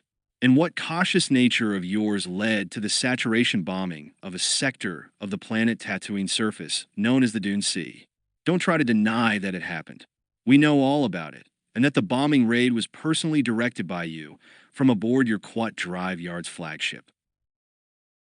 So they possessed that knowledge as well. Quat's security head had done a thorough job of selling him out. That's none of your concern, said Quat stiffly. Some things are necessary, the reasons for which cannot be revealed publicly. As long as Quat Drive Yards is a profitable concern and you reap your share of those profits, then all prying into these matters does nothing except hinder my running the corporation. Koss leaned forward, above the grizzled head of the Nylan elder. You wish to keep secrets from those closest to you, those with the greatest right to know. A sweeping gesture of his arm took in the gathering place and those it held. The representatives of this world's ruling households are like children to you, incapable of understanding all your great schemes and maneuvers. Tell me, Quat of Quat Dash, Koss spoke with icy scorn. Are we supposed to be flattered by such an attitude on your part? This time, Coder of Colvolt spoke up. You can be as flattered or as offended as you choose, she said. But the truth is as Quat tells it. The ruling households long ago chose to put their trust in his bloodline. We created the inheritance exemption specifically so that the Quat family from one generation to the next could continue to manage the corporation from which our wealth comes. Are we now to revoke that trust for no better reason than that Quat of Quat runs it as he sees fit? Our little Colvolt cousin has made it clear just whose side she has taken. Koss directed his withering sneer at her, then spread his hands to the crowd around the base of the life support system. She was given the chance to join with the rest of the ruling households. those who desire justice and are not swayed by facile arguments about endangering the sources of our wealth. Perhaps she has her reasons for making such a choice. Why should treachery be limited to those of the Quat bloodline? With the power that he commands, Quat of Quat has his ways of tempting the greedy and foolish into being his allies. The speech from Kas of Nylon was met with angry shouts from his assembled supporters. But another voice managed to rise above them. Nothing tempts me but the desire to make you eat your own words. Coder of Colville looked as if she were ready to climb up onto the life support system and achieve her wish by force. If there were any substance to them, it would make quite a mouthful for you, I'm sure. But they're nothing but air, nothing but lies and little hints and rumors, none of which add up to anything real. My dear cousin, said Kas with feigned politeness, it takes wisdom to measure the weight of things as subtle as Quat's treachery. He's too smart to pursue his twisted ambitions openly, where anyone might see them. So you bribe your way into my private quarters. Quat gestured toward his former head of security. And you set spies onto those who have done you no harm. I do what is necessary, replied Kas. If it were what is required to uproot the evil that has taken root among us, I would embrace the darkest energies that could be found in this universe. But you've already beaten me to that, haven't you? You talk nonsense. Doi. The brows rose high above Kas's eyes. Is it nonsense to wonder about the meaning of not only Quat's own espionage, but also an unexplained bombing raid upon the surface of another planet? A planet which rumors have already been swirling about. Throughout the galaxy, you might not be aware of the nature of those rumors and tales, but it seems clear enough that this certain planet, known as Tatooine, had already taken on a great importance in the eyes of both Emperor Palpatine and the most feared instrument of his will, Lord Darth Vader himself. And it is no great feat of espionage to have learned that the Rebel Alliance has gained a new and valuable leader in the form of one Luke Skywalker, whose home planet is this same Tatooine. Are we to believe it a mere coincidence that of all the inhabited worlds in the galaxy, the schemes of Quat should also revolve around Tatooine? Or is it not a greater likelihood that those schemes, regarding which Quat asks us to trust him, have through his rashness and folly gotten our own world and our inheritance fatally enmeshed with the struggle between the Empire and the Rebellion? As if on cue, the mutterings and shouts from the Nylons and their affiliates rose to a higher pitch. We don't even know what purpose is served by all of Quat's scheming. He doesn't consider us fit to be trusted with these vital secrets. Only he should know these things. That is why Quat has also concealed from us that he has received other messages from Tatooine concerning the welfare of a certain notorious bounty hunter named Boba Fett. This bounty hunter may have also been a customer of Quat Drive Yards at one time, but he's rather more than that now. Kas jabbed a finger toward his adversary standing before the portable life support system. Is that not true, Quat? The breach in security was more extensive than Quat had originally feared. They've gone off-planet, Quat realized. The Nylon household had obviously been in touch with intelligence sources elsewhere in the galaxy, and had paid for what they wanted to know. That meant there was a good chance they had traced out a few more connections that Quat would have preferred to keep hidden. But what exactly had the Nylons found out? That remained to be seen. Since you seem to know so much, Quat's hand swept a gesture toward Kas. Why don't you tell us what is true, or what you think is true? It's not a matter of thinking, Quat. It's a matter of knowing, or knowing enough to be concerned about where your schemes have led us to. And where is that? Quat kept his tone mild, and even somewhat amused. You have kept much hidden. You show an undeniable talent, Quat, for secrecy. But secrets can also be found out. Truth has a way of revealing itself. Kas straightened himself behind the encased torso and scowling head of the Nylon elder, and folded his arms across his chest. For is it not also true that these schemes also entangled you and, by extension, Quat Drive Yards with the criminal organization known as Black Sun? You've said that you value the Empire as a customer, And yet you also had secret dealings with the very creatures who continually circumvented Emperor Palpatine's authority in the galaxy. I would call that a risky game, one that tried to play both sides against each other. That's not good business, Quat. That's madness. So they don't know everything, decided Quat.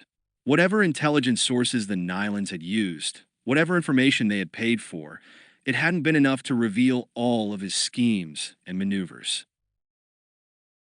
If Kos of Nylon had known exactly what had gone on with the Empire and Black Sun and even the Rebel Alliance, he would have already used that knowledge against Quat. Some of those schemes, such as Quat's attempt to link Prince Zyzer, the leader of Black Sun, with the Imperial Stormtrooper raid that had killed Luke Skywalker's aunt and uncle, had gone beyond all reasonable concepts of risk, yet they had been necessary, as well as part of Quat's calculated campaign, to eliminate the threat that Zyzer represented to Quat Drive Yards. The scheme had failed. Quat had already admitted that to himself. All his efforts now, including the bombing raid on Tatooine's Dune Sea, were concentrated on eliminating the evidence of that scheme before the truth of it leaked out to Emperor Palpatine. Maybe I'm too late if the Nylons had gotten wind of even these few scraps of information. There was no telling what Palpatine, with his vastly superior intelligence organization, might already be aware of. Very well. He had heard enough from Kos of Nylon. The state of the Nylon's perception of his secrets was clear. I don't care to tell you more than you already know. If you believe these matters to constitute treachery, and if you've convinced enough of the other ruling households that that is the case, only one question remains. What are you going to do about it? The Nylon elder spoke, its voice a grating rasp from the amplified speaker mounted at the front of the cylinder, housing the ancient flesh. The bloodline of Quat must pay the price for its crimes. Kim? The elder's words seemed to enrage Coder of Kolvolt. She stepped forward from where she had been standing next to Quat. The crime is yours. An accusing finger darted out, pointing directly at Kos of Nylon above her. Your greed and ambition have led you to spy on and invent slanders against a fellow kinsman. Coder lowered her hand, letting the same gesture sweep across the ranks of the other Nylons and their affiliates. And all of you share the guilt for letting these suspicions poison your minds. The galaxy is at war, the Empire against the rebels, and like it or not, we find ourselves on the battlefield. Now is not the time to conspire against the only one who has a chance of leading us to safety. Lead us to ruin, more likely. Kos of Nylon tempered the severity of his voice, the better to draw back and align any of his followers who might have its second thoughts. Quat of Quat hides from us that which we most need to know and that which would absolve him of suspicion, if his actions are indeed blameless. There are things we need to know, which he managed to keep secret. All he needs to do is dispel the darkness that he himself has created, and then our objections to the way he administers Quat Drive Yards will melt away like dew upon the forest leaves. The last bit of poetry was accompanied by an unpleasant smile. What say you, Quat of Quat? You may have your secrets, but not without suspicions or accusations. The temptation was great to divulge exactly those things that Kos and the other Nylons demanded to know. Tell them, thought Quat grimly, and let there be an end to it all. Upon the heads of the Nylons and their affiliates, the blame would be as heavy as it was upon his own. Why should he be the only one to be crushed beneath this burden when all shared the benefits of his constant, unsleeping labors? He could feel the words splitting open his heart and rising to his tongue, the intricate details of his schemes forcing their way to the light. Tell them the truth, thought Quat, and give up any hope of success, any chance of survival, of saving Quat Drive Yards from its enemies. That was the problem, the trap in which he was caught. Information flowed both ways. If the Nylons were already in contact with spies and other shady intelligence sources, then anything revealed here would quickly find its way to those who would be even more interested in discovering the details of Quat of Quat's schemes. Someone such as Prince Zyzer would not have been grateful upon finding out that he had been the target for the net that Quat had woven in hopes of trapping him within. And Zyzer would have had ways of expressing his displeasure, ways that would have been personally unpleasant, then fatal for the scheme's instigator. It was the price that came with playing games with such high stakes. What burned inside Quat was the awareness that the cost of his failure would also be paid by Quat Drive Yards. The corporation would cease to exist. Even its name would be wiped from memory, as it was absorbed into the fabric of the empire. Zizor's intentions toward Quat Drive Yards had been made plain long ago. All that he had lacked had been the pretext upon which he could convince Emperor Palpatine to seize the corporation's valuable assets and make them his own. The discovery of schemes such as those launched by Quat of Quat would have more than suffice for that purpose. A choice such as that which Quat faced was no choice at all. Quat knew that to use the truth to defend himself against an enemy, such as Kos of Nylon, would only deliver him, and Quat Drive Yards, into the hands of an even more implacable enemy. Better to maintain silence, he decided, and take whatever accusations they want to throw at me. I keep my own counsel, Quat answered aloud, as do you yourself. You and your fellow conspirators did not seek the benefit of my advice before you saw fit to spy upon me. So be it. If all your prying cannot unveil what you seek to know, and if you cannot buy it with all the credits that my labors have put in your coffers, then you can hardly expect me to give you that information for free. Kos of Nylon smiled as he nodded. That is exactly the answer I expected from you. That all of us, who have chafed under your unbridled power, thought we would hear from you. It comes as no surprise that you will not or cannot defend yourself. He needs no defense, said Coder angrily, from baseless accusations. The sneer returned to Kos's face. It's clear you've made your choice as to where you stand. If treachery can buy your loyalty, you'd better be satisfied with the price you got for it. As though dismissing her from his consciousness, he turned his gaze back toward Quat. You see the numbers arrayed against you.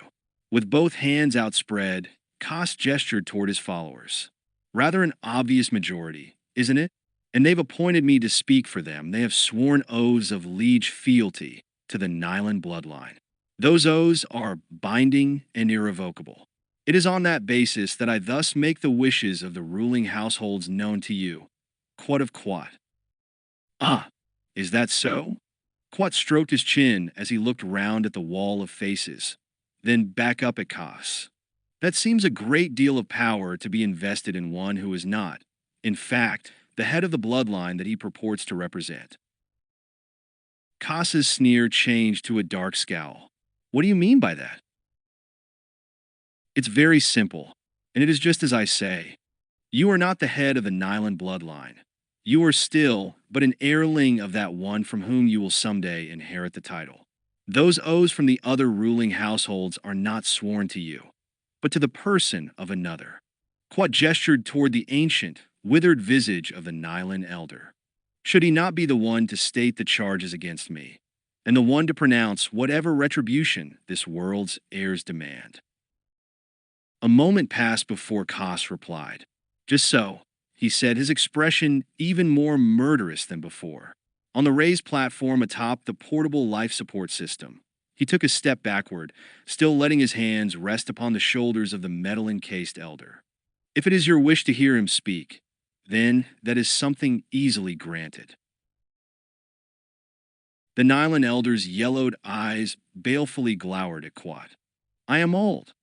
His voice was heavy with weariness and loathing, and have not the strength that I once had. The sighing, gurgling noises of the life support system formed a counterpoint to his words.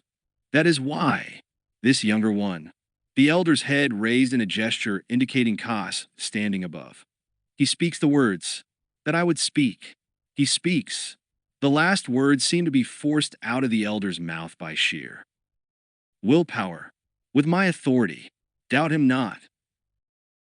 And is that your understanding as well? Quat looked across the faces of the Nylon's affiliates, ranked on either side of the life support system's machinery. You listen to Kos of Nylon because he speaks for the elder of that household? He received a few nods from the affiliates. One of them, the Cadnesi elder, spoke up. Our loyalty is to the Nylon elder. He received our oaths long ago. But if he wishes his heir to speak for him, we have no objection to that. The Katnesi elder peered sharply at Quat. Do you? Not at all, said Quat. Your oaths are sacred, and I respect them. But let us see if everyone honors them as I do. He strode across the small distance between himself and the portable life support system, one hand reaching up toward the controls visible on its front panel. Stop him! Atop the machinery, Koss of Nyland shouted, his gesture jabbing frantically down toward Quat. Before he could lay his hand upon the portable life support system, another grabbed his shoulder and pulled him around. The former security head for Quat Drive Yards gathered one side of Quat's formal robes and pulled him close against himself. I know what you're trying to do, Dash. The former security head's expression was set grim and tight as he reached with his other hand inside his jacket. I didn't sell you out to these people just so I could watch you defeat them. A glistening vibroblade appeared in the former security head's fist. You have to realize I am on their side now. Quat shoved the butt of his palm hard against the former security head's shin, pushing the other man's face to the side. With his forearm, he blocked the thrust of the vibroblade at his ribs. The former security head was younger and stronger than Quat, too strong for him to break free of the other's bear-like hold across his shoulder and neck. The vibroblade slashed downward across the sleeve of Quat's robe, parting the heavy fabric and slicing a millimeter-deep wound, precise as a surgical incision, along the back of Quat's arm. Blood welled out and seeped across the chests of both men, pressed tight against each other. The fist holding the blade slammed up into Quat's solar plexus, knocking the breath from his lungs and forcing him a step backward. That gave the former security head enough space to draw his arm back and aim a slashing, fatal blow with the weapon, straight toward Quat's throat. The blow never reached its target. Gasping in sudden shock and pain, the former security head dropped the vibroblade. Clattering, the blade spun across the floor. The former security head's fingers clawed at Coder of Colvolt's forearm, jammed hard against his windpipe. With the same move, Coder had thrust the point of one knee against the former security head's spine. His shoulders arched backward in a tense bow, his greater weight balanced against hers. Before he could act in any way other than pure, unthinking reflex, Coder's free arm swung her fist into the man's temple, with enough force that the crack of bone was audible. The whites of his eyes rolled upward behind the trembling lids. When Coder let go of him, he crashed unconscious to the gathering place's floor. Under the luminous dome, the assembled crowd had been struck silent by the quick burst of violent action in front of them. Before any of them could move, Quat of Quat had already darted forward and snatched up the vibroblade that had fallen from the former security head's grasp. Blood trickled down his forearm and dripped from his elbow as he held the weapon up. I would advise everyone to continue standing very still.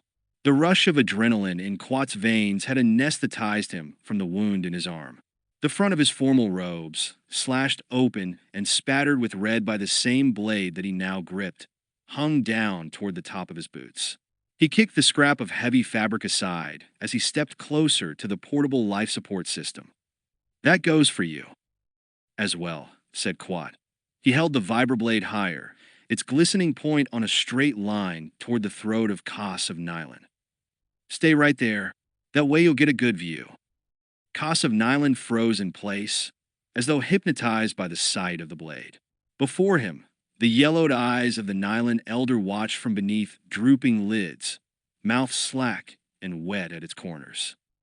Quat knew that he had only a few seconds before the Nylands managed to break free of the shock that now held them. But that would be long enough. He stepped close to the portable life support system. The machinery shrieked, as though its metal and silicon were capable of feeling pain, when the vibroblade sliced through the exposed cables and hoses. The blood-cleansing apparatus sped up, then ground to a halt as its workings ran dry. The recycled blood and other floods spread in a glistening pool beneath the machinery's tank treads. Up above Quat, the face of the Nyland elder distorted in a frozen rictus, the cords beneath the wrinkled flesh of his neck tightening and straining against the confines of the cylinder's metal collar. A red bubble formed and burst at the wet corner of his mouth. Another blow, this time with the point of the vibroblade, pried open the front panel of the portable life support system. Quat forced it open wide enough to get his fingers underneath the smooth edge of metal. As he strained against it, he was joined by Coder of Kulvold at his side. The two of them managed to pull the front panel off the machinery and drop it with an echoing clang onto the gathering place's floor. Quat no longer needed the vibroblade. Now he was able to reach into the workings of the life support system and disable it. Back off, Dash. Coder's warning voice sounded from behind him. Quat glanced over his shoulder and saw that she had scooped up the vibroblade. With her knees bent in a defensive crouch, Coder used the weapon to keep the Nylons and their affiliates at bay. Maybe you could hurry a little, said Coder, glancing back at Quat. I'm not going to be able to hold them forever. This won't take long. A single motivator unit ran all the functions of the life support system. Quat grasped the top of the unit, gave it a turn to the right, and yanked it out of the center of the machinery's circuits. An inhuman screech sounded from the amplified speaker mounted above. As if Quat had struck a blow at the heart of a living beast, the portable life support system shuddered and sank lower upon its treads, nearly toppling Kos of Nylon from its upper platform. The gray, withered face of the Nylon elder showed no sign of animation as Quat grasped the bottom edge of the cylinder and tugged it free. Like an ancient warrior's battle shield, it crashed on top of the other discarded sections of the machinery's exterior. The vibroblade brandished by Coder of Kulvold didn't cause the others in the gathering place to take a step backward, pushing themselves away from the hulk of unpowered devices in front of them. It was what they saw, revealed at the machinery's heart.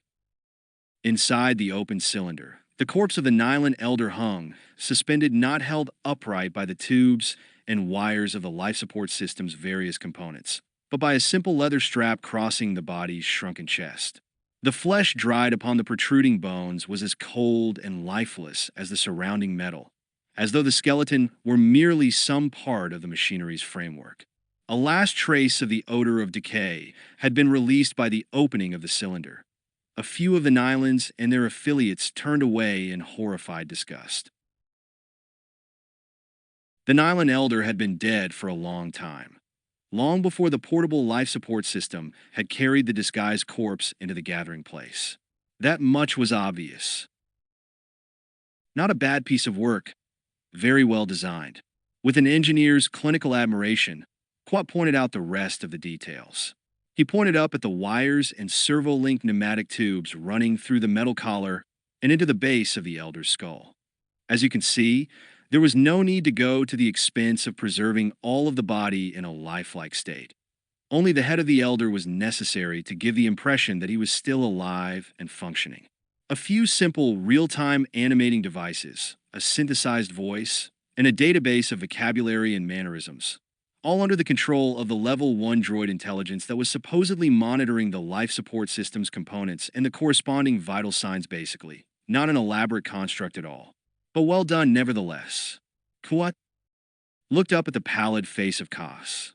Who did you hire to do the work for you? Must have been expensive. He slowly shook his head. Offhand, I'd say it looks like a Phonane Mimesis Studios job. It's the kind of thing they specialize in.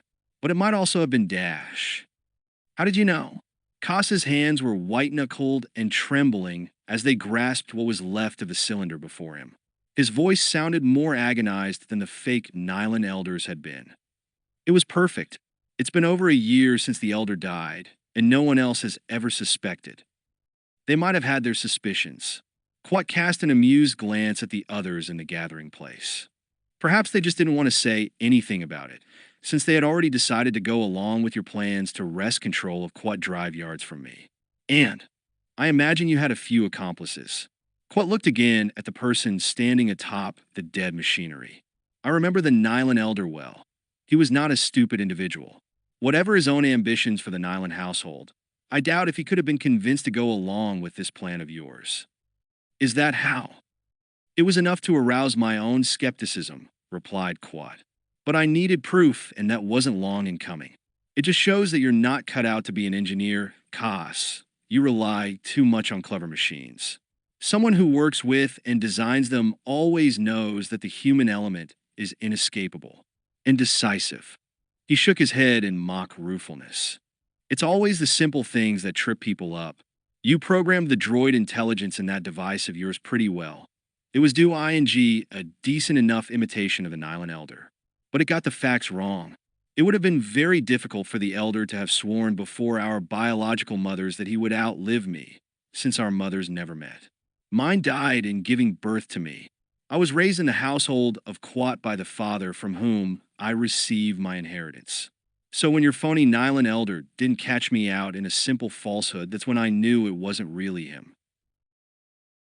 One of the Cadnesi, the male who had spoken up before, looked puzzled. I don't understand, he said. Why would Koss go to such elaborate lengths to make it appear that the Nylon Elder was still alive? As soon as the word of the Elder's death would have gotten out, that would be when Koss would have been acknowledged as the heir of the Nylon household. That's not difficult to figure out. Quetzalcoatl. It's not enough to inherit the title when the oaths of fealty from the other ruling households were given to the person of the previous Nylon Elder. None of you has ever sworn an oath to Koss of Nylon. The notion brought a laugh from Quat. Why should you have? So for Koss to proceed with his campaign to drive me out of the leadership of Quat Drive Yards, he needed all the authority that went with the Nylon Elder still being alive, without the inconvenience of the old man disagreeing with him about what should be done. The real question, of course, is Quat's voice darkened with sly hints. Just how convenient was the Elder's death? Perhaps our dear cousin Koss might have helped the process along. Just a little bit. That's a lie. Koss of Nylon's face had paled to a bloodless white. If you're saying I killed him, that I had anything to do with his death dash. A very serious charge, said the Cadnesi. He nodded solemnly, a gesture that was repeated by others in the crowd, including the Nylons and their associates. This will bear investigation, and if it should turn out to be true, then the murderer's own life is forfeited. Coder of Kulvult spoke the words with evident satisfaction. That is the law, as ancient as the ruling households themselves. It's a capital crime for a designated heir to take an elder's life, and the punishment must be exacted, or the households would be awash in the blood of the victims. Atop the disabled machinery, the ruined manifestation of his scheme, Koss was reduced to sputtering incoherence. His fists clenched as his face distorted with the rage of the impotent and guilty. Quat knew what to expect. He saw Koss's muscles tensing for one final act. It was no surprise to him when the defeated Nylon airling leaped from the machinery's elevated platform, his hands clawing for his enemy's throat. This time, there was no need for assistance from Coder. Quat took care of the problem himself. The butt of one upraised hand caught Koss at the edge of his jaw, snapping his head back. A blow from Quat's other fist sent the Nylon sprawling at the feet of his kinsman. He didn't get up, though his chest could still be seen rising and falling, laboring for breath. Let me know, said Quat coldly, what you decide about him. It would probably be best for Quat Drive Yard's public relations if the execution were performed in as quiet a manner as possible. This kind of squabbling within the ranks is always seen as a weakness by outsiders. He turned and strode away toward the gathering place's exit. Feenald had just started to regain consciousness and feebly raised a hand toward Quat as he passed by him.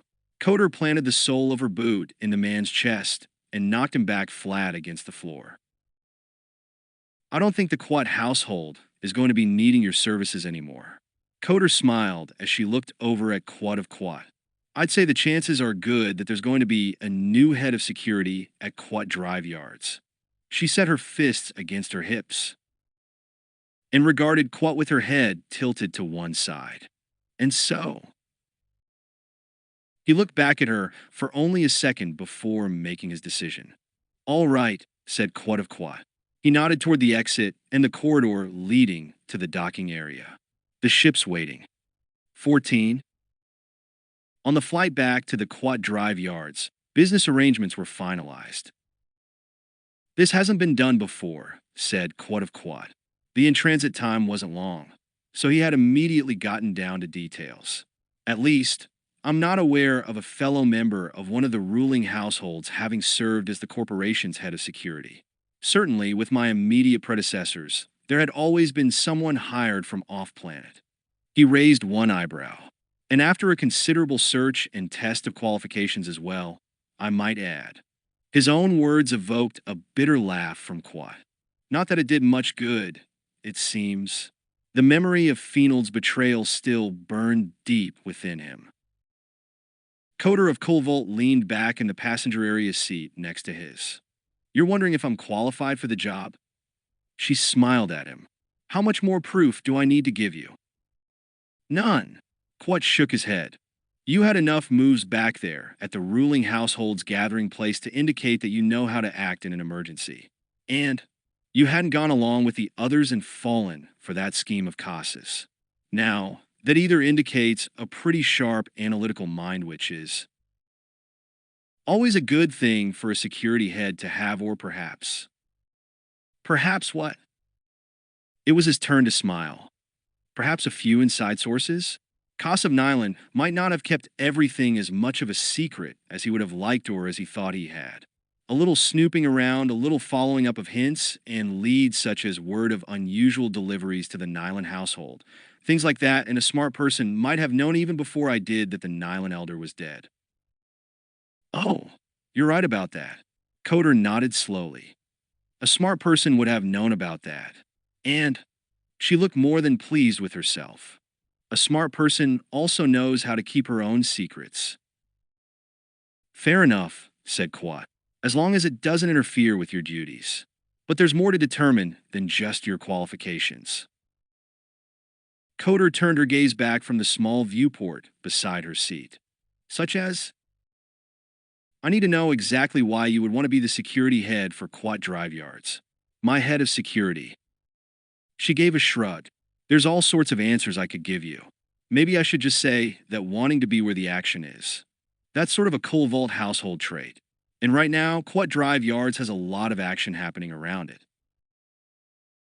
If you just want action, go join the Rebel Alliance. Then you'll get all the action you could ever want.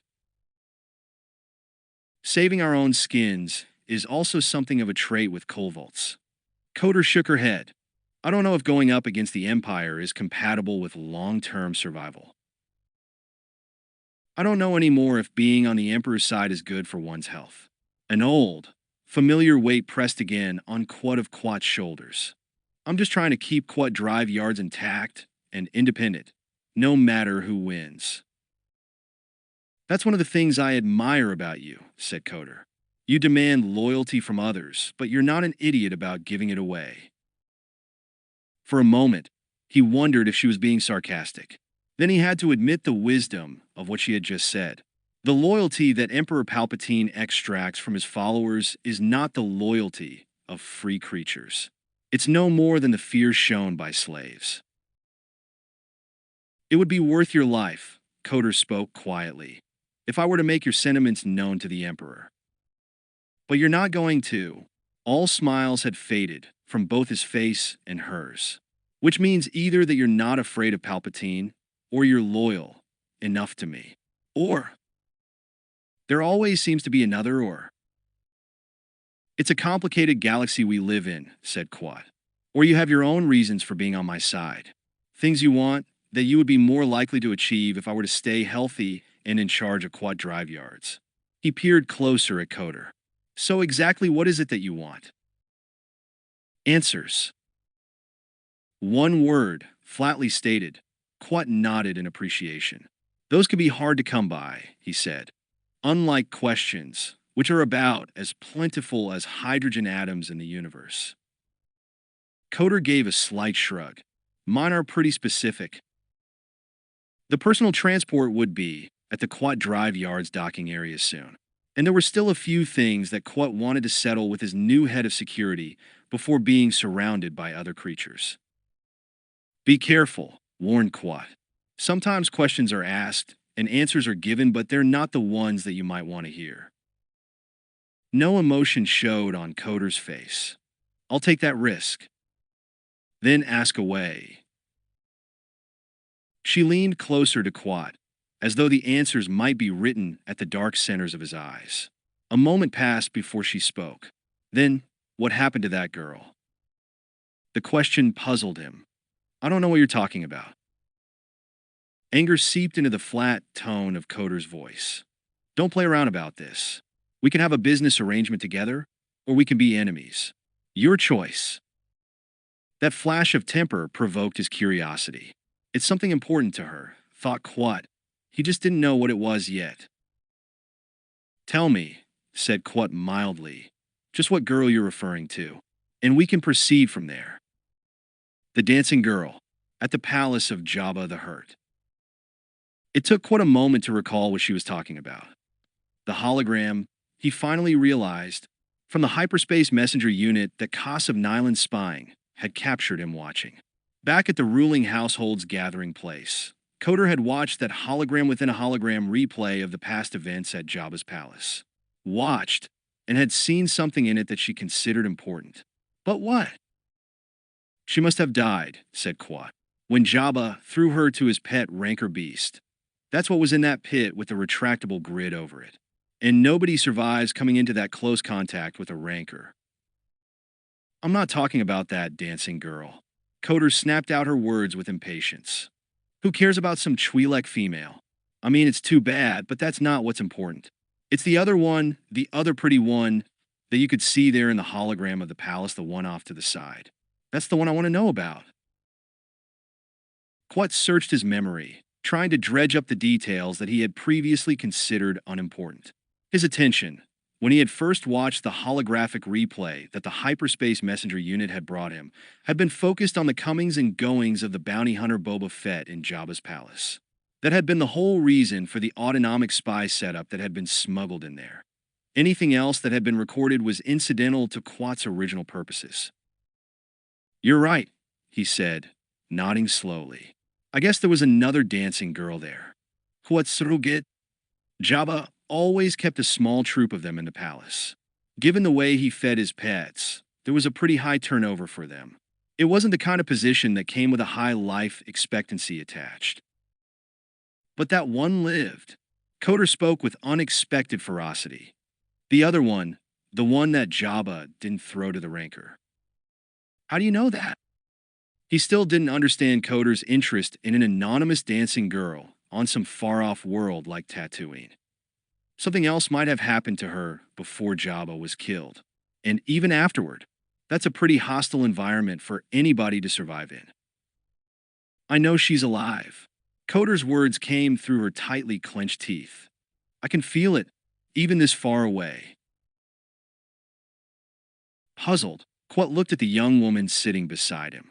A few more pieces fell into place as he now managed to recall the face of the other pretty dancing girl in the hologram. The holographic recording had caught, for just a few seconds, the image of her watching the Twi'lek female fall into the rancor pit before Jabba's throne platform, and listening to the terrified screams that had preceded the unseen death in the darkness below.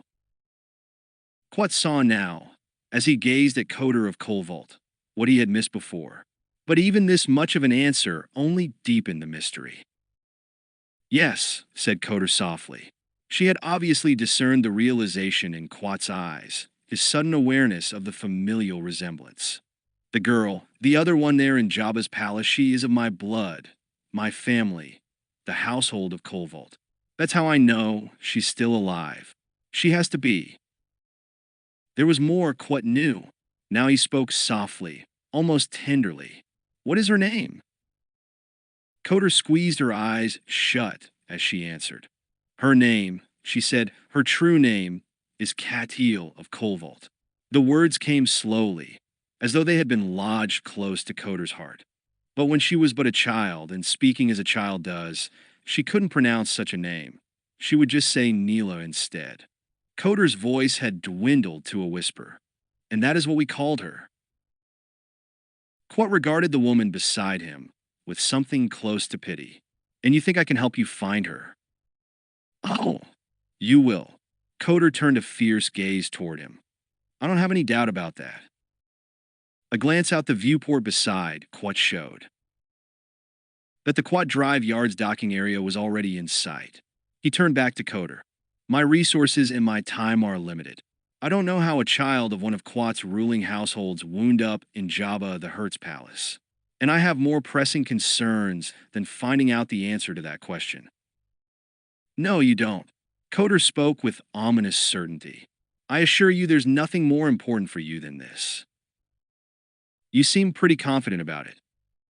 Another nod from her. I have reasons to be. Quat raised an eyebrow. Such as? Very simple, said Coder, and very compelling reasons. You've already spoken of your suspicions that I might have other sources of information and good sources too. The truth is that you're correct about that. It's how I knew that the Nylan Elder was dead, even before you figured it out. I've spent a long time building up and working those information sources. Some of them I inherited as part of the Colvolt bloodline. And they're how I know things about you, quat a quat. Important things. Really? He gazed back at her coldly. Go on. You've managed to keep it a secret from everyone else, including your former head of security. But I know at least some of what you've been up to. Koss of Nylan was right when he made his accusations that your schemes and plans had gotten you and Quat Drive Yards into some pretty dangerous territory with the Empire and the Black Sun organization. But Koss wasn't aware of what I've been able to find out about those schemes of yours. A trace of sympathy and even of admiration showed in Coder's own gaze. Koss just wanted to use the little scraps of information that he had for his own ambitions, to take over control of Quat Drive Yards. Even if he had been aware of what I know, he would still have tried to do that. But I know what you were trying to do with those schemes. They may have been dangerous, but you had no other options available to you. Not if you wanted to save Quat Drive Yards. Quat leaned his head back against the padded seat. So you do know. Enough, said Coder. Enough to see that it was an honorable thing you were attempting, Quat of Quat. For someone as close to the Empire as you are close, but not a part of ITIT, it was possible to analyze the situation and deduce that the greatest immediate threat to the independence of Quat Drive Yards was not Emperor Palpatine, but his underling Prince Zyzer. Exactly so. Even the name of the Falleen nobleman set a hard stone of resentment in Quat's gut. Zyzer coveted the power and the capabilities of Quat Drive Yards. He wanted more than anything else to bring the corporation under his own dominion. And he saw the way to do that through the suspicions of the Emperor. If Zyzer had been able to supply evidence, either the truth or his own brand of lies that the leadership of Quat Drive Yards had been disloyal to the Empire, then Palpatine would have seized the corporation. There would have been Imperial battle cruisers, built in our own construction docks, encircling the planet of Quat. We would have been taken over and crushed beneath the Empire's heel, as other worlds had been. On the arms of the seat, Quat squeezed his hands into white-knuckled fists, as all worlds will be if Palpatine has his way. Careful. One corner of Coder's mouth lifted in a smile. Now you're beginning to sound like a member of the Rebel Alliance. If I thought they had any chance at all of succeeding, then I would join the Rebels. I would turn all the resources of Quat Drive Yards over to the Alliance, whether the other ruling households agreed with me or not. But they don't have a chance. Quat shook his head, more in sorrow than any other emotion. The Rebels don't know what they're up against. They may be able to destroy a flawed construction such as the Death Star, but that is due more to the arrogance and the muddle-headedness of the Imperial Navy's admirals than to any real advantage that the Rebel Alliance might possess. I wonder about that. I've heard some things in the course of investigating and spying things about some of the Rebel leaders. Coder's voice went quiet and thoughtful. On some worlds, they speak of this Luke Skywalker as though he was the hero for whom they had been waiting since the overthrow of the Old Republic. Sentient creatures can believe whatever they want, but too often they confuse their hopes and dreams with cold, hard reality. Quat's expression had settled into a grim mask. I don't have that luxury. As an engineer, I'm only concerned with what works. Too bad your scheme against Prince Zeiser was a failure then. Now you're left with the job of cleaning up the pieces that were left behind. She had described the situation with admirable exactitude. And you plan to help me with the cleanup? I take it. You got it, said Coder. Zeiser wasn't the only one who could have profited from supplying damaging evidence. You did a nice job, from what I've been able to find out, putting together something that would have wound up involving Prince Zeiser in some heavy difficulties. Synthesized feline pheromones tucked in with a sensory-enhanced video recording of an Imperial Stormtrooper raid on a Tatooine moisture farm. A raid in which Luke Skywalker's only family, the aunt and uncle who had raised him from infancy, were gruesomely killed, a neat way of indicating, just subtly enough so it wouldn't seem like a plant, that Prince Zeiser had somehow been involved in the raid. So there would have been a good chance that Skywalker would set out to settle the score with Zeiser. He'd have been taking care of his personal accounts while he was also helping the Rebel Alliance by going after one of Emperor Palpatine's main henchmen. Coder smiled in grim appreciation. Only it was supposed to have been you who'd be the one who would really benefit from all that. That's right, said Quat. Me and Quat drive yards. Of course. Even if Skywalker didn't succeed in eliminating Prince Zeiser, he'd have been more than enough distraction to have kept Zeiser from advancing his own schemes against Quat drive yards. At least for a little while. Time can be a precious commodity. Quat smoothed his hands out against the seat arms. You buy as much of it as you can, whenever possible. Very wise, Quat of Quat. I'll try to remember that. The sympathetic look appeared again in Coder's eyes.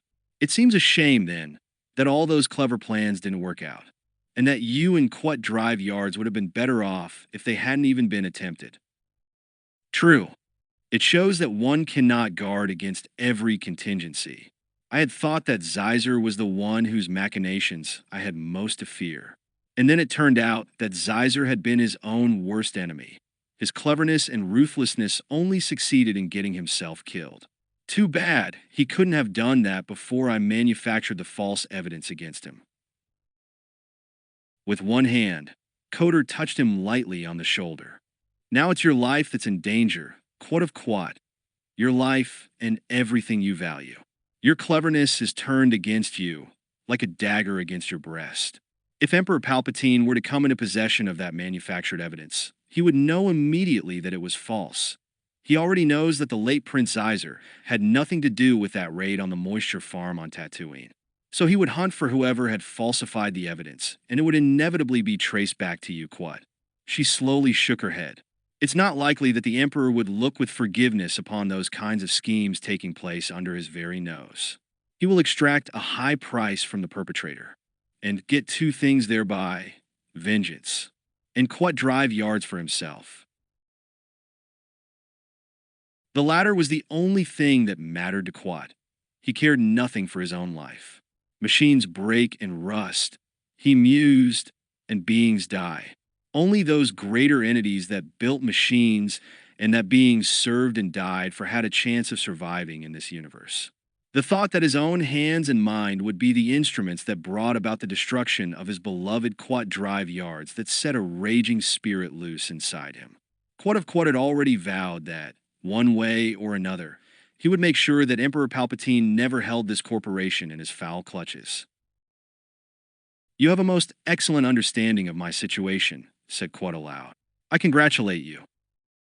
Coder of Colvault, your information sources and your clever brain have served you well. Carefully, so that his movements would not be discerned, Quat reached one hand down into a small storage pocket at the side of the personal transport's passenger seat. You do indeed have much to bargain with, to ensure my assistance in tracking down this sister of yours who has strayed so mysteriously from her homeworld. The puzzle of how a daughter of one of the planet Quat's ruling households could have wound up a dancing girl in Jabba the Hutt's palace was one that intrigued him. Quat imagined he might look into it someday, but he had other business to take care of right now. His hand closed around a grip of cold metal. But as you say, I need to eliminate any evidence that would damn me in the eyes of Emperor Palpatine, even evidence that I was responsible for creating. He pulled the blaster pistol from the seat storage pocket, brought it up, and aimed it straight between the eyes of the female sitting next to him. Consider yourself honored that you'll be the first evidence that I'll have taken care of. Really, you know too much for me to let you go on living. She moved faster than Quat could ever have expected. Faster and smarter. Coder didn't try to make a grab for the weapon or duck out of the way of its lethal beam. Caught in the confines of her passenger seat, she would have had no chance of accomplishing either before a laser bolt had scorched its path through her skull. Instead, she slammed the butt of one hand against the thin structural panel just ahead of the seats that divided the passenger area from the transport's cockpit.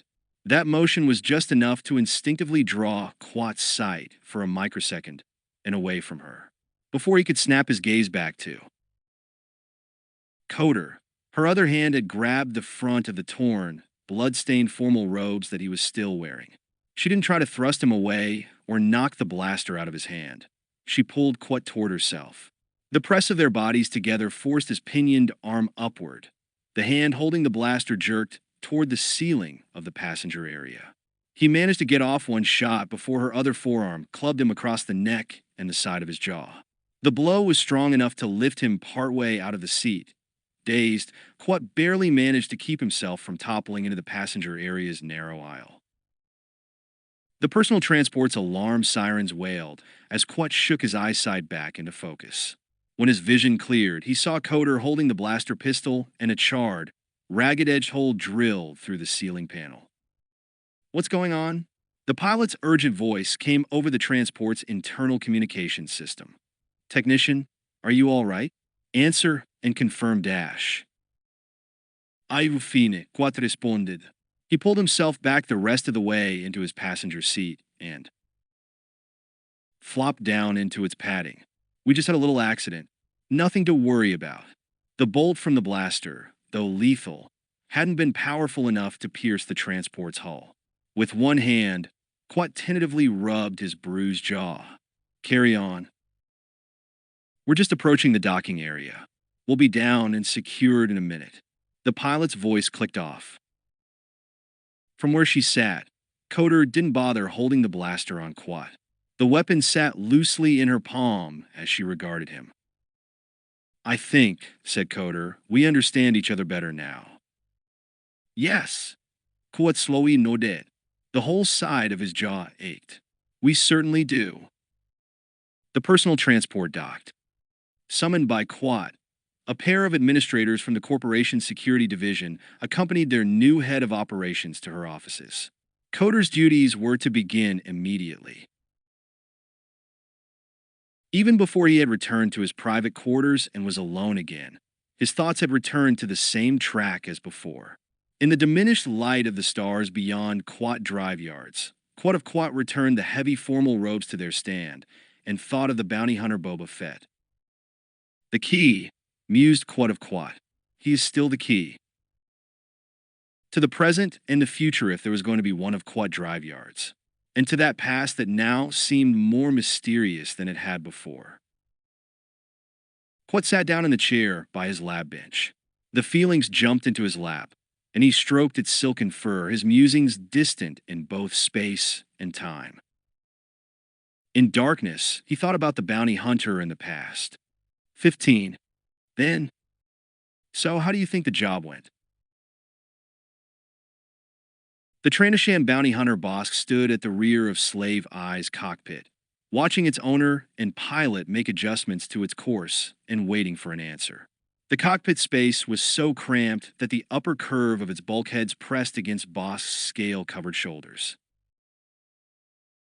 Boba Fett's visored gaze turned round from the ship's controls. I see no need, he said evenly, for any kind of post-mortem analysis on this operation.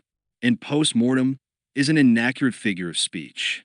We got the hard merchandise we came for, and, even hidden by the helmet of the Mandalorian battle armor, Fett's glance seemed to sharpen dash. Nobody died in the process.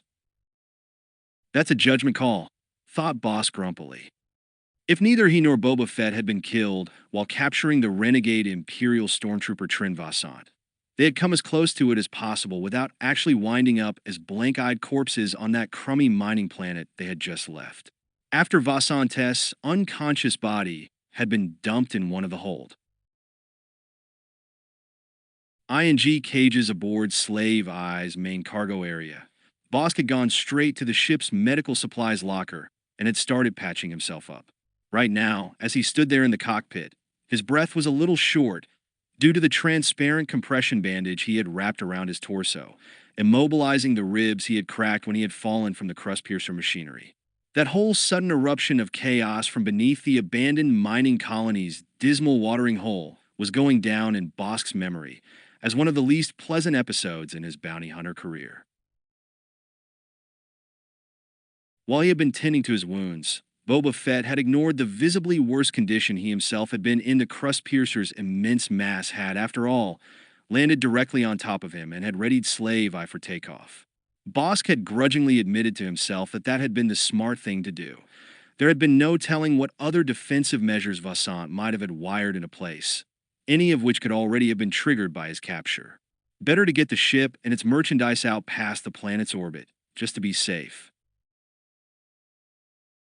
Once that had been taken care of, Boba Fett had taken the time to sort himself out, replacing the torn and broken pieces of his armor and operating gear from the stock of spares he kept aboard Slave Eye. Even his helmet, its dark visor, had been cracked by the weight of the crust piercer, but Fett had restored the optical component, along with the side-mounted comm antenna that had been broken off in the struggle. As Bosk looked at him, the other bounty hunter appeared, just as experience-scarred as before, with the colors of the ancient Mandalorian warriors scraped and faded on the dented metal of the helmet, but he didn't look any worse than before. Bosk wished he could say the same for himself. As far as he was concerned, the only creatures aboard Slave Eye in worse shape were the battered ex-stormtrooper in the holding cage below and the dead bounty hunter Zukas stretched out in one of the ship's storage lockers. Even if it had been necessary, the unemotional manner in which Boba Fett had put Zukas permanently out of the way still struck Bosk as cold. Though that's what you get, he supposed, when you hook up with someone like Fett. It was a lesson he had already taken to heart. So that's it. Bosk watched as Boba Fett turned back toward the cockpit controls. Nothing else? There's no more to be discussed. Boba Fett's shoulders lifted in a slight shrug. All that's left is payday. He leaned forward, the forefinger of one gloved hand punching some new numbers into the navicomputer. If it's important to you, then you could say our temporary partnership has been a success. I'm glad you think so. Bosk drew something from his belt and set its point with a sharp metallic click against the back of Boba Fett's helmet. Because I'm ending that partnership right now. Boba Fett turned his head and found himself gazing into the muzzle of Bosk's blaster pistol. The thought of whatever surprised expression might be on his face, behind the helmet's visor, amused Bosk. What's this supposed to mean? Fett's voice betrayed no sign of emotion. I'd give you 3 guesses, if I thought you needed them. Bosk kept the weapon aimed straight into the top center of the helmet's visor. But you don't. You might have been fool enough to trust me and take me on as a partner, but I'm sure you can figure out what's happening now. One side of Bosk's muzzle curled into a snarling smile. As I said, this partnership's over. He stepped back into the doorway of the cockpit and gestured with the blaster pistol. Stand up. Very well. Boba Fett swiveled the pilot's chair around. But as an ex-partner, let me give you a bit of advice. This is not a good idea. Shut up. Turn around and face the viewport. Bosk had kept a careful eye on the other bounty hunter as he had stood up. Don't try anything. This blaster's got a hair trigger and so do I. With his free hand, he reached out and grabbed the various larger weapons from where they were slung at Boba Fett's back. He tossed them into the far corner of the cockpit, safely out of reach. Bracing the muzzle of the blaster between the other shoulder blades, Bosk snapped the control lines for Fett's wrist and forearm-mounted weapons. All the time he had been aboard Slave Eye, he had been carefully observing Fett for indications of any hidden gadgets. Now, as he stepped back again from him, Bosk was sure that he was completely disarmed. All right, said Bosk. He drew back into the space outside the cockpit's hatchway, still aiming the blaster at Boba Fett. Time to head below. Fett was halfway down the ladder's metal treads when he stopped and looked up at Bosk holding the blaster on him. Of course you realize, said Boba Fett mildly, that you're taking some pretty big chances here. This is my ship. It's as much a part of me as any of those weapons you just took from me. Do you really think that I don't have other means of defense close at hand? Not now, you don't. Crouching at the side of the ladder portal, Bosk reached with his free hand into one of his belt pouches. He brought out a fistful of miniaturized power sources, trigger mechanisms, and sensor relays. They glittered brightly and ominously in his grasp. I've kept myself busy while I've been here on Slave Eye. I've had a good look around, and I came prepared to make a few little changes of my own. Let me tell you, pal, you don't have any tricks left up your sleeve. Bosk motioned with the barrel of the blaster. Keep going.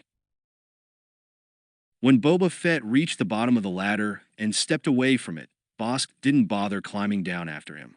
He jumped, landing bent-kneed and immediately snapping the blaster's aim at the center of Fett's visored helmet. You see, he straightened up, smiling. You're not the only person capable of a few surprises. Apparently not.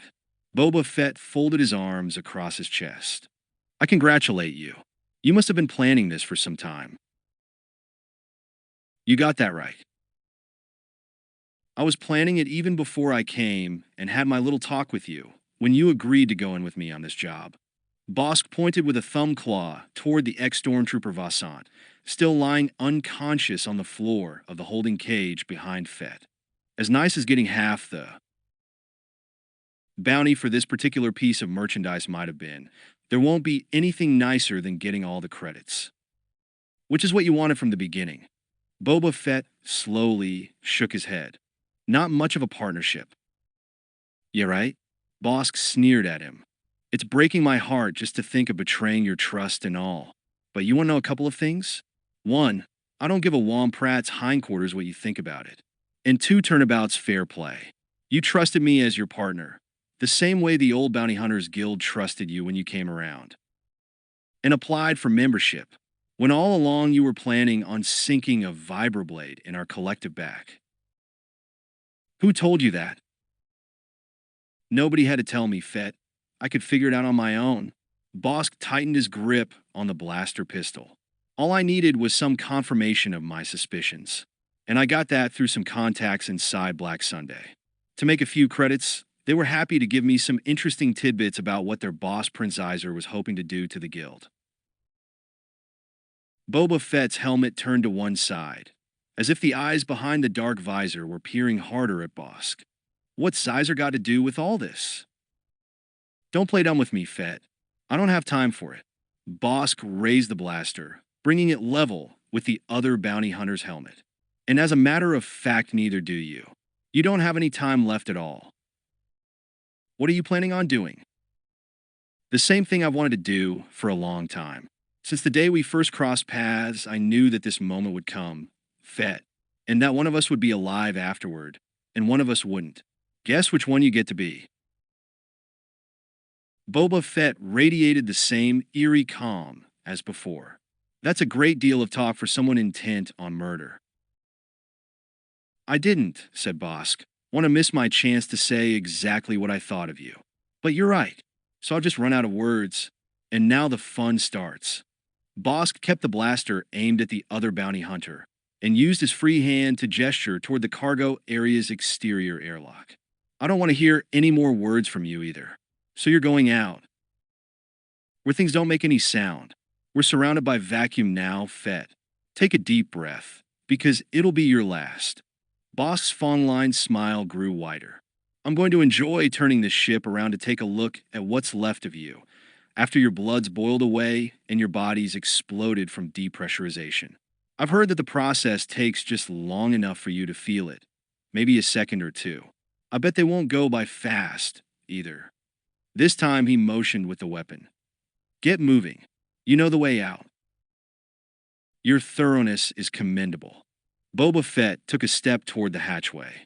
I've been cornered inside my own ship before. Some of the hard merchandise I've carried has been very resourceful, but I've never had Slave Eye's internal defense systems disabled before. That's a new one. He stopped and brought his visored helmet's level gaze straight toward Bosk. It's just a shame that you didn't think of everything. Yeah? Like what? All it takes is to overlook one small detail. Boba Fett reached up and tapped the side of his helmet. You left my comm system functioning. Careful, Bosk warned himself. The scum's playing mind games with you. Big deal, he said aloud. Who are you going to call for help? We're alone here, and there's no other ship in this sector of the galaxy. Believe me, I checked that out as well. He pointed over his shoulder with a thumb claw. And a knocked-out stormtrooper locked in a cage isn't going to come to your rescue anytime soon. So go on. Have enough guts to get into the airlock on your own power. You don't have any other option. Boba Fett made no reply. Bosk thought he heard a muffled whisper, as though Fett had spoken into the comm, mic concealed inside his helmet. A few seconds passed, then Bosk knew for sure that he had heard something. One of the storage lockers behind him had opened, its metal door unsealing and lifting upward. Nice try. Bosk didn't bother to turn around and look. If you think a simple-minded trick like that is going to get me to take my eyes and this blaster off you, then I'm really disappointed. I expected better from you than just trying to divert my attention with a little comm-triggered noise. Okay, is this better?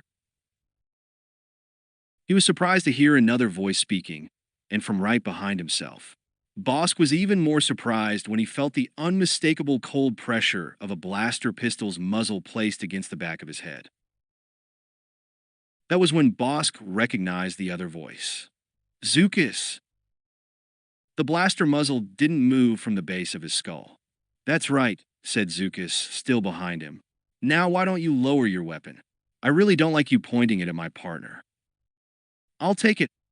Boba Fett stepped forward and removed the blaster from Bosk's slackened grip. He gestured with it toward the holding cage. Stand over there. Bosk muttered a string of guttural Trandoshan curses as he backed toward the vertical Durasteel bars. Talk about dirty tricks, Dash. His eyes narrowed into slits as he gazed at Zuckuss. You weren't dead at all. I try to avoid it when I can. The blaster in Zuckuss's hand was reflected in his large, insect-like eyes. Though for one of my species, it's pretty easy to imitate. He pulled 2 miniature cylinders of compressed ammonia from the dangling tubes of his breathing apparatus. When you come from a planet like Gand, where we've got both ammonia breathers and oxygen breathers, you have to be adaptable. In an oxygen-rich environment, I can shut down all respiration and external vital signs, usually just for a couple of minutes. But with a couple of these, Zuckuss held up the air unit's dash. I can go for days like that. It's actually kind of relaxing and useful, said Boba Fett. I've discovered that when dealing with Trandoshans, it's good to have another partner on hand. You slimy Dash, words failed Bosk as his clawed hands squeezed into impotent fists. He didn't know which of the 2 figures in front of him he despised more. How could you do this? He snarled at Zuckuss. We've worked together. We've been real partners, Dash. Business is business. Zuckuss gave a slight shrug. And Boba Fett here made me an offer I just couldn't refuse. We're talking 40% of the bounty for the hard merchandise in the cage. 40? I would have given you a straight half. Yeah, but... Zuckuss regretfully shook his head. You're not exactly in a bargaining position right now. Bosk fell silent, except for the grinding of his fangs and the pulse of blood hammering inside his head. The treachery of sentient creatures was infuriating. And you, Dash, Bosk turned his red-tinged gaze toward Boba Fett. This is what you were planning all along, isn't it? Just as you were making your own plans. Boba Fett tucked into his belt the blaster pistol he had taken. From Bosk, he reached his empty hand over toward Zuckuss standing beside him. Give me your blaster. Huh? Zuckuss's large eyes goggled at him in puzzlement. Why? Just give it to me. Zuckuss handed the weapon over. Thanks. Boba Fett did a quick check of the blaster's power cell, then raised and pointed it at Zuckuss. Now stand over there with him. What were you doing, Dash? Boba Fett motioned with the blaster's barrel. You can go over there with Bosk, or I can kill you right where you're standing. Your pick. I thought. Zukas shook his head in dismay as he joined Bosk at the side of Slave Eye's cargo area. I thought we were partners. You idiot. The disgust that rose inside Bosk was enough that he struck Zukas's head with the flat of his palm. You don't ever hand over a weapon to somebody like that. How was I supposed to know? Zukas rubbed the side of his head. I trusted him. That was your first mistake. Boba Fett kept both of them covered with the blaster pistol in his gloved hand. He turned his gaze toward Bosk. Your mistake was in thinking that I would trust you. I could figure out from the beginning that you were planning on eliminating me as soon as we had the hard merchandise safely in our possession. All right, Bosk nodded as he spread his hands apart. That's a fair assessment. You can't blame me for trying. And I did help you catch Vassant. So how about if we just forget this part of my plan, and we go ahead and turn him into Kadar Mubat and split the bounty 50-50, just like we were originally going to do? Hey, Zukas's voice squeaked in protest. What about me? What do I get? Neither one of you is getting anything, said Boba Fett, except a blaster bolt between the eyes. My patience is not unlimited. I think Zukas has got a point. Having a blaster pointed at him had sent Bosk's thoughts racing. Fair's fair, after all. Bosk stepped behind Zukas and placed both his clawed hands on the smaller bounty hunter's shoulders. After all, we weren't trying to do anything different from you. Just playing to win. You're right. The blaster didn't waver in Boba Fett's grip. You played to win, and I played to win. The difference is, I won. Bosk didn't say anything more. Instead, in one quick move, he lifted Zukas bodily from the floor of the cargo area and threw him at Boba Fett. Even before Zukas's flailing, panicked form struck Fett, Bosk was heading in a crouched-over sprint for the other side of the ship. A blaster bolt scorched past his shoulder as he dove for his one chance of escape. He had spotted the auxiliary escape pod's rounded hatch when he had previously checked out Slave Eye's fixtures. The escape pod must have been original equipment installed by the Quat drive yards when the company had built the ship for Boba Fett. It was hard to believe that Boba Fett would have had much use for the device. Bosk wasn't even sure that the pod was in operational order. Its external fascia seal had been unbolted and discarded, as though Boba Fett had already decided to strip out the pod and the connected launching mechanism. But it was still worth a try. Hot sparks lashed across his spine as another bolt hit the bulkhead above him. The escape pod's hatch popped open, and he threw himself headfirst into its dark, cramped space. You're not going anywhere, Boss Dash. From inside the emergency pod, Bosk peered around the edge of its open hatch. He saw Zukas lying flat on the cargo area's floor, covering his head with both forearms. The helmeted figure of Boba Fett stood over him, blaster aimed toward the pod. I've already signaled the cockpit and overridden that pod's launch sequence. The blaster in Fett's hand was level with the exact center of the pod's hatch. That's a dead end for you. Literally. Maybe so. Bosk called back out to Boba Fett. Drawing his head back, Bosk quickly searched through the pouches of his belt. He had no weapons, but there was something that could still be of use to him. He found the small object, one of the pieces of equipment that he had extracted from Slave Eye circuits when he had disabled Fett's onboard defense systems. When he pushed a button on top of the small cylinder, a row of tiny red lights began flashing down its side. Keeping his thumb on the button, he held it out so that Boba Fett would be able to see it through the open hatch. Let's talk. Outside the pod, in the center of the ship's cargo area, Zukas raised his head. Boss Dash, he had spotted the device as well. What are you doing? You'll get us all killed. That's the idea, said Bosk grimly. I'm not going unless I can take everybody else with me. He held the flashing cylinder a little higher. Fett, you know what this is, don't you?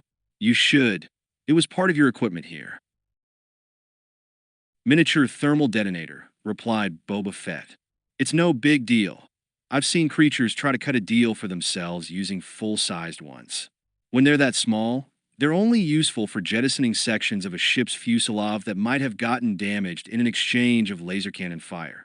That's the only reason there were any aboard Slave I. Fett shook his head. You can blow yourself up with that thing, but it's not powerful enough to take out this entire ship. It doesn't have to. Bosk stayed prudently back from the edge of the escape pod's open hatch. All it has to do is blow out a big enough gap in the side of the hull, and you're going to have a hard time making it back to Cut A or Mubat's web without laying over for some lengthy repairs. And you and I both know that the word has already gotten out about our having captured Trin Vassant. Do you really want to be sitting out in the middle of empty space in a crippled ship, while every bounty hunter in the galaxy heads this way to try and lift that valuable piece of hard merchandise off you?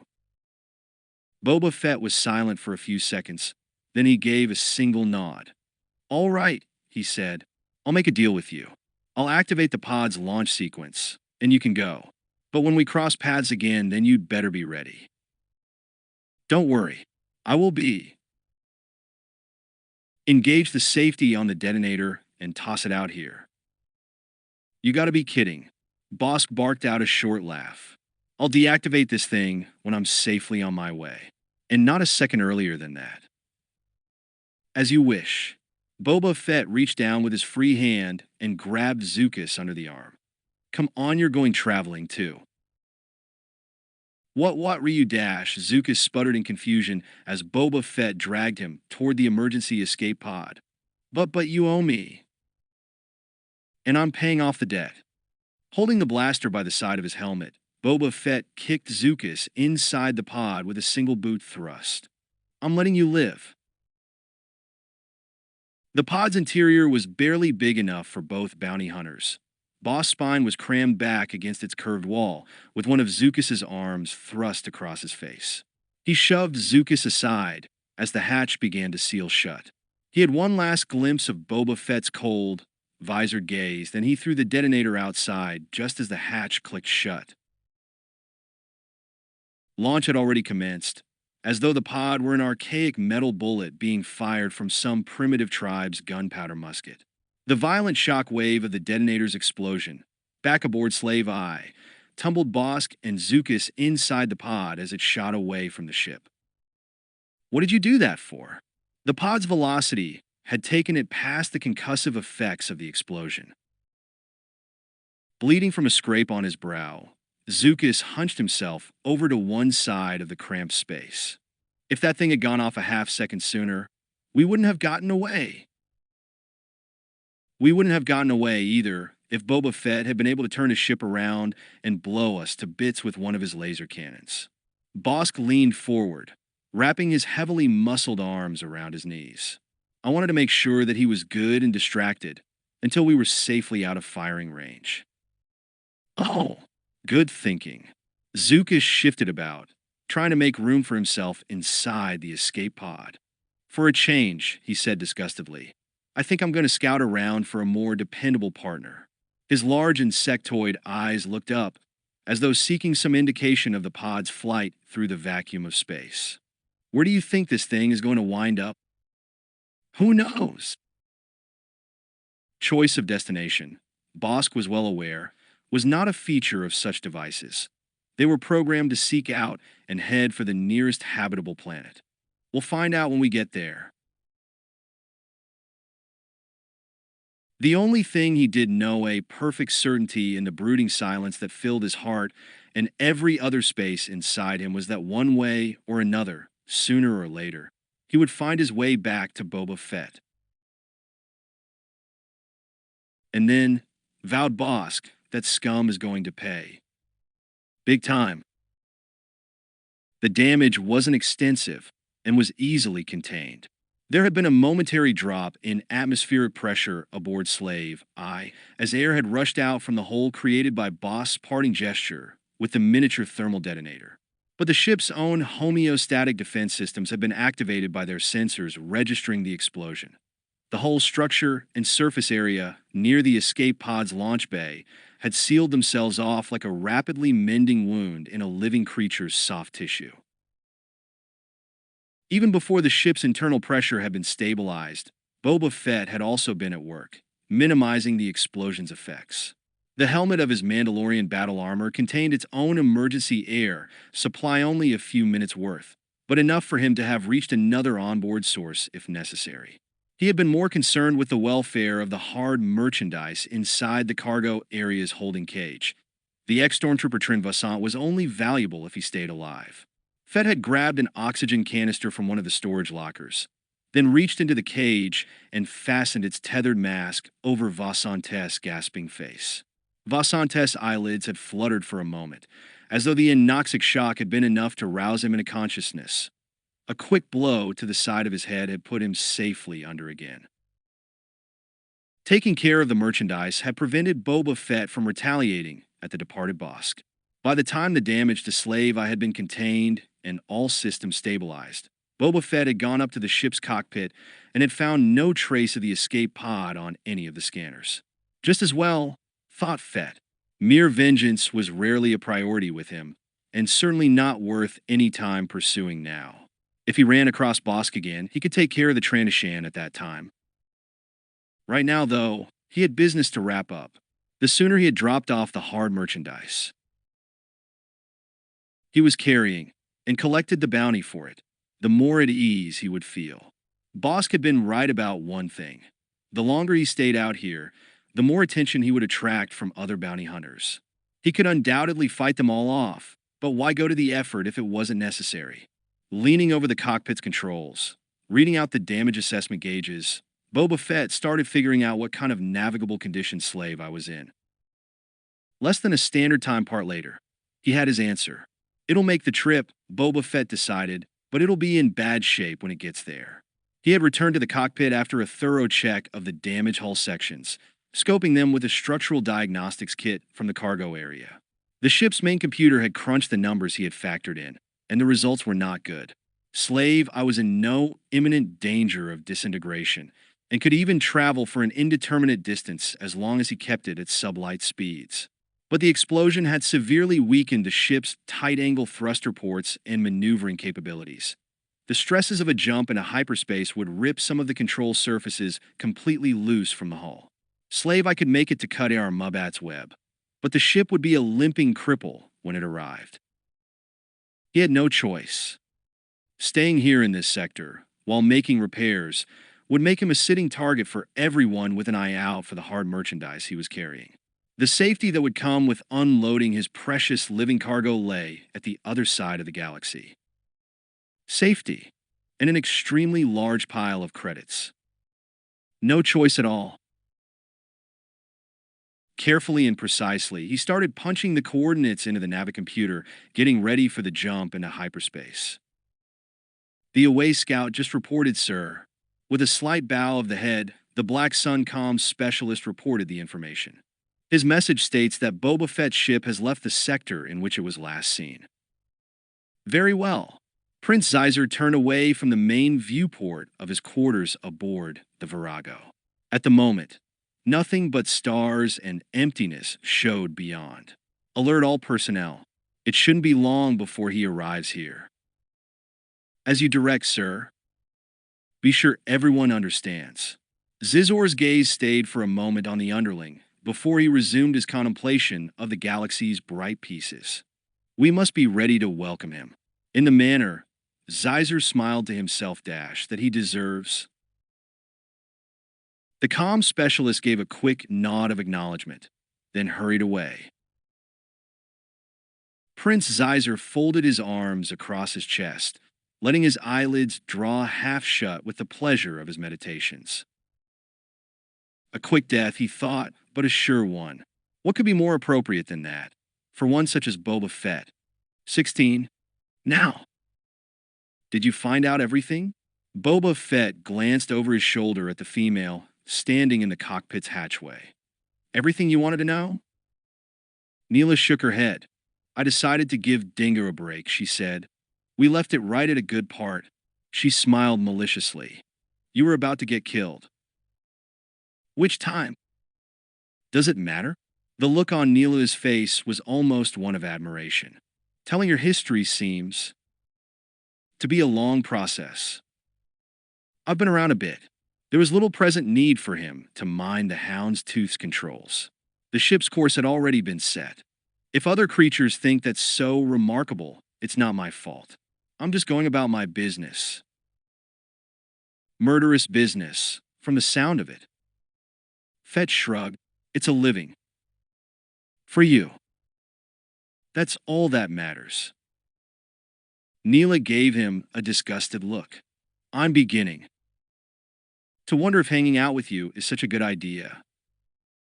It all depends, said Fett calmly. You might be safer with me than anywhere else right now. What do you mean? There's a lot going on in this galaxy. Boba Fett pointed toward the viewport.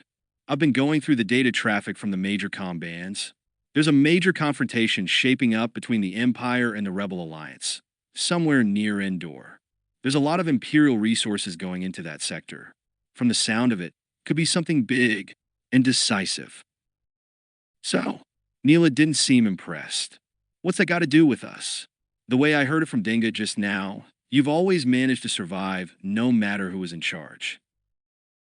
That's possible, said Boba Fett, when there's more than one power dominating the galaxy.